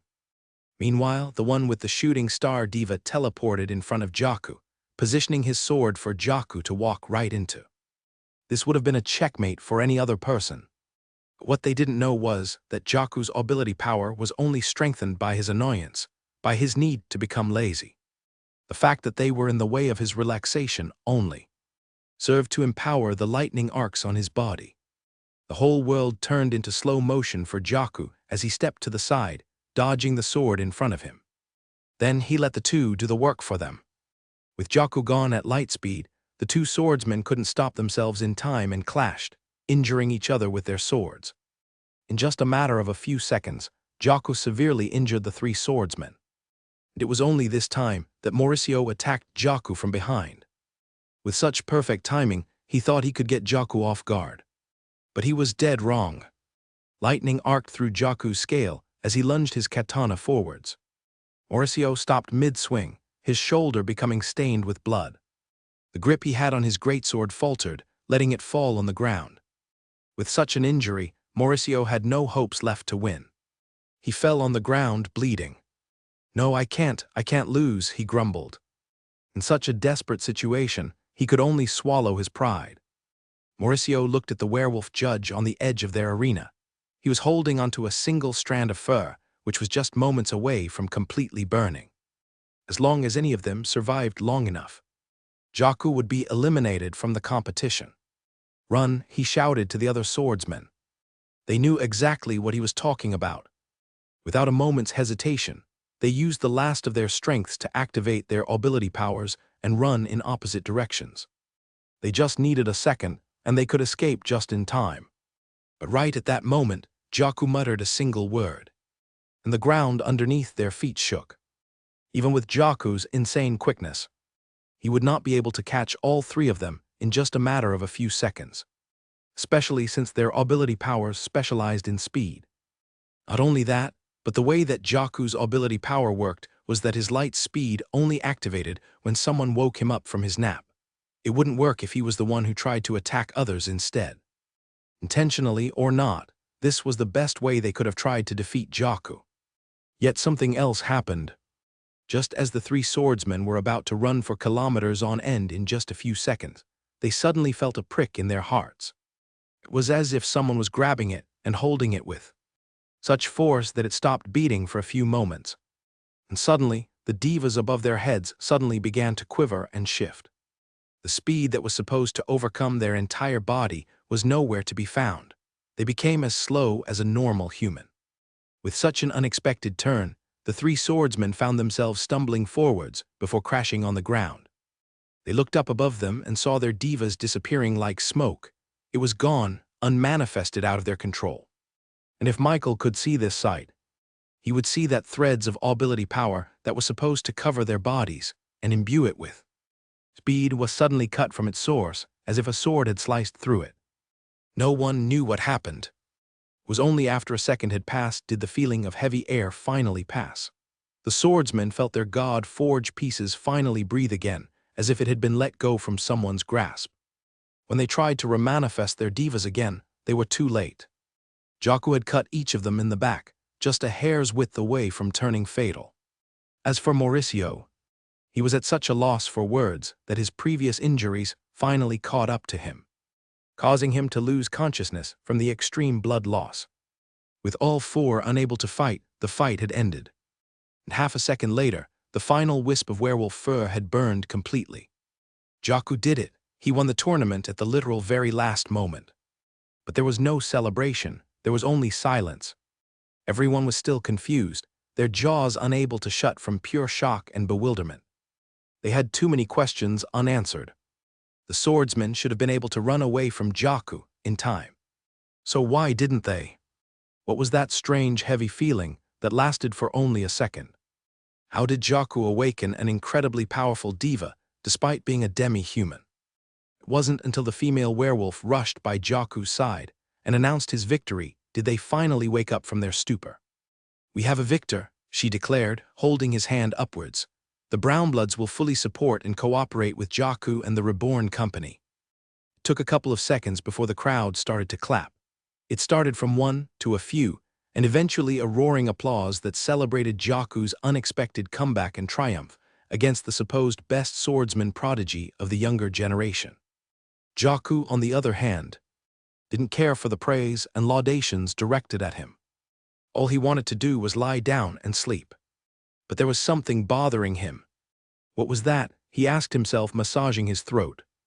Meanwhile, back at the Draconian Towers, Sergio Aubert continued to express his utmost confidence in his little brother. "Chief Lupin, please send in a werewolf to check in on the tournament.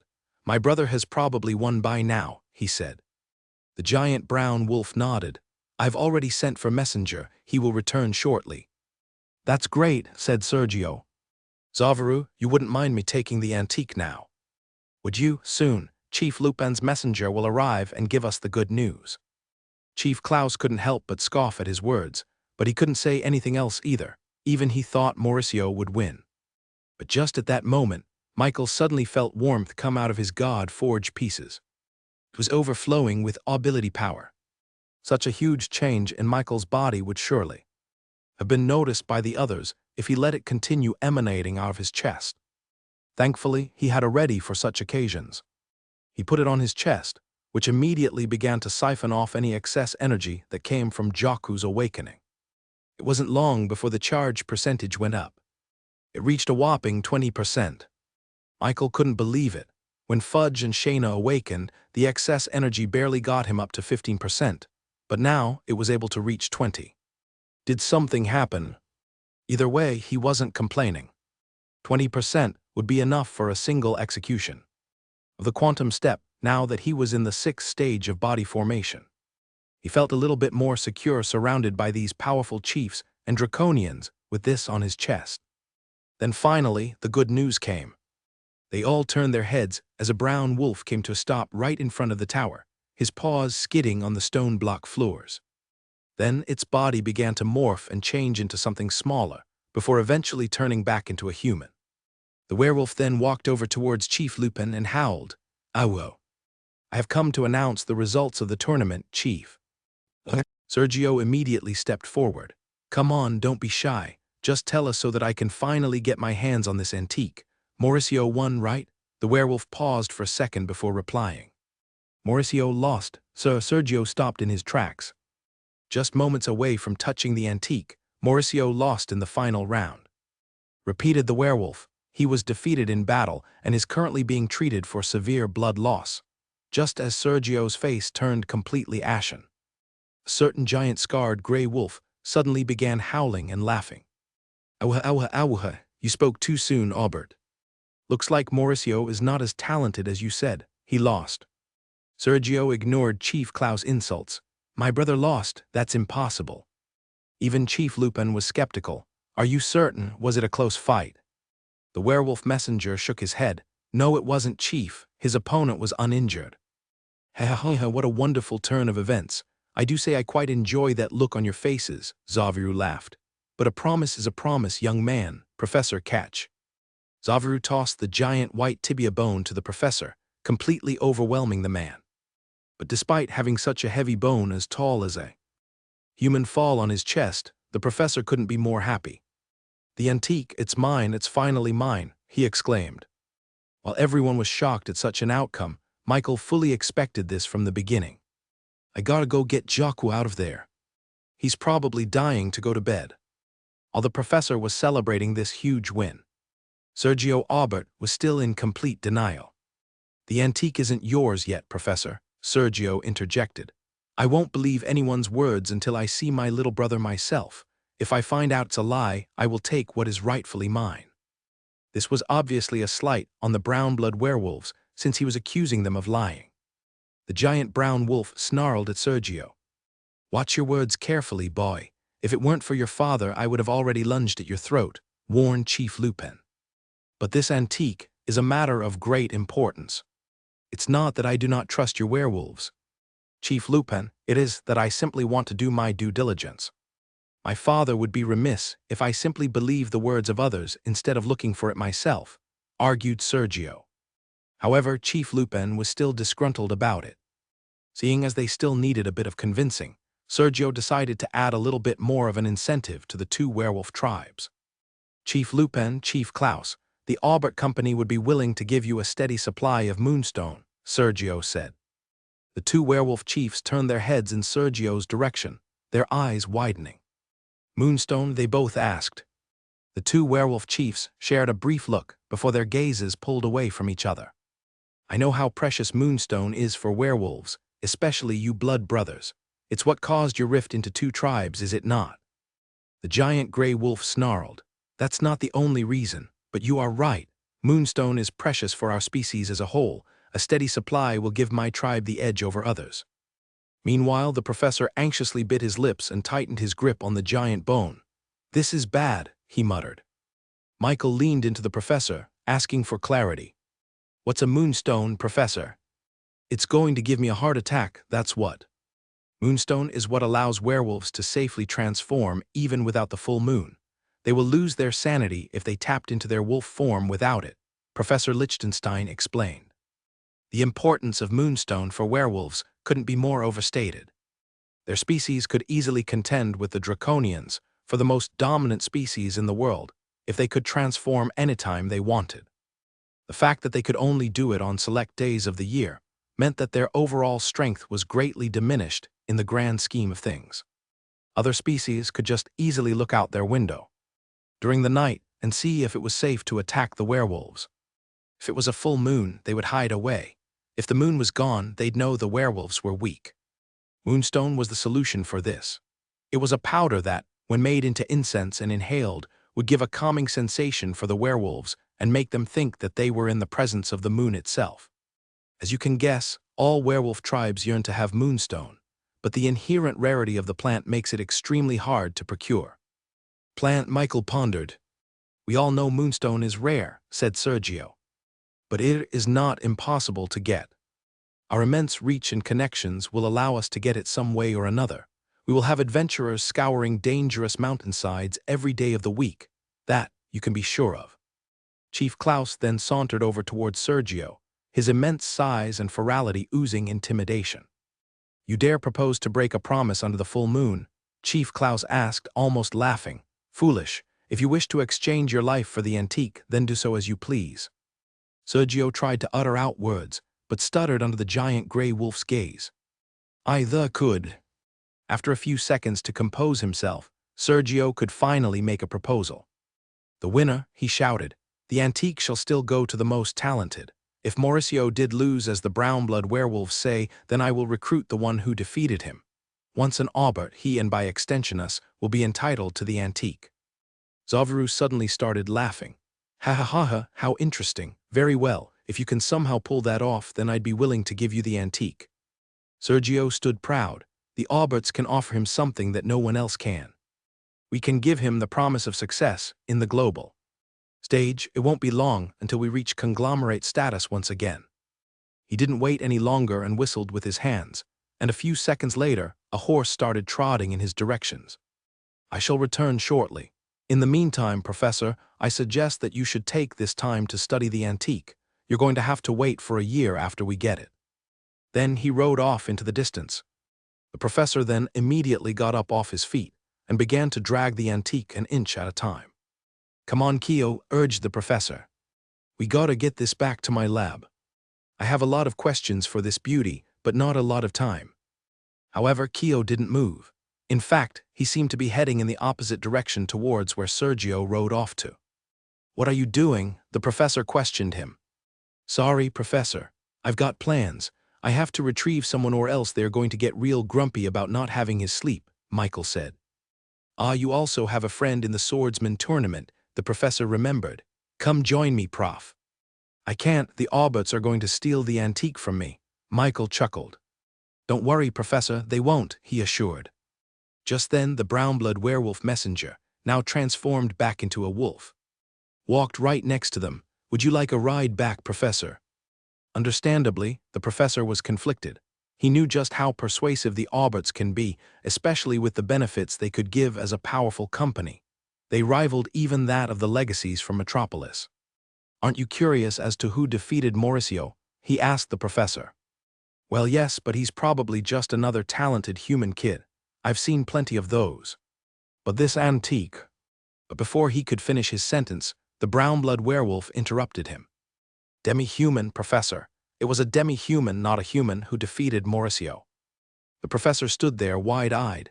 "A demi-human, not a beast folk." "No, sir, a demi-human if unknown species." Numerous thoughts and calculations flashed through the professor's mind at near light speed, and each time he could not fathom how a demi-human could defeat Mauricio, a second-stage magnetic, who was already extremely talented for his age. The only possibility he could think of was that Mauricio intended to lose, but that was highly unlikely given Sergio's boasting. "Interested in seeing him now, Professor?" Michael asked with a knowing smile. The professor tapped his feet for a few seconds when faced with such a dilemma. Fine, I'll go see that demi-human, but just for a brief second. The antique awaits my appraisal." Michael chuckled as the professor kept grumbling as he boarded the giant brown wolf. He was going to board as well when he suddenly felt a few presences approach them. His eyes immediately focused to one person. An old woman with a white cloth wrapped around her eyes. Is she blind? Michael asked himself. Using his supreme talent, he noticed that her eyes and ears were completely devoid of light mana. This meant that it wasn't alive like the rest of her body, which has light mana density rivaling even that of a youth in their prime. The fact that she was being escorted by these fully armored women holding her hand supported his guess. However, with the way she carried herself, her natural aura, as a person, Michael didn't get the impression that she was someone disabled. Her steps were confident, her posture relaxed but proud. And most importantly, her gaze seemed to be of someone who could see exactly what she was trying to look at. Case in point, the old woman turned her head and made eye contact with him. She paused for a second, staring at him, before she gave him a brief smile and went on walking her way past. She was interesting, to say the least. There was definitely more to her than what meets the eye. Out of pure curiosity, he decided to subtly bring out his drone and observe the old woman using his. As soon as the interface for the camera appeared in his mind, showing as a complete 360-degree view. Michael was blinded. Ability power was surging out of the old woman's eyes, manifesting as an intense brightness, as if it was the sun itself. He could see threads, sun rays, coming out of her eyes like lasers, scanning her surroundings like sonar or lidar. This was probably how she's able to move through the world blind. He then piloted the drone to just inch a little bit closer to her so that he could take a closer look. And as he did, he noticed something in her eyes. It wasn't being powered by threads that come out of her God-forged pieces. The threads of ability power were coming from her body itself, acting like veins that go from the heart to the eyes. She's beyond the body formation realm. This was extremely similar to how his quantum techniques worked. It came from his body, not to. Just how strong is she? He wondered. The fact that she was using such a powerful and energy-intensive technique so casually, without even manifesting her diva, meant that she was probably beyond the initial stages of the nascent spirit realm. Maybe even beyond it entirely. Kyo, come on, time is ticking, the professor said urgently. He was so focused on the demi-human and the antique that he didn't notice the new arrivals until Michael pointed it out to him. The professor squinted his eyes. "What's that old hag doing here?" he asked. "Old hag, sword-obsessed bitch, heavenly knight, whatever you want to call her," the professor grumbled. Michael finally understood why she looked so strong. No wonder. He wouldn't have guessed she was one of those Way of the Weapon Masters because of the obvious lack of weapon anywhere on her. I wonder what she uses. He'd already met the Heavenly Knight for the Way of the Axe, the Orc Kruger, and from what he knew, there were only about 10 of them in total. "You seem familiar with her, Professor." "Very. Friendly, I guess." "I have history with her, yes," the professor answered. "But I hate dealing with her. All she ever talks about is her swords. She's crazy. She talks to those pieces of metal as if they were actually alive. I can't deal with that. Let's go. Antique, wait for me," the professor said, waving at the bone which was staked on the ground beside Zavaru. "Yeah, she's crazy," Michael muttered sarcastically. Professor Lichtenstein didn't seem all that interested in telling his history with the blind woman, which was a shame. At least now, he knew she was a swordsman. And as much as he wanted to find out more about this blind and deaf Heavenly Knight, it looked like she didn't come here for him. She came here to talk with the 3 beast folks gathered together. "Chief Klaus, Chief Lupin," the old woman greeted, then she gave a brief nod to the Draconian, Zavaru. The Draconian with the red hair and wild eyebrows suddenly manifested a booming shockwave coming from his body. "Come to finish our little fight?" he asked Swordmistress Eldia. "Please, I'm not that bored anymore," she replied. Then the 2 giant wolves looked at the old woman, giving her a respectful howl. "Swordmistress Eldia," Chief Lupin said, "I didn't think you would be coming here." "Yes, well, I heard about your little tournament, and I had a bit of time," the old woman replied. "It was quite the sight." "I was just about to get back and check on the results of the tournament," said Chief Lupin. "It seems that I was wrong. Mauricio did not come out on top." "Ha, serves you right," Chief Klaus chuckled. His brother ignored him. Meanwhile, the female armored attendants of Eldia could only express their shock through their eyes. Mauricio lost. That seemed highly unlikely, given the low level of competition. However, Eldia herself didn't look all too shocked at the news. "Swordmistress, did you see who won?" Chief Lupin asked. Eldia chuckled. "No, but I can guess who won." The 2 werewolf chiefs and even Zavaru raised their eyebrows upon hearing such words from her. It seemed that whoever that was left a really good impression on the Heavenly Knight. Chief Lupin, particularly, was surprised because he thought he already adequately assessed the competitors when he saw them. None stood out, except for Mauricio. But it seemed that the Swordmistress was a Heavenly Knight for a reason. Although blind, she could see more than most when it came to swords. "I was about to check the results of the tournament, but it looks like you have something to say to me," Chief Lupin guessed. "Not just you, but all of you," Eldia replied. "It concerns that bone and the earthquake that signaled something ancient." Meanwhile, Michael and the professor clung on to the werewolf fur tightly as he zipped around at an extremely fast speed. The professor seemed to have held on better this time around, but the fear and anxiety still remained. It wasn't long before they reached the Brownblood tribe, seeing the tail end of a celebration. The tournament had just finished, and the werewolves and participants were in a mood to party. The professor immediately got off the giant wolf and brushed past merry men, women, and werewolf to seek the demi-human said to have beaten Mauricio. While on the way there, the professor couldn't help but give a lot of different guesses to Michael. How did they do it? Did they cheat? No, werewolves are good at spotting things under the moon. Was it a master of the sword pretending to be a beginner? No, Eldia would have spotted it immediately. How did they do it? I thought you weren't that interested, Professor, Michael chuckled. Shut up, what do you think? Michael gave out an imperceptible smile. What if they awakened an ability? Immediately, the professor burst out laughing. An ability, you're funny man, Kyo. It's been tested numerous times that demi-humans cannot take God-forged pieces. There are world wars fought exactly because of how many atrocities had been done to prove that. Michael shrugged. I don't know, Professor, that just seems the only likely possibility. There has to be some other reason, the professor insisted. Would you like to bet on that, Professor? Michael asked immediately, sensing an opportunity. He smiled. That would be 2 favors you owe me if you lose this one. And we would get even if I win. If that ridiculous guess turned out to be true, then I'd be doubly in your favor. Michael smiled and let the professor keep on laughing about the insane guess he had. Eventually, they reached the werewolf judges, the one in charge of the tournament itself. Where is he? Did he really defeat Mauricio?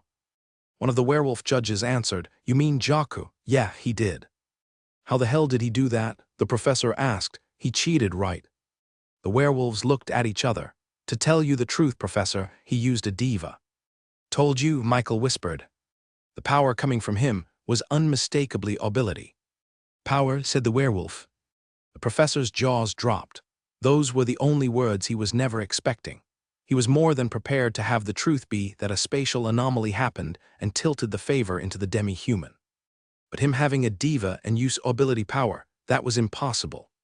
No way, there's just no way. However, the numerous first-hand accounts from everyone watching the tournament could corroborate the story. This wasn't a lie. I have to see him myself. Where's this demi-human Jaku? One of the female werewolves pointed at the distance, where there was a single pine tree in an open space, perfectly giving shade and warmth under the moonlight. Laying down with their head rested on the roots was a dark blue-scaled dragonborn having a nice and relaxing sleep. The professor squinted his eyes. He bears a similarity to the Komodo species, but also the draconians, he assessed. I've never seen his type before. Fascinating. Michael put his hands behind his back. Perhaps he's an evolved form of the Komodo demi-humans. The professor's eyes widened. That could be a possibility. How did you think of that? Come on, let's approach him, said the professor, going into a run. But just before they reached Jaku, someone got there before them. A horse came strutting in from the distance before coming to a stop. Then, a familiar face came down from the horse and faced Jaku with a mix of pride and contentment in his face. It was Sergio Aubert. I am Sergio Aubert. Sergio introduced himself, putting an emphasis on his family name. Are you the demi-human who awakened a diva? However, he didn't garner the reaction he wanted or even expected. Jaku groggily opened his eyes, and upon seeing Sergio's face, immediately closed it back up and continued to sleep. He even had the audacity to change his sleeping position to become face away from this stranger. Sergio was flabbergasted for a second. He thought that giving his name and his family would give him a little bit of respect. Hey, Sergio called out, but Jaku was deep off into sleep. Finally, Sergio had enough and bent down to forcefully wake the demi-human from sleep. And as soon as his hands got near Jaku's shoulder, blue lightning suddenly emerged out of Jaku's scales, empowering him with light speed. Above his head, the image of a giant dark blue egg with lightning streaks around it appeared. It had numerous cracks on its surface, on the brink of hatching. Then Jaku disappeared. Sergio and the professor were shocked to see such a sight. They turned their heads, only to see Jaku already sleeping peacefully on another tree in the distance. This demi-human really did awaken a diva. Not only that, but that incredible speed could only be achieved by the reality-altering quality of ability powers. Goodness me, the professor gasped, slapping his own forehead. I'm seeing an impossibility right in front of my eyes. Sergio was also flabbergasted, his eyes realizing that even his brother couldn't react to that speed. Your talent is unique, and is something that will be greatly appreciated in our company. Join the Alberts, Sergio said, approaching Jaku again. Jaku gave him an irritated look. Can't you see I'm busy here? Sergio's eyebrows twitched, not liking the disrespect given to him. However, he couldn't say anything. Jaku was a demi-human of extremely great importance, perhaps even greater than the antique itself. He was the only demi-human in the world that was a magnetic. That fact that he succeeded where no one in the world had meant that the information he could give to the Alberts would be invaluable. Sergio had to recruit him at all costs. Just then the professor hurriedly got in front of Sergio. No, come with me. I must know how you became a magnetic. This is for the good of the entire world. I promise that you will gain fame unlike anything you've ever seen.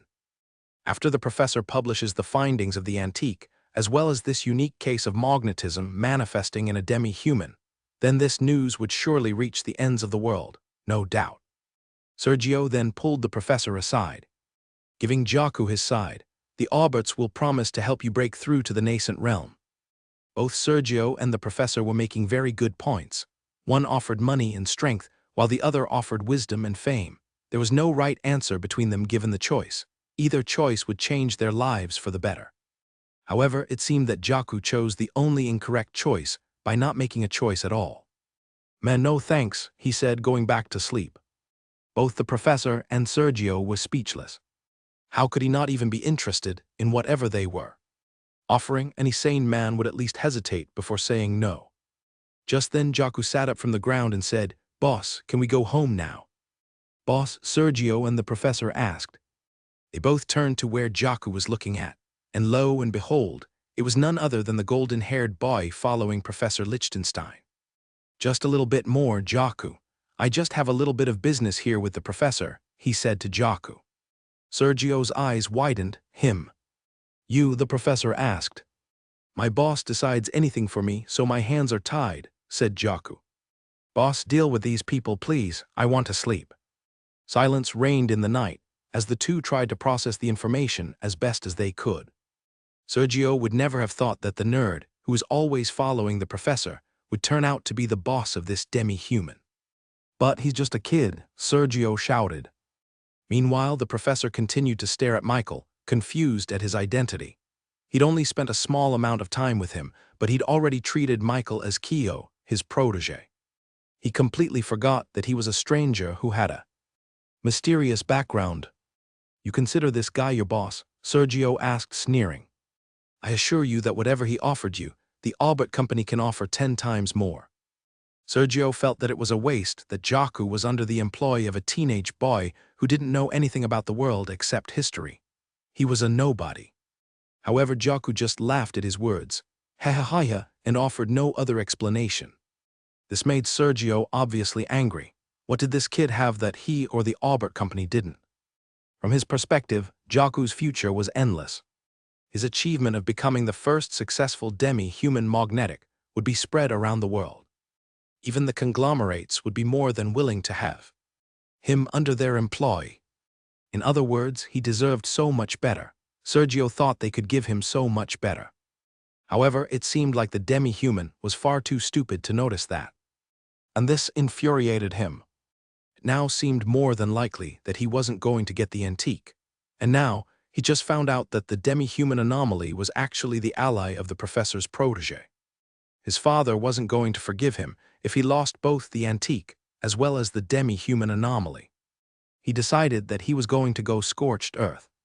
"You don't get to treat me like this," Sergio warned. "I've seen what you did to my brother." The rage in Sergio's face was barely hidden now. He had come from the Brownbloods healer and saw the extent of injuries in Mauricio's body. He had never seen his little brother so vulnerable. He was going to forget this slight if Jaku had just been a little bit smarter and accepted this glorious invitation. Joining the Albert Company could have been your salvation for hurting my brother like that. Choose, pay for your crimes or join the Albert Company, Sergio threatened. "Crime?" Jaku asked incredulously. Even the professor, who was hearing from a distance, couldn't help but scoff. "Is he serious?" "Shut up, Professor," warned Sergio. "I suggest that you tell this guy what I can do so that he can make a wise decision." Then he turned to Jaku. "Just because you defeated my brother doesn't mean you can defeat me. Your father will not allow for this, the professor shouted. You cannot threaten someone for not joining your company.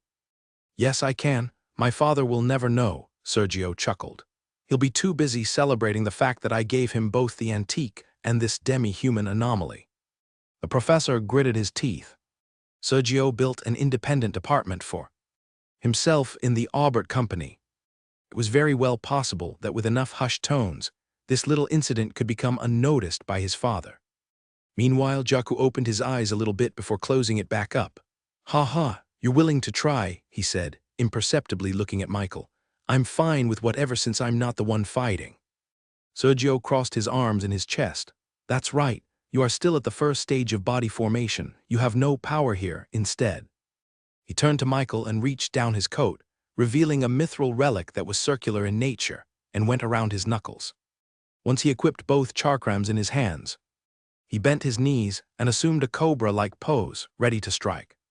Instead, I'm going to teach you the difference between a good leader and a bad one. Sergio smiled. Immediately, the professor got in front of Michael. Don't do this, Sergio. If you want to fight, you have to go through the proper means. You have to declare a duel. But Sergio shook his head. A duel would leave footprints that his father could see. An unofficial battle, one that had no records at all of whatever happened tonight, was the one that benefited Sergio the most. Just then, the professor felt a hand on his shoulder. It's okay, Michael said. I'll fight him, Professor. Professor Lichtenstein looked at Kyo with disbelief. What? Are you crazy? Mauricio isn't the only one considered to be a genius in the Aubert family. Before he was born, Sergio was the one they hailed as the prodigy. Not only that, but he has already advanced far in his cultivation. Last I heard, he has already reached the 5th stage of body formation. 6th stage, Professor. I have just transcended onto the next stage just recently, Sergio corrected, smiling. He appreciated the compliment the professor gave him. At least he was acting normal. Meanwhile, the kid and the demi-human were looking at him weirdly as if they were bored. You should heed your teacher's advice, boy. Surrender now and let the demi-human come over to my company. You may lose a once-in-a-generational talent, but at least you'll get to keep your life. Killing Michael was the only solution Sergio had for keeping Jaku in the Aubert company. But this was the worst mistake he made today. Michael sighed. You just had to threaten my life, he said disappointedly. He could already hear Harbinger inside his head. Celebrating. Seeing the look on Michael's face, the professor immediately tried to stop him. What are you doing? You can't fight him. Just accept defeat for now and we can ask for help later. Chief Klaus is just waiting for a chance to bite at the Auberts. He'll help us.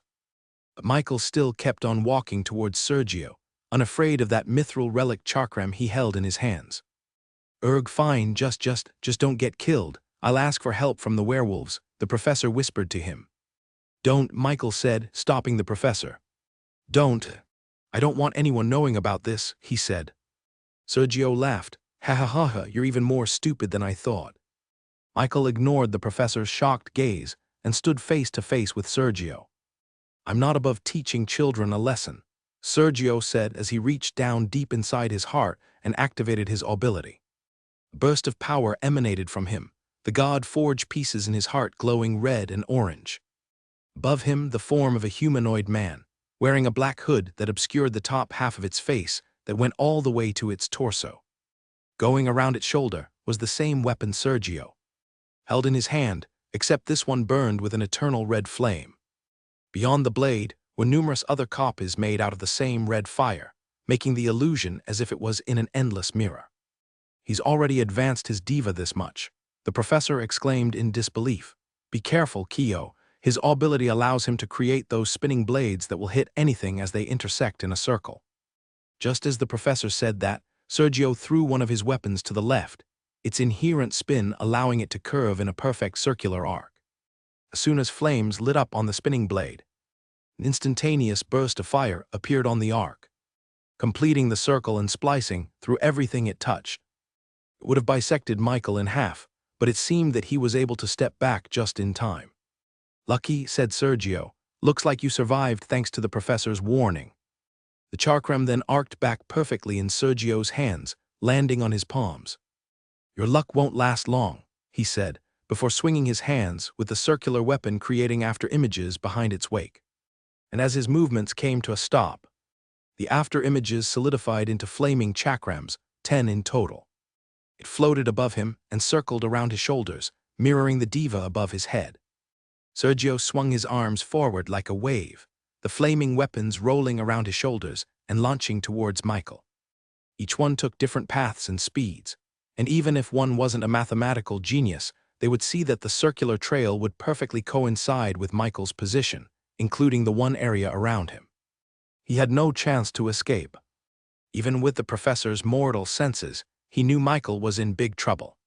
But Michael didn't even try to move. Anyone with a basic amount of instinct would have definitely used their weapons to block the attack. Heck, even putting your hands up would be better than not doing anything at all. Dodge, the professor shouted. But Michael simply retrieved something from his pockets and threw it in the direction of the spinning blade head right towards him. It seemed like a simple move, yet it landed perfectly on the weapon's blade. As soon as the arc of fire was about to reach Michael, it suddenly stopped in place, as if frozen in time. The rest of the weapons sliced through the air around Michael. While one remained in the air, its circular arc of flames paused. A second later, Michael stepped away with a casual step. "What?" Sergio shouted. Meanwhile, the professor was stunned in silence as he slowly looked up above Michael. There, he saw a diva with only its arms and chest visible in place. "You're a magnetic.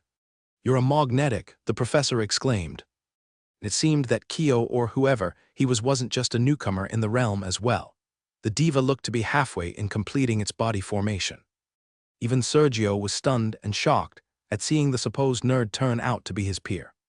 Michael was just about the same age as Mauricio, yet he was at the same body formation stage as Sergio. That was an insane gap. How did you reach the 6th stage of body formation?" Sergio asked, the flames fluttering as it felt the invisible pressure given off by the incomplete body of Harbinger. His pride was shattered. He didn't know what kind of ability power Michael had. But the fact that it could stop his own flames meant that it was stronger than his own, even though they were just in the same stage of body formation. Somehow, a kid years younger than him was much more talented than he was. "Who are you really?" Sergio asked. There was no way that such a kid like Michael would be unknown to the world. He should be talked about in the same league as those legacies and powerhouses from the conglomerates. Yet as far as he knew, no one yet knew about this golden-haired boy. "Goddamn it," Sergio cursed. He thought he'd finally found a way to please his father with the antique and the demi-human. Anomaly. He thought he'd finally get what he wanted. But no, this golden-haired boy just had to ruin his plans, and now he was about to lose everything he'd built after all these years. That can't happen. His father can't know about this small mistake, or else he'll take everything away. Sergio charged towards Michael. With both chakrams in hand, he spun in mid-air and dropped himself towards Michael. But instead of turning to face this threat, Michael instead turned towards the professor. "I'm sorry, Professor. I should have told you sooner," Michael apologized. "But this is me. My name is Michael and I am part of the Reborn company." The professor wanted to say something, but was extremely distracted by the fact that Sergio was right behind him, his arms outstretched and his body spinning like a top. But right as Sergio's blade was about to reach Michael, a satisfying click sound echoed throughout the open area. Sergio froze in place, completely still in mid-air. In his chest was an iron block, with ability power emanating from its surface and strangling the very God-forged pieces in his heart. After tossing the switch, Michael turned back to the professor and continued his words as if nothing ever happened. "As I was saying, Professor, I didn't mean to lie to you." The professor tried to mutter out any words, but could only open and close his mouth, speechless. He couldn't help but look at Sergio in the air, his eyes looking around as if he was trapped in his own body. A couple of moments later, Sergio was able to break free from Michael's switch, falling back down on the ground, fear in his heart. What, this isn't possible, how?" Sergio cursed on the ground. He felt absolutely powerless facing Michael, even though they should be evenly matched. It was unfair. He had only ever felt this way before, back when he faced his father. This feeling of weakness in the face of absolute strength. It was draining the life out of his heart and filling it with dread. "Just give up," Michael said to Sergio. "It's done, you are defeated." This was a chance for Sergio to simply let go of the resentment in his heart and save himself from a fate worse than death. Yet he couldn't do it. His pride was in the way. "What, you're going to let me go if I do?" Sergio asked derisively. "I knew it. A child like you does not have what it takes to achieve supreme power." Still weak in the knees from the effects of Sergio stumbled backwards, his index finger pointing at Michael. "This is not over. I will have my revenge. Even if I lose everything, I will swear it upon my life that I will kill you and everyone else you love," Sergio declared. Michael couldn't help but sigh as he saw this sight. He gave Sergio a rope to pull himself up from a fate of doom, yet instead, he chose to put it around his own neck instead. He was going to let him go if he had just apologized. But after that threat, Michael had no guilt in doing what he was about to do. He snapped his finger. Just as Sergio thought he could get away, he suddenly heard a clicking sound on his back. He looked behind him, only to see a strange graphite block on the middle of his shoulder blades. Then he heard what seemed to be a wheel turning and cranking backwards like a reel. And suddenly, Sergio lost control of his own body. His legs stepped back one by one, perfectly reversing his movements from before. The professor watched in amazement as Sergio returned back from where he came, right in front of them. And as the effects of Michael's ended, Sergio snapped out of his stupor. He looked around, completely stunned at what happened. Just an instant ago, he was already halfway across the field. Sergio looked towards Michael and finally realized what kind of monster he'd been dealing with. His ability powers were insane. But it seemed that that wasn't the end of it. Michael raised his hand, palms pointed at Sergio's chest. A bad feeling emerged in Sergio's heart. He knew something wrong was about to occur. It was as if there was an invisible pressure clutching his heart and started yanking it away from his body. His body tried to fight the power by releasing ability. Power throughout his whole form, a defensive mechanism built into every magnetic out there, but felt nothing but weakness overcome it instead. The more he fought, the weaker he got. It wasn't before the first drop of God-forged piece left his chest and started to float towards Michael did he finally understand what was happening. He was losing his ability power. The diva above Sergio's head started to wane out of existence, blurring and flashing as more and more pieces of God-forged exited out of his body. The professor gasped at the sight. "What? What? God-forged pieces," he muttered. He had never seen these mythical pieces of metal look so obedient. They had a reputation for being indomitable, pure, and unconquerable. The white fire that surrounded them burned any and everything it touched, meaning that one couldn't force it to move unless they wanted their fingers to be deleted out of existence. Yet now the professor was seeing drops of God-forged shoot towards Michael's chest, entering into his skin harmlessly as if being absorbed by it. It didn't leave a hole in Michael's body, it just simply passed through it, and...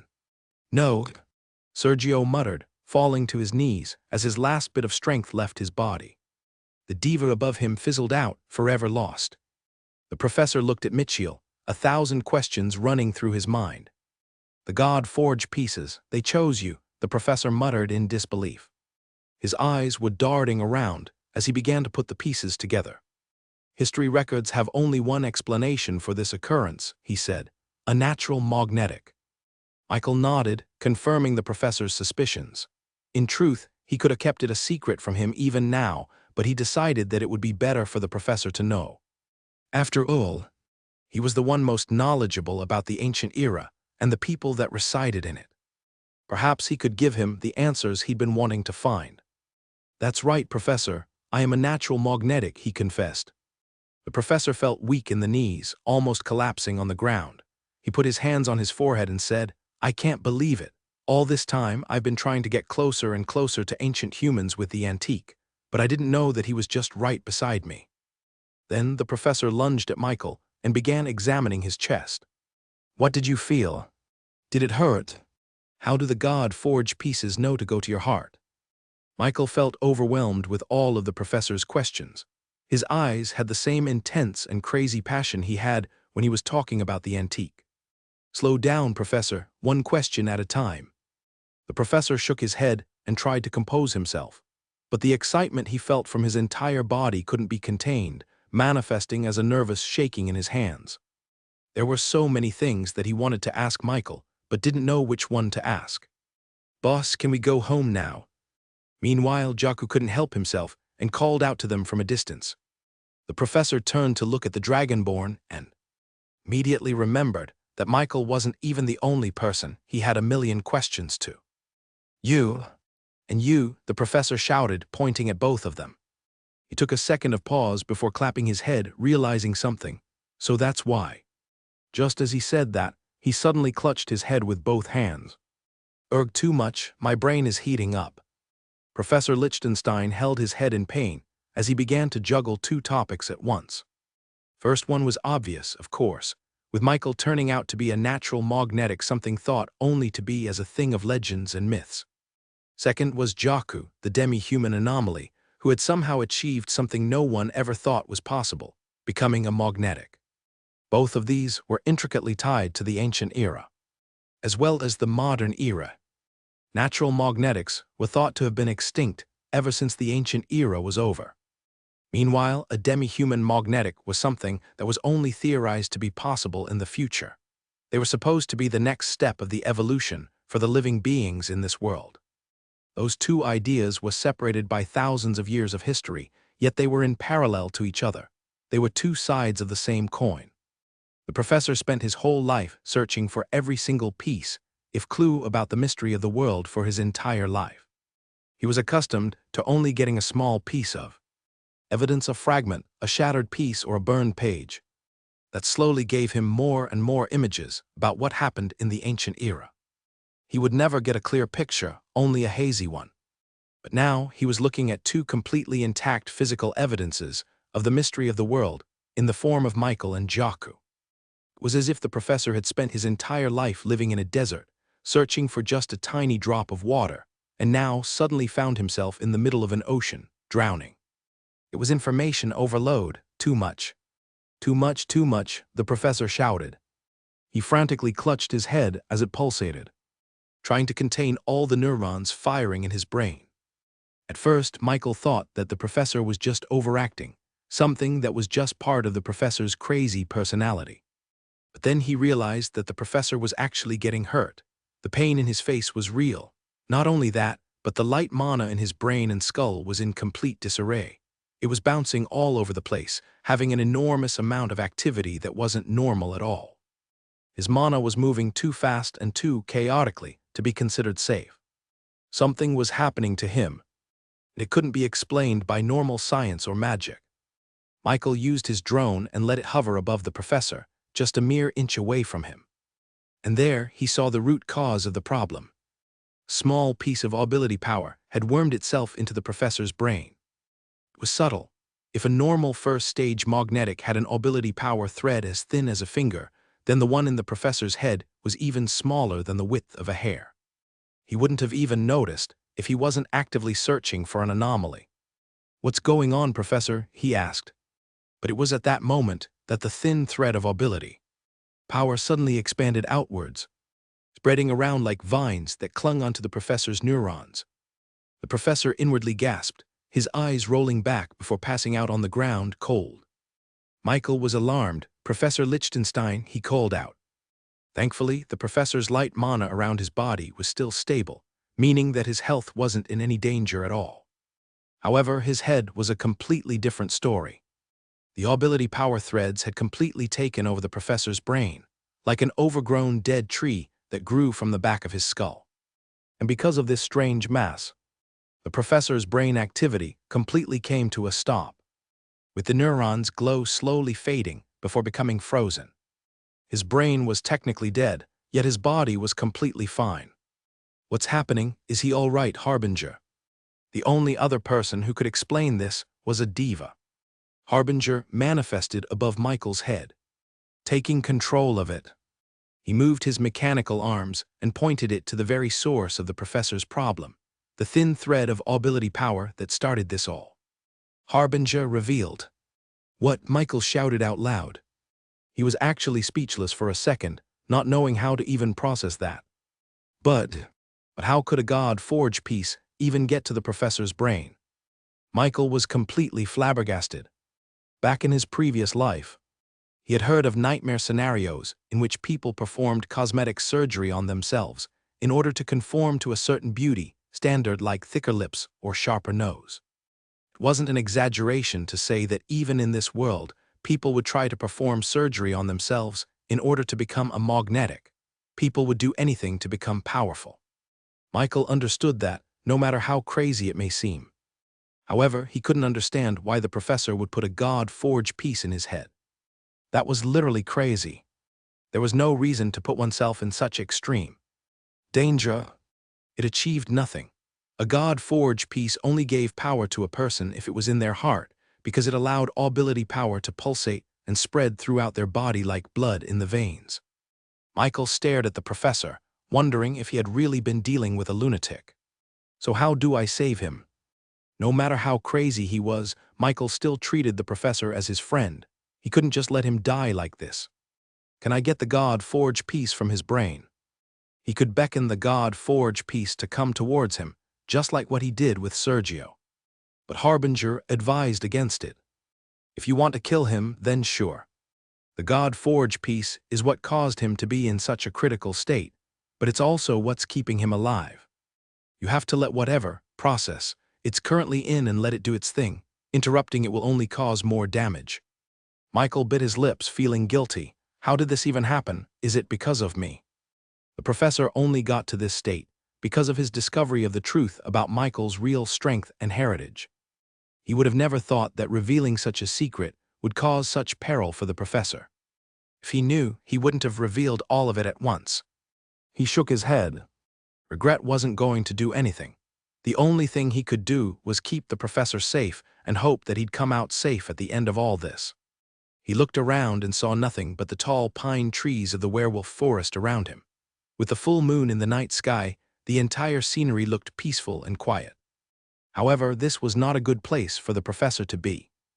He didn't want to let anything suddenly cause the professor to be disturbed. The God-forged piece was deliberately put near the hypothalamus. In such a delicate spot, Michael didn't know if a single bump in the head would cause the God-forged piece to suddenly jolt out of place, completely disrupting the process that it was currently in. He'd be safer in the nation of Reborn. Jaku helped me get the professor up. Jaku's entire body coursed with lightning as he immediately arrived right next to Michael, his hands carrying the foot of the professor. He knew that this was a serious situation. Michael then used his teleportation skill immediately, with the shadow expanding from his feet and quickly enveloping the three of them in a dome of darkness.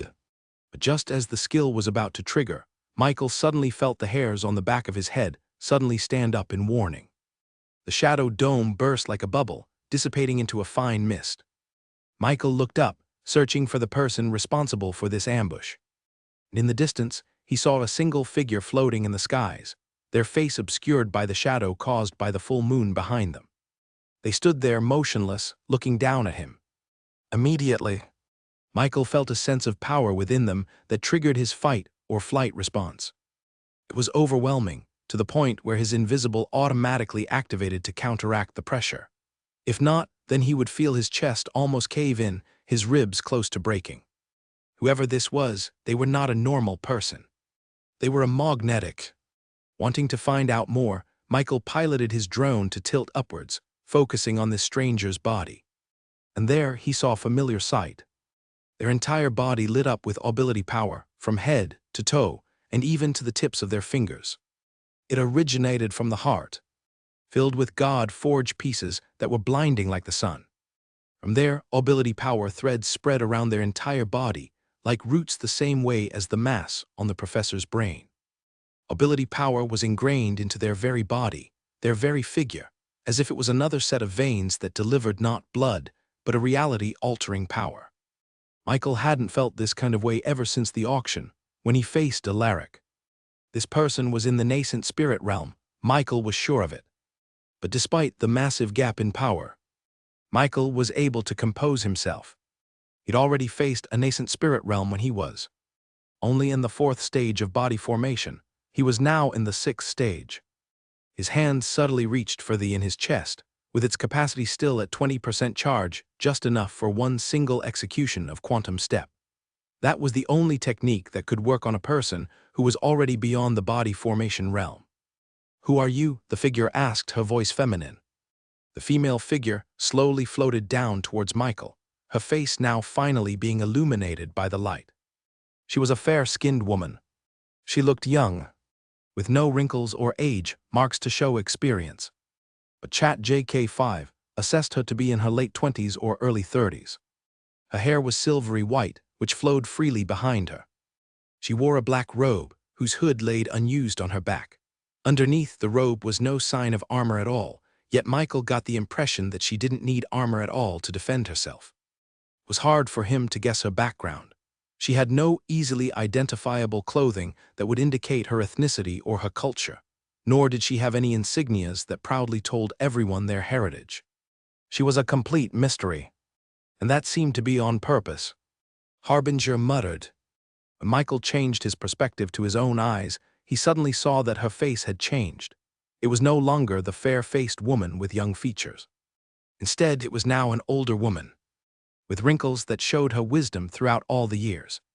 "Who are you?" she asked again. This time her voice was cold, as if warning Michael that she wasn't going to ask a third time. Michael shot the question back at her, "Who are you?" The fact that she had to disguise herself at all meant that she had something to hide. The two stared at each other, neither backing off. The woman raised her eyebrows, surprised that a boy would dare act like this in front of her. He wasn't ignorant either. She could feel his God-forged pieces. She knew he was barely in the 6th stage of body formation, which meant that his instincts should tell him that she was not someone that he could deal with. Yet he still had that look on his face, as if he was ready to attack as soon as she moved. In the end, she could only attribute it to his youth. "Get away from the professor," she warned. Michael stayed still and put himself forward, shielding Jaku and the professor behind him. "What do you want with the professor?" he asked the woman. The woman frowned back at him. "I should be asking you that question. Why did the professor activate his failsafe?" She opened her mouth and was about to explain when all of a sudden, they both felt a sudden change in the air. It was a buildup of power that went from 0 to 100 in about a few tenths of a second. "Get away from the professor," she shouted. But this time it wasn't a threat, it was a concerned warning. Michael turned around, seeing the professor's body start glowing in a blue ethereal glow filled with ability power. It was pulsating, its frequency getting higher and higher as the time passed. Michael's intuition was telling him one thing: this was a bomb. And suddenly, he felt a huge gust of wind in front of him. When his vision came to, he saw the white-haired woman kneeling right in front of him, her hand caressing the side of the professor's face. "You hold his head up." The woman turned to look up at Michael, but suddenly saw him standing 2 feet closer than he actually was. It made her pause for a second. How did he get there? She was sure that he was standing about a meter away from the professor. But now he was only half a meter ahead. Confusion was visible on her face, her eyes blinking as if she was doubting her own vision. He shouldn't have been able to move that fast. Just then, she felt the professor's body violently tremble. It took her focus back on what was important. She could only attribute this strange occurrence to her already chaotic mental state. Meanwhile, microscopical tears in reality were still trying to fix themselves around Michael's fist. After he used his quantum step, seeing her move like that, it made him instinctively use this technique to save the professor. But he stopped midway when he realized something. When he looked at the woman, he realized that there was no ill intent on her face. She looked at the professor with care. He could see the look of worry in her eyes as she gazed at the old man. "Sleep," she said as she raised her finger and traced it from the top of the professor's head to the bottom of his chin. As soon as she did, the pulsating blue glow on the professor's skin dimmed, before the power building up inside him slowly turned dormant once again. "What did you find out?" she mindlessly muttered underneath her breath as she looked at the professor. Michael, realizing that this woman may not be the enemy he thought she was, raised a question. "What's happening to him?" The woman looked up at Michael, her eyes squinting as she observed him up close. His strange disposition was still lingering on her mind. There were a lot of things she didn't know about Michael, like why he was with the professor. However, she could see that he didn't mean any harm either. He was just defensive because he wanted to protect the professor. After a few seconds, she began to explain. His brain has shut down in order to preserve his body. It's a failsafe that he put into himself in order to assure that he would be able to process the immense amount of information that he gathered. It seemed that the professor really did experience an information overload. The revelations that he had just uncovered were far too much for his normal brain to process, causing this failsafe to trigger. Why would he do that? The woman chuckled. He's always been a great hoarder of knowledge. Even when it's too much for his mortal brain to comprehend, he goes beyond his own limits to understand it. Reminiscing about the professor made the woman let down her guard for just a brief moment.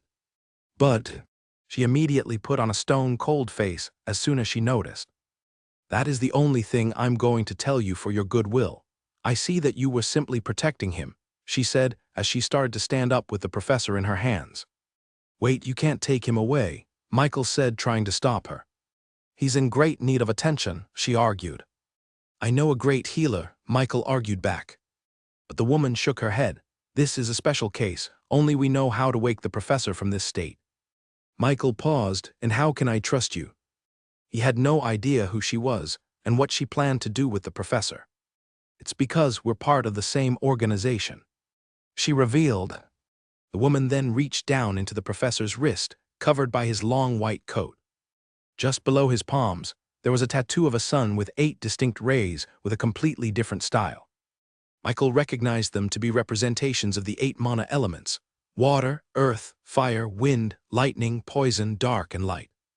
The woman then pulled down the collar of her black robe, revealing the very same tattoo on the bottom of her clavicle. That's not a normal tattoo, he realized. It was laced with ability power, meaning that it wouldn't be erased by normal means. It looked like even after a severe injury, the tattoo would still recover as if it was her own skin. Harbinger said. Michael ignored that last part. This tattoo seemed to really prove that this woman and the professor were part of the same organization. The question now became, who were they? Upon first impressions, the professor didn't look to be the kind of guy who would waste his time being in an organization. All he would want to do was study history. He was a lone wolf in that regard. So he was curious to see what kind of people they were. And their goals, he assumed it aligned with the professor's, seeing as he had that tattoo on his wrist. And what organization is that? He asked the woman. She quickly pulled back her collar, hiding the tattoo. You don't need to know. He and Chat JK5 hadn't heard or known about any group with this kind of special symbol. It could have been from a small, unknown group in the middle of nowhere, but that was unlikely. Since they had at least one member who was in the nascent spirit realm, they definitely couldn't have been from a small organization. They must be a group that was in the same league as the conglomerates. I need to know what organization you are in if you're going to take the professor away, Michael asserted. The woman looked at him and said, I'll tell you this. The professor is an extremely important figure within our organization. His deep knowledge and insight within the history of the world is vital to our goals. Without him, the very structure of our organization will crumble. People from all over the world will mourn. Ideas that had been growing and molding for hundreds of years will go kaput, and our hope as a species will be lost. Trust me when I say that we will not let him die. I promise you that. Or else our whole world will deteriorate even more than what it is now. Michael raised his eyebrows as the woman began her preamble about the professor's importance in their organization and to the world as a whole. He knew that the professor was an important figure due to his knowledge about history, but he never thought that it would go this deep. He never thought that the fate of the world would depend on it. As it turned out, Professor Lichtenstein wasn't just a crazy dude obsessed with history. He was actually someone important in an organization that seemed to have its roots spread all over the globe. He could tell by the way her light mana was fluctuating that she was getting emotional talking about the professor. That wouldn't come from someone lying. After hearing all this, he couldn't help but be curious about this secret organization of theirs. Why hadn't he heard about it till now? Why do they need the professor? Who is this woman? He was filled with questions, but had no one to answer them. The woman was adamant in keeping her secrets. Michael didn't feel exactly comfortable pressuring someone from the nascent spirit realm to spill the tea. Just then, the professor's body began to glow with a blue light and pulsate again. It's acting up again, she said worriedly. I have to get him back to our base. The woman carried the professor with both hands as she floated away from where she came. This time Michael didn't stop her. He didn't know anything about the professor's failsafe. He doubted he'd be able to cure him of this affliction, so the best chance for the professor's recovery was to let him be scurried off by someone who knew him well. Just as she was about to disappear off into the horizon, she turned around and faced Michael. Thank you for saving my father, she said. Before blinking out of existence, Michael stared at the skies, still reeling from that encounter. He couldn't believe that revealing such things to the professor would lead him to activate his failsafe and lure a nascent spirit cultivator right in front of him. Now he had no choice but to trust that the professor would soon recover from his strange self-imposed affliction. Still, she's his daughter. I would have never guessed that. She only revealed that right before she left, so Michael didn't have the time to ask her more about it. However, it did give him more trust in her. Will I meet her again? He pondered. It wasn't just her he was curious about, but the entire secret organization behind her. Just from her description earlier, it seemed to be an organization that was focused on humanity's survival, which Michael was a fan of. But with such a straightforward goal, he wondered why they would even keep their organization a secret. This was a deep rabbit hole that would keep his mind in a wandering state filled with unending questions. Thankfully, someone interrupted him in time. Boss, that was something, Jaku said, wiping the sweat off his brows. I know, but you held up well on your own, Michael complimented. Most first-stage magnetics would pass out from the mere presence of a nascent spirit magnetic. But even through all the shaking and shivering, Jaku remained upright. Congrats on the breakthrough. Jaku smiled, with his diva manifesting above him. It was a giant dark blue egg with lightning streaks all over its surface. Most of it was cracked, looking to be on the very verge of hatching. Michael had seen this before. Shayna also had an egg for a diva before it hatched into its new form, a white baby dragon. Why hasn't it hatched? He asked Jaku. Jaku raised his eyebrow. Hatched. It was at that moment that the egg diva above his head suddenly started to twitch and tremble. Part of its surface starting to flake off. As the flakes dropped off, a blinding light emanated out of the cracks. And as more and more cracks and pieces started to flake off, the more intense the activity that happened inside the diva itself. As the shaking reached a crescendo, the egg stopped moving for a second. Then it exploded into a blinding light. Michael and Jaku closed their eyes, with only their bodies feeling the invisible pressure of the diva's ability power emanating outwards. Once the light settled down, Michael and Jaku set their sights on the true form of Jaku's diva. It was a baby dragon, still in its infancy. It inherited Jaku's dark blue scales, yet each of it seemed to be imbued with live lightning, still streaking and arcing even though it was embedded inside. Its limbs were sleek, wings sharp. Its eyes were a stormy gray, as if it was the dark thunderstorm clouds that became the birth of pure lightning strikes. It perked up upon seeing Michael, lightning arcing through its tail and towards the top of its head. And immediately upon its birth, the dark blue-scaled dragon curled up into a ball and began to sleep. Michael almost chuckled after seeing this scene. He finally understood why Jaku only now hatched his diva. It was because he was lazy, just like him. The only reason why it didn't hatch right after his breakthrough was because it still wanted to sleep comfortably in its shell. I'm so jealous, Jaku said, his eyes starting to become heavy. I want to sleep too. But before Jaku could drift off into his dreams, Michael demanded a step-by-step explanation as to what happened during his breakthrough, as well as his new ability power. And after Jaku relayed it back to him, Michael was intrigued. So his ability relies on him being lazy. How fitting. Boss, can we go home now? My throat is kinda sore. Michael was about to activate his shadow teleportation skill when he made a cursory glance at Jaku's throat. Since Jaku said it was sore, he thought that it was a simple sickness that could be cured with some honey lemon tea. But then he noticed that Jaku's light mana wasn't actually in disarray. It looked completely fine. Are you sure? He asked Jaku again. Yeah, boss, Jaku replied, massaging his throat. Ever since that weird thing happened. My throat's been sore ever since. Michael raised his eyebrow. What weird thing? Jaku then began to explain the last part of his fight with Mauricio and the other swordsman. I knew that if the other swordsman escaped, then I would lose the tournament. I couldn't let that happen, so I just followed that weird feeling I had in my heart. What was it? Michael asked. Jaku scratched the back of his head, feeling quite awkward to share this thought out loud. It was dominance, boss. I wanted to be the only one who was fast. Those other swordsmen, they didn't deserve their quickness. Only I can be fast. And I don't know what happened after I followed that feeling. But soon after, I regained my sanity, and I suddenly saw the swordsman lose control. So I took that advantage and won the tournament. Michael listened to Jaku's recollection and couldn't help but be confused yet again. What? Jaku caused the other swordsmen to lose their speed. I thought his ability power allowed him to get speed after being lazy, not take it from others. Those were two completely different powers. The only conclusion he could think of was that Jaku awakened two ability powers, which was strange, but not inconceivable. His throat hurt after that. Using an ability power doesn't make your body fatigued. It only tires out the god forge pieces and the heart. He would have thought that this sore throat was simply a hallucination from Jaku, but after observing him using the drone vision, he realized that something had changed within Jaku.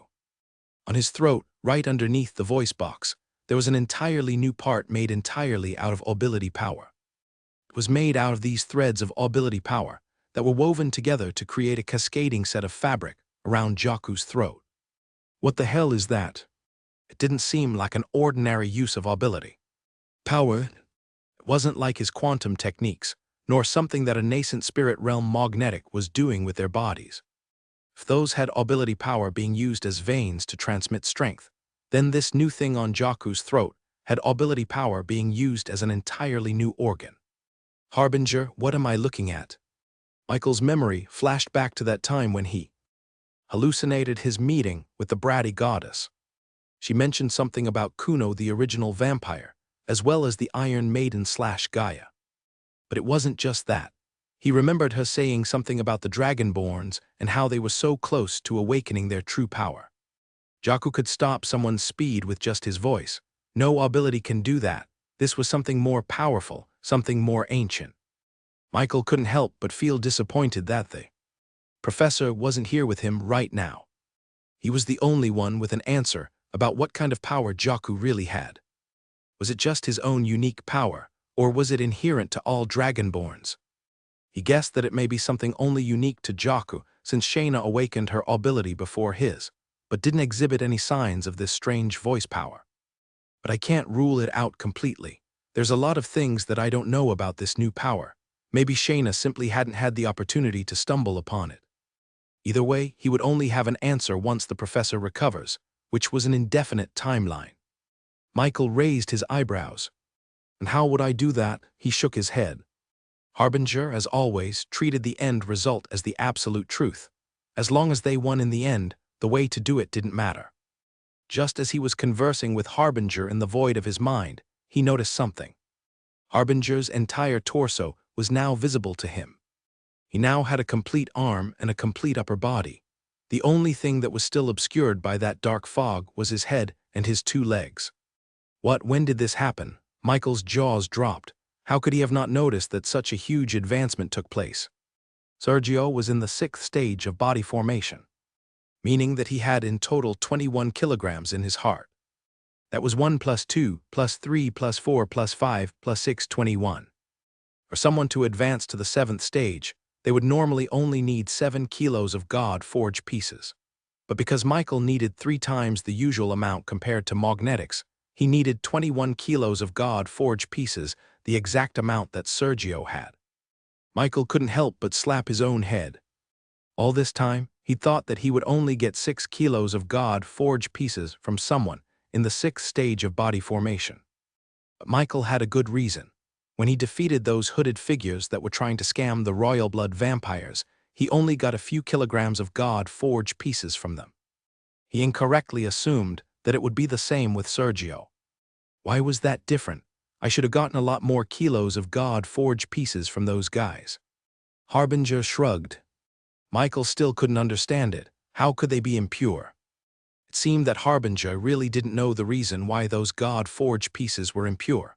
Heck, Michael didn't even think that anyone even knew that God-forged pieces could be impure. He had never heard of the term at all. Those God-forged pieces are impure, so they weren't useful to me. This was yet another mystery in the world that he had no answer to. However, he did have a clue on how to solve it. The answer lay in none other than those hooded figures. If he could interact with them again, he could verify if they truly did have an impure God-forged piece. And if so, figure out what it was and how they obtained it. Meanwhile, near the center of New Sparta, 3 legendary figures were having a little conversation deep into the night. On the front was the draconian Zaviru, with his red hair and fiery eyebrows. Opposite him was the blind old woman, who turned out to be the Way of the Sword Heavenly Knight from the Order. On the left was Chief Lupin of the Brownblood tribe, and on the right was his blood brother and rival, Chief Klaus from the Goldblood tribe. Such a gathering of powerful figures did not go unseen in their surroundings. There were piercing eyes coming from the different dragon towers. Around them was a clear absence of howls from the other werewolf tribes, as if they were deliberately trying to keep themselves in stealth. There were invisible shadows darting around, trying to get a read on their conversation, and there were some cloaked figures blending themselves in whose breathing was almost invisible thanks to the gills on their neck. The antique swordmistress Eldia muttered, glancing at the giant white bone staked on the ground. It hasn't been broken, yet there were clear signs of someone awakening it, the ancient roar. The 3 leaders stayed silent. Eldia couldn't help but sigh. It is clear what we must do. We must band together in order to fight against the would-be figures that would act because of this discovery. It is the only way for peace, but I can see that none of you want to do it. I am more than willing to commit to an allyship, Chief Lupin said, but as you can see, Swordmistress, my brother is less enthused. The giant gray wolf muttered a very low growl, one that signaled hostility and resentment. I would rather die. That may very well be the case if we don't pool our forces, Swordmistress Eldia declared. Then so be it, Chief Klaus muttered, before quickly turning around and facing the rest of his tribe. I do not deal with traitors, wolves back to base. Tens of gray wolves howled at the moon before running back into the fog, returning to their tribe. Chief Klaus didn't look back. However much anger and bitterness there was in Chief Klaus, it seemed that Chief Lupin didn't feel the same way. There was a brief moment of sadness in the giant brown wolf's eyes as he looked at the fleeting figure of his brother, before his eyes steeled and remained cool. You have your answer, Swordmistress. The Brownbloods and the Goldbloods will never be whole, Chief Lupin said as he gestured for the rest of his tribe to retreat back to their base. The Swordmistress could only shake her head after seeing the 2 blood brothers act so cold against each other. Liars, she muttered.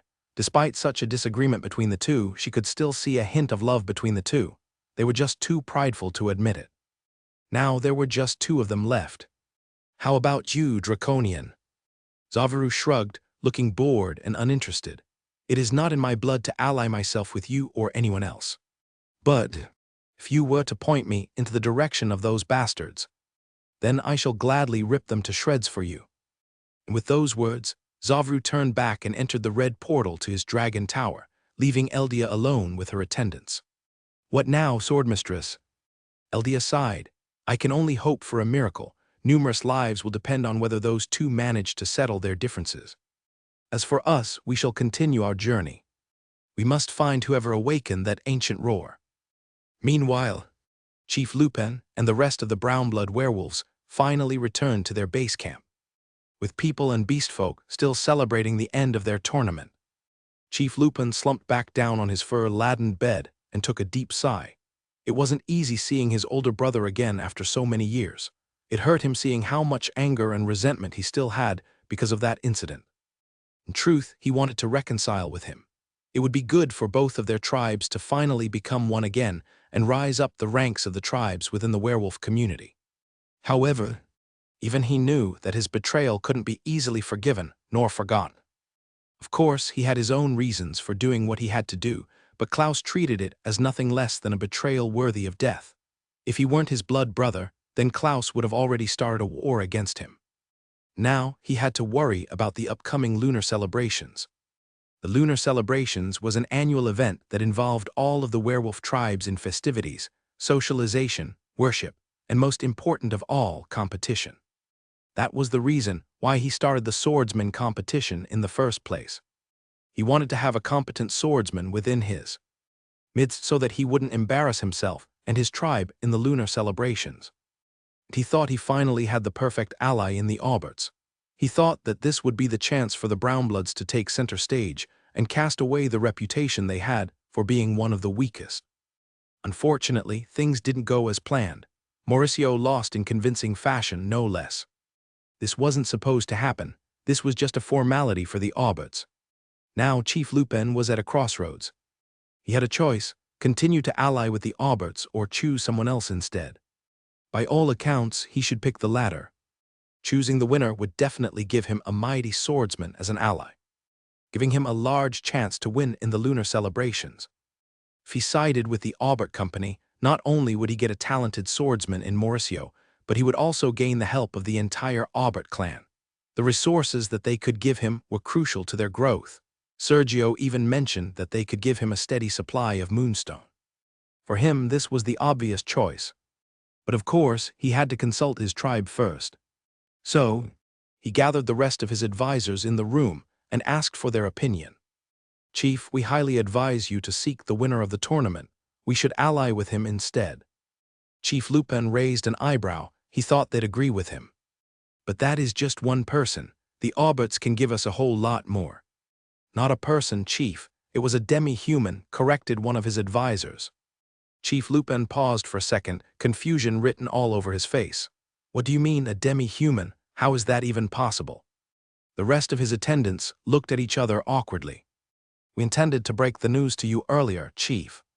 But you were busy with your meeting with the other beastfolk leaders. There's something you should know." An explanation later, a resounding shout suddenly echoed through the Brownblood tribe. Chief Lupin almost transformed into his wolf form due to pure shock. Large gray hairs were already forming out of his arm. A demi-human was able to manifest a diva. Impossible. However, the rest of his attendants attested to the news. "It's true, Chief. Hundreds of brown-blood werewolves saw it themselves. It was unmistakable. It was the same strange figure that appears above those. Human magnetics." Chief Lupin took a second to compose himself before saying, "Tell me everything that happened." Eventually, a whimper echoed from the door as a female werewolf entered after asking for permission. "Come in," Chief Lupin said. It was one of the female werewolf judges who were in charge of the competition. He had specifically asked for her because she seemed to be the one most familiar with this underdog winner who defeated Mauricio. "Was it true?" he asked. The female werewolf nodded before going into the specific details of the tournament. She first told him about the first test, about how she impulsively turned on the straw dummy to its werewolf form, making the test harder than it should have been. This already showed talent from the demi-human, but it wasn't enough to defeat someone like Mauricio. Then she told him about his other battles, in which he showed nothing but laziness in each one, doing nothing but sleeping while his opponents trained. Yet at the very end, when all hope seemed lost, a great new power emerged from the demi-human that allowed him to triumph against Mauricio. Chief Lupin listened to the story intently, his eyes widening at the part where Jaku officially became a magnetic. "Unbelievable," he muttered to himself. "How can a demi-human achieve this?" Then Chief Lupin remembered something. Wait, he was supposed to defeat 3 other swordsmen to win the tournament. How could he have done that? From the story that they told him, it seemed as if the odds were completely stacked against Jaku. If even one of his opponents escaped, then he would technically lose on time. "Something weird happened, Chief Lupin," said the female werewolf. "They suddenly lost the ability to escape." The other attendants nodded in confirmation. "We saw it as well, Chief. The 3 other swordsmen were on the brink of escape, but suddenly tumbled forwards helplessly. We think they failed to activate their ability power because their diva disappeared for a moment." Chief Lupin's brows were squished together as he tried to make sense of what happened. There were 2 possibilities. One was that the 3 swordsmen deliberately made themselves lose or their ability powers got disrupted. Chief Lupin muttered to himself. Suddenly, a thought appeared in his head. But just as quickly as it appeared, Chief Lupin erased the thought from his head. He had been speaking and talking about the ancient roar too much that his thoughts were getting influenced by it. There was no way that a demi-human would awaken the ancient roar out of nowhere. It was impossible. However, it was still incredibly impressive that a demi-human was able to awaken a diva. Just from that alone, Chief Lupin knew that it would be worth it to ally themselves with him. "Thank you for sharing your thoughts," he said to the female werewolf, dismissing her. She opened her mouth, about to say something, but quickly turned around to leave the room. But just as she was about to open the door, she turned back. "Chief, there was just one weird thing that happened. When those 3 swordsmen lost their power, I also felt something in my chest. It felt like someone was pressing on my Tao heart," she confessed. Chief Lupin's eyes narrowed. "Was it just you who felt it?" "Me as well, Chief. I felt it," said one of his attendants. "I noticed it too, but dismissed it as nothing but a strange coincidence. It wasn't just that, but I felt the ground shaking as it happened." Chief Lupin's eyes widened. A strange pressure on the Tao heart. A quaking sensation that could be felt from the earth. A strange power that could disable other powers. When put it all together, Chief Lupin couldn't help but think back to his first thought. Chief Lupin suddenly stood up, his eyes fixated on the door. "I have to talk to him now. What was his name? We have to get him on our side," he exploded. He was already halfway through the door when his attendants broke the bad news. He already left, Chief. Filled with great emotions, Chief Lupin couldn't help but let the inner wolf within him burst out into the scene. The whole of the Brownblood tribe watched as their leader turned into the giant brown wolf that towered over every single one of them. "Where is he?" Chief Lupin growled. Some of the werewolves were intimidated by their chief's voice. Although he didn't mean to scare them, he just couldn't help but express his disappointment with the situation by releasing all the pent-up emotions he had. After all, if his guess was correct, then that demi-human may be the secret that they'd been trying to find all this time. Now he was gone. One could only imagine how Chief Lupin was feeling right now. "Why did he leave?" he asked his attendants. "The demi-human won the tournament. He was supposed to stay behind and reach an allyship agreement with them. That was the entire purpose of the tournament to begin with. Yet he left without another word. It didn't make sense. If he didn't want to ally with them, then why did he even enter into the tournament in the first place?" Meanwhile, the female werewolf stood idly in the corner. She stayed quiet, but she knew the reason why Jaku left. He'd been saying it since the beginning of the tournament. He just wanted to sleep. However, the chief probably won't like that explanation. "We must find him," Chief Lupin commanded the entire tribe. "Do anything you can to bring him to our side, as if our lives depend on it." On a far-off corner of the world, space began to twist into a single point, before eventually completely tearing, with its inside leading to a completely different dimension. A second after its appearance, a woman stepped out of the spatial rift, carrying someone in her arms. It was the white-haired woman Michael met, and with her was the unconscious body of the professor. She walked forwards, her feet hovering an inch from the floor, only stopping as she reached a large table in the middle of the room. It was dark inside, but the light from the table just barely illuminated a few figures that were sitting around the chairs in the table. In the middle of the table was a magical projection of a topographical map of the entire world. It contained all the continents that housed the different species of life, from humans to demi-humans and to beast folks. And curiously enough, some parts of the world were lit up with a green light, while others were lit up with a bright red. But if one were to look at the royal continent, then one would see that it was one of the few places where it was gray in color. It wasn't green nor red. And on the ceiling, right on top of the table, and giving it the little bit of light it had, was a sun with 8 different and distinct rays representing the 8 mana elements. The whole table was wrapped in discussion, with each person pointing at a specific map and giving their opinions about its current situation. "They've expanded their territory here. We tried to fight back, but unfortunately, they were able to take full control of it. It's a setback, but one that we can remedy. Let us send a few troops on the border so that we can prevent their further expansion. Can we afford it? We all know that things are happening in the royal continent, and we can't." But suddenly, all discussion stopped as footsteps echoed throughout the room. As soon as the white woman showed herself, all attention was placed on her. "Katerina, what happened to the professor?" The vague figure of a person stood up from the table as they saw the unconscious body of the professor. Everyone was alerted at the sight and looked at Katerina for an explanation. His failsafe activated, Katerina answered. As soon as she said that, murmurs erupted around the room. It wasn't just the figures who were sitting at the table. It was also other people who were in the room, surrounded by darkness. His failsafe, bring him to the infirmary. It wasn't long before 4 people wearing a white robe approached Katerina and took the professor's body. While 2 carried the stretcher, the other 2 began examining the professor's state. It's good that you were able to secure him, the vague voice said. If his failsafe activated, then that means he stumbled upon a great truth. What did he find out? Everyone in this room knew what this failsafe meant. It was a way for the professor to ensure that he could process an enormous amount of information without his brain exploding from pure overload. It may sound dangerous, but it was actually a good thing. The fact that the professor had to activate his failsafe meant that he was close to having a breakthrough. He was close to uncovering a mystery of the world. That was what the failsafe truly meant. Once he was out of this comatose state, then this meant that he had properly digested the information that he received and made a conclusion about its meaning. A breakthrough of this caliber could help them with the current war they were facing. However, there was still a risk to this failsafe.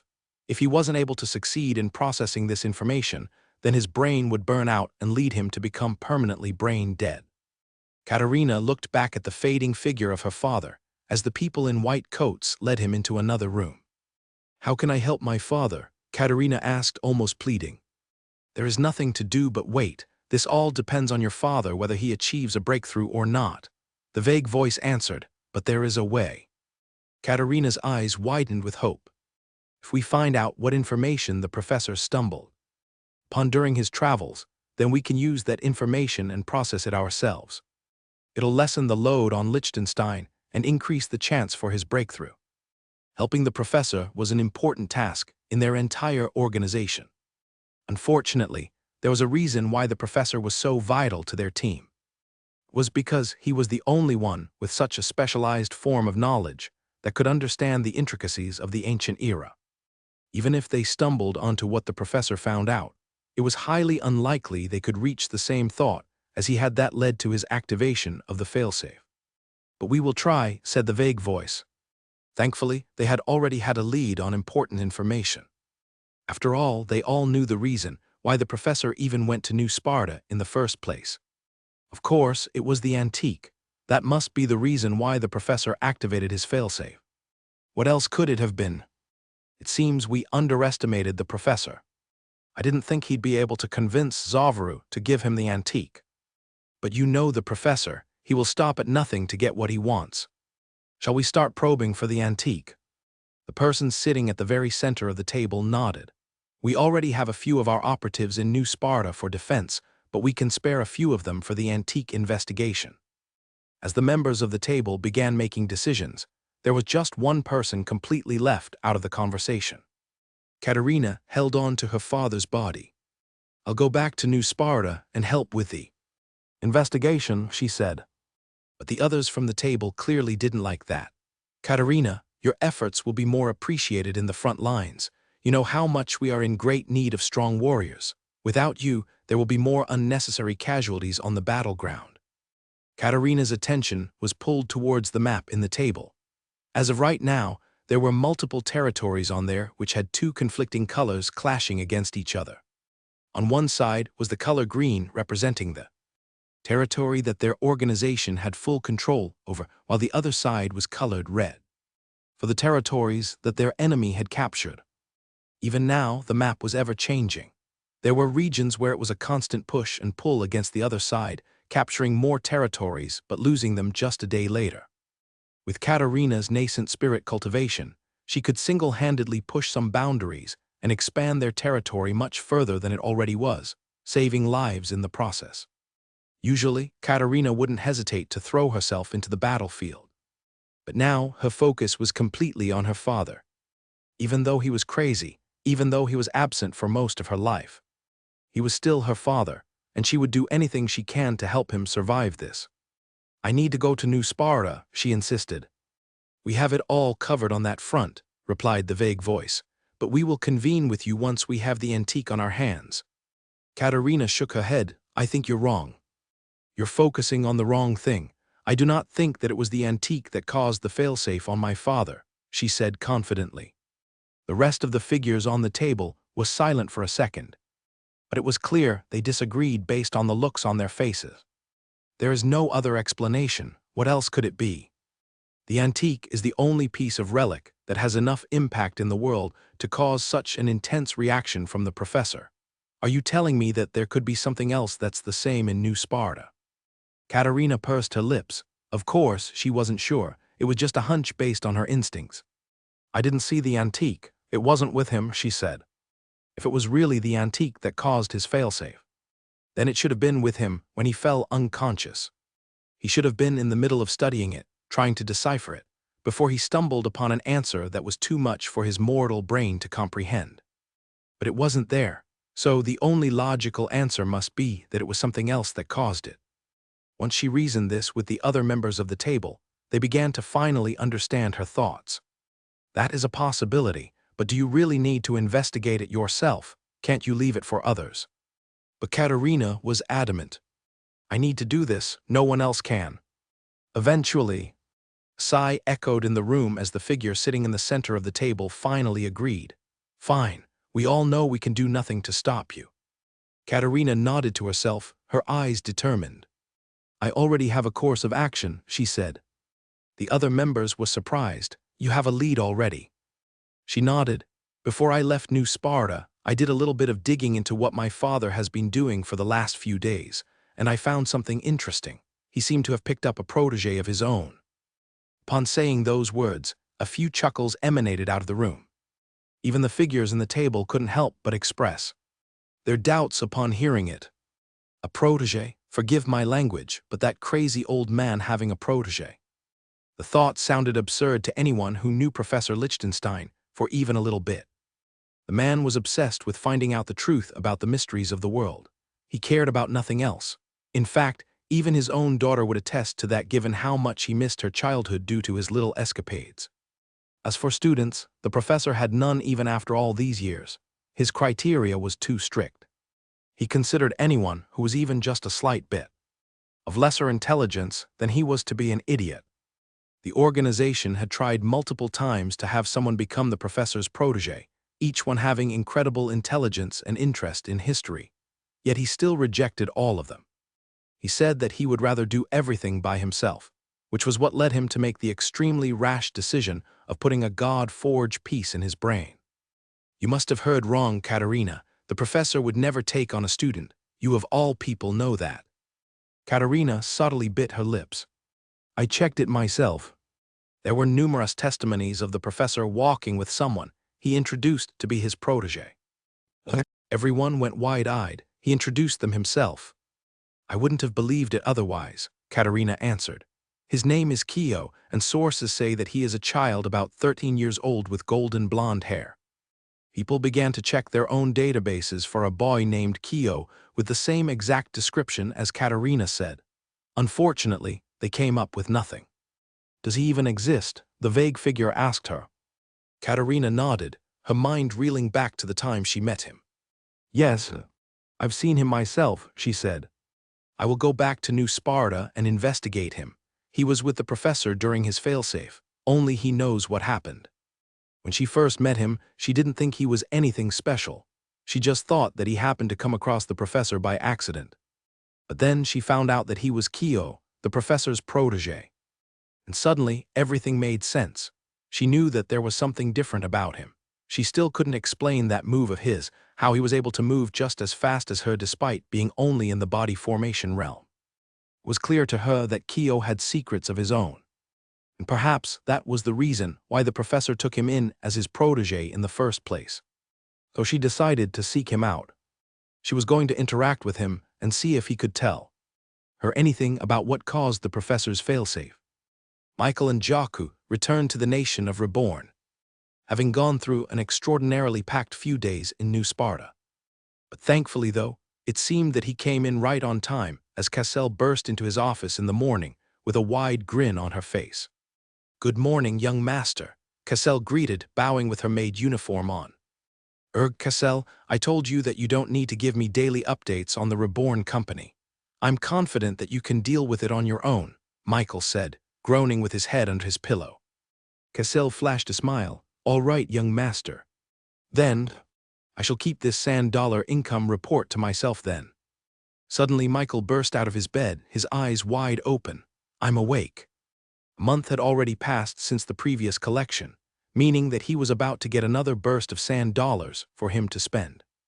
This was very important because Jaku just had his awakening, meaning that he would have to give him a mini drone of his own to use in his katana. He was actually having trouble with it yesterday, but now he was glad that it was going to be solved by a simple visit from Cassel. Tell me, how much did we earn from the roller coasters? Cassel brought out a clipboard containing numerous pages of records that detailed the theme. Park's expenses, sales, and all those other important stuff. She flipped over onto the last page, showing a very simple graph that trended upwards. Last month we earned $30,000 Lord Michael, but this month we earned $60,000. Michael's eyes widened. That was a 2 times increase. It had only been a few months since the Merman theme park started, yet it had already accumulated such a big income. Most of the mermen that come to visit the theme park also spend most of their time in the nation of Reborn, further increasing the amount of $100 that they spend on a daily basis, she explained. The roller coaster basically lured people in the nation of Reborn, and once they were hooked, they were more likely to consume the different products and services that the rest of the nation offered. But look at this, young master, Cassel said, flipping to a different page. This time it was a different graph that had a lower increase than the one she showed before. Despite the huge increase in sales, the number of visitors we have has not increased all that much. It has basically stagnated. That's not ideal, Michael muttered. All of the mermen that had visited the theme park were all the people that Reed invited thanks to his wide connections within the merman community.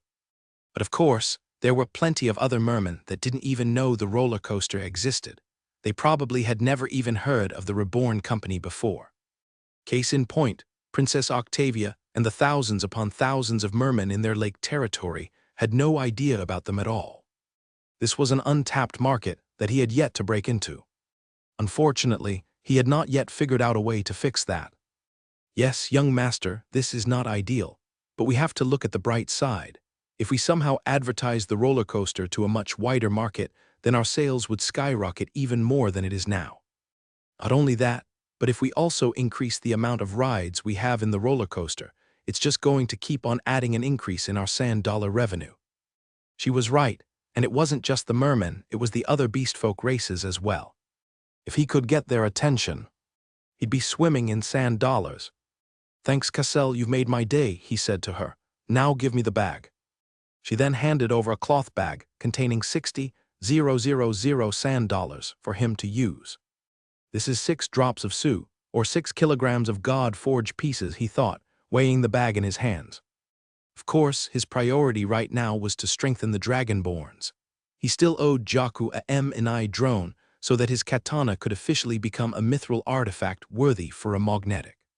He walked over to Jaku's room in their headquarters, needing to knock multiple times before the door suddenly opened. For a brief moment, he saw lightning flash behind the door, followed by a thunderous crack. Michael walked inside, only to see Jaku still sleeping in his bed. He could feel the remnants of ability power in the air. He shook his head. You know, most magnetics use their powers for fighting justice and defeating evil, but you're using it to open the door and still continue sleeping. Jaku replied by snoring. Fine, he sighed, I'll be back. He gave Jaku a little bit more time to sleep while he teleported to Serena and converted some of his $100 to su drops. Once he was in the merman territory in the nation of Reborn, he immediately sought out Serena. But when he tried to look for her, she seemed to be nowhere in sight. Where is she? He asked one of her attendants. She said she was going to follow you into New Sparta. Did you meet up with her, Master Michael? He shook his head. He was far too busy dealing with the antique and pretending to be Kyo, the professor's assistant, that he completely forgot about his plans with Serena. They were supposed to go together and talk with the mermen in the lake. Has she met Princess Octavia? He wondered. They were sisters, after all, though he didn't know if they were in the same clique. I guess I'll have to go there and see. He thanked the attendant before using his shadow teleportation skill to reach New Spara. He didn't directly transfer himself to Princess Octavia's sunken ship lair. It would be highly suspicious of him to suddenly appear there without anyone knowing. After all, everyone there knew him as Kyo, the professor's assistant, not as Michael, the magic genius. And for now, he would like to keep that identity. He realized that there were a lot of doors that would be opened for him once they realized that he was the professor's protege. In fact, he wouldn't have even met with important people like the two werewolf chiefs, the draconian Zavru, and even Princess Octavia himself. There was something disarming about his identity as only a historian. They weren't wary of him. So once he was in New Sparta, he immediately made his way towards the edge of the lake. He was hoping that one of the mermen would recognize him and inform Princess Octavia of his presence. He walked up to the water, his feet once again unable to submerge under. Thankfully, as he looked down at the vague bioluminescent lights that made up the underwater territory of the mermen, he suddenly saw a few figures quickly rising up to the surface. He recognized them to be a mixture of mermen and mermaids. However, there was someone there that was different. They were human. Not only that, but the white hair that flowed freely on her back evoked a very recent memory in his mind. Michael couldn't hide the surprise in his eyes as he recognized the woman surfacing up with the mermen and mermaids from under the lake. Those piercing blue eyes, sharp nose, and an air of mystery around them. There was no mistaking it. This was the very same woman from the day before. She was the one who retrieved the professor and claimed to be his daughter. A gentle splash disturbed the water as the group finally surfaced and landed on the grassy shores of the lake. Princess Octavia apologizes for not being able to help you with your problem, said one of the mermen, bowing to the woman. It's all right. I appreciate all the help she has given me, she replied. And it was at that moment that they all finally realized that they weren't the only ones there. They turned around and saw a blonde-haired kid, about 13 years old, looking at them with curious if not shocked eyes. Recognition flashed across the mermen and mermaids' faces as they stared at Michael. They remembered him from his visit the other day. Ah, what a coincidence, said one of the mermen. Lady Katerina, this is precisely who we were speaking about before. He was the one who accompanied the professor during his visit to our little underwater city. Katerina turned towards Michael, eyebrows raised. She was clearly surprised to see him, but not an unwelcome one. Just as she said to the members of the organization, she was going to investigate everything that her father did during his visit to New Sparta. And of course, this included his brief meeting with Princess Octavia. She retraced his steps, speaking to the same people that her father spoke to, in the hopes that she could get some clues about this mysterious protege called Kyo. And it seemed that the goddess of luck answered her prayers as the person himself coincidentally appeared on the lake just as she was about to leave. Kyo, this is Katerina, said one of the mermen, introducing the two. She is one of the professor's colleagues in one of the schools he was teaching in. She was just trying to find you. Michael raised his eyebrows. Teaching, the professor, I don't remember him doing that, he said. Despite his title, Professor Lichtenstein wasn't the type of person to teach in a school or university. Anyone would know that. I don't seem to recall him having a protege either. She replied, matching his gaze. Eventually, she gave out her hand to him. Hello, my name is Katerina Petrovich, and I believe this is the first time that we have met, she said, introducing herself. Michael looked at her and finally remembered she was in a disguise when she appeared that night. That was why she was going through with this ruse. She used her cultivation as a nascent spirit magnetic to change her face to become unrecognizable to her true one. So she thought that Michael hadn't recognized her and that in his perspective, this was the first time they had met. But thanks to his drone vision, he saw right through her disguise. He knew her true face, and it was exactly the face he was looking at now. Michael slowly held out his hand and replied, Kyo, nice to meet you. If she wasn't going to tell him her true identity, then neither would he. Perhaps he could get a gleam on her true motives if he kept up this facade as the professor's protege. Kyo, Katerina here was just asking Princess Octavia about what happened with you and the professor after you left the lake. said one of the mermen. Yes, it is important for our research as a whole, she added. Do you know what happened with the antique? Michael squinted at her. Shouldn't you ask the professor that yourself? Aren't you colleagues, as you say? Katerina nodded, not flustered by the question. Yes, but the professor is currently away on a project that involves him traveling halfway across the world. He never told me anything about that, Michael said innocently. That's just how the professor goes, Katerina shrugged. He is impulsive and will often leave without a moment's notice, much to the chagrin of everyone in his life. Michael noticed that when she said that, there was real emotion on her face. She seemed genuinely disappointed and hurt that the professor was the way that he was. Maybe she wasn't lying about her being his daughter. Why were you asking around? He asked her. What do you want to gain? The antique, she answered plainly. It has come to my attention that the antique wasn't in the professor's possession before he left. I would like to know where it is and who has it. Do you know who? I know where it is, he said, pausing, but why should I tell you? The antique was with Zavaru, and after winning the bet against Sergio, this meant that the antique should become the professor's possession.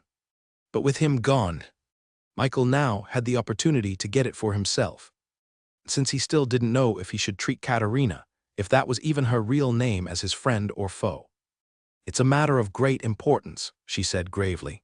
Our school will use the information we gathered from the antique to educate some students that need some correction.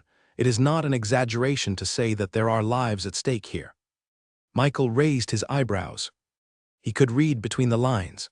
This school she was talking about was probably the secret organization that she and the professor were a part of. So they need the antique to teach some misguided people. He was very curious about what kind of group would have a sun with 8 distinct rays as its emblem. And perhaps if he could slowly gain Katerina's trust, then he could figure out what kind of secret organization they were in, as well as their goals. All right, I'll tell you, but on one condition. She stayed silent, waiting for his next words. I want to study the antique first. I want to get my hands on it, he said.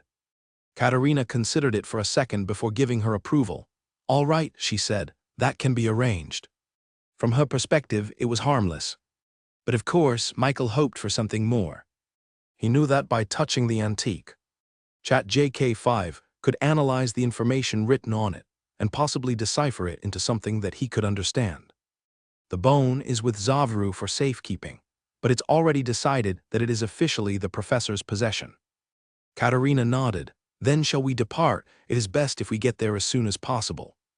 Princess Octavia wishes you luck on your journey, said one of the mermaid attendants on the group. Unfortunately, she is too busy speaking with one of her sisters as of this moment. If not, she would have liked to join you in your mission. Sister, that must be Serena, he guessed. Sorry, Serena, but I have to deal with the antique first before I meet with you. He would also be delaying Jaku's mini drone attachment for his katana, but he was pretty sure that Jaku wouldn't even care. The Dragonborn would actually be happy since he'd get to stay in bed longer. Please lead the way, Katerina said, gesturing for Michael to go on first. He obliged and started walking out of the lake's shore, treading down the wooden pathway before eventually reaching the border between the quadrants. As soon as he stepped into the stone brick flooring, he heard the sounds of a lively market echoing out in front of him. He ignored the peddlers and walked towards the center of New Sparta, towards Zavaru's draconian tower. He walked ahead, while Katerina walked behind him, lagging just a few steps behind. Her gaze pierced right through his skull. She observed his every move, trying to figure out what made him so special that the professor deemed him worthy to become his one and only protege. I never knew that the professor was in a school, Michael said, trying to start a conversation. He didn't tell me anything about it. It's not something we advertise, she replied. Why is it supposed to be a secret or something? He asked in a joking tone, but in truth, he was actually trying to prod for more information from her. Unfortunately, she didn't take the bait. It's better for everyone if our school isn't mentioned. We have a lot of people who disagree with our teachings. Michael was thankful that Katerina was behind him because he couldn't hide the curiosity in his eyes. It seemed that his guess was true. Their secret organization had a lot of enemies, which was why they needed to keep themselves secret. Why would people disagree with your curriculum? Are you teaching something dangerous? Katerina went silent for a second before answering. It's complicated. We believe in the natural way of things, while they believe in the artificial. They think it's the way to advance humanity and the world as a whole, but we believe that their teachings only lead to ruin. Artificial, Michael repeated, memorizing this key word. What kind of artificial way is that? She stayed silent, refusing to answer. She knew that any answer she gave would give too much away. Seeing her intent to secrecy, Michael changed the subject. And the professor's research, is it vital to making sure that this artificial way will be stopped? She nodded. My father hopes so. It seemed that the professor was doing all of this work, not just for himself. He thought that the crazy old man was just obsessed with history for the sake of it, but as it turned out, he had a much grander reason for doing it. We're here, Katerina said. Michael stopped just a few meters away from a tall stone brick spire towering just over the clouds. Before he knew it, they'd arrived at their destination. In front of him was the territory of the draconian Zaviru. He'd been so engrossed with asking her all of these questions that time seemed to completely pass him by.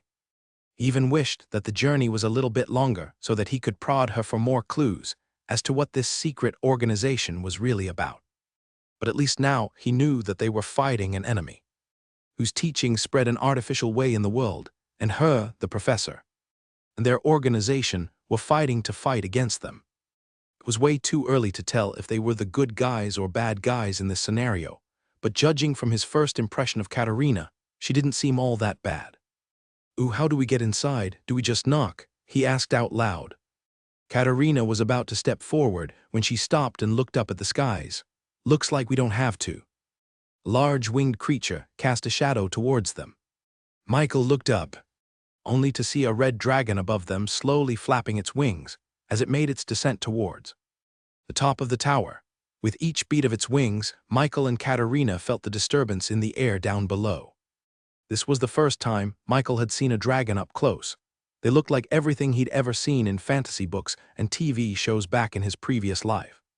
Their skin was full of scales, and in this case, this red dragon's entire body was covered in a velvet red glossy scale that further made it stand out against the blue background of the skies. It had 4 legs and a giant tail with fire billowing out from the end of it. Its snout signaled mightiness and its jaws signaled tyrannical strength. I can see now why they call them the most dominant species in the world. If all of the draconians can transform into a giant dragon like that, then they could easily siege a city like Metropolis with just a few of them working together. Unable to hold on to his curiosity, he subtly let out his drone and its vision to peek at the inner workings of a dragon. And as he did, he saw a similar sight as when he peered at the blind old woman. Their bodies were overflowing with ability power. Every inch of their skin emanated threads, acting as their own fur. It was insane to see up close.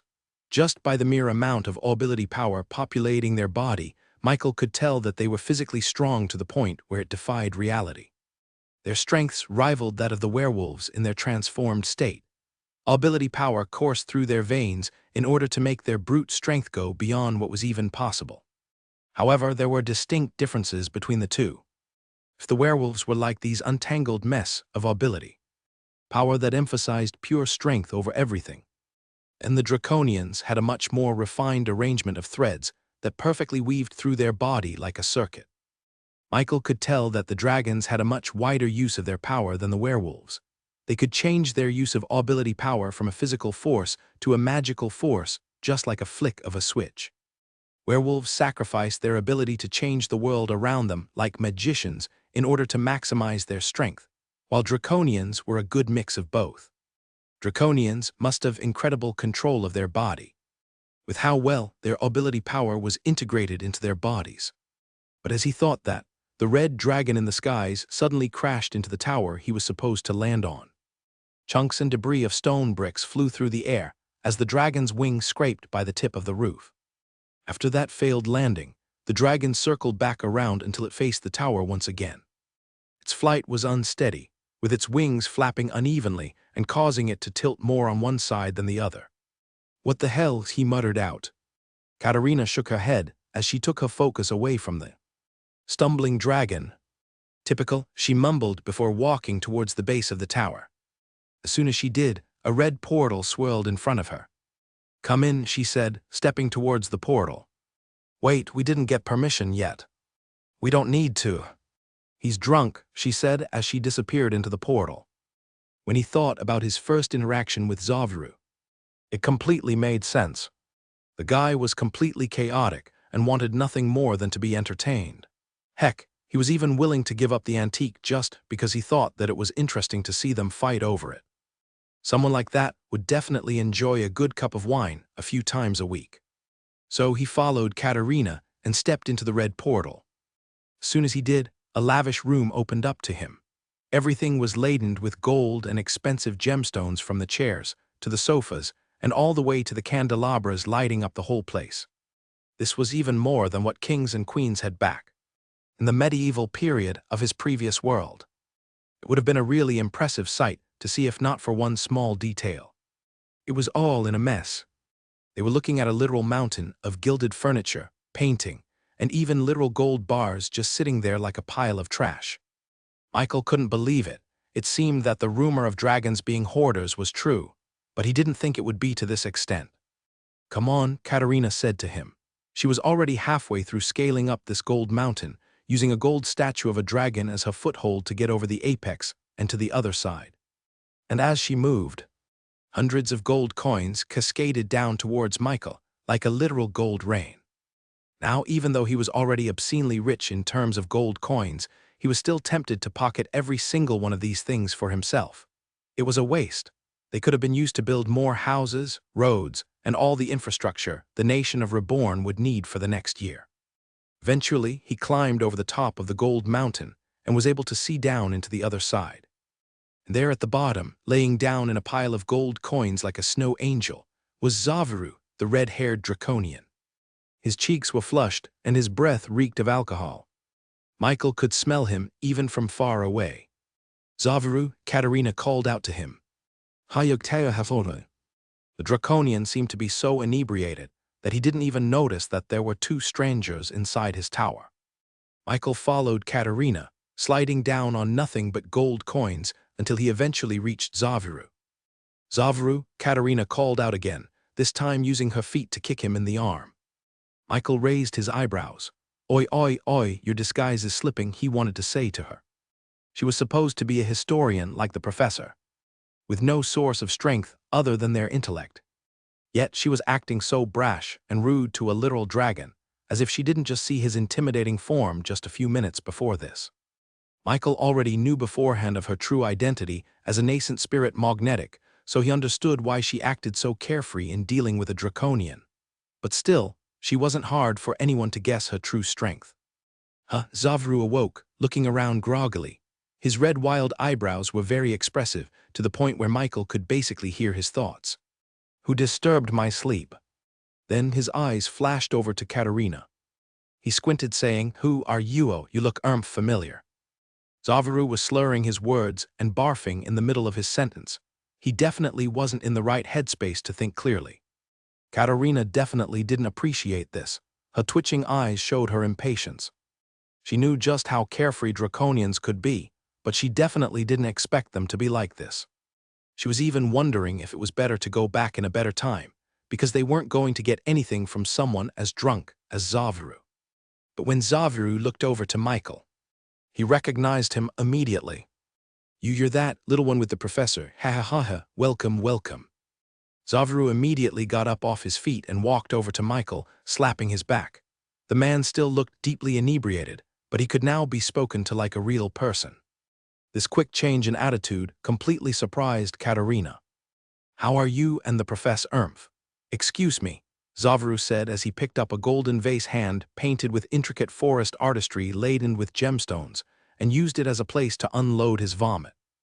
One disgusting regurgitation later, Zavru threw the incredibly expensive vase aside and faced Michael. He seemed less drunk now, which was nice. "Ha ha ha ha, you were right, Mauricio did lose." This was good news. Zavru remembered the deal he made with Sergio. "I got lucky, I guess," he replied to Zavru. "Luck or no luck, it definitely gave me a good show. I like you, small human. What's your name again?" Katerina stared as Zavaru continued to pat Michael on the back, her eyebrows raised. She was familiar with draconians. They weren't the type to like someone so easily. They liked to spend their time alone. Oh, they were very selective with the group of people that they chose to socialize with. And even more so the people they chose to remember. And it seemed that Kyo became one of those people. It wasn't just the professor who seemed to see something in this kid, it was Zavaru as well. This proved more and more that there was something special with this kid that she just wasn't seeing. Kyo, is it? What you come here for? Ah, right, the antique.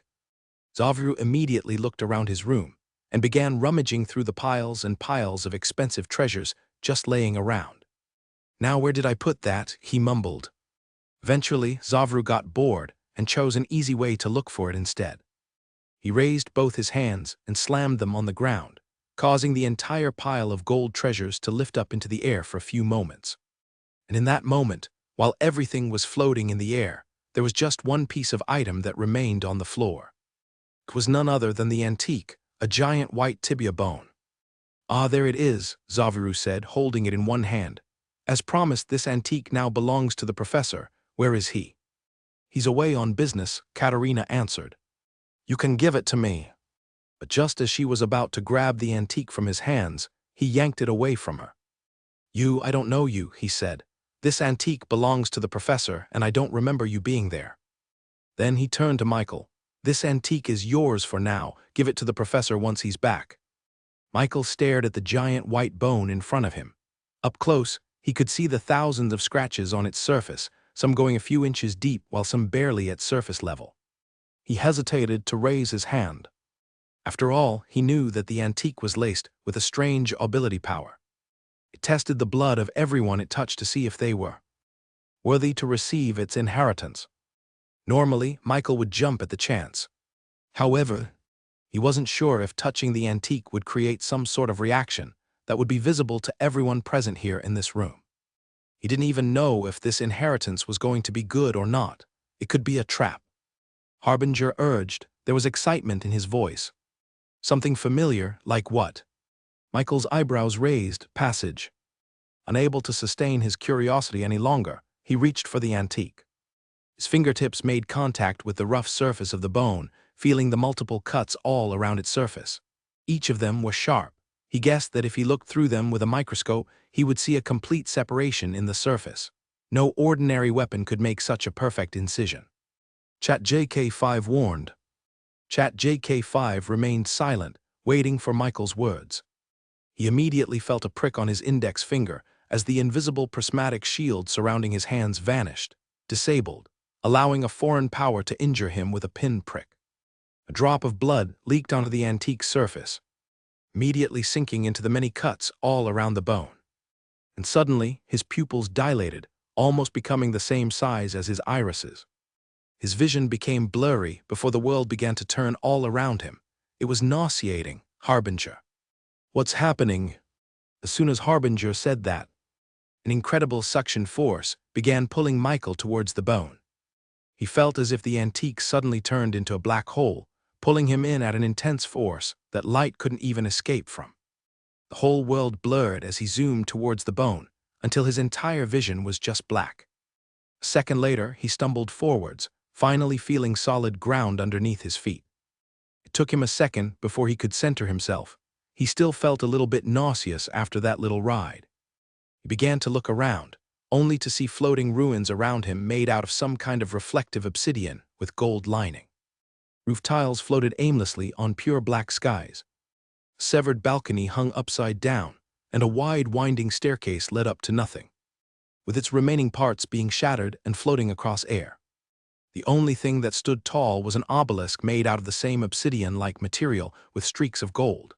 It exhibited no signs of wear and tear, standing proudly as if it had just been created recently. There's no gravity here, he remarked. He felt weightless. He could move freely in all directions without any restraints, as if flying in outer space. He would have thought he was in space, seeing as the skies were completely black and dark. Except for the fact that there were no stars or heavenly bodies that should have littered the skies, it was bleak all around. Is this another case of someone plucking me out? This wasn't the first time he experienced a forced teleportation. Kuno did it to him. However, this felt like a different situation. He knew no place on Earth that had no gravity like this one. Either way, he did the first thing he wanted to check, was to see if he could get out of here. He closed his eyes and used his supreme talent, sensing all the mana particles in the air to see if he could connect with the shadows he left behind in the nation of Reborn. Blips of mana appeared in his vision, all having the colors representing the different mana elements. At least the mana density here is normal. And as far as he could tell, there was no magic mana or ability power that was locking him into this place like Kuno's underground castle. He could theoretically leave anytime he wanted. Hopeful, he tried to conjure up a magic spell.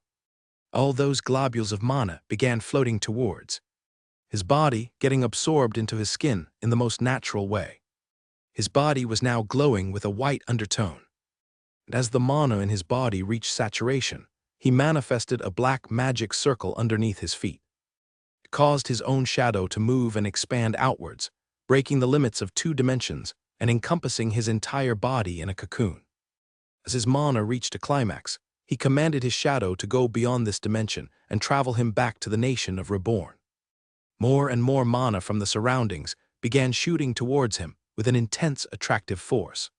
The cocoon began to glow white, starting from the bottom and slowly reaching towards the top. But just as the light reached halfway through, he suddenly found himself unable to supply it with mana any longer. Michael opened his eyes, looking around and noticing that all the mana in this place was gone. All of it had been used to have the shadow teleportation spell, only 50% of the way through. Michael couldn't believe it. Where am I? The mana requirements for this spell was incredibly large. It was even way bigger than when he traveled to the Forbidden Island in the Elven Kingdom. And according to the maps he saw, that was already halfway across the entire world. It didn't even make sense. This teleportation required at least twice more than when he traveled to the Elven Kingdom. This meant that this place should be at least twice as far as the Elven Kingdom and the Royal Continent. But there was no place that should be farther than that. The only conclusion he could reach was that this was a pocket dimension. Since the antique was designed back in the ancient era, there was probably some kind of magic in it that caused it to be so far away from where he was. Harbinger, how do I get out of this place? He didn't panic just yet, since Harbinger urged him to touch the antique. He assumed that his diva knew what he was doing, and that there was an exit plan somewhere in that robot's mind. Michael slapped his own forehead. He did as Harbinger instructed and stared at the obelisk. This time he brought out his drone, which was thankfully transported with him into this place. And as he used his drone vision, he suddenly saw a startling discovery. The obelisk was brimming with ability power. He had never seen any item that was filled with ability power. It should only be found on Magnetics or Beastfolk. But the presence of ability power wasn't the only thing that was startling about the obelisk. It's the way that it was arranged. It allowed him to see threads of ability power arranged into familiar shapes. At the center of the structure was a pair of handprints, with arrows pointing towards it from all sides. Michael stared at the obelisk in complete awe. He didn't even know that ability power could be placed in such a deliberate way. It felt like it had been sewn into the very surface of the obelisk from a seamstress that used ability power as her thread. Harbinger urged, but of course, Michael was a little bit cautious to do so. The last time he touched a magical object from the ancient era, he found himself in this place with no way to escape. Said Harbinger, the 2 handprints on the obelisk were surrounded by arrows that made sure that the handprints couldn't be missed by anyone who saw it. Even with a language barrier, anyone with a decent intellect could decipher what the designers of this place were trying to say. Put your hands here, it said. Michael was not a kid. He wasn't going to touch something just because someone told him to do so. He'll experiment with it first. So he piloted the drone closer to the obelisk, trying to see if there were any other clues he could gather from the obelisk. He hoped he could see what the designer of this place intended for him by touching the obelisk, but aside from the arrows and the handprints, there was nothing special about the obelisk. Once he was sure, he flew the drone towards the obelisk, letting its frame gently touch the handprint on the surface. There was no response. Looks like it wants me to be the one to touch it. He conjured a simple spell, a magic circle appearing on the ground just a meter from his side. Mana began to flow towards his body just like when he tried to use his shadow teleportation skill. Except this time, the mana requirements were extremely low in comparison. The mana formed to completion, allowing a shadowy figure to emerge from the magic circle. A second later, the shadow dripped down from the figure's body and revealed its true form. It was a perfect clone of Michael, down to the very atom. The only thing different about this clone was the God-forged pieces in his heart. This clone didn't have any. He commanded his clone to approach the obelisk and put its hands on the handprint. As soon as it did, the whole obelisk suddenly started glowing in a subtle white light. Then the golden streaks on the obsidian surface of the obelisk emitted some kind of smoke that flowed down and gathered around the clone. Since the clone was connected to him just like his drone, he could feel the sensation it was feeling. The fog was cold, and it permeated his entire body. He could feel it searching his body, trying to search for something. Then it reached his mana cores. And suddenly, the tip of the obelisk began to give off a very bright light, its rays spreading outwards in 8 equal parts. It continued to grow brighter and brighter as the fog permeated through every cell of Michael's clone, until it reached his heart. It searched through every ventricle, but didn't find the object it was looking for. At the same moment, the fog began to retreat back into the obelisk's golden streaks. The tip of the obelisk grew dimmer and dimmer, its rays becoming indistinguishable from each other, until it all finally turned dark. The obelisk turned dormant, not having found what it was looking for. My mana cores caused the obelisk to become active. I'm guessing that if it also found God-forged pieces, it would have continued to activate into completion. It seemed that he had to touch the obelisk himself if he wanted to see what it would do. But at least now, he knew that touching it wasn't immediately dangerous. Before he did, though, he decided to explore this place a little bit. He piloted his drone to fly straight up, trying to get a better view of this place. He didn't have to fly that high to see that he was standing on a small island that was surrounded by nothing but complete and utter darkness. Curious, he decided to pilot his drone out of this island to explore outwards. But as soon as he reached the very edge, he suddenly felt an intense feeling in his gut. It was dread and fear. His intuition was telling him that if he tried to cross through the chasm, then he would lose his drone forever. He quickly flew backwards, now wary of the space beyond the island. Harbinger said, "Don't joke around, Harbinger." Harbinger said, "The power in this abyss looks completely identical to the one that caused us to be transported into this place. If you jump into it, you'll leave this place. But if you do, it's extremely likely that you won't be able to come back." Essentially, this was an escape route that he could go into whenever he wanted, but he was never going back. It was a one-way ticket. He felt very secure knowing that he could exit if he needed, but he had no plans of doing so. The obelisk was still calling to him. It may be dangerous, but it could also be fortuitous. According to the professor, the cuts on the bone talked about an inheritance that only the worthy can obtain.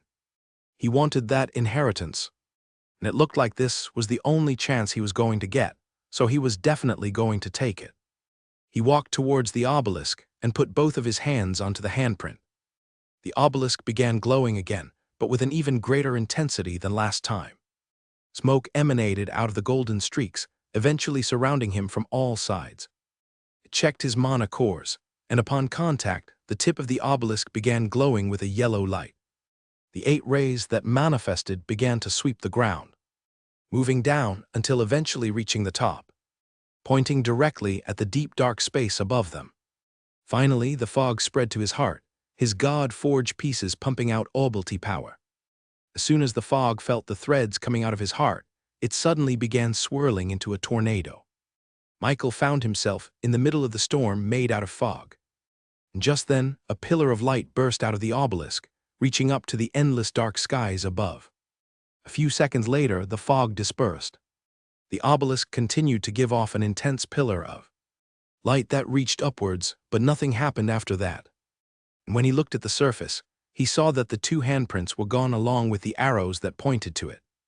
It was now replaced with 3 locks, each one bigger than the last one. The one on the very left was fractured into 8 distinct parts and was currently pulsating and glowing with light. Just like with the handprint, these locks were made out of sewed ability power threads that were engraved onto the very surface of the obelisk. The leftmost lock was the only one glowing right now. The other two were dormant, not giving any light at all. What's with this lock? Michael asked himself. It was pulsating with light, like it was breathing. But then, as the seconds passed, he noticed that the frequency of pulses were becoming faster and faster. Not only that, but it was accompanied by a high-pitched ticking sound as if it was a timer. It wasn't long before the first lock was about to reach its end, releasing a bright light accompanied by a high-pitched noise as if a bomb was about to go off. Michael immediately retreated back and conjured a protected wall around him, expecting an explosion to go off. But a few seconds later, nothing happened. He peeked out of the wall and saw that the leftmost lock on the obelisk was still glowing with light, but it was no longer pulsating. It was static. But that wasn't the only thing different. He looked up and saw that just beside the upside-down balcony, there was a spherical object floating in the black skies. It was made out of some kind of dark gray stone, the size of a watermelon. It was just floating in the skies, not giving off any sense of danger at all. At least it's not a bomb. Just like before, he used his drone for reconnaissance. He piloted it to come closer to the spherical object and observe it in its entirety. The first thing he noticed was the complete lack of power inside it. Unlike the obelisk, there weren't any ability power threads anywhere on its surface.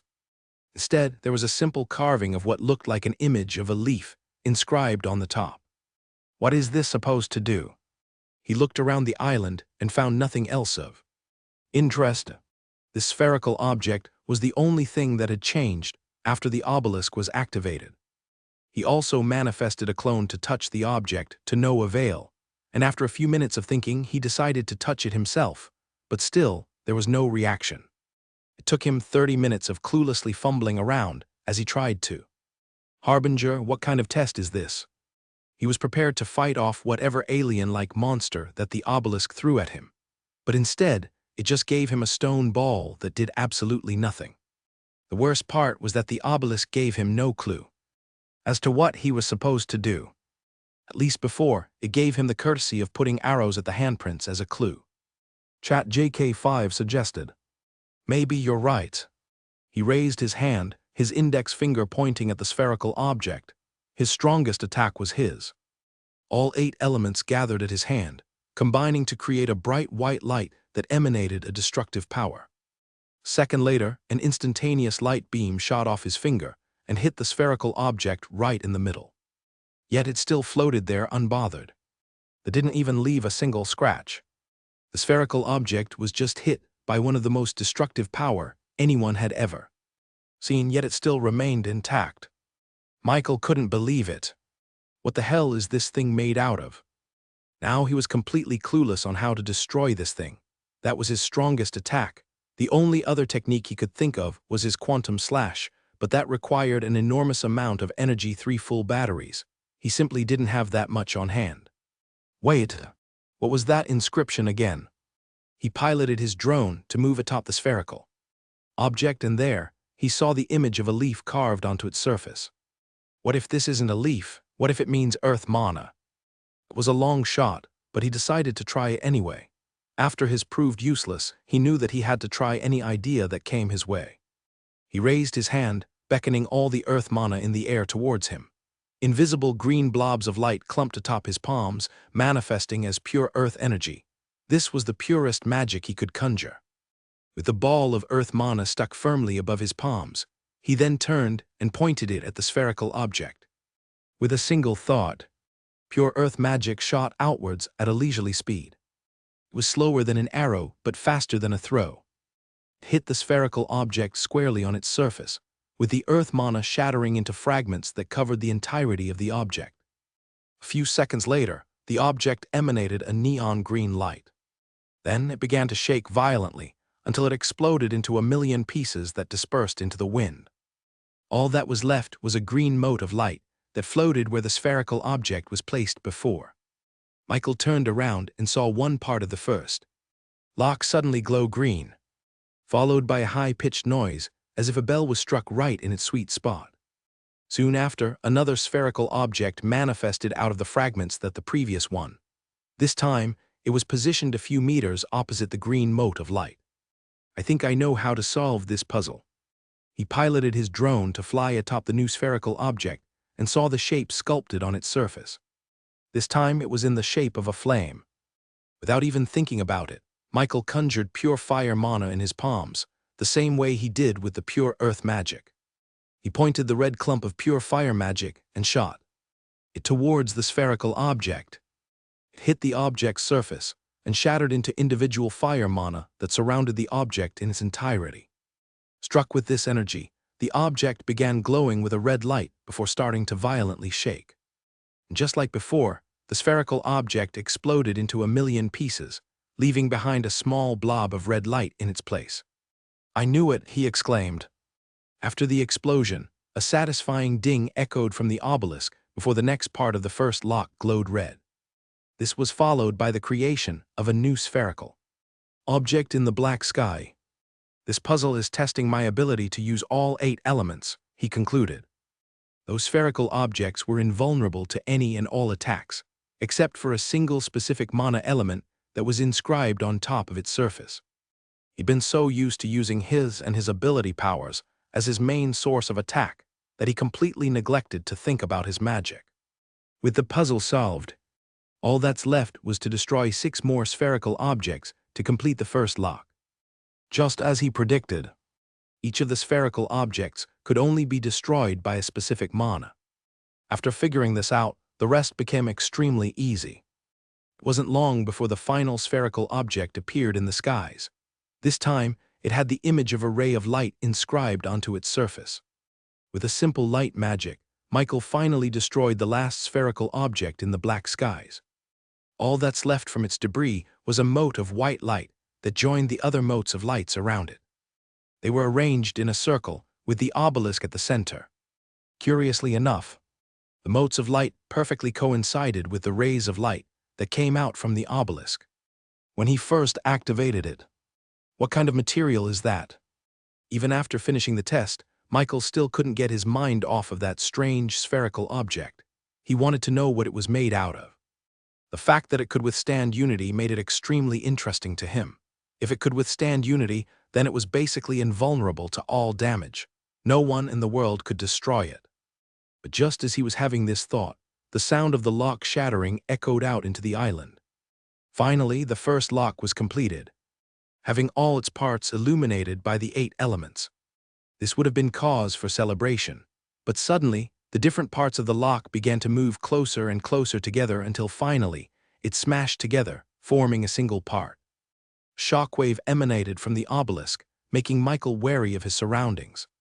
Something was coming. His intuition proved to be right as a mysterious form of light suddenly shot out from the obelisk's tip, landing right in front of Michael. It stood on a pair of feet, with 2 hands at its side. This figure was a faceless humanoid. Michael's eyes widened as he subconsciously went on a defensive stance. It wasn't the fact that he was facing a humanoid, it was because of what it was made out of. This mysterious figure was made out of pure prismatic light, its entire body shining in the different colors of the 8 elements. It was made out of Unity. It didn't wield Unity like he did. It was Unity itself. Michael couldn't believe his eyes. He was facing an enemy unlike anything he had ever faced before. He didn't even think that this was possible. The only magic he could conjure with Unity was his, which was just a basic beam that shot in a straight line. That was the only thing he could create with Unity, and when he tried to experiment with other uses, they all ended up as a massive failure. Combining all 8 elements was a delicate procedure. A single mistake could cause an explosion that could level entire cities. Was a spell that harvested that power into a controlled explosion, much like how real guns worked. Because of this, he thought that Unity was a spell that cannot be contained. It was a volatile explosion that needed to be released as soon as possible. Yet now, he was looking at a complete reversal of everything he ever thought was possible. This Unity creature acted like a real object. It felt solid, which was something that contradicted everything Unity was supposed to be. It was supposed to be a destructive power, something that wrecked anything it touched. Despite this, the Unity creature was standing on solid footing instead of falling through to the bottom. It should have been burning through the very ground it stood on, yet the soil underneath its feet remained intact. How was this creature created? It was only now did it dawn on him that the creator of this space was way beyond him in his current stage. Not only were they stronger, but they seemed to know everything about the world while he still remained clueless. Faced with such a large gap in knowledge, most people would feel helpless, but not Michael. There was just a single thought forming in his head. Chat JK5, can we analyze this creature? He wanted to see if he could replicate it. But while he was in the middle of this thought, the Unity creature suddenly disappeared from his sight. Michael instinctively ran backwards, but it was too late. The Unity creature reappeared right in front of him, its two arms raised above its head. Then it slammed it towards his chest. His immediately activated, as if felt a foreign force trying to hurt his physical body. This defense of his had stood against incredibly strong attacks, even those from a first-stage nascent spirit magnetic for a brief second. Yet as soon as the Unity creature's hands touched it, Michael's prismatic shield immediately shattered into pieces. At the very last second, Michael raised his hand as he felt an intense force slam him down on his back. The force knocked the wind out of his chest, blood following soon after. A few of his ribs were immediately broken, causing some of his organs to be pierced alongside it. With the Unity creature sitting on top of him, he knew that he was in an extremely vulnerable position. He activated his shadow teleportation skill to escape. A dark shadow began to creep from under him, quickly covering his entire body. But before it could even finish its formation, the Unity creature raised its arm and slammed it into Michael's body. Immediately, the shadow forming on Michael's arms sizzled before disintegrating into mist. With just a single attack, his teleportation skill was destroyed. But that wasn't enough. The Unity creature raised its hands again and began hammering Michael with slam after slam. Michael had his arms raised the entire time to protect his body and his head, but the force was too much. His skin began disintegrating as well, with his body's natural mana getting destroyed with each slam. Not only that, but the bones in his forearms began to break, cracks spreading around its surface. And with the last slam, his guard was broken. The Unity creature hammered straight into his chest again, further causing massive internal damage. He had never been hurt this bad before. The pain was excruciating. Chat JK5 announced. And suddenly, the severe blunt trauma in his chest disappeared. The pain was no longer clouding his mind, allowing him to think much more clearly than before. Immediately, he reached into his drone and piloted it himself. With a single command, the two barrels on the drone's underside adjusted themselves and pointed straight towards the Unity creature. It began to glow with a prismatic power before an instantaneous beam shot straight into its target. It hit the Unity creature's shoulder, making it recoil backwards in pain. It jumped back, its headless face staring at the drone above it. This finally gave Michael the break he needed. He immediately jumped backwards, conjuring a simple healing spell as he did so. He sucked in all of the light mana in the air, forcing them all to cover all the injuries in his body. Bathed with this magic, his shattered bones began mending, and his pierced organs began to regrow its holes. In a few seconds, the near-fatal injuries that plagued him were healed back to the way it was before. Michael could finally take a big breath, his lungs no longer punctured. He looked at the Unity creature and found it clutching its injured shoulder. It was hurt. Just then, the Unity creature suddenly disappeared, before reappearing right in front of his drone high up in the air. Its hands were outstretched, trying to grab at the flying weapon that caused it to be injured. Michael immediately piloted the drone, using one of its features to rapidly eject one of his switches, intending to pause the Unity creature's momentum. A spring-loaded mechanism launched the switch directly in the creature's chest, firmly attaching to it and sending back a signal towards Michael's chest. An ability power thread spooled out of his god-forged pieces and wrapped around before the released, a newly processed thread towards the Unity creature's entire body like a cocoon. The cocoon glowed with power, trying to alter reality and stop the Unity creature's momentum entirely. But as his ability was getting activated, the Unity creature spread his hands apart and broke through the cocoon, the threads getting burned into nothing. They fell out of the Unity creature's chest.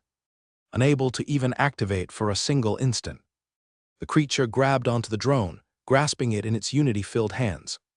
The drone's frame suddenly began sizzling as Unity began to break down its very molecular structure.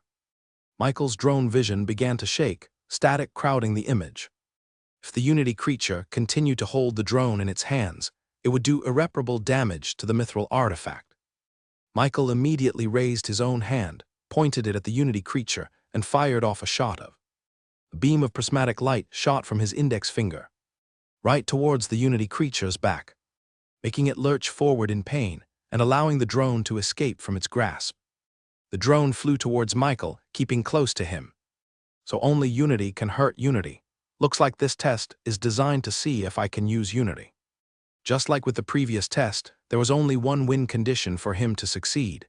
It was the 8 elements before, but now it was the combination of all of them, Unity. With the Unity creature hurt, it looked back at Michael, its faceless head staring at him. Michael kept his hand up, index finger already lighting up as he loaded up another shot of. And beside him, his drone's barrels lit up with a similar light.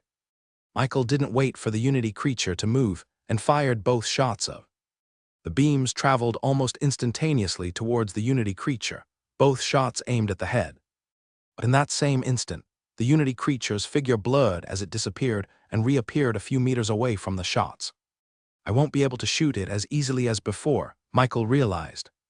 Since it's also made out of Unity, the instantaneous shot would almost look as slow as a snail in its perspective. This meant that a straightforward shot won't work on it. He needed to shoot it when it was distracted, when it wasn't looking at him. But its faceless head staring directly at him made this extremely hard. It already knew that he and his drone could shoot A. The injury on its shoulder and back made it remember the one who wounded it very clearly, so it was very wary of them at all times. It wanted to enact revenge. It shot towards Michael at incredible speeds, shooting down like a meteor. Thankfully, Michael still had one technique up his sleeve. He reached down into his pockets and retrieved a very special. The Unity creature arrived in front of him, with its hands raised above its head, ready to crush him into the ground.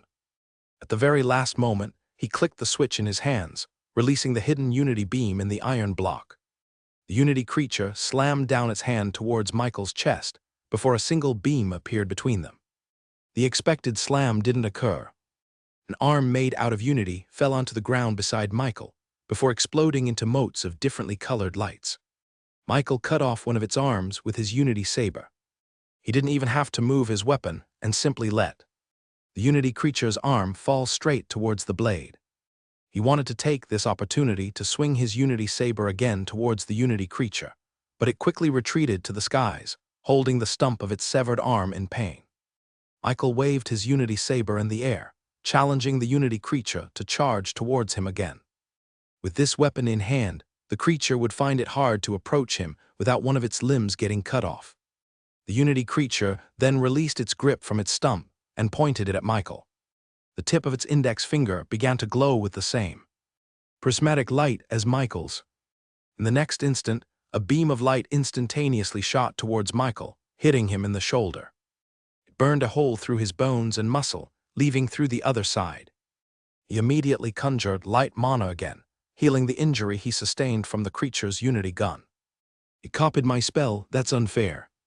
At least he could console himself with the fact that he could heal himself, while the Unity creature remained injured. But this still posed a problem that was far too fast for him to react to. Unlike the creature, he didn't have an almost instantaneous reaction time. Chat JK5, I can't react fast enough. Suddenly, his vision changed as a new interface with grid lines everywhere, including the Unity creature. Just as the Unity creature pointed its index finger towards him, Michael suddenly saw a change in the interface, now with a dotted line that went from the Unity creature's finger towards his chest. On top of it was the words that was going to hit him in the chest. Knowing this information, he didn't have to react the moment it was shot. He could prepare for it.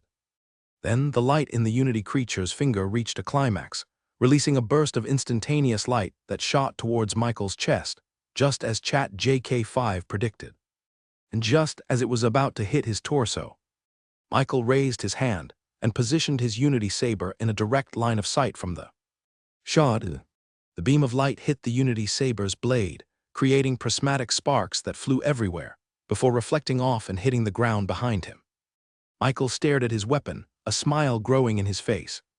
That was one of his most beloved features in any single-player game that he played. It was extremely satisfying to see shots perfectly bounce back towards its shooter. It made him want to do the same to the Unity creature. The Unity creature raised its hands again, a shot building in its finger. Michael held his Unity Saber in hand and readied himself for a perfect parry. Just then, ChatJK5 gave him another prediction with a 97% accuracy. Finally, the shot beamed towards him, and with a careful and precise movement, he swung his Unity Saber upwards. The beam of prismatic light hit the blade perfectly in its center, before Michael continued with a follow-through that sent the beam shooting back towards its sender. The Unity creature tried to dodge its own attack, but was unable to come away unscathed in time. It hit its stomach, making it recoil backwards in pain. It was now hunched forwards, its prismatic body starting to dim. The Unity creature seemed extremely hurt, as if it was on the verge of its destruction. Michael nodded to himself, knowing that all he had to do was parry a few more shots, and he could kill this Unity creature and finish the Obelix test. Unfortunately, the Unity creature didn't make that easy. Despite having its shot reflected back at it, the Unity creature readied up another shot aimed at Michael. It fired without a moment's hesitation. And thanks to ChatJK5 predictions, Michael was able to accurately deflect the shot back towards the Unity creature, aiming directly at its head. But this time, the Unity creature didn't make any gestures for escape. It simply raised its hand and waited for the reflected Unity shot to come towards him. And as it zoomed directly at its head, the Unity creature simply swatted the Unity beam downwards, reflecting it back and hitting one of the stacks of debris floating in the dark black skies. Michael pursed his lips. Damn, it's learning from all my moves. The Unity creature had been using all of Michael's techniques against him. He was able to injure the creature at first, but it would always find a way to either replicate his moves or have a way to counteract. With it having learned a perfect parry, Michael's choices became severely limited. Every shot of his would simply get reflected back at him, and they would get stuck in a constant loop of reflections until somebody made a mistake. Just then, the Unity creature finally made a move. It zoomed forwards, its hands stretched forwards as if it was going to pierce Michael's body with it. While it was in the middle of this movement, it fired off a single shot of unit gun. Michael could only react a half-beat later, positioning his Unity Saber at an awkward spot. It successfully deflected the prismatic beam away from Michael's body, but was unable to reflect it back at its sender. It landed behind him, scorching the soil and creating a plume of dust that spread in the air. While Michael's Unity Saber was in this awkward spot after deflecting the shot, the Unity creature took that opportunity to throw a gut punch towards Michael. The punch landed, knocking the wind out of Michael. But just as the Unity creature was winding up for another punch, a beam of light-pierced shot towards its head. It was able to dodge away, with the beam grazing past its cheeks. The two jumped backwards, creating separation. And without delay, Michael's injury from the gut punch immediately started healing as the light mana in the air gathered around his torso. The Unity creature was worse for wear, despite the shot only grazing past its head. "I can do this all day," Michael sneered at the Unity creature. With that provocation, the Unity creature disappeared from his sight and reappeared above him, targeting the annoying drone that had shot him. It grasped onto the drone's barrels with its only hand, and yanked as hard as it could, trying to destroy the weapons that caused its injuries. Michael immediately fired at the Unity creature, hoping to force it to let go of the drone. But the Unity creature instead lowered its body and headbutted the prismatic beam downwards, deflecting it back towards Michael. The shot pierced straight through the ground, with Michael nowhere to be seen.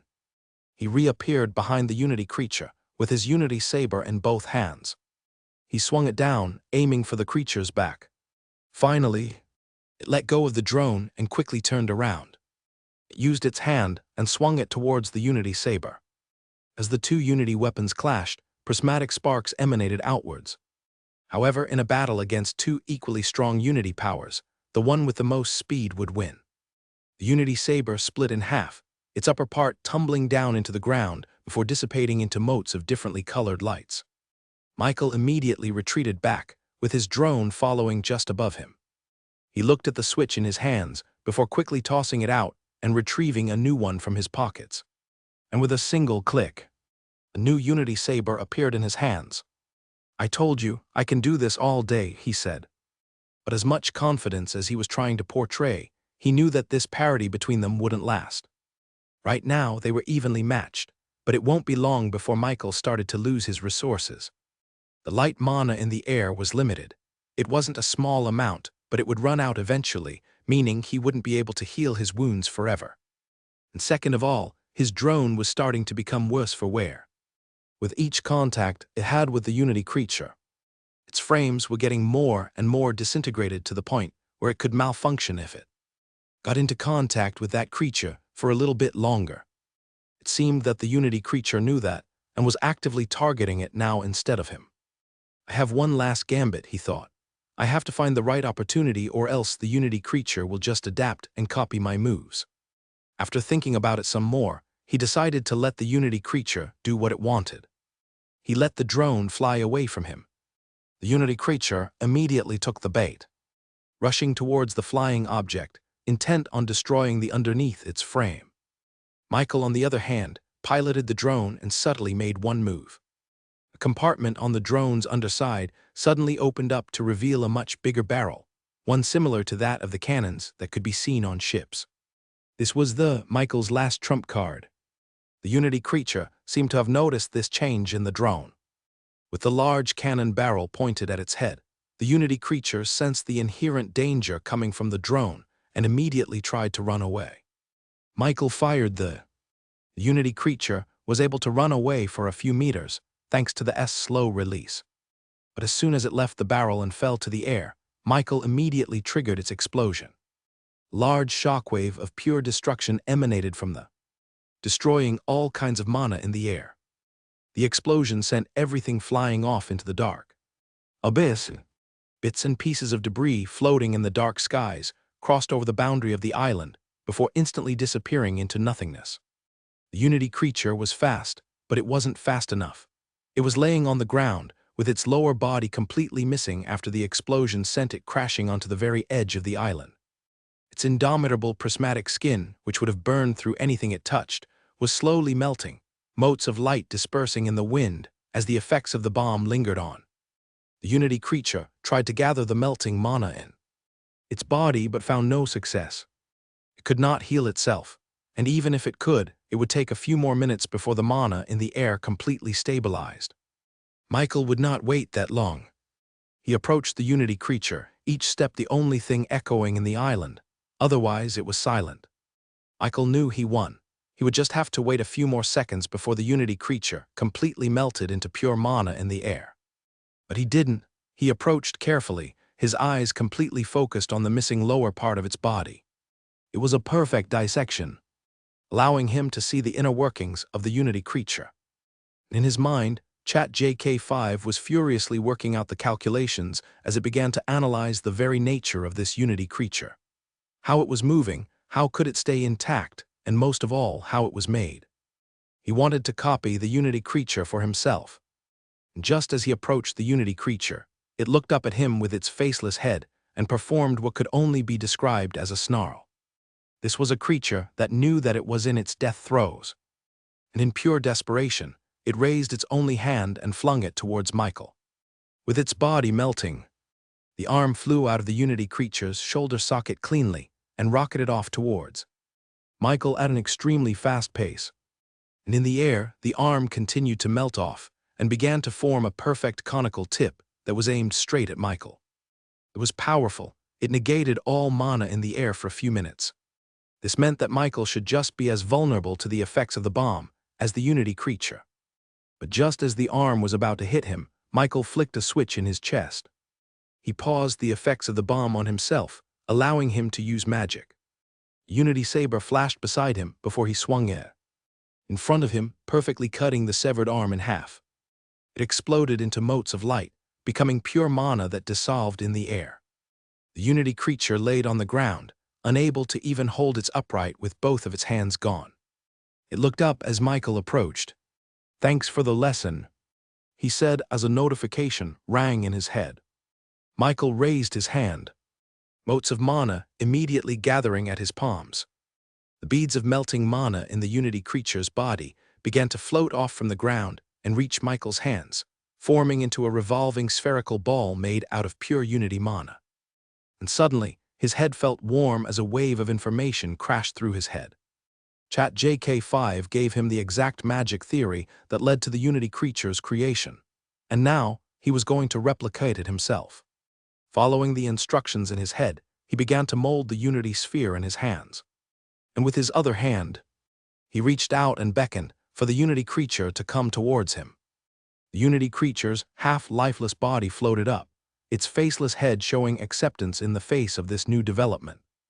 With one hand containing the molded Unity sphere and the other controlling the half-body of the Unity creature, Michael clapped his hands together, mixing the two. The Unity creature would become the framework for his new creation. The rotating sphere of prismatic Unity shot towards the Unity creature, exploding into motes of light as it clashed onto its chest. Pure mana began to surround the Unity creature as Michael commanded them to start reforming its body. Motes of light gathered and bunched together, slowly forming the two missing arms on the creature. Michael spread his hands even further as he began to tap into the mana of the entire environment in this island. More and more mana began to flow towards the Unity creature, slowly rebuilding its body into something new, into something better. And as Michael went through this process, he began to understand why the designer of this obelisk made him go through the first test. It made him realize the importance of each individual mana element. Unity may be one of the strongest powers in the world, but it cannot be created without those basic elements. If he hadn't gone through that test, Michael wouldn't have thought to arrange the water mana in the Unity creature to become veins that supplied power. He wouldn't have known to put fire in the very fibers that made up the muscle structure of the Unity creature, nor earth for its skin and organs, nor air for the boundary that separated all mana structures to prevent explosion. Poison allowed the natural death and recycling of mana. In the structure, lightning bestowed power and movement, dark for the shadow that kept its form. Most importantly, the light that tied it all together to become life. With the combination of all those systems, he brought into this world a new creature in the likeness of his own, a human. Finally, the Unity creature had been reformed, with its arms, feet, and head having so much more definition than before. And underneath the prismatic skin, one could see the outlines of a pair of eyes, a nose, a lips, ears, and even fingerprints on its hands. And with the spell at its end, the Unity creature floated, up with its hands outstretched, its skin slowly growing brighter and brighter before it became blinding. Prismatic shards flew outwards before dispersing into motes of mana that became part of the environment once again, its job already finished. And once the light subsided, the Unity creature showed its true form. Underneath that prismatic skin was something entirely human. Michael floated up, staring at this new creature that he just created. It stared back at him, its eyes filled with curiosity. He had created a Unity creature in the form of himself, with its golden hair, its sharp good looks. This was a perfect copy. The only difference was that this one was made out of pure Unity. Its very body was made out of the most destructive power in the world. He raised his hand, and his copy raised its hand as well. From now on, he would be calling this as his. Michael stared at his with satisfaction. This new clone of his was extremely different from his shadow clones. One aspect was its strength. He saw firsthand how strong a Unity creature could be. Its speed was almost as instantaneous as and its strength was as destructive as Unity itself. He could see this going toe-to-toe against magnetics themselves. Its natural Unity body would be able to defend against most ability powers, rendering them useless. And according to ChatJK5, he could also swap places with his at any time. Back when he was trapped in Kuno's underground castle, he couldn't leave because he couldn't contact his shadow clones. The very walls of that place was laced with ability power, allowing no communication between him and the mana on the outside world. But now things were different. This clone was made out of Unity, the only power that could fight against ability powers. If he were trapped in the same situation again, then he'd be able to escape easily if he had planted his somewhere outside. This is very useful. Just then, he heard the satisfying clinking sound coming from the obelisk. The first lock that had been fractured was now a whole piece, with its curving metal lock now twisted backwards. It was unlocked. This was a cause for celebration. Not only did Michael pass the test, but he was also able to steal a very powerful Unity clone from the obelisk. However, this didn't last long, as he suddenly saw the next lock on the obelisk start pulsating with light. Michael's guesses came true. He had only passed the first test. There were 2 more to go. "This test is brutal," he remarked. He didn't think anyone other than him would have passed against the Unity creature. But I guess that's why the bone says that only the worthy can get its inheritance. And just as he was thinking that, the beam of light on the obelisk suddenly got brighter and brighter as the timer on the lock reached its end. A figure burst forth from the light, its entire body basking in prismatic energy, before it crashed in front of the obelisk like a meteor. Michael stared at this new test from the obelisk and couldn't help but furrow his brows. After all, this figure was another Unity creature. It looked exactly the same as the one from before, with seemingly no difference whatsoever. Its entire body was clad in a prismatic light, standing on 2 feet and had 2 arms on its side. Even its head was faceless, giving Michael no indication as to what emotion this creature was feeling right now. It stared at him, and Michael stared at him back. Michael raised his hand, his index finger glowing prismatic as he shot it towards the new Unity creature. As the beam shot towards the Unity creature, it casually raised its hand and swatted the shot downwards, scorching nothing but the ground. Even though this Unity creature looked exactly the same as the last one, Michael felt even more danger facing this creature. He didn't know why, but it emanated a kind of strength that the Unity creature from before didn't. And suddenly, it moved. It disappeared from his sight, reappearing in front of him with its arms raised above its head. Michael felt a sense of déjà vu. This was the same attack that the Unity creature performed before. Having learned his lesson, he didn't attempt to defend himself with his prismatic shield. He simply swapped places with his. His body began to be clad in a prismatic light, as his body suddenly shifted with just the tiniest bit of vibration. And suddenly, the Unity creature was now facing a version of Michael who looked completely identical to himself, except for the blank expression on its face. The Unity creature brought down its hands towards Michael's clone, its hands clashing with the clone's defensive hands. Prismatic light sparked upon contact, showing what would happen when 2 equal beings fought against each other. But just then, 2 beams of Unity shot from 2 different places at the same time, targeting the Unity creature's head. Michael and his drone fired off towards the Unity creature, who reacted by raising its hands on the side of its head. The 2 beams hit the creature's forearms before ricocheting outwards, unharmed. But with its hands defending its head, this left its body completely vulnerable. Michael's clone pushed its finger towards the Unity creature's chest, with a prismatic light emanating off from its hands. Then the beam shot off, hitting the Unity creature point blank, the beam leaving out from its back. The Unity creature stumbled backwards, smoke still coming from the entry and exit wounds in its chest. It walked backwards before a stone caused it to trip, causing it to land on its behind. Michael swapped places with his clone again and slowly approached the Unity creature. He looked at the Unity creature and extended his hand forward, commanding the mana in the air to come towards him. With the Unity creature on its last legs, he hoped to use its body as a frame to create another. With his Unity saber in hand, a single swing towards its head would finish the job. He gripped the switch in his hands and decisively swung it with force, decapitating the Unity creature. Its head fell lifelessly on the floor, rolling forwards until it suddenly exploded into pure motes of light that joined the mana in the surroundings. Its body turned lifeless, mana slowly melting off of its body. Michael raised his hands, ready to control the mana in his surroundings and create another Unity creature in his image. And just as he was about to do so, he caught a glimpse of the gunshot wound on its chest. That wasn't supposed to be there. Michael stared at the Unity creature's chest and saw something he would have never thought was possible.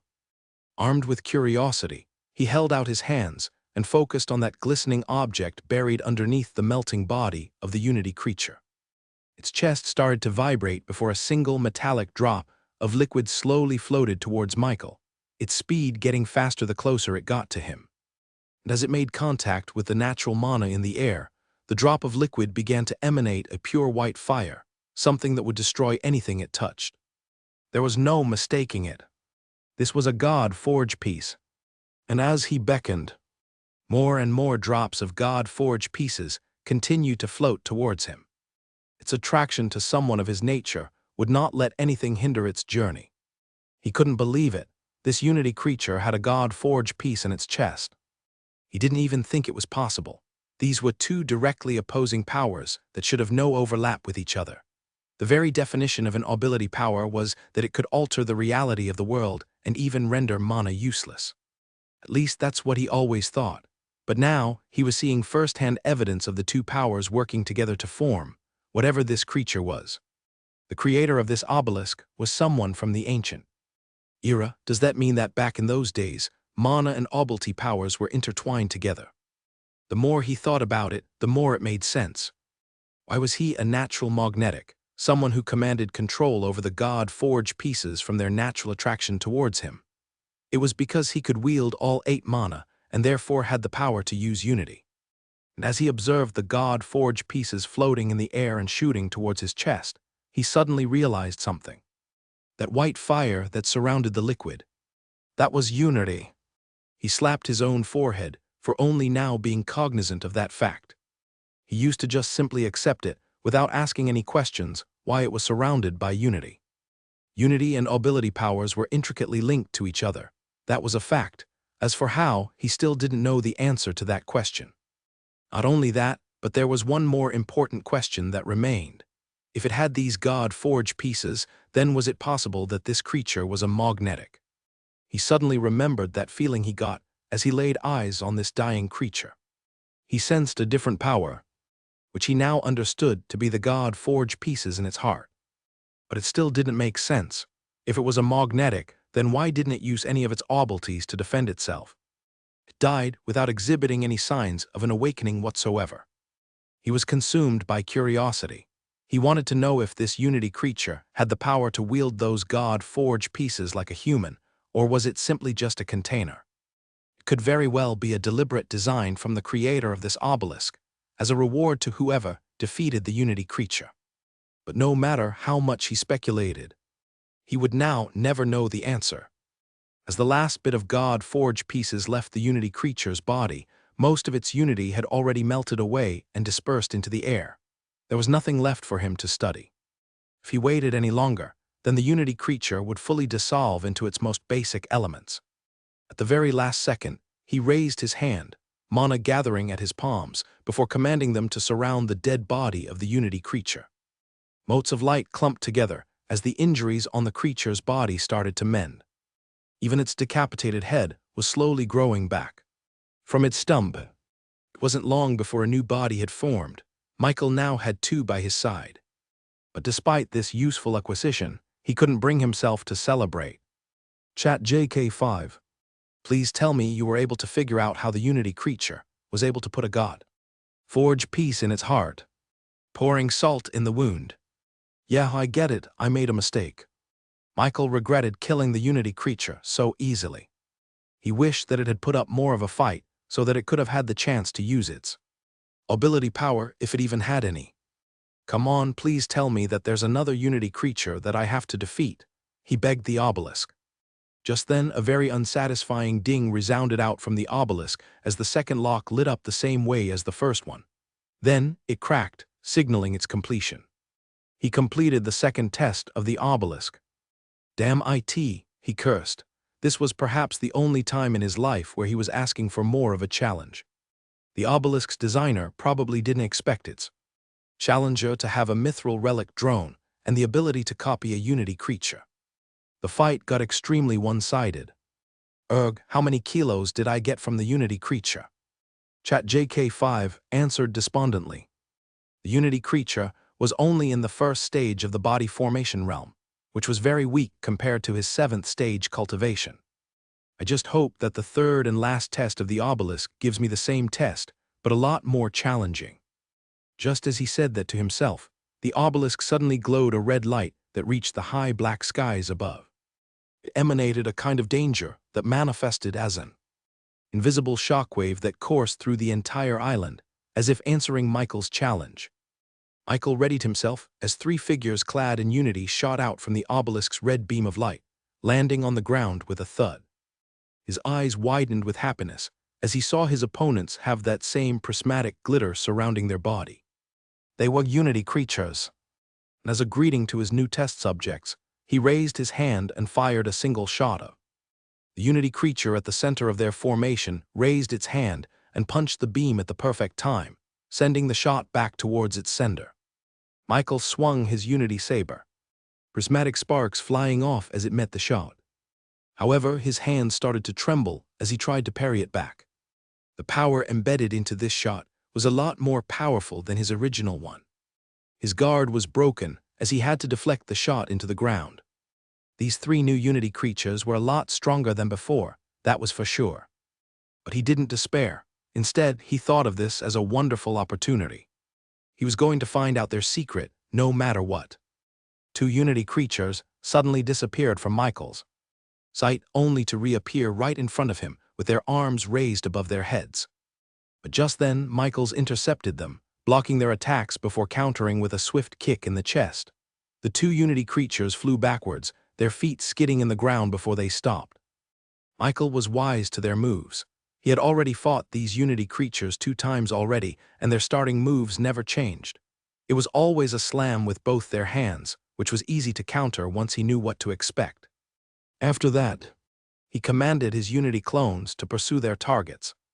Both clones disappeared, only to reappear behind the unity creatures. The tips of their index fingers were glowing as they fired off a shot of. The creatures raised their hands and reflected the shots before shooting off towards the clones. And in the distance, they began to clash in hand-to-hand combat, sparks flying off as unity fought against unity. They were all evenly matched, which was exactly what Michael wanted. Now he was left alone with one unity creature, which made it that much easier to plan for his experiments. But first, he used his to look at the unity creatures. He wanted to see if this one had God-forged pieces in its chest as well. Unfortunately, the fact that the creature was made entirely out of unity made this extremely hard to perceive. Its entire body was glowing prismatic, which made it hard to see if its chest was glowing red-hot orange. He piloted the drone to move forwards to take a closer look, but this seemed to have incited the creature to attack. It lunged towards the flying drone, trying to grab it with both hands. Although the drone was already damaged from the previous tests, Michael decided to let it get captured for just a single brief instant. The unity creature grasped at the drone's frame, pushing on it with both hands trying to crush it. And in that moment, Michael finally got a close look at the creature's chest. There, buried in the blinding light of unity, he saw a tiny sliver of orange glow in its heart. It had God-forged pieces. Once he confirmed this fact, he immediately commanded the drone to shrink itself, its size becoming as small as a bird. Using this chance, the drone flew off of the unity creature's grasp and returned to Michael's side. It was able to escape before any real damage was done to the drone. This unity creature has God-forged pieces. I assume the other two have one as well. Now, how am I going to make it use its ability power? The only way he could think of was to fight it normally, which was quite easy to do. The unity creature disappeared from his sight, only to reappear at his side, its fingers glowing with power as it tried to shoot at point blank on the side of his chest. Its speed was comparable to that of a unity beam itself. Michael had no chance of dodging. But thanks to his previous dealings with the creature, he didn't have to. He was already familiar with all of its moves. He twisted his body aside, elbowing the pointed at his torso before swinging his unity saber at its arm. The unity creature then used its other hand to grab the hand wielding the unity saber. Michael's skin immediately started to burn from contact with unity, but just then, a beam of unity shot at the creature's chest, making it recoil backwards. It looked up with its faceless head towards the drone that injured it. It then raised its hand, intending to catch it once again. But Michael lunged his unity saber forward while it was distracted. The creature was caught off guard, with the Unity saber hitting its shoulder before it was able to brush it aside with its hand. It tried to counterattack by taking advantage of Michael's overextended hand, but just as it was about to lunge, a beam of Unity shot at its hand, completely shattering it into pure motes of light. The Unity creature recoiled in pain, but Michael didn't give it any chance and swung his Unity saber, severing its other hand. He didn't need the hands in order to study the creature. With a well-coordinated attack with his drone, dealing with this Unity creature became extremely easy. If the fight continued on like this, it would only be a matter of time until Michael ultimately killed it off just like the last. But he didn't want to. Yet, he still needed to find out why it had a God-forged piece in its chest. Was it purely for reward purposes, even at an extreme disadvantage? The Unity creature still wasn't using its ability power, if it had one. Then it should have used it by now, and as he was contemplating this question, it suddenly dawned on him all this time. The Unity creature had been using the perfect parry like with his Unity saber. Those were his techniques. It was only when he used them against the creature that it finally started using them against him. The Unity creature is learning from me, he realized. Going by that logic, this meant that they would only awaken their ability power once they copied it from him. He reached down in his pockets and retrieved a single. He was about to throw it towards the injured Unity creature when he stopped himself in time. If my guess is correct, then this means that all the Unity creatures would awaken their ability powers once I showed mine. That was not ideal. Once he unleashed this power, it could very well turn the tides towards the Unity creature's side. ChatJK5 answered instantly. Say no more, he said as he swung his Unity saber and decapitated the Unity creature instantly. Immediately, drops of God-forged pieces flowed towards him and joined the rest in his heart. Without even looking back, he commanded the mana in the air to reform the dead Unity creature behind him. A few seconds later, a new clone emerged following close behind him. Then he turned his attention towards the other two Unity creatures fighting his clones. The Unity creatures were winning by a slight margin, but his clones were keeping them at bay. He picked his target and walked towards it. Just as the Unity creature was about to punch his clone, he raised his hand and fired off a shot hitting its shoulder and breaking its stance. His clone immediately lunged forwards and brought down both its hands towards the creature's head, bashing it downwards. It crashed onto the ground, right in front of Michael's feet. And without a moment's hesitation, he stabbed his Unity saber in its head, killing it instantly. God-forged pieces floated up towards his body. Mana began to reform the creature into another clone. And finally, there was one of them left. Michael stared at the Unity creature, its posture one of fear and anxiousness. It looked around itself and realized that it was the only one left of its kind. The others turned into a clone that were now looking towards it with the intention to do the same thing that had been done to them. It raised its hand, its index finger glowing with the power of Unity as it aimed it at Michael's clone in the hopes of creating some separation. But just as the prismatic beam was about to unleash its power, a single iron block tumbled through the air and landed directly on its chest. The Unity creature turned towards Michael, seeing the visage of a futuristic, mechanical figure that was missing its head and its lower body. Despite that, its golden armor made out of nanoparticles shone with an oppressive power. For a second, the Unity creature stood there, its faceless head staring at Harbinger. It tilted its head slightly, seemingly noticing something within the diva. But just then, the switch now lodged in its chest finally took effect. An invisible cocoon of weaved ability power threads emanating from Michael's chest enveloped its entire body.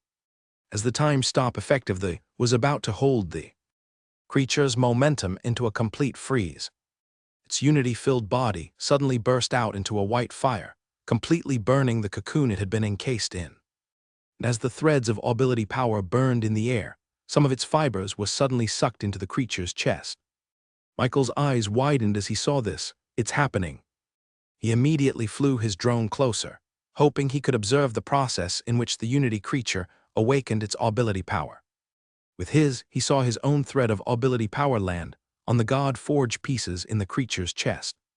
Then, it suddenly started to glow red-hot as it began to churn. ability power starting to empower the creature.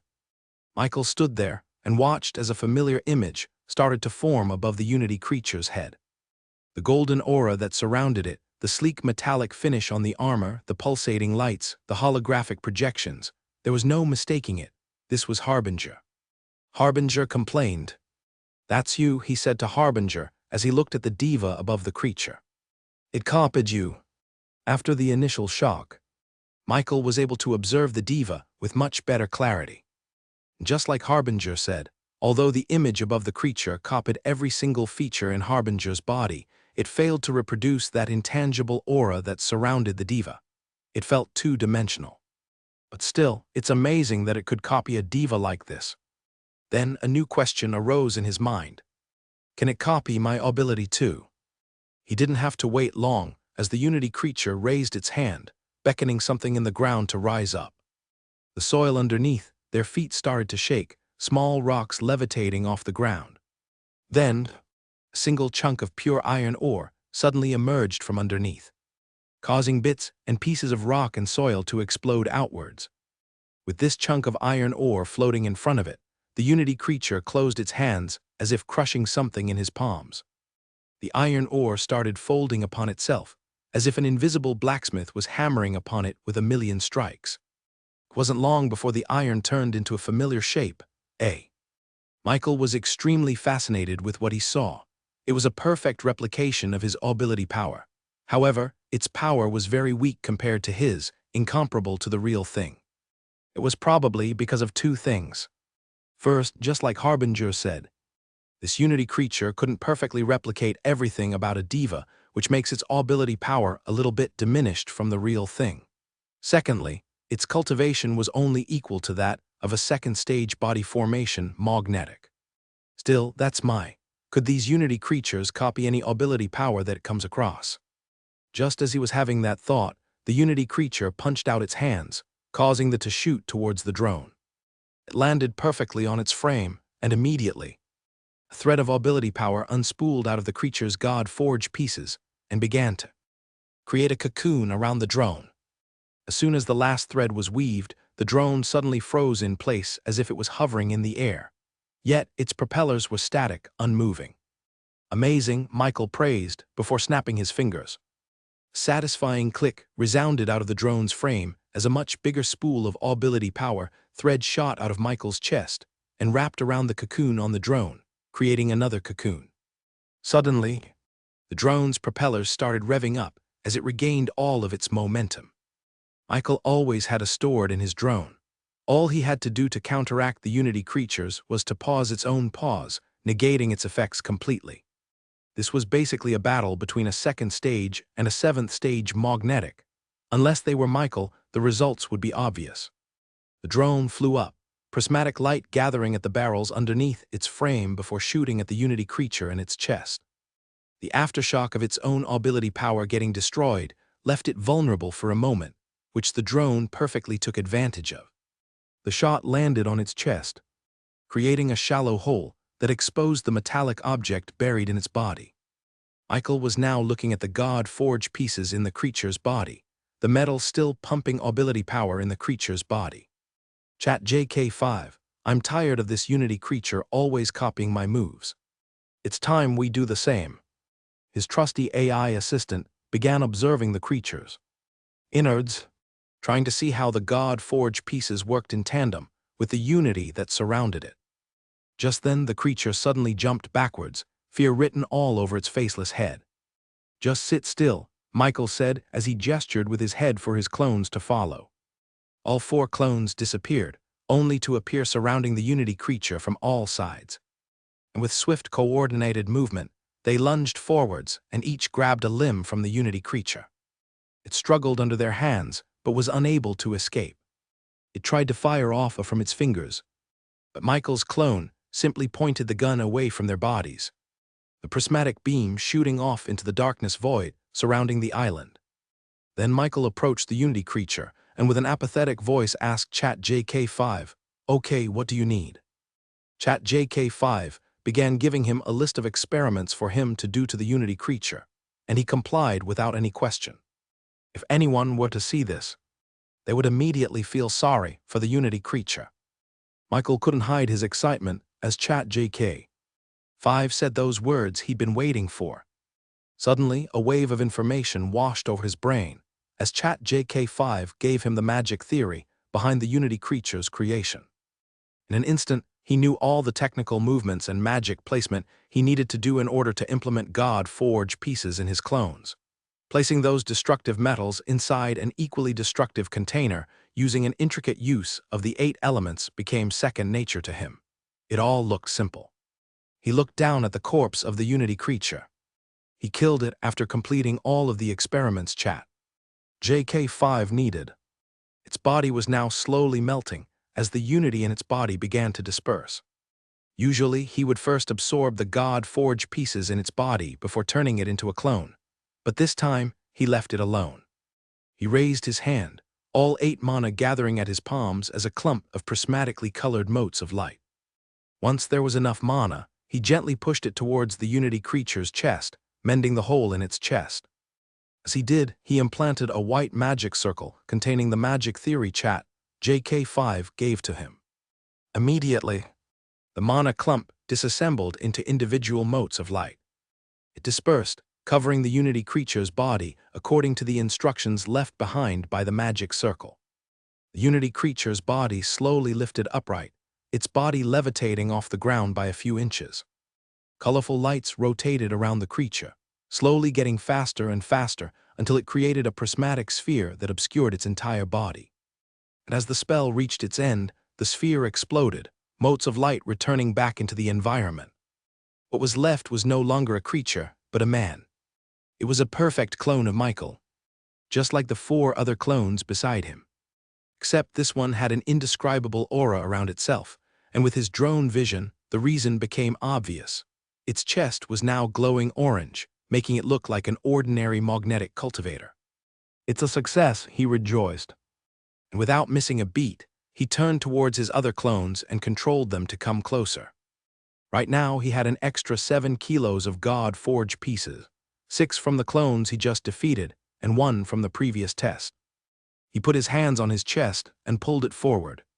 Slowly, drops of a metallic liquid began to exit out of his chest, immediately becoming endowed with a white flame upon contact with the outside air. As it floated in front of him, he spread out his hands, causing these drops of God Forge pieces to separate into different paths and eventually landing onto his. As soon as these drops entered the clone's chest, a white magic circle appeared underneath their feet as Michael's magic began to change their very structure, allowing space in their artificial hearts for a God Forge piece.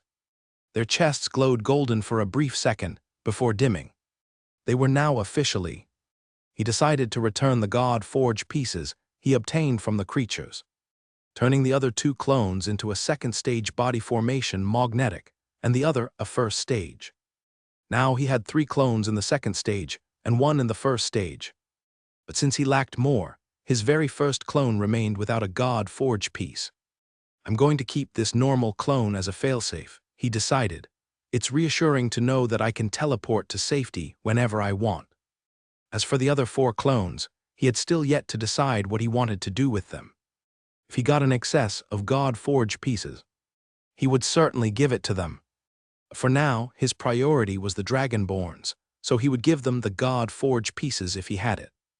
But of course, in order to have a failsafe, he needed to get out of this place first. Just as he was thinking that, a satisfying ding resounded from the obelisk as the final lock finally shattered. "I finally completed the tests." The designer for this obelisk probably never thought their tests would get completed so easily. They were supposed to get harder after each completed lock, but it turned out to be the complete opposite. Michael had the hardest time facing the first Unity creature, suffering grievous wounds multiple times. But after learning how to create a Unity creature himself, things became exponentially easier. Just then, the beam of light on the obelisk emitted an incredibly bright flash that encompassed everything, blinding Michael completely. He had to close his eyes, but kept his clones close to him for protection. A few seconds later, the blinding light subsided. As he opened his eyes, he saw the obelisk still standing proudly in front of him. The ability power threads that were sewed to create the locks had disappeared completely. Now there was nothing inscribed onto the obelisk.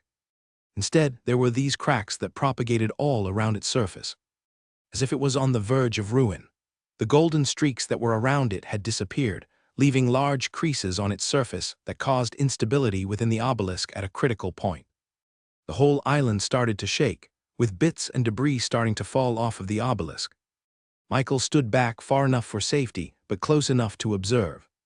The quaking intensified as each piece that fell onto the ground further exacerbated the shaking in the island. Dust burst out from the ground, obscuring the structure as it completely crumbled onto the ground. It was only a few seconds later, when the dust finally subsided, that Michael could finally see the end result of the obelisk's destruction. Scattered all around were large debris of obsidian-like stone. But underneath all of this rubble, he could see a faint white glow that beckoned him to come closer. It was a power that was familiar yet strange at the same time. He started walking towards it. Instinctually, he knew that whatever this was not dangerous. He didn't know how he knew that, but the power that emanated from it didn't emanate any kind of hostility. It was a different kind of power. If Michael could describe it, then he would say that it was like the difference between a fighter and a scholar. A fighter was powerful because of his strength, while a scholar was powerful because of their intellect. And he felt that the object underneath all of this rubble was like that of a scholar. It was powerful, yet weak. As he scaled the debris, the white glow got brighter, as if sensing the approach of someone it considered worthy. Then finally, peeking out from the debris, he saw it. It was a cube floating on its pointed edge, slowly rotating and giving off that white glow. Michael then observed it with his drone vision, trying to see if it was clad in ability power. And as he entered his vision, a blinding light pierced through the screen and physically reached out into his eyes. If he didn't exit out of his drone vision in time, his eyes would have been burned. Michael groaned, massaging his eyes. What the hell was that? That thing's designed so that no one can look at it, Harbinger said. Not even those above the nascent spirit realm can pry its secrets unharmed. Michael was surprised to hear such a description from Harbinger. It seemed that the secrets hidden within this strange cube were incredibly profound, something that wasn't meant for the eyes of mortals and magnetics alike. He was incredibly lucky that all he got was sore eyes after inadvertently trying to figure out the secret to the universe. What even is this, and why is it so secretive? Harbinger shrugged, no idea. You don't need to ask her. If I don't know anything, then she certainly won't. Chat JK5 went silent, which was atypical given how much she hated Harbinger. See, she doesn't know anything. Tusk, you cannot be more mistaken, idiot robot. Chat JK5 responded. Michael, I was able to ascertain a certain hidden coded message within the cube. Harbinger's insults prompted Chat JK5 to step up her game. Ho, you're calling me that, you buy. Michael immediately muted Harbinger. What kind of message? Suddenly, a new window appeared in his vision, showing the subtle details in his surroundings. All around the floating cube were the debris and chunks from the crumbled obelisk. Upon first glance, the way these chunks shattered and created debris looked typical of the way that a normal stone structure would collapse. Some turned into powder, most into slabs and blocks. But then Michael remembered. This place had no gravity. There were already collapsed structures floating in the dark skies even before he got here. So if the obelisk were to truly crumble in this zero-G environment, then it should have spread apart in all directions. It shouldn't have fallen apart in the ground. There was only one explanation for this. The placement for these debris was deliberate. No normal person would be able to decipher this puzzle so easily. But as expected, ChatJK5's incredible processing power was able to take in all of these details into her database and churn out all the hidden patterns that its designer left for them. Suddenly, those points of interest lit up in his vision, before a line was drawn from their positions towards the floating cube and intersecting in the middle. Now, a new pattern emerged from those lines. Michael's eyes widened. In front of him, he saw a brain, with the points of interest becoming the neurons that made up the entire system in a human mind. It seems that this cube is some sort of central processing unit for a magical system. That was the only logical explanation that he and Chat JK5 could come up with. It explained that feeling of deep knowledge it had when he observed the cube for the first time. Why would they put this here? Clearly, this entire thing with the obelisk had been an arduous test to see if he was worthy or not. And once he showed his worthiness, it should have given him a great reward for all of his troubles. This didn't seem like a reward. He didn't even know what to do with this. Curious, he allowed one of his Unity clones to approach the cube. He deployed the only clone who didn't have a God-forged piece in its heart so that they wouldn't be wasted if something bad happened. The Unity clone walked forward with no hesitation and bent down to touch the cube. As soon as it did, the cube lit up in a golden light, spinning 2 times faster than it did before. But a few seconds later, the golden light subsided and its rotation returned to a normal pace. After that, nothing happened. Michael waited for a few more minutes to be sure. But as far as he could tell, nothing happened to the cube nor his clone. However, something must have happened or else the cube wouldn't have reacted that way. He just didn't know what. It was very hard to be perceptive when he couldn't use his drone vision. So, he had to rely on his own senses to decipher this new puzzle. Next, he tried to have one of his magnetic Unity clones approach the cube. Just like before, as soon as the clone touched the cube, a golden light emanated from its core and spun 100 times per second, subsiding only a few seconds later. So there's no difference between a magnetic and a non-magnetic clone. They both elicited the same reaction. After a few more experiments, he found out that each clone could only induce a reaction from the clone once. Multiple touches had no results. I guess it's time for me to touch it myself. Just like last time, the obelisk only started its test once he personally made contact with its surface. Maybe this was the same.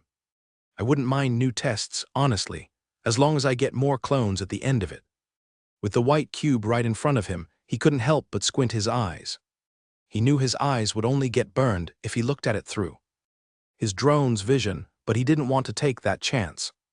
His hands slowly approached the cube, his hands gingerly making contact with the edges of the cube. The strange floating object stopped rotating, his grasp halting its momentum. But it didn't light up. As soon as he let go, the cube continued to rotate as it did before. Why is it not reacting? It didn't make sense why his clones elicited a response from the cube, while he didn't. He thought this was an inheritance meant for him, since he was the one who defeated the test. Yet the cube basically rejected him. Is it because the clones are a spell? Does this cube only react to magic? Normally, throwing magic into an ancient powerful object was nothing less than suicide, but in this occasion, he was willing to try it. He started with a simple fireball spell and let it gently graze past the cube's edges. Nothing happened. He tested the other elements, and none of them elicited a reaction as well. It was a fruitless endeavor, but at least now he knew that the cube wouldn't explode even if it had magic thrown directly towards it. He raised his hand, finger emitting a prismatic light as he shot the Unity gun towards the cube's center. The Unity beam ricocheted off of its edges and into the ground, burning a deep hole. It didn't work. The cube didn't light up even once. Even his Unity saber elicited no reaction. So it's only my clones. No matter how he looked at it, none of this made any sense. He was starting to get annoyed. He spent more time trying to elicit a reaction from the cube than finishing the obelisk's test itself.